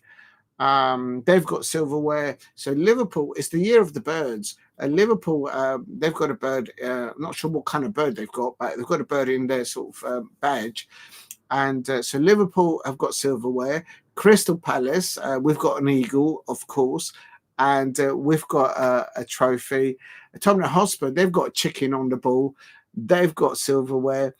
Who else has got a bird on them? They've got the Magpies, Newcastle United. That's 4 teams with birds in their sort of badge. And They've all picked up silverware. Chelsea looks like they're going to win silverware on Wednesday, so we'll have to wait and see. But I think there will be they will win that. No booing there for Trent Alexander-Arnold. We're not majory there, basically. If you're new to the channel, please subscribe at Diego C. Palace. Help me get to 10 likes. Are you fine? You're fine for me to shout out on other platforms. Are you fine? Yes, you can. Absolutely, All Football. I don't use Twitter or anything else. I only use Instagram on YouTube. But if you have any other ways to do it, yeah, please do so, All Football. Thank you very much for doing that. I would really appreciate that. Thank you very much. If you're new to the channel, please subscribe at Diego C. Palace if you're new. And this Arnold Slot, they're speaking to Match of the Day, to Gary Lineker.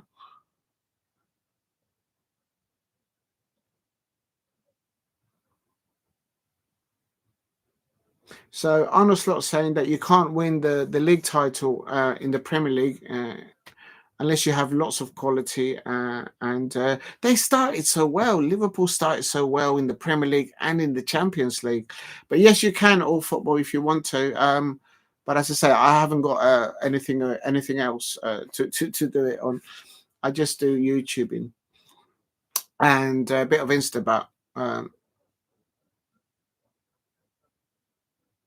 Gary Lineker asked Liverpool manager when is he going to start thinking of next season, and he's saying he's already started that a few weeks ago.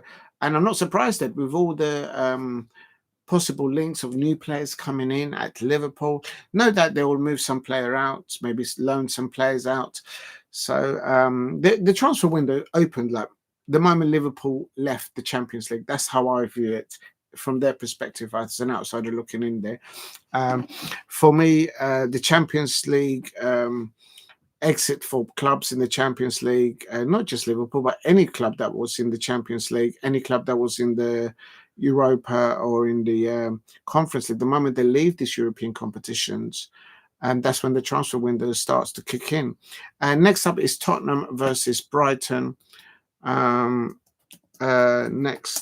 up is Tottenham.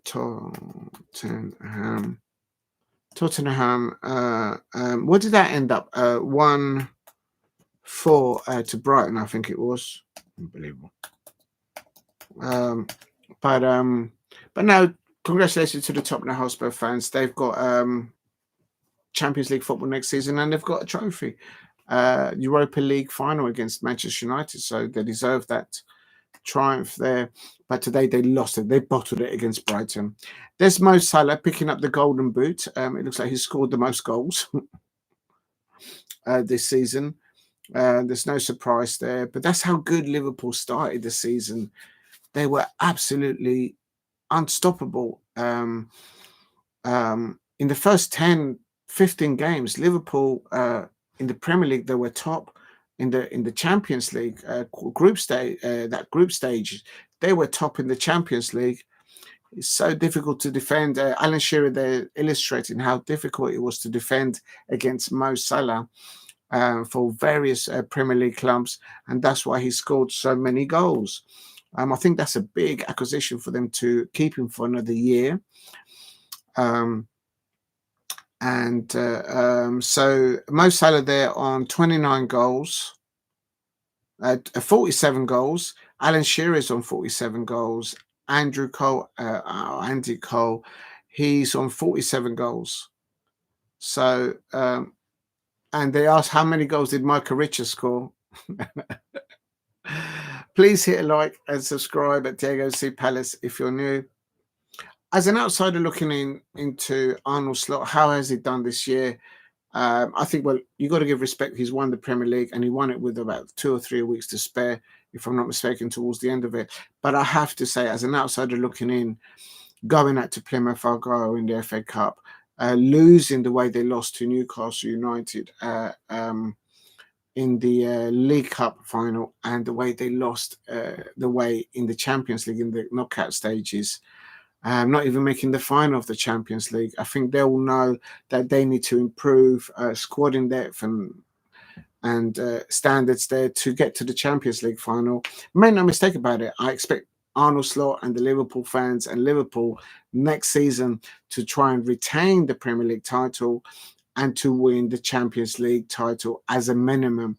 I think that will be their minimum. If you talk to Liverpool fans, as an outsider looking into that club, I think that's probably what they're going to go for. And it's just scary that they might come in after some of the Crystal Palace players. And this is Tottenham Hotspur versus Brighton at the Tottenham Hotspur Stadium. If you're new to the channel, please subscribe at Diego C. Palace. If you can help me get to 10 likes, that will be amazing. And also, if you can help me get to 10 likes, that would be amazing. And if you can help me get to 2,000 subscribers, that would be also great too. If you haven't subscribed, Tottenham 0, Brighton 0. And oh, is that a penalty? Tail's gone down injured. And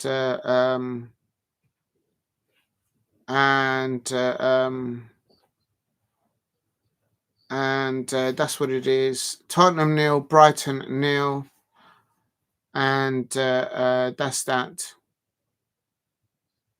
And Spurs scored the first goal there from the penalty.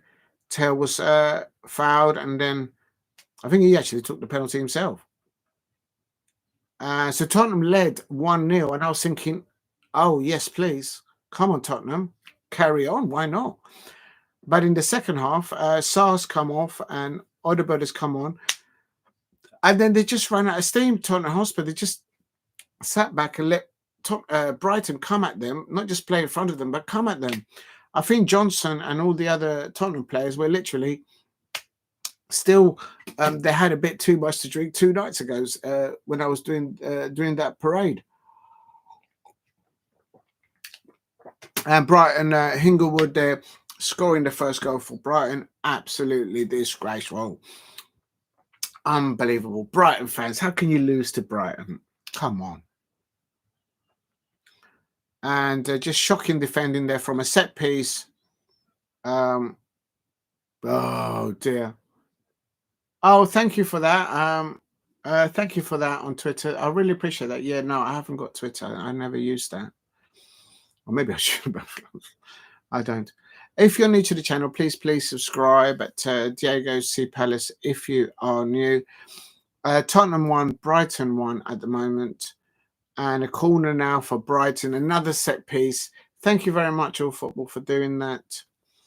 Back heel by Brighton. Oh, my God. Tottenham fans, how can you let Brighton score a second goal like that? I can't even look. I can't even look. How can Tottenham fans allow a second goal like that from Brighton? Absolutely shocking. I hope you wake up and see. I hope so. You never know. You never know. Thank you very much. I don't mind. Sometimes you can get to All Football. I'll give you. Sometimes you can go and you just get only a few, and then suddenly, boom, it just spikes up, and you never know why. It's just mad. I need to maybe stop doing the live streams and do more of uploads because I've got so much to upload. You will never believe it. I've got so much to upload. So maybe I might concentrate that a bit more now. And there's a penalty to Brighton. Oh, my God. Oh, my days. Tottenham has just given a penalty to Brighton. Please. That's a penalty all day long. He's nowhere near the ball. Unbelievable. How can you lose to Brighton, Tottenham fans, after winning the Europa League final? And Matarari. If you're new to the channel, please subscribe at Diego C. Palace. Brighton get 3 goals there, and I think they won 4-1. Or was it 3-1?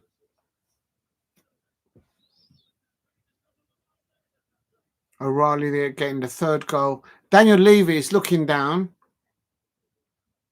This is the worst ever league season for Tottenham Hotspur.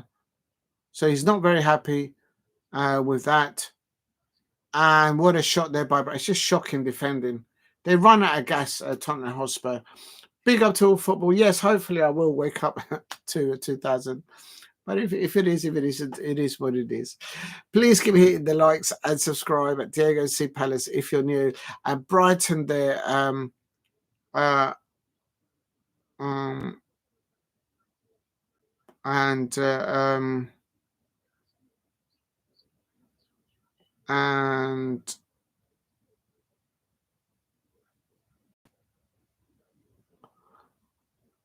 for 17 years they haven't won. How do they sum up the season? Ange Postecoglou says outstanding. They've won a trophy that they haven't won in 17 years.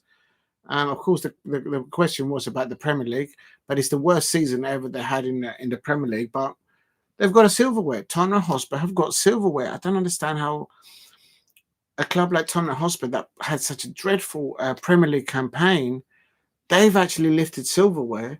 And Arsenal, when they've previously won Premier Leagues, after Premier Leagues, they even won an invincible year as well. They used to win. They used to get to latter stages in the Champions League before. And for 5 years, they haven't won anything. But Tottenham, they won silverware. They're in the Champions League next year. And they could actually win another trophy in a few months' time, depending on who wins the Champions League. Next Saturday, within 6 days, is the Champions League final between Inter Milan and PSG. And it's going to be at Bayern Munich Stadium. And quite frankly, I look at that back heel from Brighton. I can't even look at that. That hurts my eyes just looking at that. Tottenham fans, how can you let Brighton let 4 goals past you, lot? Absolutely shocking. Absolutely shocking. One thing I've noticed is that viewers will watch your content if there is a demand. That's why I post vlogs very quickly, because that's when there's the highest demand. Yeah, I used to do that, but I just did my live streams, and I'm going to upload them eventually. Obviously, now the Premier League is finished now, so I've got more time to do that now. But yes, you're right. And but what I also learned of football is that they're interested in on the police horses and also the coaches. I don't understand why, but people love the coaches and the horses. I can understand the horses, but it is what it is. So it's a mixture of it, so it's one of those. So it's going to be interesting there. Yeah, I think you're right to do it straight after the match. I used to do that, but if you've done like 8 or 9 hours live stream, I just haven't got the energy to upload anything after this. But I'm going to have to go back to doing what you're suggesting. Oh, next up, I nearly forgot, Wolverhampton Wanderers. Next up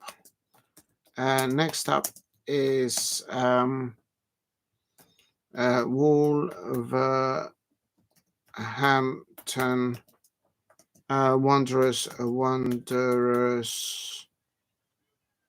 Wanderers. What did it finish? Wolves, Brentford. I think it was a 1-1, wasn't it? I'm going to put 1-1. Yeah, it was 1-1. Brentford. I think that's how it finished. But I gave Wolves a rating of 6 out of 10 because the way they climbed their way from the bottom 3, bottom 8 in there. So I will go back into the ratings there for everyone there. You can see them in the chat. I'll do them in a minute. I've only got to do Liverpool and Crystal Palace next, I think. Because I've done up to Manchester City from the down upwards. Please keep hitting the likes. Help me get to... please help me get to 10 likes if you can. And if you can, subscribe at Diego C. Palace if you are new. And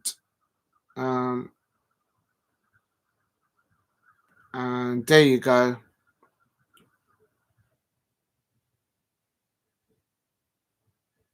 And that's Mbeumo scoring the first goal for Brentford. He's been linked to Manchester United, but now Manchester United can't offer European football. So could Tottenham come in and get Mbeumo as an example? Any target that Manchester United may have, other football clubs will be coming in for those targets and saying, well, look, we can offer Champions League football. and other stuff. So it is what it is. If you're new to the channel, please subscribe at Diego C. Palace if you are new. And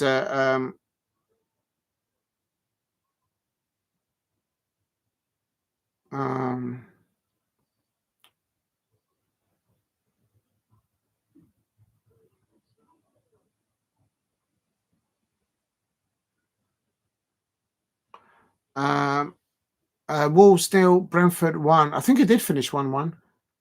I still think I need 14 subscribers or something like that. Let me just quickly check. Yeah, I still need about 14. I'm just scared to do it here while I'm live. I don't want to refresh the live stream. Yeah, I still need over 10 subscribers. So, but thank you very much. It's okay. It'll get there eventually. Sometimes you could stick on a number, the dog and all football. You can stick on a subscriber number, and you could be there for weeks on end, and then suddenly, boom! It just shoots up, and it's like, "Hello, what's happening?" It just happens. It just happens. I don't know how it's done. If you're new to the channel, please subscribe at Diego C. Palace. And Wolves, I think Wolves, did it finish 1-1? I can't remember. I'm sure Wolves equalised. And Nori there in the near post. It's a corner now for Wolves. And so Mbeumo thinks that he was fouled there on the lead up to that Wolves chance. And it's Thomas Frank there. He said after the match that his club is a selling club. So, what a goal. Oh, that's a good goal by Wolves. That's a good goal. Assist by Strans Lanson. And one ball from the goal kick, or from a goal kick, one header from Landstrand, and one touch, literally a header and Landstrand from the goal kick. And that's Munitesi, who scored for Wolverhampton Wanderers. I gave Wolverhampton Wanderers 6 out of 10. Victor Pereira there. Yeah, after a couple of days from uploading my vlogs, it tends to stay on the same number. Yeah, it just sits there. I'm like, It's just how it is. Please keep hitting the likes and subscribe at Diego C. Palace. Thomas Frank there, he was linked to a few Premier League clubs midway through the season. Very good manager, I think, Thomas Frank. But he's left his Brentford side middle of the table, ending Wolverhampton Wanderers 1, Brentford 1 on today's out game there. And Mbeumo there, he's linked to a few clubs, but then he will probably, if you're going to leave Brentford to go to a club, you might as well go to a club that can offer European football. And if you're going to leave at all. So well taken go there by Mbeumo. He scored so many goals there. So a lot of teams will be looking to see how he sits there in that false 9 position in the middle of the penalty area, and he just loves popping the goals in from the penalty areas. He can drive down the right-hand side. He can drive down the middle. He can pick a pass. He's not greedy, and he does pass the ball. But I remember in the January transfer window, when the first game after the January transfer window, and Mbeumo was going like this to telling maybe people that he wants to stay at Brentford. So maybe he just doesn't want to leave Brentford. But I suppose money talks. We'll see what happens. Who else is to play at? Oh, Southampton. Southampton and Arsenal. Here we go. No Tyler Diblin playing today for Southampton. Southampton.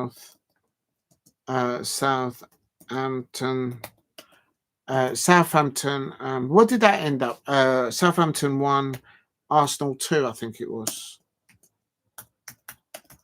If I'm not mistaken. I think I'm right in saying that.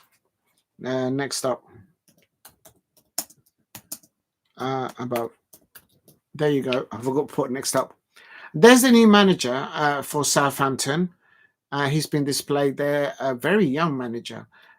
He's got experience in Belgium. Although his parents were both British, but he's been brought up, I think, in Belgium. Declan Rice starting there in the midfield pivot for Arsenal. And it's a year for Arsenal fans of what could have been, I suppose. But they had injuries. They didn't bring in a striker, I suppose, and no trophies. Tottenham have got trophies, and Arsenal haven't got trophies. That's just putting it into. I don't need to talk anymore about that subject. But here's Brentford. Did they score first? I can't remember. I think they did. Please keep hitting the likes. Help me get to 10 likes if you can. And doing a watch along for match of the day here. Southampton 0, Arsenal 0 at the moment. And VAR are looking at something here.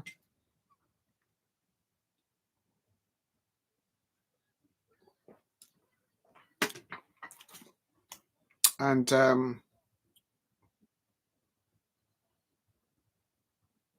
Mikel Arteta was in the stands sitting next to the directors or something because he had collected too many yellow cards, so he wasn't allowed to be on the technical area. Leno, who he threw underneath the bus there, in goal for Southampton, of course. And so he would have liked to have had a clean sheet. He stopped Ramsdale, not Leno, Ramsdale stopping Martinelli there. And that's the first goal for Arsenal. It was Kieran Tierney who scored first. I do apologise. Kieran Tierney, who's not been able to start first for Mikel Arteta there. And good ball whipped in from the wide areas. Terrible defending by Southampton. And Tierney, they're looking for a striker. There's Kieran Tierney. They're playing as a number 9. Hello, maybe that's your answer, Arsenal fans. You're looking for a striker, put Tierney up front. And this is Southampton. This is the equaliser. And he nearly beat David Raya there on his near post there. I have to say, Arsenal fans, you keep saying you haven't got a striker. Put Tierney up there. Did you see how he scored that goal from in the number 9 position there? I'm sure they probably want to get a better quality than that, but and there's the equaliser from Southampton from a set piece. Arsenal all over the shop, defending a set piece there. And the first goal there for Southampton there, scoring the equaliser for Southampton there. Stewart from the corner. Terrible. No one picking him up. He just drifts in. Free header. Look at that. No one picking him up. Boom. Actually, there was 2 of them on him, but none of them getting close to the ball. If you are new to the channel, please keep hitting the likes and subscribe at Gyokeres Palace. 4 substitutions on and 4 substitutions off for both teams. And Odegaard scores from long distance. The captain of Arsenal putting in the midfield there. Odegaard winning the ball, playing it wide, no one closing him down. And he's just picked his space. No one coming out to him. And it's just leashed that. And he ended, Arsenal 1-2-1. So Southampton clearly are going into the Championship. No Dibbling today. Tyler Dibbling playing for them today. So where is he going to land? He could be going somewhere.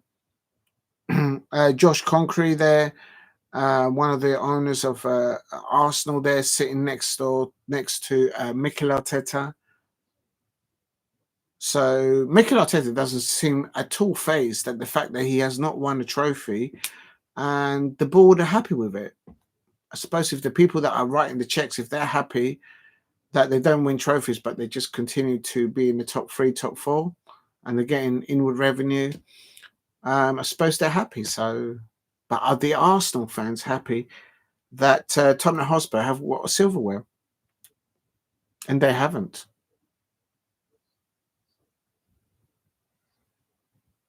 So Alan Shearer is asking a question. Who was it decision not to bring a centre forward? I don't like looking at they're showing stats, but I just go by what I've seen and what I feel. And for me, Mikel Arteta clearly didn't request or didn't want a striker.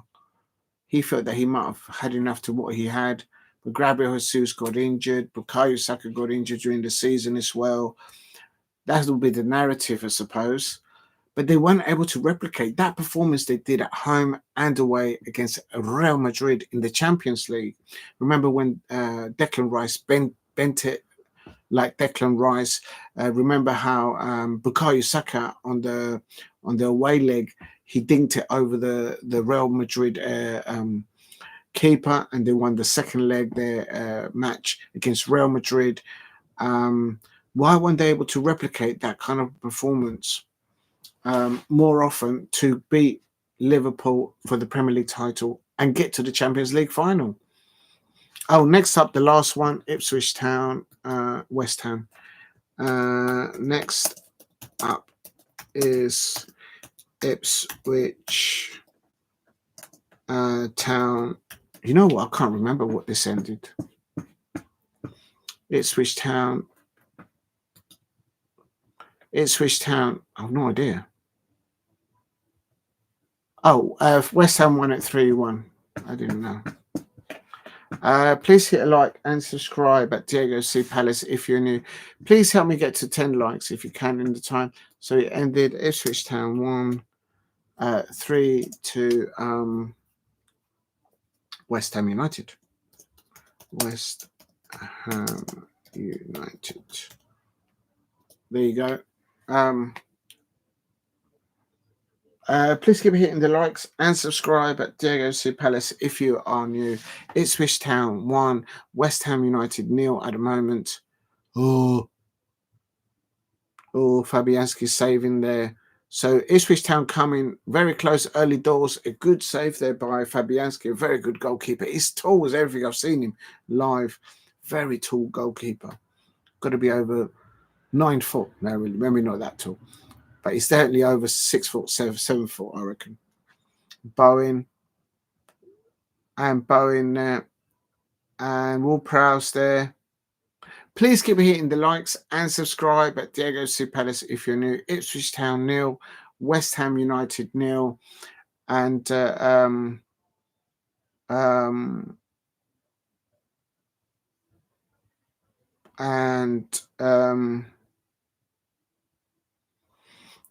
help me get to 10 likes if you can in the chat. And this is West Ham. Oh, that's terrible defending.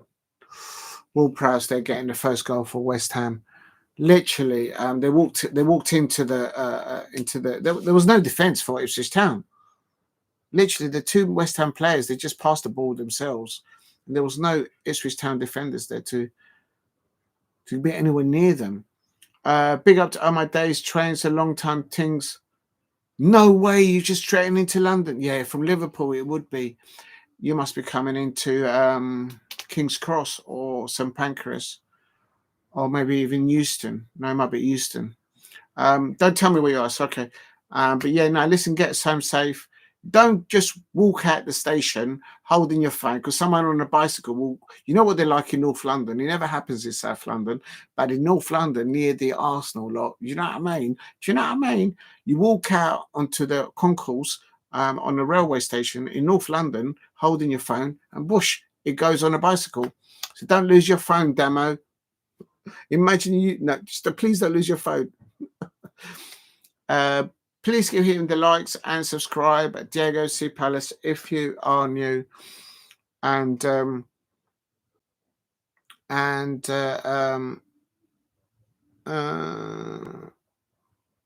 Jeroboam are getting the second there for West Ham. I thought they won 3-0, 3-1.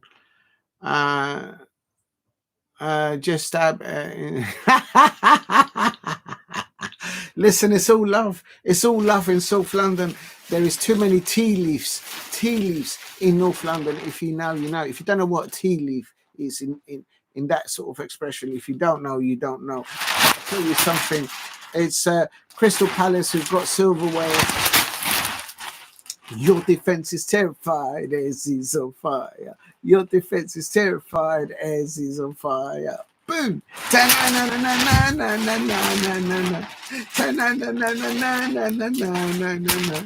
That's right.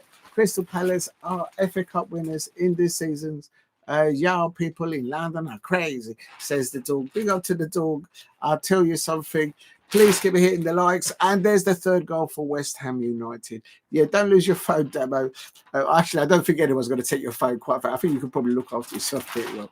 Please hit like and subscribe at Diego Palace if you are new. And it ended Ipswich Town 1, West Ham United 3.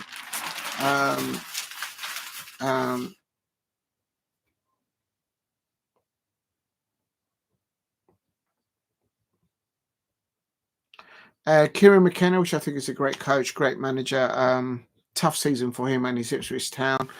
And he believes that they'll come back to the Premier League. So don't be surprised if... and Liam Delap, will they keep hold of Liam Delap? Could he be an option for some teams that can't offer European football? Yes, Palace has already been on. Because they didn't do them first. They did the Champions League positions first, and then they did Palace, Liverpool after that. And I saw a guard of honor by Liverpool players to the Crystal Palace players, and also a guard of honor to the Liverpool players by the Crystal Palace players, because obviously both of them have lifted silverware. So it is what it is. Please hit a like and subscribe at Diego C Palace if you are new. If you can help me get to 10 likes or anywhere near near 2,000 subscribers, that would be amazing. So thank you very much. If you're new to the channel, please subscribe at Diego C Palace.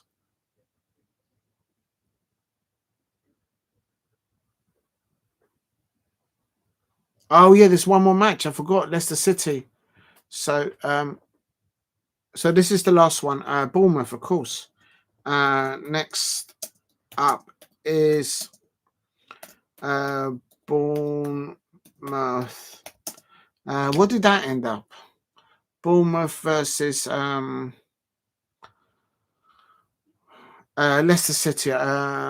Bournemouth. I can't remember. I know Leicester City lost. Leicester City. They lost 2-0. There you go. Please hit a like and subscribe at Diego C Palace if you are new. Bournemouth 2. Bournemouth 2. Leicester City.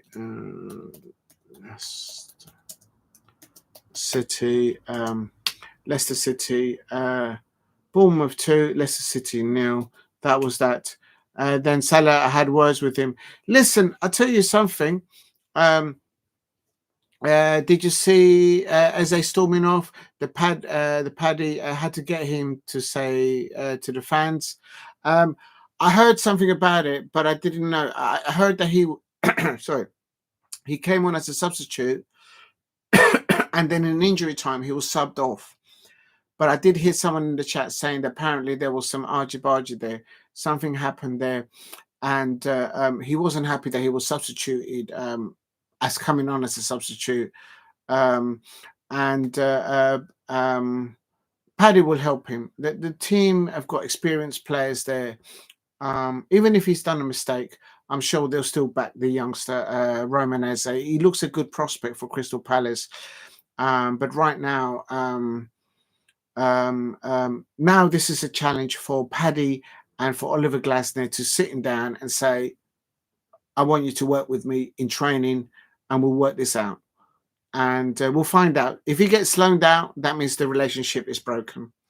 Roman Eze is used to playing regular football for Millwall, and he's been having to sit on the bench game after game, game after game, game after game, game after game. And he's saying, the money's good. The privilege is that he's got an FA Cup winners medal, but he wants to play football, and you can't blame him at that age. So he wants to play football, but you know, Oliver Glasner, he's got things to do. He's got to land a trophy. Like this year, he's landed one. Next year, he's got to land another one. So I hope both Paddy and all the other coaches work with Roman Eze, and this is a learning curve for him. It's a pecking order, and he probably, on one hand, he's probably saying, well, if I was at Millwall, I'd still be playing football like every day. But there is a pecking order. It's just he's not old enough. He's not mature enough. I think ability, he can play on the pitch and he can score goals, but he can't be starting ahead of Ebrieze. He can't. So, but apparently he got substituted because he didn't see Oliver Glasner didn't see him doing something that he wanted to do. He played well against Wolves. Yeah, he scored on his debut as well. But my understanding is, let me just quickly go into it. He got substituted by Mattheus Cunha on 93 minutes. So I don't know, because Mattheus Cunha is more a defensive player than a attacking player like Roman Eze is. So I don't know what happened. It'd be interesting to see. But you know what? They've won the FA Cup. They drew against, and it was Bournemouth. They won 2-0. I think it's just smoke. But hopefully he'll be all right. So I like the look of how Roman Eze, when he has played in front of me at Selhurst Park, I like what he's done on the pitch. So he just wants to play football, and he's a young man. So hopefully they'll talk to him and work it out. Please hit a like and subscribe at Diego C. Palace if you are new. And Frankie is an attacking player. Well, yeah, I suppose so. But I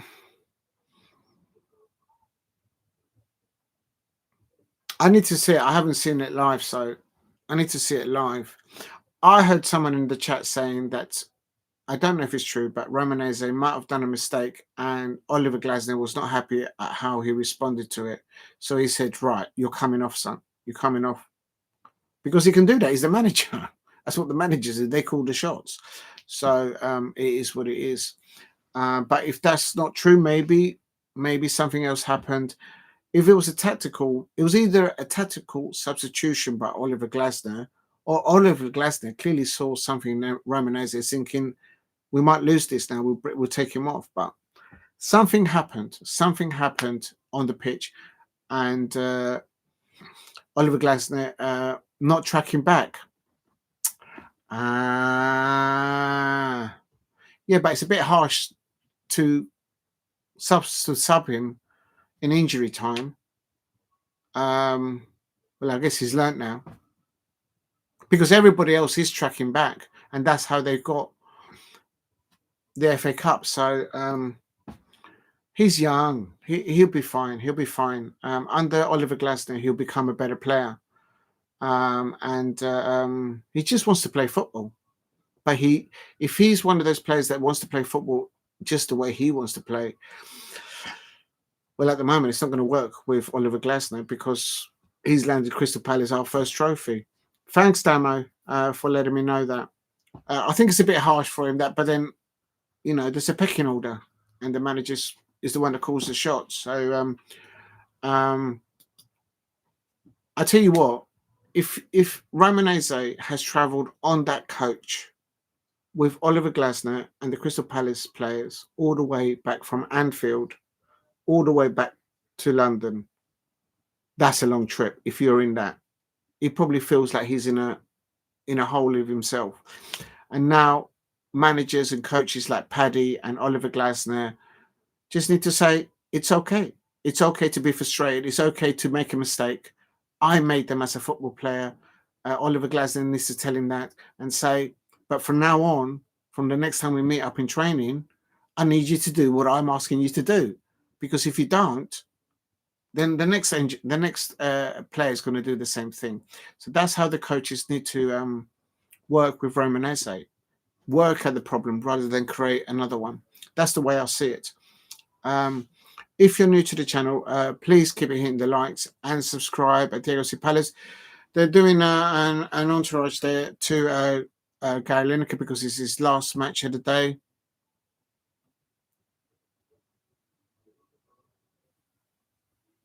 If you're new to the channel, please keep hitting the likes and subscribe at Diego C. Palace. I hope Roman Eze is okay. I'm sure he'll be all right. And but there's clearly a team not morale. There's clearly something that's been built within the squad, the team, within Crystal Palace, and everyone seems to be going in the same direction. And if there's somebody that's not getting an opportunity, and then they suddenly, you know, flick up, then oh,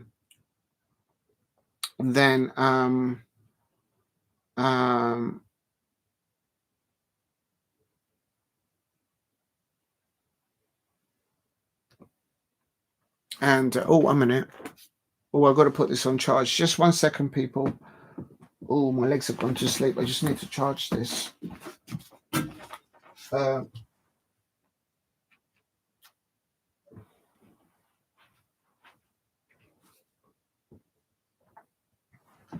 I hope they're able to figure it out with Romanese. He's the only thing is that now there's no more competitive matches. Sad to see Gary leave match of the day. I think he's done a job there, but it's not so much a criticism of Gary Lineker. I think it's just sometimes I find that the clips that they do about the football is too short, and they should be able to extend that a bit more. But maybe it's the time slot that the program has on to go live. They only have got a limited amount of time that they can show what the players are doing. That if match of the day could be a bit longer, I think it will draw more people. But maybe it's just too late in the day. I don't know. But he's been there a long time. He's been there such a long time. Please keep hitting the likes. I don't know who's going to take over. Does anyone know who's going to take over? I don't know what's happened to my BBC iPlayer here. Oh, here it is. And they seem messing about with Paul Gascoigne. They're giving him. Please keep hitting the likes and subscribe at Diego C. Palace. Help me get to 10 likes if you can.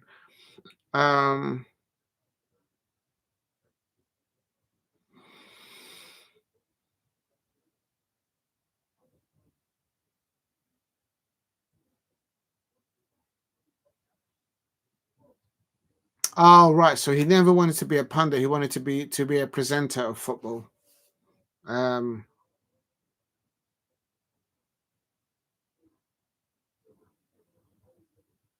Yeah, he had to replace Des Lynam. He's grown into the role there. Big up to all football there. Yeah, that's going back into the mid-90s, isn't it, when he took over? Or late 90s. Please keep hitting the likes and subscribe at Diego C. Palace if you're new. Oh, there he's in his pants.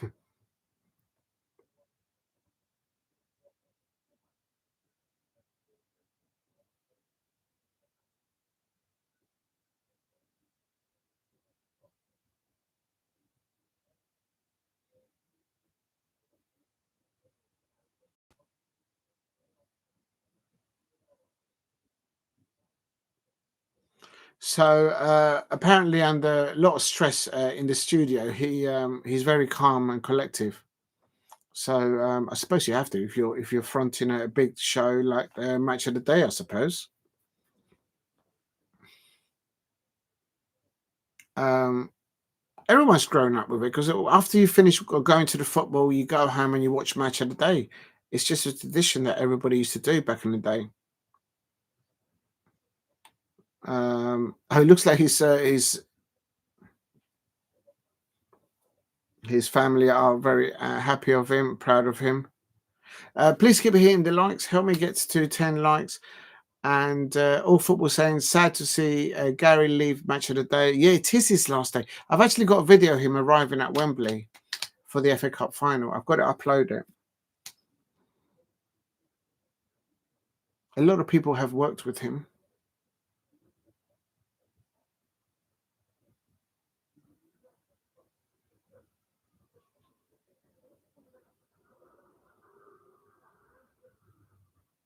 Paul Gascoigne has just said, you're free now.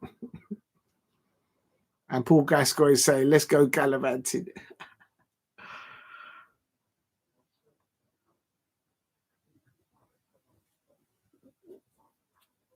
If you're new to the channel, please keep hitting the likes and subscribe at Diego C. Palace.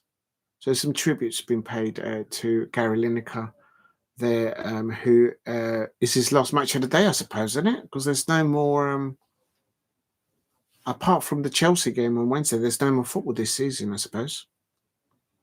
Virgil van Dijk, Pep Guardiola.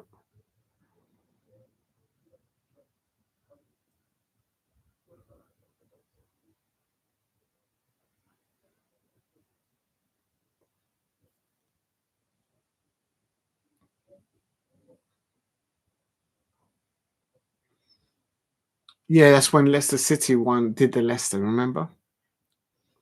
And Claudio Ranieri, the manager of Roma, they're giving a thank you to Gary Lineker there. Please keep hitting the likes and subscribe at Diego C. Palace if you are new. Alan Smith, I had a selfie with Alan Smith. I've got that on my channel.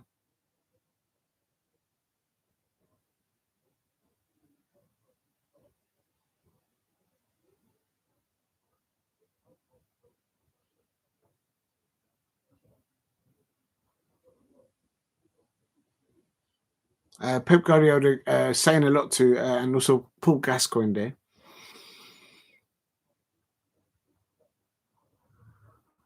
He'll still be involved in presenting because he's got his own show on YouTube and podcasts and all that. So he'll still be available. You'll still see him.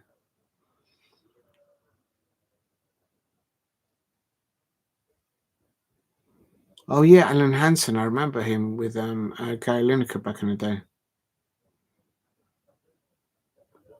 Please keep hitting the likes and subscribe at Diego C. Palace if you are new.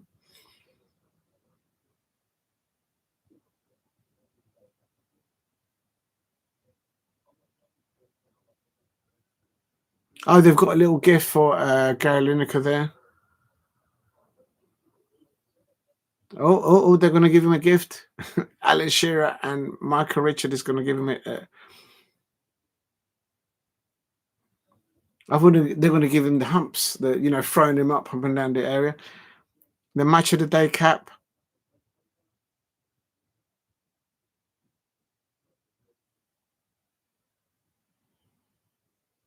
He's got a golden boot there.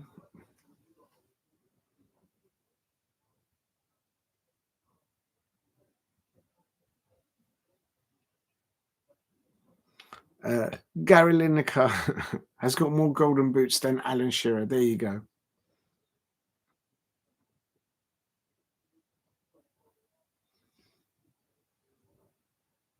And that's when Leicester won the Premier League. Come on, Palace, let's win the Premier League next season. If Leicester City can do it, why can't Palace?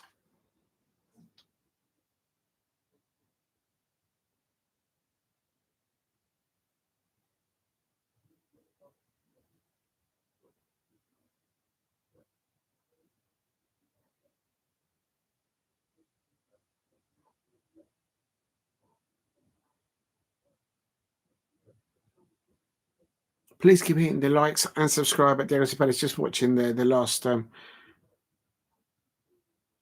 this is the table. Liverpool champions, Arsenal second, Manchester City third, Chelsea fourth, Newcastle United in fifth in the Champions League. Oh my days. He's still Gary Lineker will still be doing stuff on he's still doing stuff on YouTube, so you won't see the last of him. Oh, you mean Crystal Palace? You know what? That's not a bad question there, Damo. Come on, Palace. Let's get the Premier League next season. Let's do a Leicester next season. Come on. Why not? With Oliver Glasner, Ebrieze, Mark Gahey, Maxime Lacroix, Daniel Munoz, Jefferson Lerma, Romanese, when he's not getting substituted by his own manager twice in a game. We've got him. Come on, Palace, let's do it Leicester next year. Come on. Oh, can you imagine that, Damo?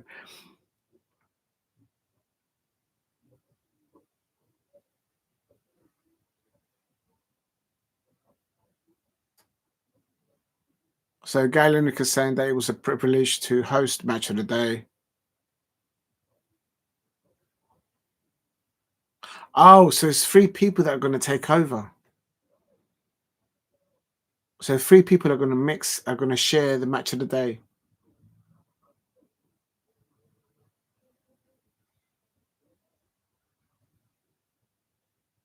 Yeah, you always put Crystal Palace last night, really. There it is. So that is the last Match of the Day by Gary Lineker. I've actually got a video of him going into Wembley for the FA Cup final. I've got to upload there. But come on, Palace. Come on, Palace. Let's do a Leicester next year. We've got an FA Cup. Let's build on that. Let's get another trophy next year, Crystal Palace. Right, so quickly, I've done the ratings. I'm going to quickly bounce them through. Not going to go into detail, but I have put them in the description already in the chat. Quickly, there it is. Southampton, Ipswich. So quickly, let me just quickly put it. My ratings out of 10 for Premier League teams as follows. I gave Southampton and Ipswich. Please keep hitting the likes and subscribe at Gyokeres Palace. I gave the bottom 3 at 3 out of 10. I gave Wolves. I gave Wolves. Where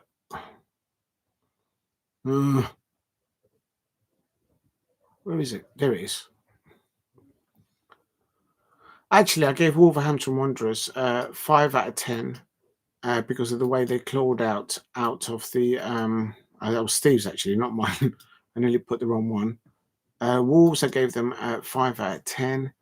I forgot Tottenham. Sorry, Tottenham, who finished below Wolves, I actually gave them 6 out of 10 because they won the Europa League final. And so a slight mistake there, people. Sorry. Where's the other one? I gave Manchester United 2 out of 10 because I found out that they lost twice to Brighton. Not once, but twice. I thought they only lost once because I was going to give Manchester United 4 or 3 out of 10. But when I found out that they lost twice to Brighton in the Premier League this season, home and away, I says, no, sorry, that's 2 out of 10. So I'm not sorry about that. West Ham United, I gave them 4 out of 10.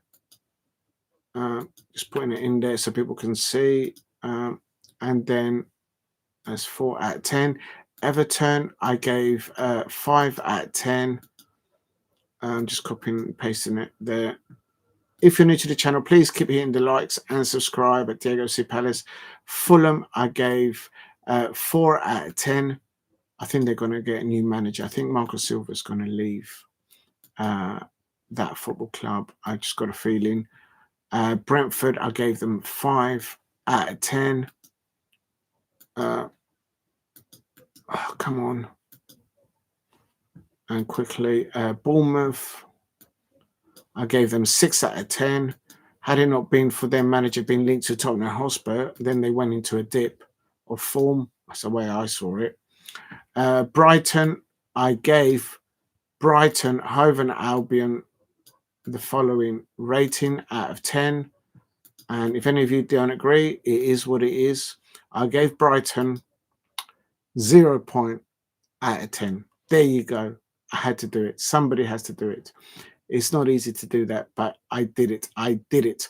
Nottingham Forest. I gave Nottingham Forest 6 out of 10 for finishing in Europe. They're so close to getting to a final and also to get Champions League, but they couldn't get it over the line. Aston Villa, I gave them 6 out of 10. Please keep hitting the likes and subscribe at Diego C. Palace if you are new. So 6 out of 10. Who am I missing? Newcastle United I gave 8 out of 10 because they won silverware and they're in the Champions League. Ooh. Just come into the chat. I'm just typing this in quickly. If I can figure out how to do it. And there we go. As Newcastle United. Chelsea, I've given them 8 out of 10 because I expect them to win silverware on Wednesday and they've got Champions League. Jammy Chelsea, so I'm giving them, yes, that's right, I said it, Jammy Chelsea, 8 out of 10. Manchester City, I've given them no trophies, Manchester City. I've given Manchester City out of 10. I've given them 5 out of 10 because they had Pep Guardiola had a go at Dean Henderson, and I'm not having anyone having a go at Dean Henderson. For Arsenal, I've given Arsenal 5 out of 10 because all they do is just participate in competitions. They never seem to want to win anything, so it's just boring watching them. I have to say. So I've done Arsenal. Oh right, so then that's that next up. Then I just got to do. This is great. You should have given Britain 10 out of 10. No, Brighton. No, I can't do that. And then also Liverpool. I'm giving them 9 out of 10 because they won the Premier League. And my Crystal Palace,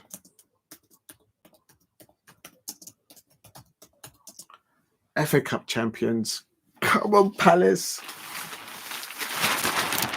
Come on, Palace. You know it makes sense. I'm giving my Crystal Palace, of course, 10 out of 10. Come on, Palace. Let's do a Leicester next year. Let's win the Premier League. Let's win the FA Cup. And let's win the Europa League Cup. I need to see 3 trophies next season. Come on, Palace. We can do it. 3 trophies next season. The FA Cup. Win it again. Win the Europa League. And do a Leicester. Come on. We have to do it. Come on, Palace. Why not? Please hit a like and subscribe at Diego C. Palace. I've got to give 10 out of 10 for Crystal Palace. They won silverware and it's about trophies. It's all about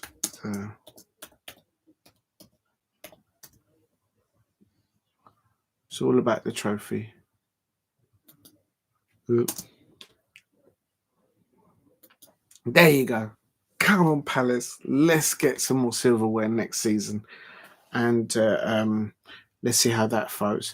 Please keep hitting the likes and subscribe at Diego C. Palace if you are new.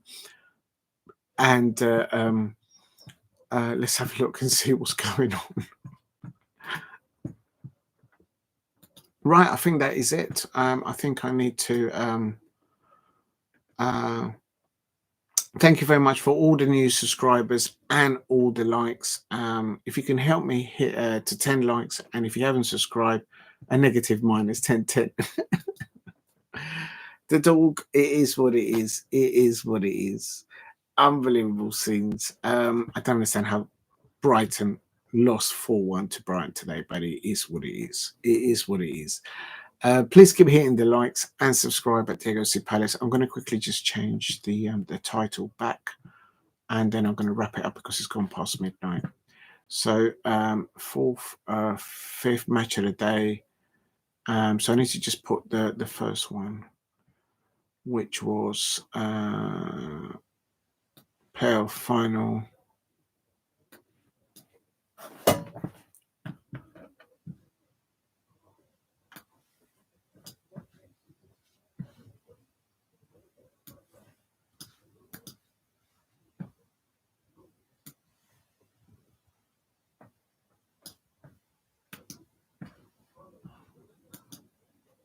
There we go.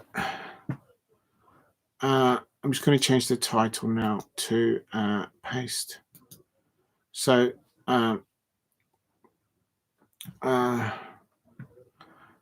playoff final, Charlton versus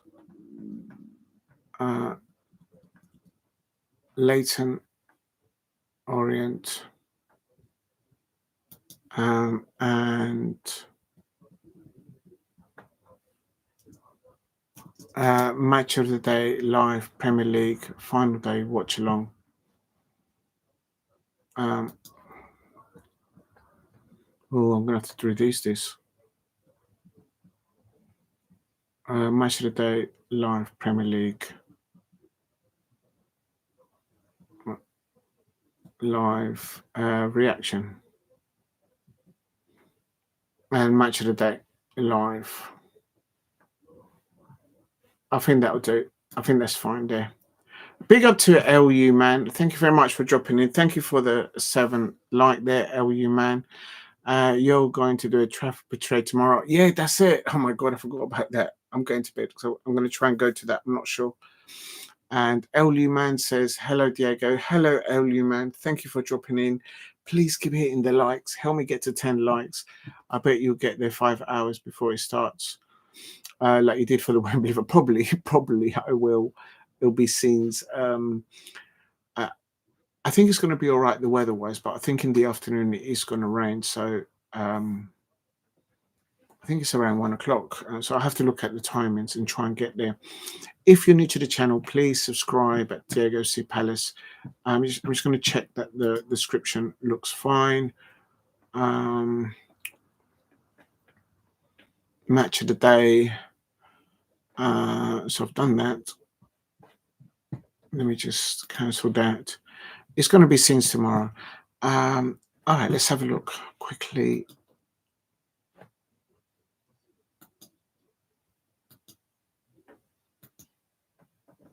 Oh, let me just turn this off. I don't need this anymore.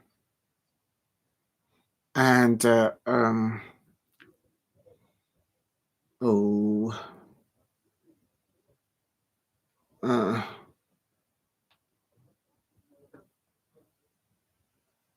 if you're new to the channel, please subscribe at Diego C. Palace. I'm going to go into breaking news now, and let's see what happens now. Oh,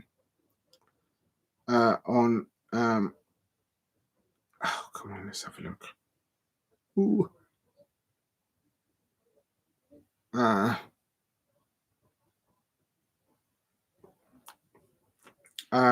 Big up to LU man. I hope you're doing well, and to the dog. Right, let's go into breaking news now. Let's see if anyone has signed for anyone, and it looks like Antonio Conte will be looking to introduce none other than Alexandro Garnacho from Manchester United.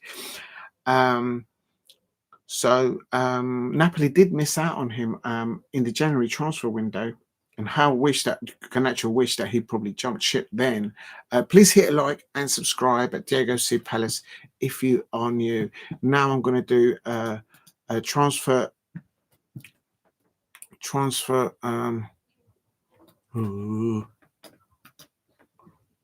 copy. I need to go to it because I've got a long day tomorrow. Like literally. I don't think I've got enough room for this. There it is. Right, now I'm going to do transfer breaking live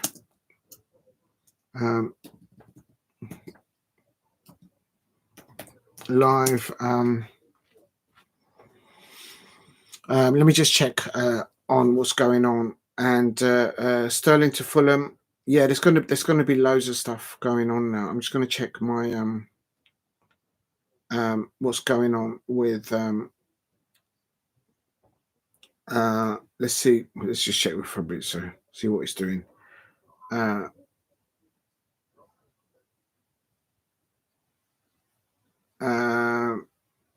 Oh my god, Fabrizio's been like literally non-stop doing stuff. It looks like Viktor Gyokeres gets to 63 goals this season.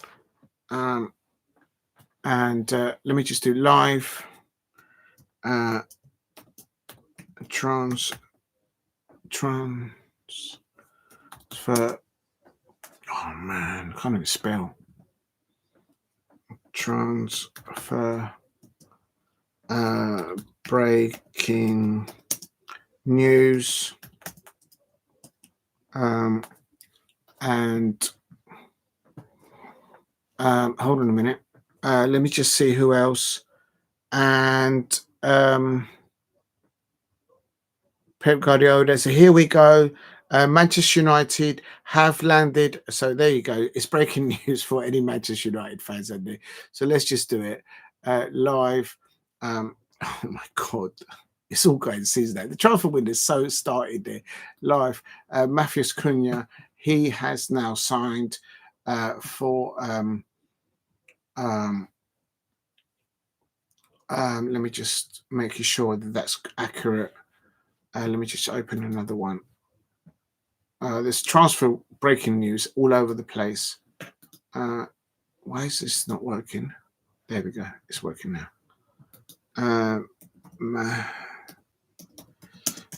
Cunha. MATHEUS CUNHA, the Brazilian. It looks like it is happening now. Everyone is breaking it. MATHEUS CUNHA has takes Manchester United start number. So it looks like it's happening. It is breaking news.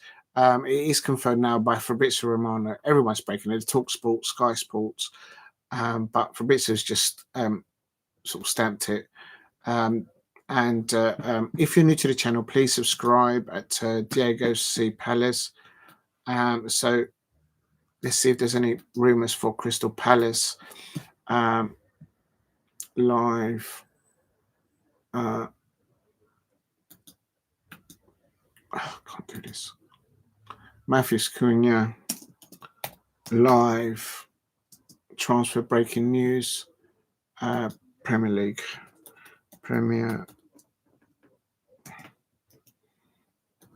League.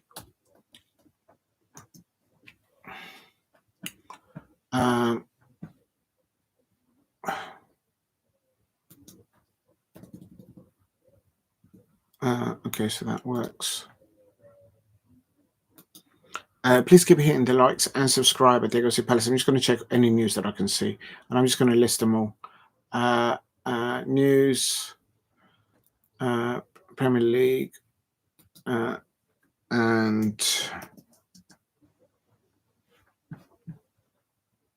oh, let me just delete that. Come on, man. Why does it take so long to do this? Premier League. Why does it take so long? And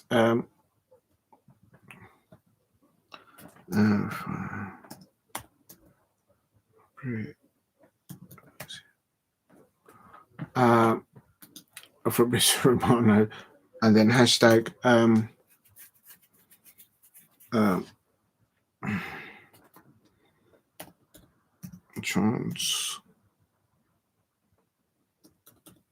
transfer. Oh, it doesn't fit. Are you kidding me? There we go. That fits. So it is confirmed. There you go. Right, let's go into it. Please keep hitting the likes and subscribe at Diego C. Palace. I'm just going to quickly just double check it. So I've got it on the Manchester Evening News and also Fabrizio. Let me just check again. Fabrizio Romano.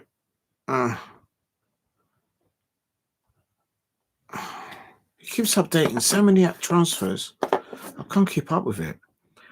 If you know, you know. Big up to Damo saying Sterling to Fulham. He wants to stay in London, doesn't he? I would have thought Fulham will want to figure out who the manager is going to be there first. But yeah, definitely Sterling. I guess Chelsea will be liking it. And I can confirm that. So here we go. MATHEUS CUNHA is going to go to Manchester United. Oh my God. Let's have a look.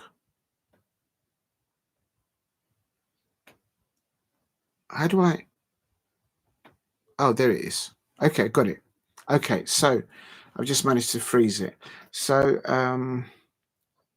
from Wolves. So that is happening, people. That is happening. So it is happening. Mattheus Cunha has sent also an emotional message as he exits Manchester United. And also I can confirm that Fabrizio Romano has just confirmed that could be the first signing for Manchester United. Mattheus Cunha. I'm not sure he would walk into the first team at Crystal Palace. I'm just saying. I don't think he would. How much? If you're new to the channel, please subscribe at Gyokeres Palace. Wolves will receive £62 million. Do you know what? How do I get into? How do I do this? I don't know if this will let me do it this way. Oh, I'm not even signed into Insta. Oh, I'll leave it alone. I don't want to mess up the computer. Never mind. Please keep hitting the likes and subscribe at Gyokeres Palace if you are new. I can confirm that Wolves will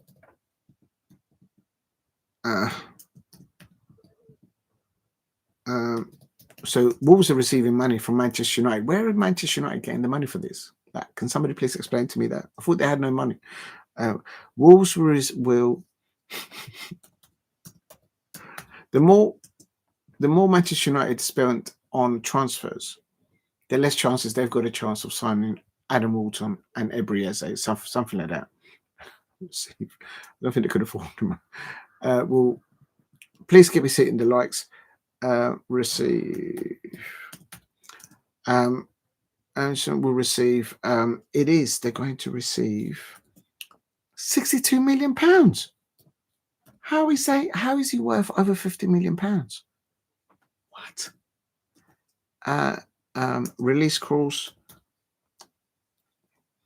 Wolves will receive 62.5 million for the release clause value, but in installments. They've got no money. They're trying to write cash. Manchester United are trying to write checks that their bodies can't cash. If you know, you know. Buy now, pay later.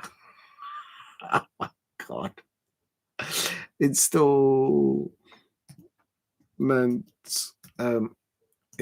Please keep hitting the likes and subscribe at Gyokeres Palace. I can't believe they're doing this. They're buy now and pay later. It's just mad. Do you know they're gonna go broke? They're gonna go broke, as they say in South London. They're gonna go broke. I can't do a patois accent. Can someone please teach me how to do a patois accent? Install. They go broke. I think that's how you do it. I probably butchered it. Installments. I don't spell that right.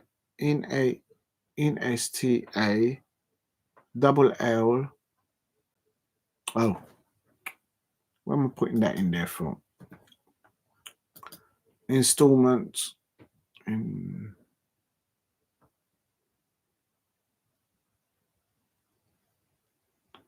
Oh, anyway, installments with club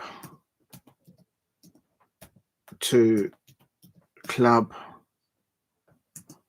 paperwork this week. Paperwork work this week. This is going to be the first signing for Manchester United. So Wolves are going to receive is that even allowed? Is that even allowed? So it's like, there's the release clause, but I ain't going to give you all the money for the release clause, but I'm going to give it to you in installments.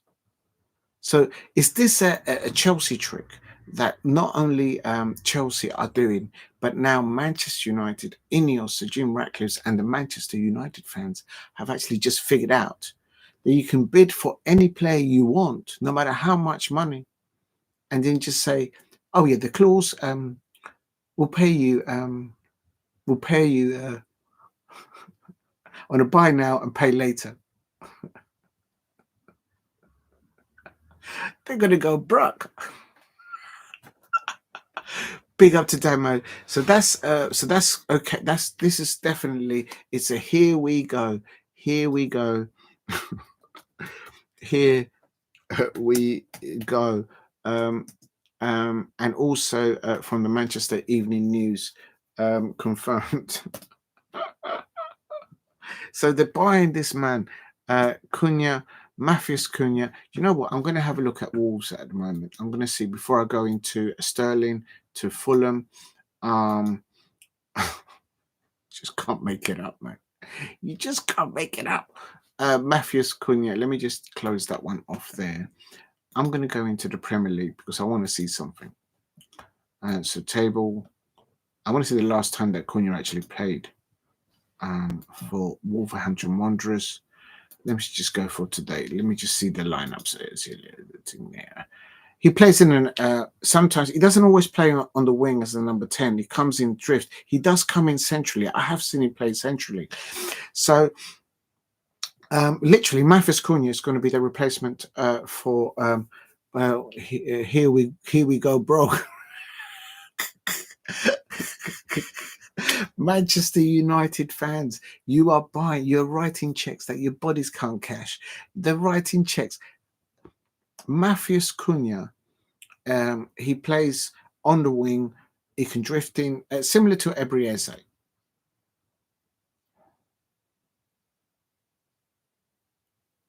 I'm sorry, I wouldn't have him ahead of Ebrieze. I don't know how anybody feels about that out there. He wouldn't make the starting lineup at Crystal Palace because I would have Tarek Mitchell down that left-hand side in the back three.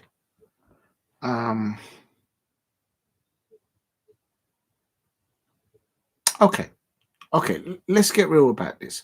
So say they bring him in, okay? So they bring MATHEUS Cunha to play in number 10.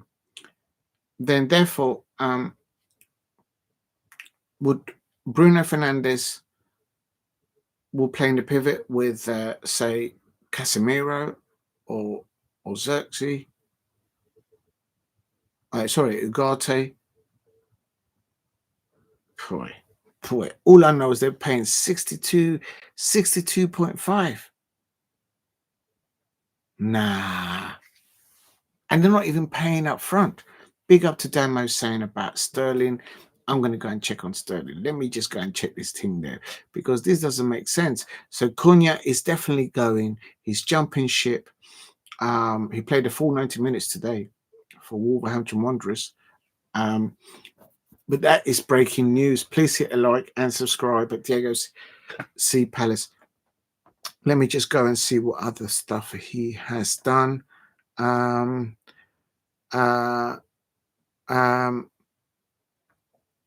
Fabrizio Romano highlighting what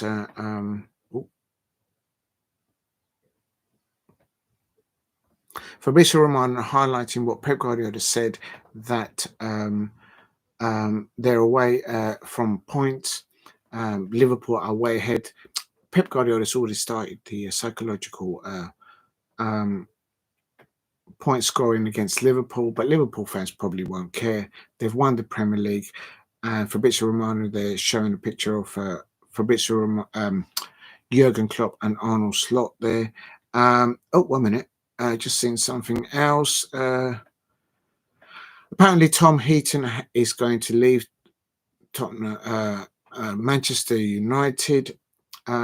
I've got another thing saved here. So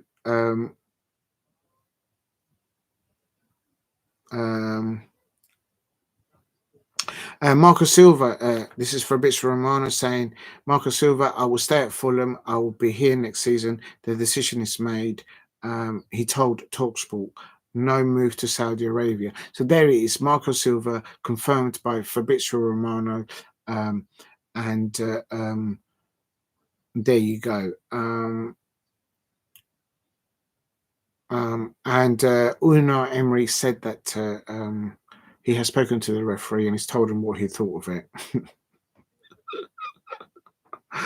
And Enzo Maresca brings Chelsea back to the Champions League. His position was never under review this season. Yeah, right. If you believe that, you believe anything.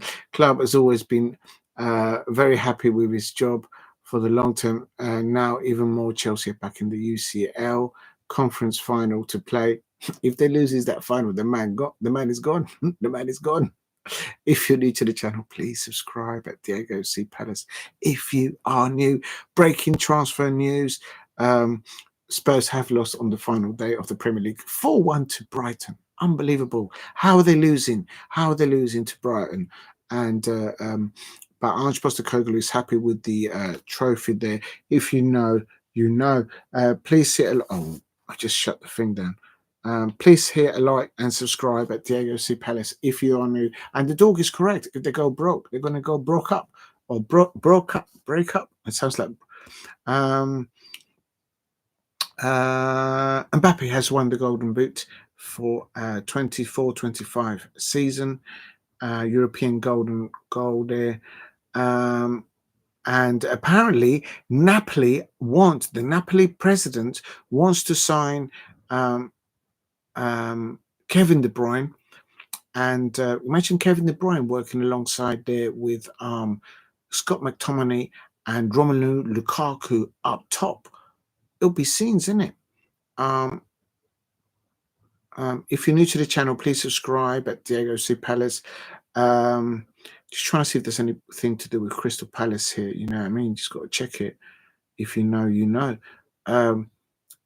Please don't let it be. I swear, if I see a Crystal Palace player linked somewhere, man, I'm going to lose it. I'm going to lose it. Like, literally, I ain't going to go to sleep. Like, literally, I am not going to go to sleep. Please hit me the likes and subscribe at Diego C. Palace if you are new. If there's still anybody out there, you're mad. But I'll tell you something. Breaking news there. Please help me get to 2,000 subscribers and help me get to 10 likes. I need to, it's a parade tomorrow, man. I'm not going to get up. If you're new to the channel, please subscribe at Diego C. Palace. Right, let's have a look here. How is Manchester United finding 62.5? How much is it? 62.5 million pounds.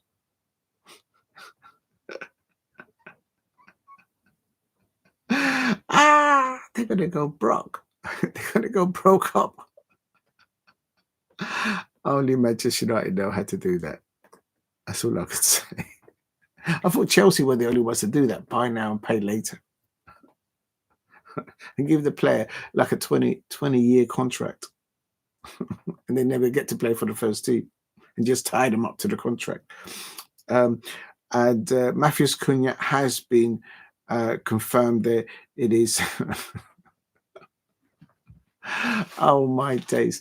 Please hit a like and subscribe at Diego C. Palace. I'm just going to update MATHEUS CUNHA live. Live transfer, breaking news, and other Premier League transfers.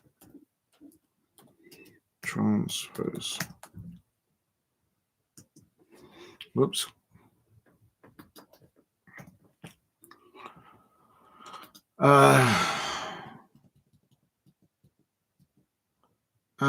If you're new to the channel, please subscribe at Diego C. Palace. Hashtag.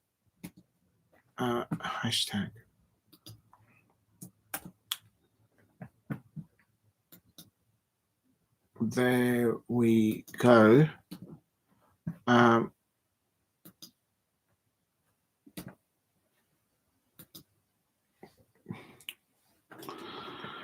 live transfer breaking news and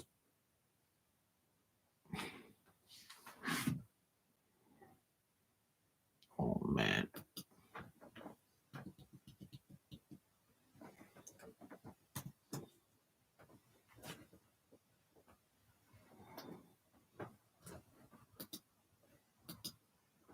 Right, there we go. I can just save that now. Right, okay, so I'm going to go into it quickly. Big up to the dog. I don't expect anybody to be out there, but I'm going to go into this because I need to find out what's going on.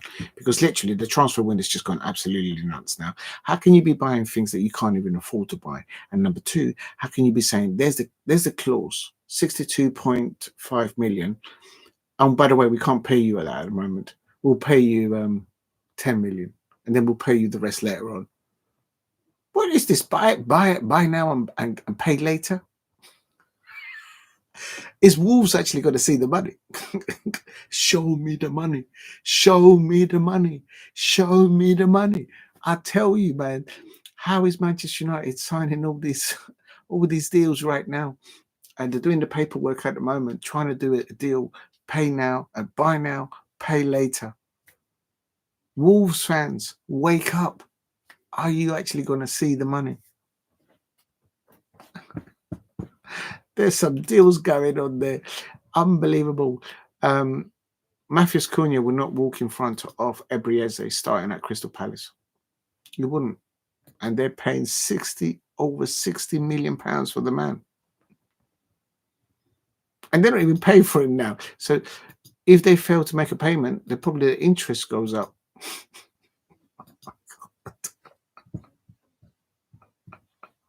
They're going to go broke. Please hit a like and subscribe at Diego C. Palace. Right, let's get into it.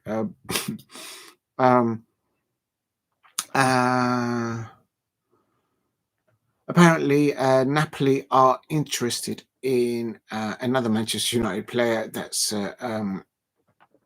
Garnacho. If anyone's interested there, I'm just checking that there is no Crystal Palace players linked to any of these madness deals out there. I'm not going to have it. I need to sleep peacefully. I need to sleep with peace. I've got my trophy. I need to sleep well tonight. I need to eat well. And I'm not having it. Good. I'm here. This is apparently, Arsenal have joined Bayern Munich for the Japanese international Mitoma, and the source there is Sky Germany. We'll talk. Please hit a like and subscribe at Diego C. Palace if you're new. Oh my days. That is another one there. Also now, this is the big one. This is the big one that everyone is going to be talking about.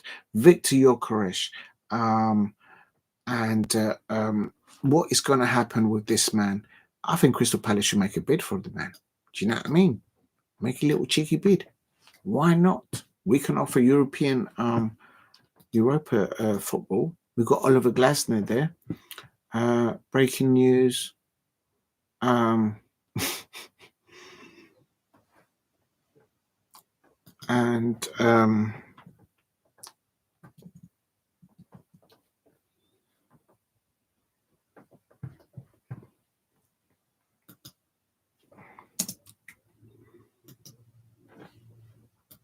Please keep hitting the likes and subscribe at Diego C. Palace.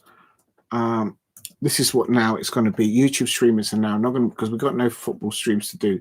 So literally now we're just going to do Viktor Gyokeres, MATHEUS CUNHA, live transfer news. Let's see what's going on, people. Please keep hitting the likes and subscribe at Diego C. Palace. I can tell you that apparently the word on the street is that Viktor Gyokeres now Chelsea. Now we're not on this kind of budget. It's 84 million. Man. We're not. Well, we can buy if everybody else can do pay now and buy now and pay later. Only Manchester United will do their first signing. Wolves fans, are you actually going to see the money? Wolves fans, are you actually going to see the money? I mean, that is just madness. That is just madness. Manchester United are trying to sign checks that their bodies can't cash. What is going on with you, Manchester United fans? You have just signed or are going to sign MATHEUS CUNHA, who wouldn't get ahead of my Ebrieze at Crystal Palace. No way. No way. He wouldn't get ahead of Romanese. And he's been subbed after being subbed on. We'll talk. I'll tell you. These Manchester United fans, I tell you, it's just comical. It's just comical. Please keep hitting the likes and subscribe at Diego Palace. This is a 24-hour stream of breaking news because the transfer window is kicked off. It's kicked off. This is 24-hour live stream. There's no time to itch. There's no time to bath. Nothing like that. Nothing to scratch.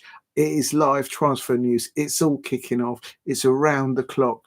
Who can do the best streaming of transfer breaking news? I'll tell you something. Breaking news. It has been confirmed by the Manchester Evening News. And now here we go. By Fabrizio Romano. The paperwork is undergoing. MATHEUS CUNHA from Wolverhampton Wanderers. I tell you, we'll talk. I kid you not. They're going to do a buy now. They're doing a buy now, pay later because they got no cash. No cash. Apparently, Manchester United are doing the paperwork to say to Wolverhampton Wanderers, we'll meet the 62.5 million clause to get MATHEUS CUNHA from Wolverhampton Wanderers to Manchester United. But buy now, pay later. Wolves fans, are you actually going to see any money? They're doing the paperwork right now. It's in progress. They're using the fax machine at they don't use an email. They're probably using fax machine still at Old Trafford, and they're faxing the thing over, and they're saying we can't exactly pay £62.5 million now, but we'll pay you in installments. So literally, we buy now and we'll pay you later.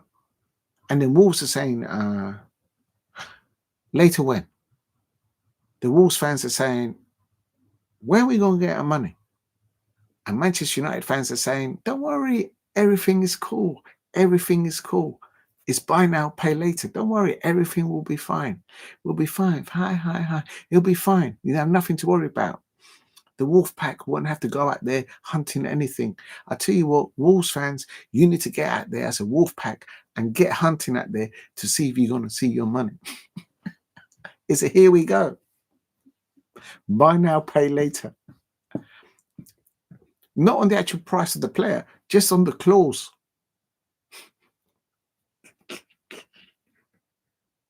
So if that's the clause, how much of the salary for the player for the next 2 or 3 years? It's over £100 million, easily. MATHEUS CUNHA will not get in the starting lineup at Crystal Palace.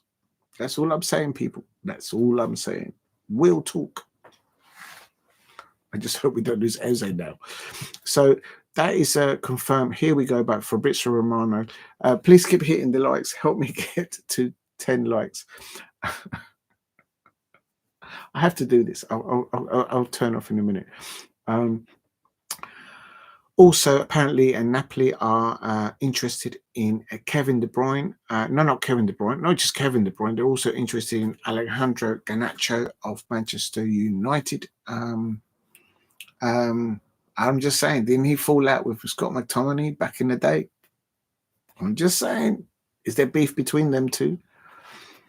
Are you sure you want Garnacho? The man don't pass the ball. Also, apparently, this is the other big one, people. Viktor Gyokeres. He will be leaving Sporting this summer. So where is he going to land? In the Premier League? Is he going to land elsewhere? Of course, the ideal situation would have been for him, for Manchester United to have beaten Tottenham Hotspur in the Europa League final, but they didn't, so they can't offer the man European football, but maybe they can offer him money. Apparently, both Arsenal and Chelsea has an agreement with the Portuguese club, not with the player necessarily, but with the club, to allow him to leave for less than £84 million release clause.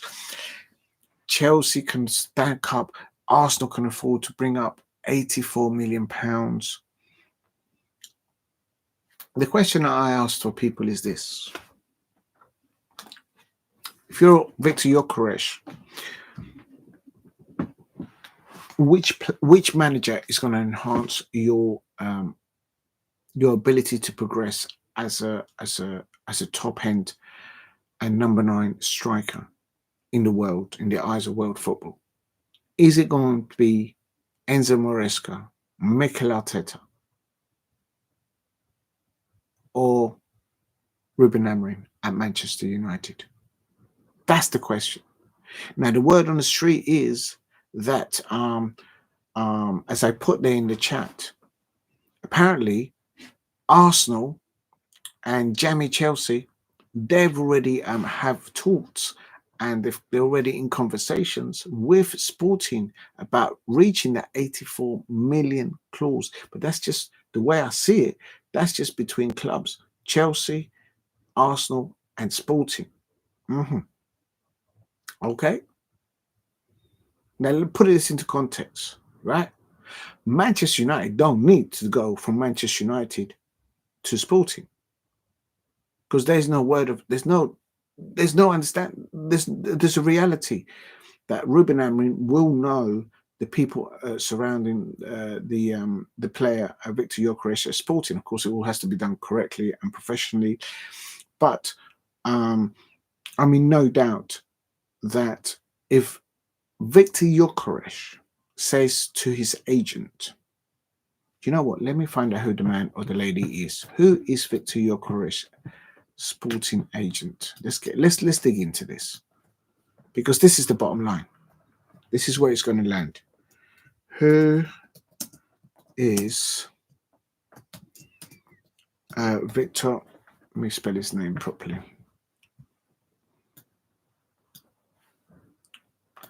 I want to know who his agent is, if possible, if that's possible to find out. Who is, because this is the bottom line. If the decision has already been made, it probably has. Who is Viktor Gyokeres'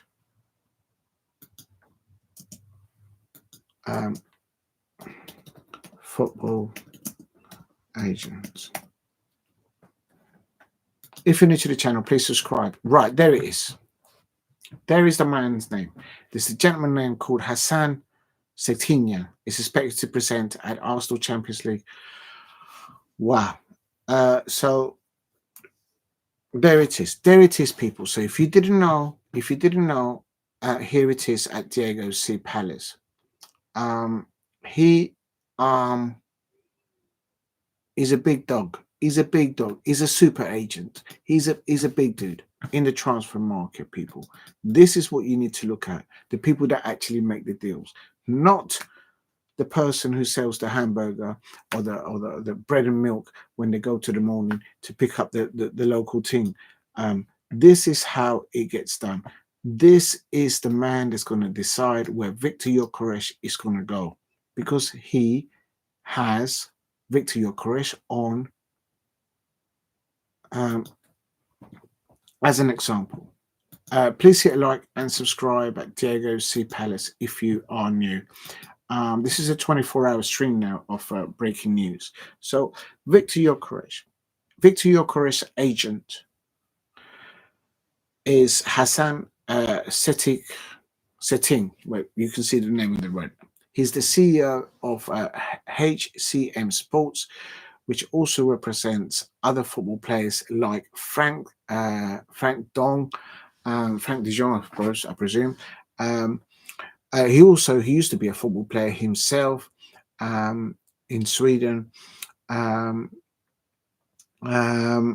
he's apparently been rumoured to be attending matches involving Gyokeres particularly with involvement Arsenal and Real Madrid. So it's all on its way. So that's his how does Victor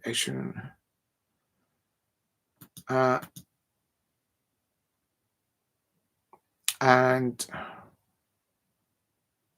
so it's breaking news. Literally, Manchester United have already rolled the dice. It looks like they're doing the paperwork. It's a here we go by Fabrizio Romano on Matheus Cunha. It's a buy now and pay later on the clause of £60.2 million or something. Once that's on its roll, it is no doubt that Manchester United, I expect, and the reason why I'm mentioning this because this does affect other Premier League clubs about who they're going to go for and who they are going to land.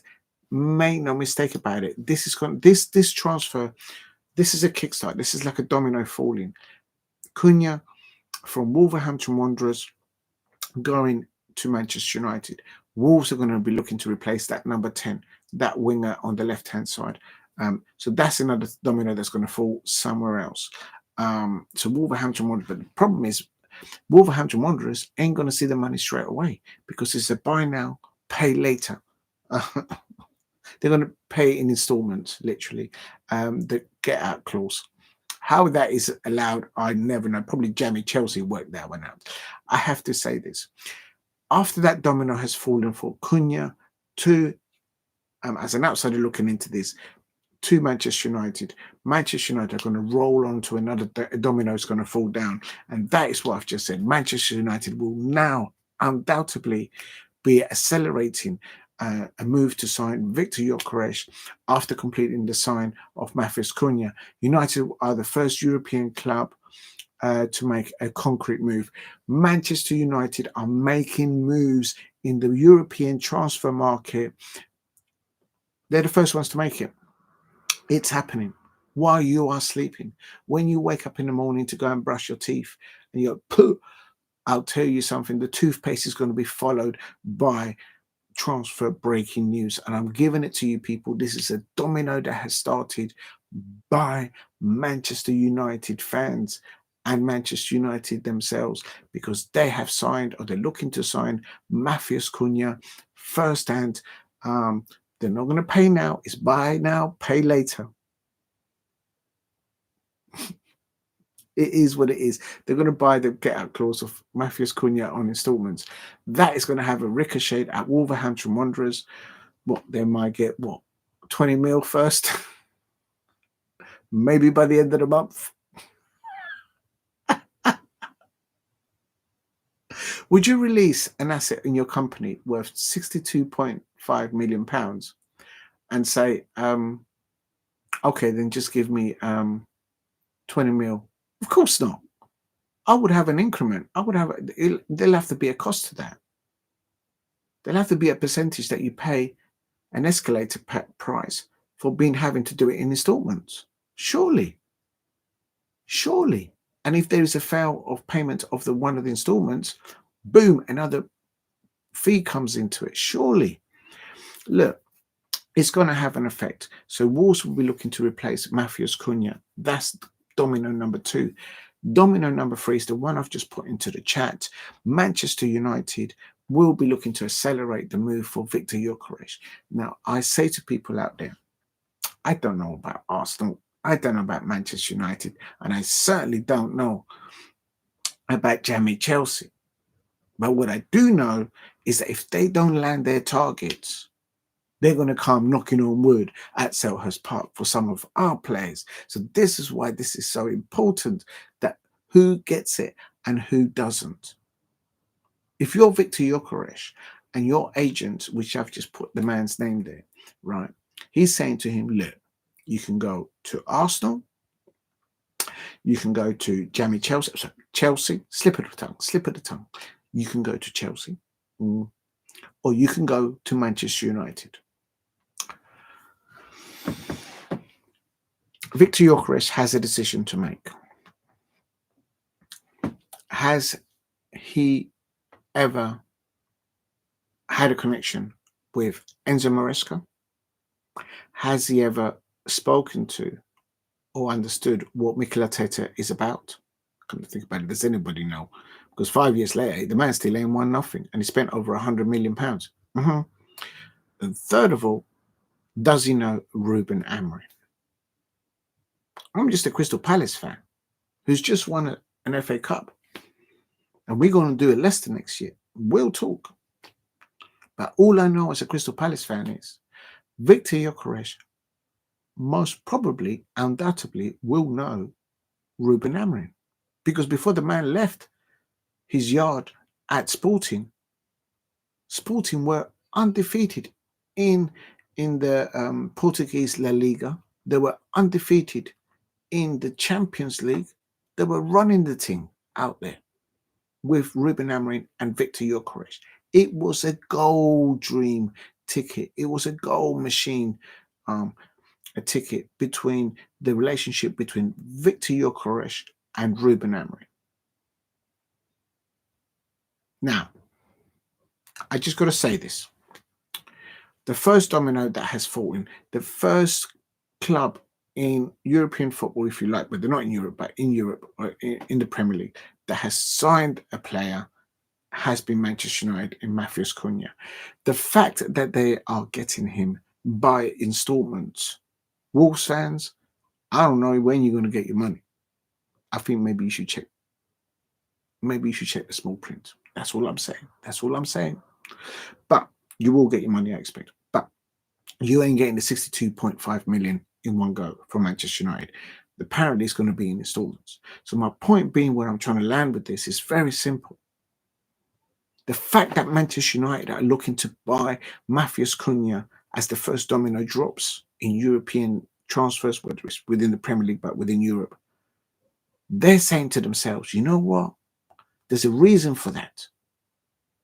There's a reason why Manchester United only want to do installments with payments for the get-out clause for Cunha, MATHEUS CUNHA from Wolves.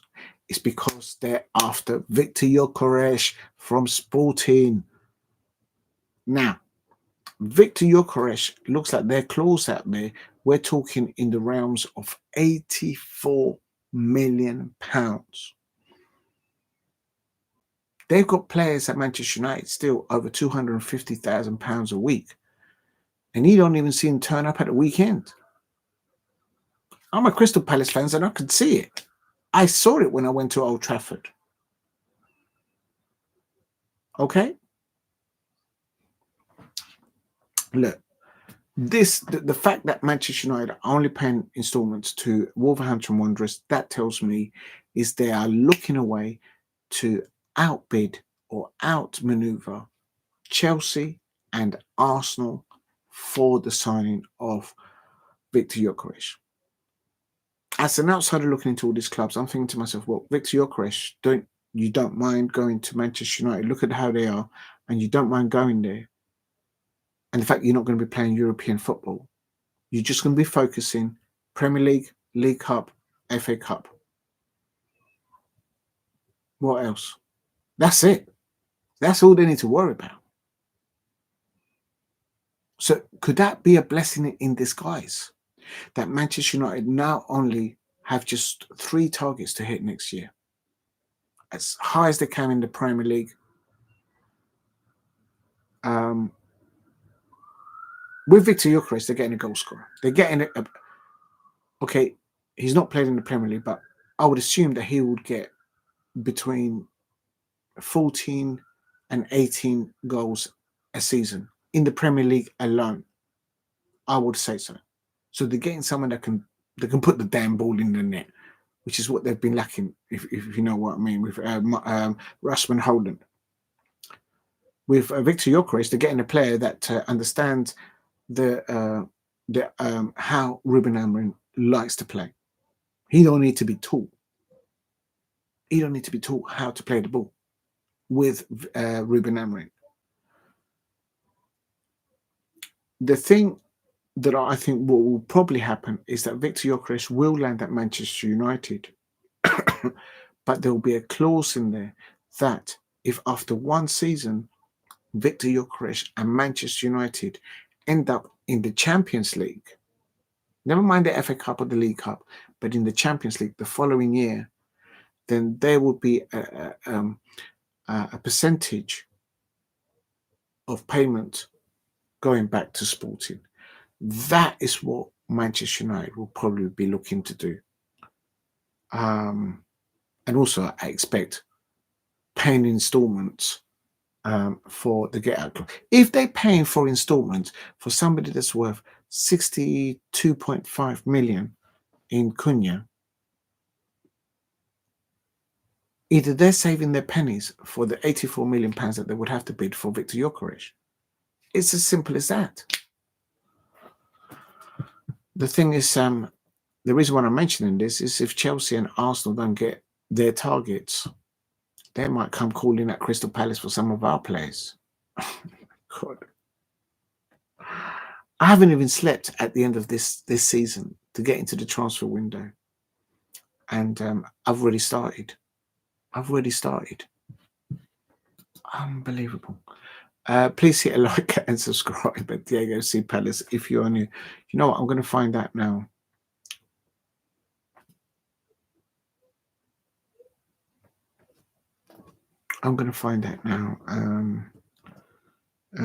When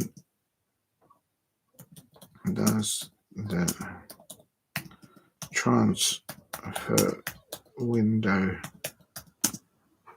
start?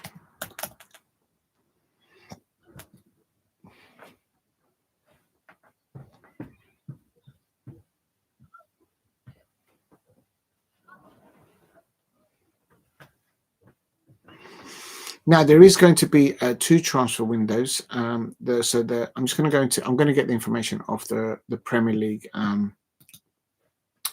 site, because the Premier League site is a reliable site, and I recommend it to people out there. Go to the Premier League official website. You get the information, and it's accurate. No jazz, no adverts, no nonsense. The Premier League clubs have agreed the dates for the summer 2025 transfer window. If you're new to the channel, please subscribe at Diego C. Palace. And this is very important, because there ain't just going to be one transfer window. There's going to be 2. I'm not going to get up for the parade tomorrow or later on today at Crystal Palace. Okay, here we go.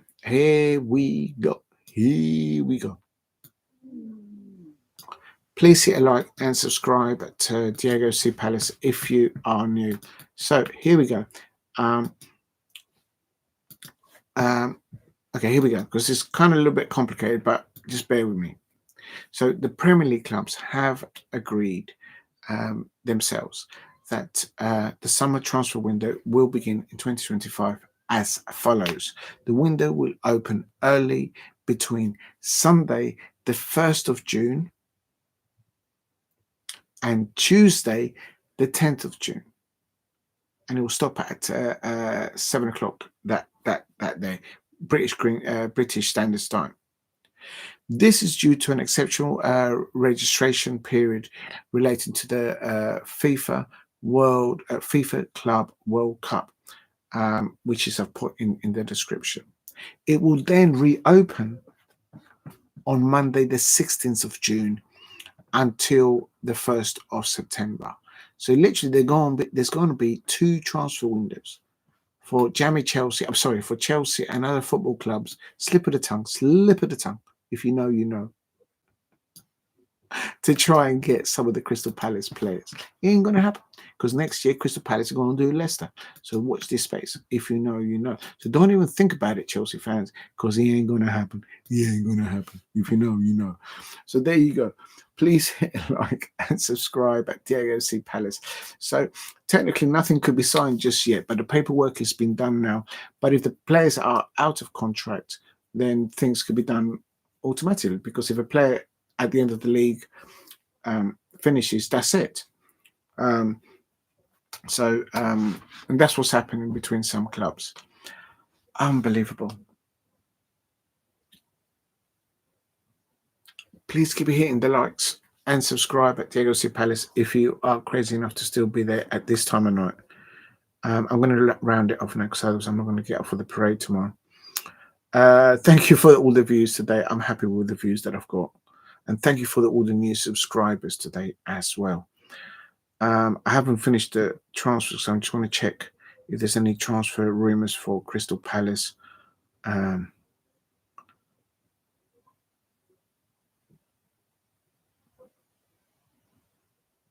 Please keep hitting the likes and subscribe to Diego C. Palace if you are new.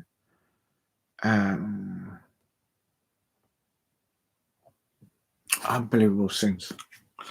Right, here we go. Here we go. Right, so I've done that on there. What I'm going to do is I am now going to update the breaking news.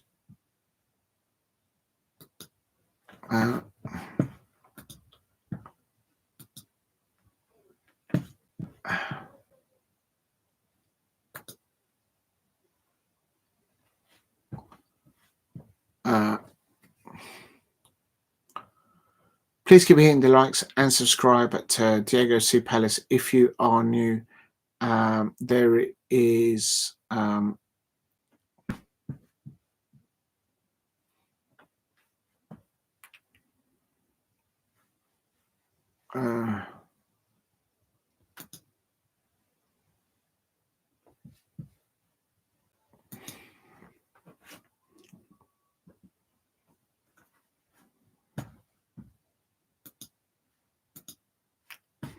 well, let me just save that. Oh, I can't get this to work. Oh my God.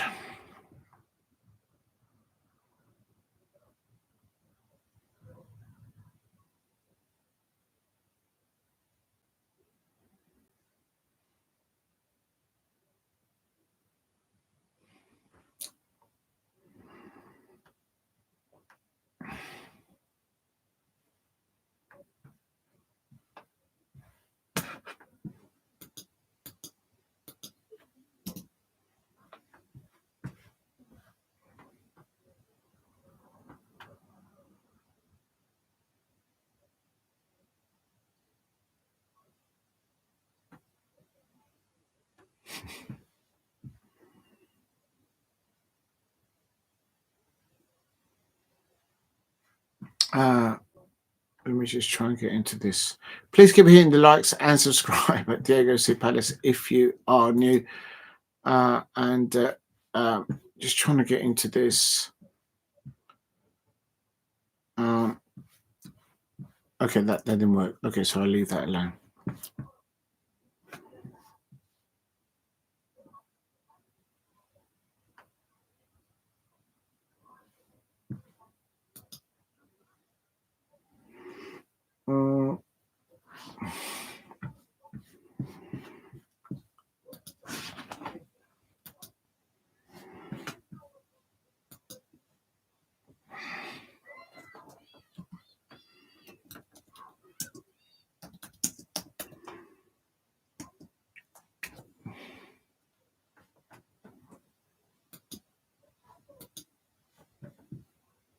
Let me just delete that one.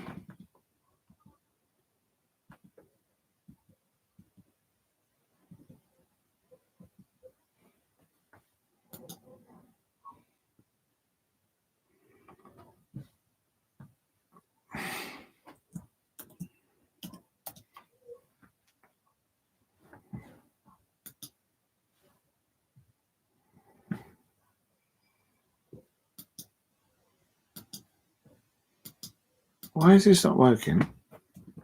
Oh, I was pressing in the wrong place. Right, there we go. Okay, so I'm just going to take this off because I'm too hot. Oh, my days. I thought I was going to go and rest.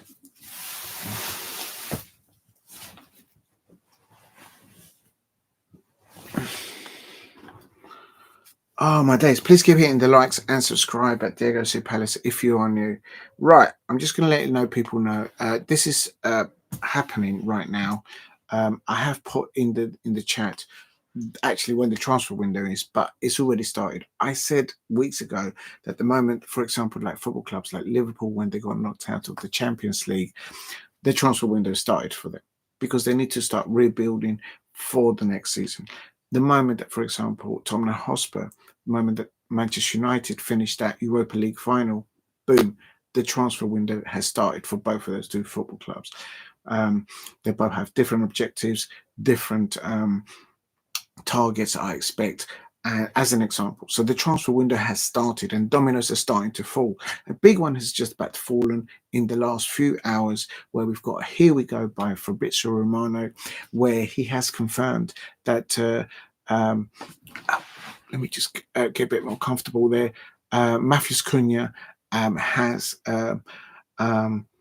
already given an emotional speech to the Wolves fans that he knows he's leaving Wolverhampton Wanderers today. He played a full 90 minutes today, but it looks like the paperwork has been done where Wolverhampton Wanderers are in connection with Manchester United, and they're working on the paperwork as for Here We Go from Fabrizio Romano. It was earlier confirmed, but not completely, but there you go, by TalkSport, by Manchester Evening News, and all those good, reliable sources. But I can confirm that that domino there, Wolverhampton Wanderers apparently will receive the 62.5 million release clause, but they'll receive it in installments, literally buy now, pay later. Only Manchester United. I wonder if they nicked that trick. I wonder if they took that trick from Jamie Chelsea, from Chelsea fans. Sorry, slip of the tongue. But basically, it's buy now, pay later. Go on. But it's a big domino, and this has an effect. And I'll tell you why. Putting the jokes aside, with Manchester United looking to do installments for the release clause alone, we're not talking about all the other costs involved in this deal, wages, and all the other jazz that goes with it. That tells you two things. Manchester United are looking to drop the dominoes early in the transfer window for their targets. They're not going to wait towards the end of the transfer window. And I've put in the chat there, there's going to be two transfer windows because there's a World Club Championship tournament just as the transfer window begins. I've put that in the chat. You can have a look at the dates there. Now, with MATHEUS Cunha going towards Manchester United for 62.5 million by installments by Manchester United to Wolverhampton Wanderers, jokes aside, and I mean that they will eventually, I suppose, get the money in total. That tells you two things: that Manchester United are early shopping in the transfer window. Number two, by them paying in installments, that means they're leaving some money aside because they are fighting to start to get the signature of Viktor Gyokeres. Yes, I know Manchester United did not qualify for European football, but if you're Viktor Gyokeres, and I've put the name of Viktor Gyokeres' agent in the chat, ladies and gentlemen, he will be able to say to Manchester United, he has an offer from Arsenal, Mikel Arteta, from Enzo Maresca, Chelsea, and this is how much they are prepared to pay for him. And they can do European football, by the way. Okay. What Manchester United can do by only doing the installment for the Cunha deal, it leaves them with more scope to be able to sign Viktor Gyokeres, in my opinion, as an outsider. Bear with me, people, because I am a Crystal Palace fan. I am getting to that bit. But with Manchester United paying installments to Manchester United in installments, it gives them more scope to be able to get that signature for Viktor Gyokeres. They can't offer him European football, but oh my God, do they have a trump card? Do they have like a joker card to say, boom, I've got something that Enzo Maresca and Arteta hasn't got? When Viktor Gyokeres was playing for Ruben Amorim at Sporting in the Portuguese La Liga, Sporting were unstoppable. It was a dream ticket between Ruben Amorim and Viktor Gyokeres. It was a goal machine that was unstoppable. Viktor Gyokeres understands the fabric, the identity of the ideology of how Ruben Amorim likes to play his football. They are like this. Okay, they don't need to have a WhatsApp group. They don't have to be linked up on Instagram or any other source. Ruben Amorim and Viktor Gyokeres know each other's game like this, from manager to player. So what can happen there? Sporting will be saying to Manchester United, okay, so if you're going to pay us, as an example, like they've got Cunha paying in installments, the 82 millions, 84 million? I can't find it. Oh, it's not working. Why is my thing not working? 84 million clause, right, for Viktor Gyokeres. So Manchester United will be saying to Sporting, very simple, and to the agent, Manchester United only have to go for the Premier League title, League Cup, and the FA Cup. So they can say in the clause to sign Viktor Gyokeres that should Manchester United end up in the Champions League at the end of next season, this time next year, Manchester United in the top four, in the Champions League, they will give a percentage of money back to Sporting. That's the trump. Because if you're Viktor Gyokeres and you're asking yourself, do I go and work for Mikel Arteta? The money's good, the opportunity's there, and all that. It's in London. Do I go to Chelsea? Do I go to work for Enzo Maresca? Mikel Arteta. What has Enzo Maresca ever won? He's qualified for Champions League football, but he got piped 3-0 by Brighton at the Amex. Okay, they might win the trophy on Wednesday. I'll give him that. But Viktor Gyokeres will be saying, do I go for Enzo Maresca? Do I go for Mikel Arteta? Or do I now go with somebody that actually understands me as a striker, as a team player? Do I say no to Ruben Amorim? I think it's a no-brainer. I think Viktor Gyokeres is going to land at Manchester United. But the deal is going to be that in the event of Manchester United landing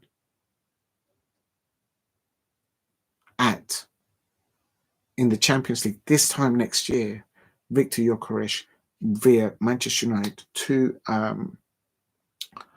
Sporting, they'll have to pay back a great deal, perhaps more than just the clause. So I think that's how the deal's going to land. And the tell signs of it is Manchester United are throwing all their eggs in one basket with Cunha and Wolves. The reason why they're paying installments, because they're leaving money aside for the fair play transactions to try and sign Viktor Gyokeres. Viktor Gyokeres is the price, okay?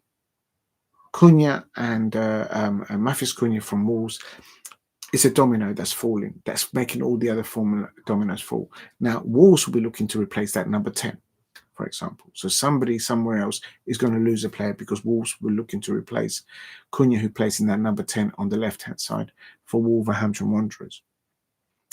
Now, would that affect Crystal Palace? I can't see any of the Crystal Palace players going to play for Wolves in that position, so I'm happy with that. The thing that I'm worried as a Crystal Palace fan is, yes, we've won the FA Cup. Yes, we can offer our existing players Premier League football, of course, and Europa League finals. But when you're talking about clubs like Arsenal and Chelsea, another example, say Liverpool, who can go to a get-out clause of between 55 million up towards 85 million. Not that all the Crystal Palace players are on those kind of clauses, but they can reach those clauses like that. So what I'm trying to say to people is out there, if Viktor Gyokeres lands at Manchester United,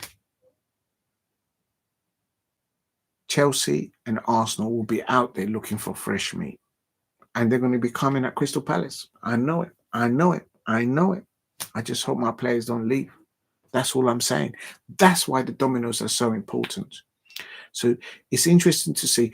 In the chat, I have put the information of big up to Jordan Hiveman. I hope you're doing well. Big up to you. Sorry, I haven't been paying attention to the chat.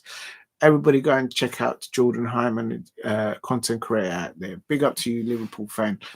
And this is what I'm talking about. When clubs like Liverpool, Chelsea, and Arsenal, they can go out into the transfer market and get a 65 million plus to 85 million clause. They can make a deal happen. If Manchester United that are saying that they broke up, that they don't want no money by Christmas, if they can afford by installments to raise the capital and to be in the fair play, to be able to do a transaction with Wolves, to try and sign MATHEUS CUNHA, who, by the way, he wouldn't get ahead of Ebrieze at Crystal Palace. So Manchester United fans, I'm just saying, the player you just gone about to sign is here go. He wouldn't get in our starting lineup. Not over Ebrieze. No way. But you're going to sign him anyway. But what I'm saying is there's other clubs out there that can bring up a snap up a get out clause of 65 million plus. Clubs like Liverpool, clubs like Chelsea, clubs like Arsenal. So when those clubs don't get the targets, because a club like Manchester United go and get the likes of Viktor Gyokeres, they're going to go around hunting for some fresh meat elsewhere. But they're going to come knocking on wood at Crystal Palace. I hope they don't. Don't break my heart now. Please keep hitting the likes and subscribe at Diego C. Palace if you are new.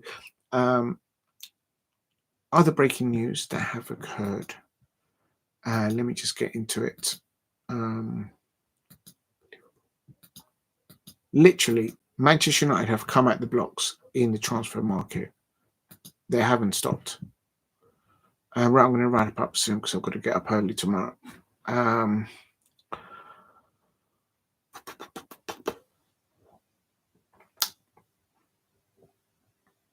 Apparently, Napoli are also interested in Kevin De Bruyne. Man, if Kevin De Bruyne signs for Napoli, and they're playing with McTominay and Romelu Lukaku and others, boy, they're going to be unstoppable next year. They might be one of the favourites for the Champions League. This is Fabrizio Romano. Big up to Fabrizio Romano. Look, anything is possible. Anything is possible. Scott McTominay at the moment in Napoli and in Italian football, he's like the gladiator. He's like the Spartacus. He's like the Spartacus out there. He's the main man. No one can beat him out there for what he's done for Napoli. They've just lifted the trophy. You saw how emotional Scott McTominay was after achieving that.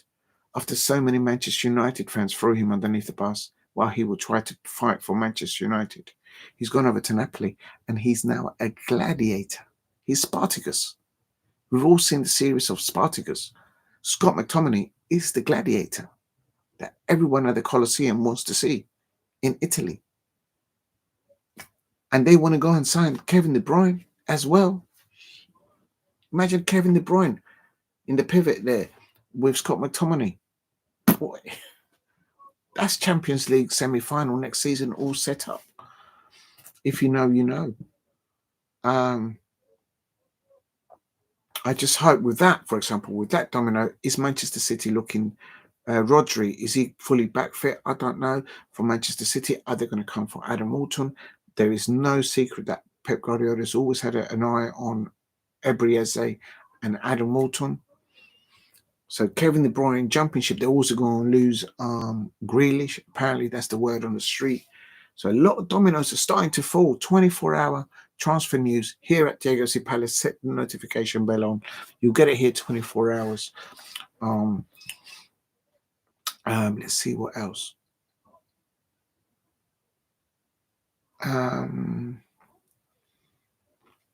See, Arsenal have been linked up with so many players recently, but it's Manchester United has actually got, here we go, by Fabrizio Romano. So domino's definitely falling there, but it's by installments. And that tells me basically the deal for Viktor Gyokeres might be a few weeks. Who knows? Maybe even shorter than that. I've just put in the chat there that Actually, I'm going to go back into this. Please hit a like and subscribe at Diego C. Palace if you are new. I'm just going to put this into the... I don't know if I've got enough room in my description. If you can help me get to 10 likes, that would be amazing, and then I'll round it up.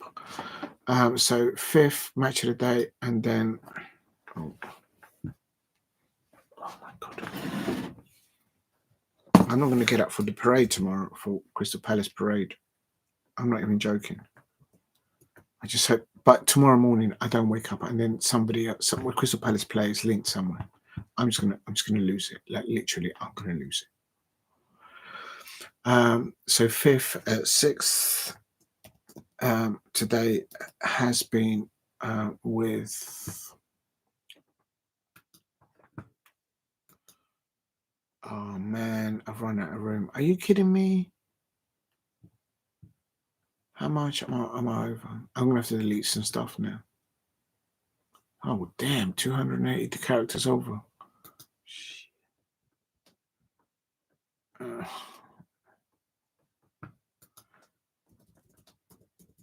Right, I'm just going to leave that there. Do you know what? I'm going to delete Bournemouth and Leicester City lineup. There's nothing there for me. I'm going to delete that. I don't need to have that.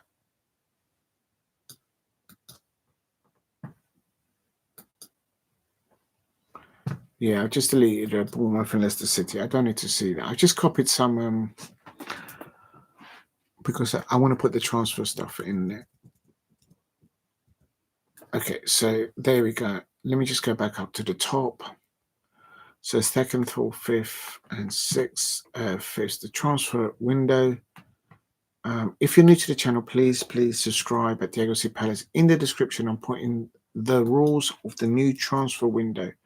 So if anybody doesn't know, there's going to be two. It's literally one transfer window, but it's split in the middle because there's a tournament that is undertaken, and UEFA, FIFA, I should say, has said no. We're going to have to halt things for a little while. So I'll read it out in a minute to people so people can understand. Please, and I'm getting this information is from the official Premier League website, so well recommended. Go and check it out there. You get reliable information there. Please hit a like and subscribe to Diego C. Palace if you are new. Okay, so let me just save that. And I think I'm going to call it a night now. Yeah, I'm going to call it a night because I've got to get up early tomorrow.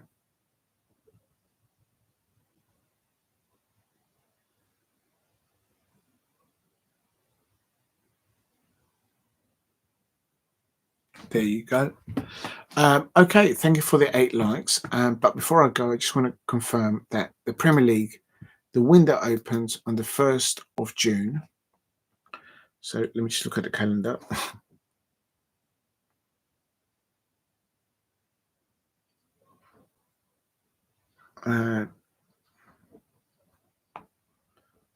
Let's have a look at this. So on Sunday, so literally the Champions League final is on Saturday, on the 31st, this Saturday coming. And then on, as I put in the chat there, June, Sunday the 1st of June, there's going to be a transfer window between Sunday and Tuesday, the 10th of June. So for a week, literally for a week and a bit.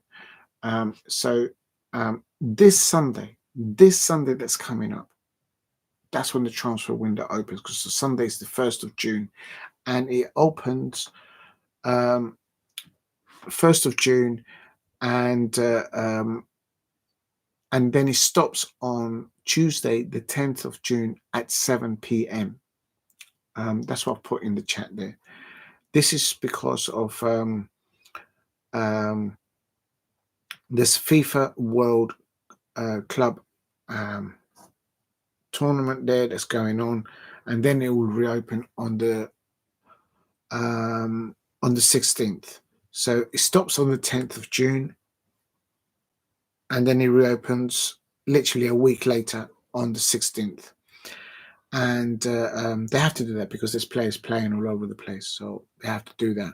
It'll open on 16, and then it will finish on the 1st of September, June, July, August, and then it will stop on the 1st of September at 7 p.m. So people are looking to get their shopping done early doors, and that's what's happening now. Okay, I've put that into the chat. Please keep hitting the likes if you can. Help me get to 10 likes.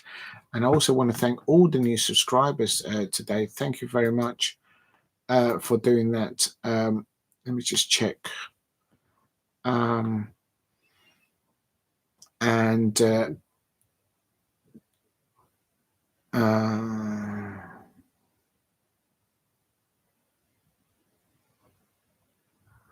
If you're new to the channel, please subscribe at Diego C. Palace if you are new. And that is going to be the last of it. Just quickly check. Thank you for all the new likes and all the new subscribers today. I really appreciate that. Please keep hitting the likes and subscribe at Diego C. Palace. Just done a quick little insight, because basically at the end of the season, the transfer window starts. I mean, technically, it only starts on the 1st of June, this Sunday.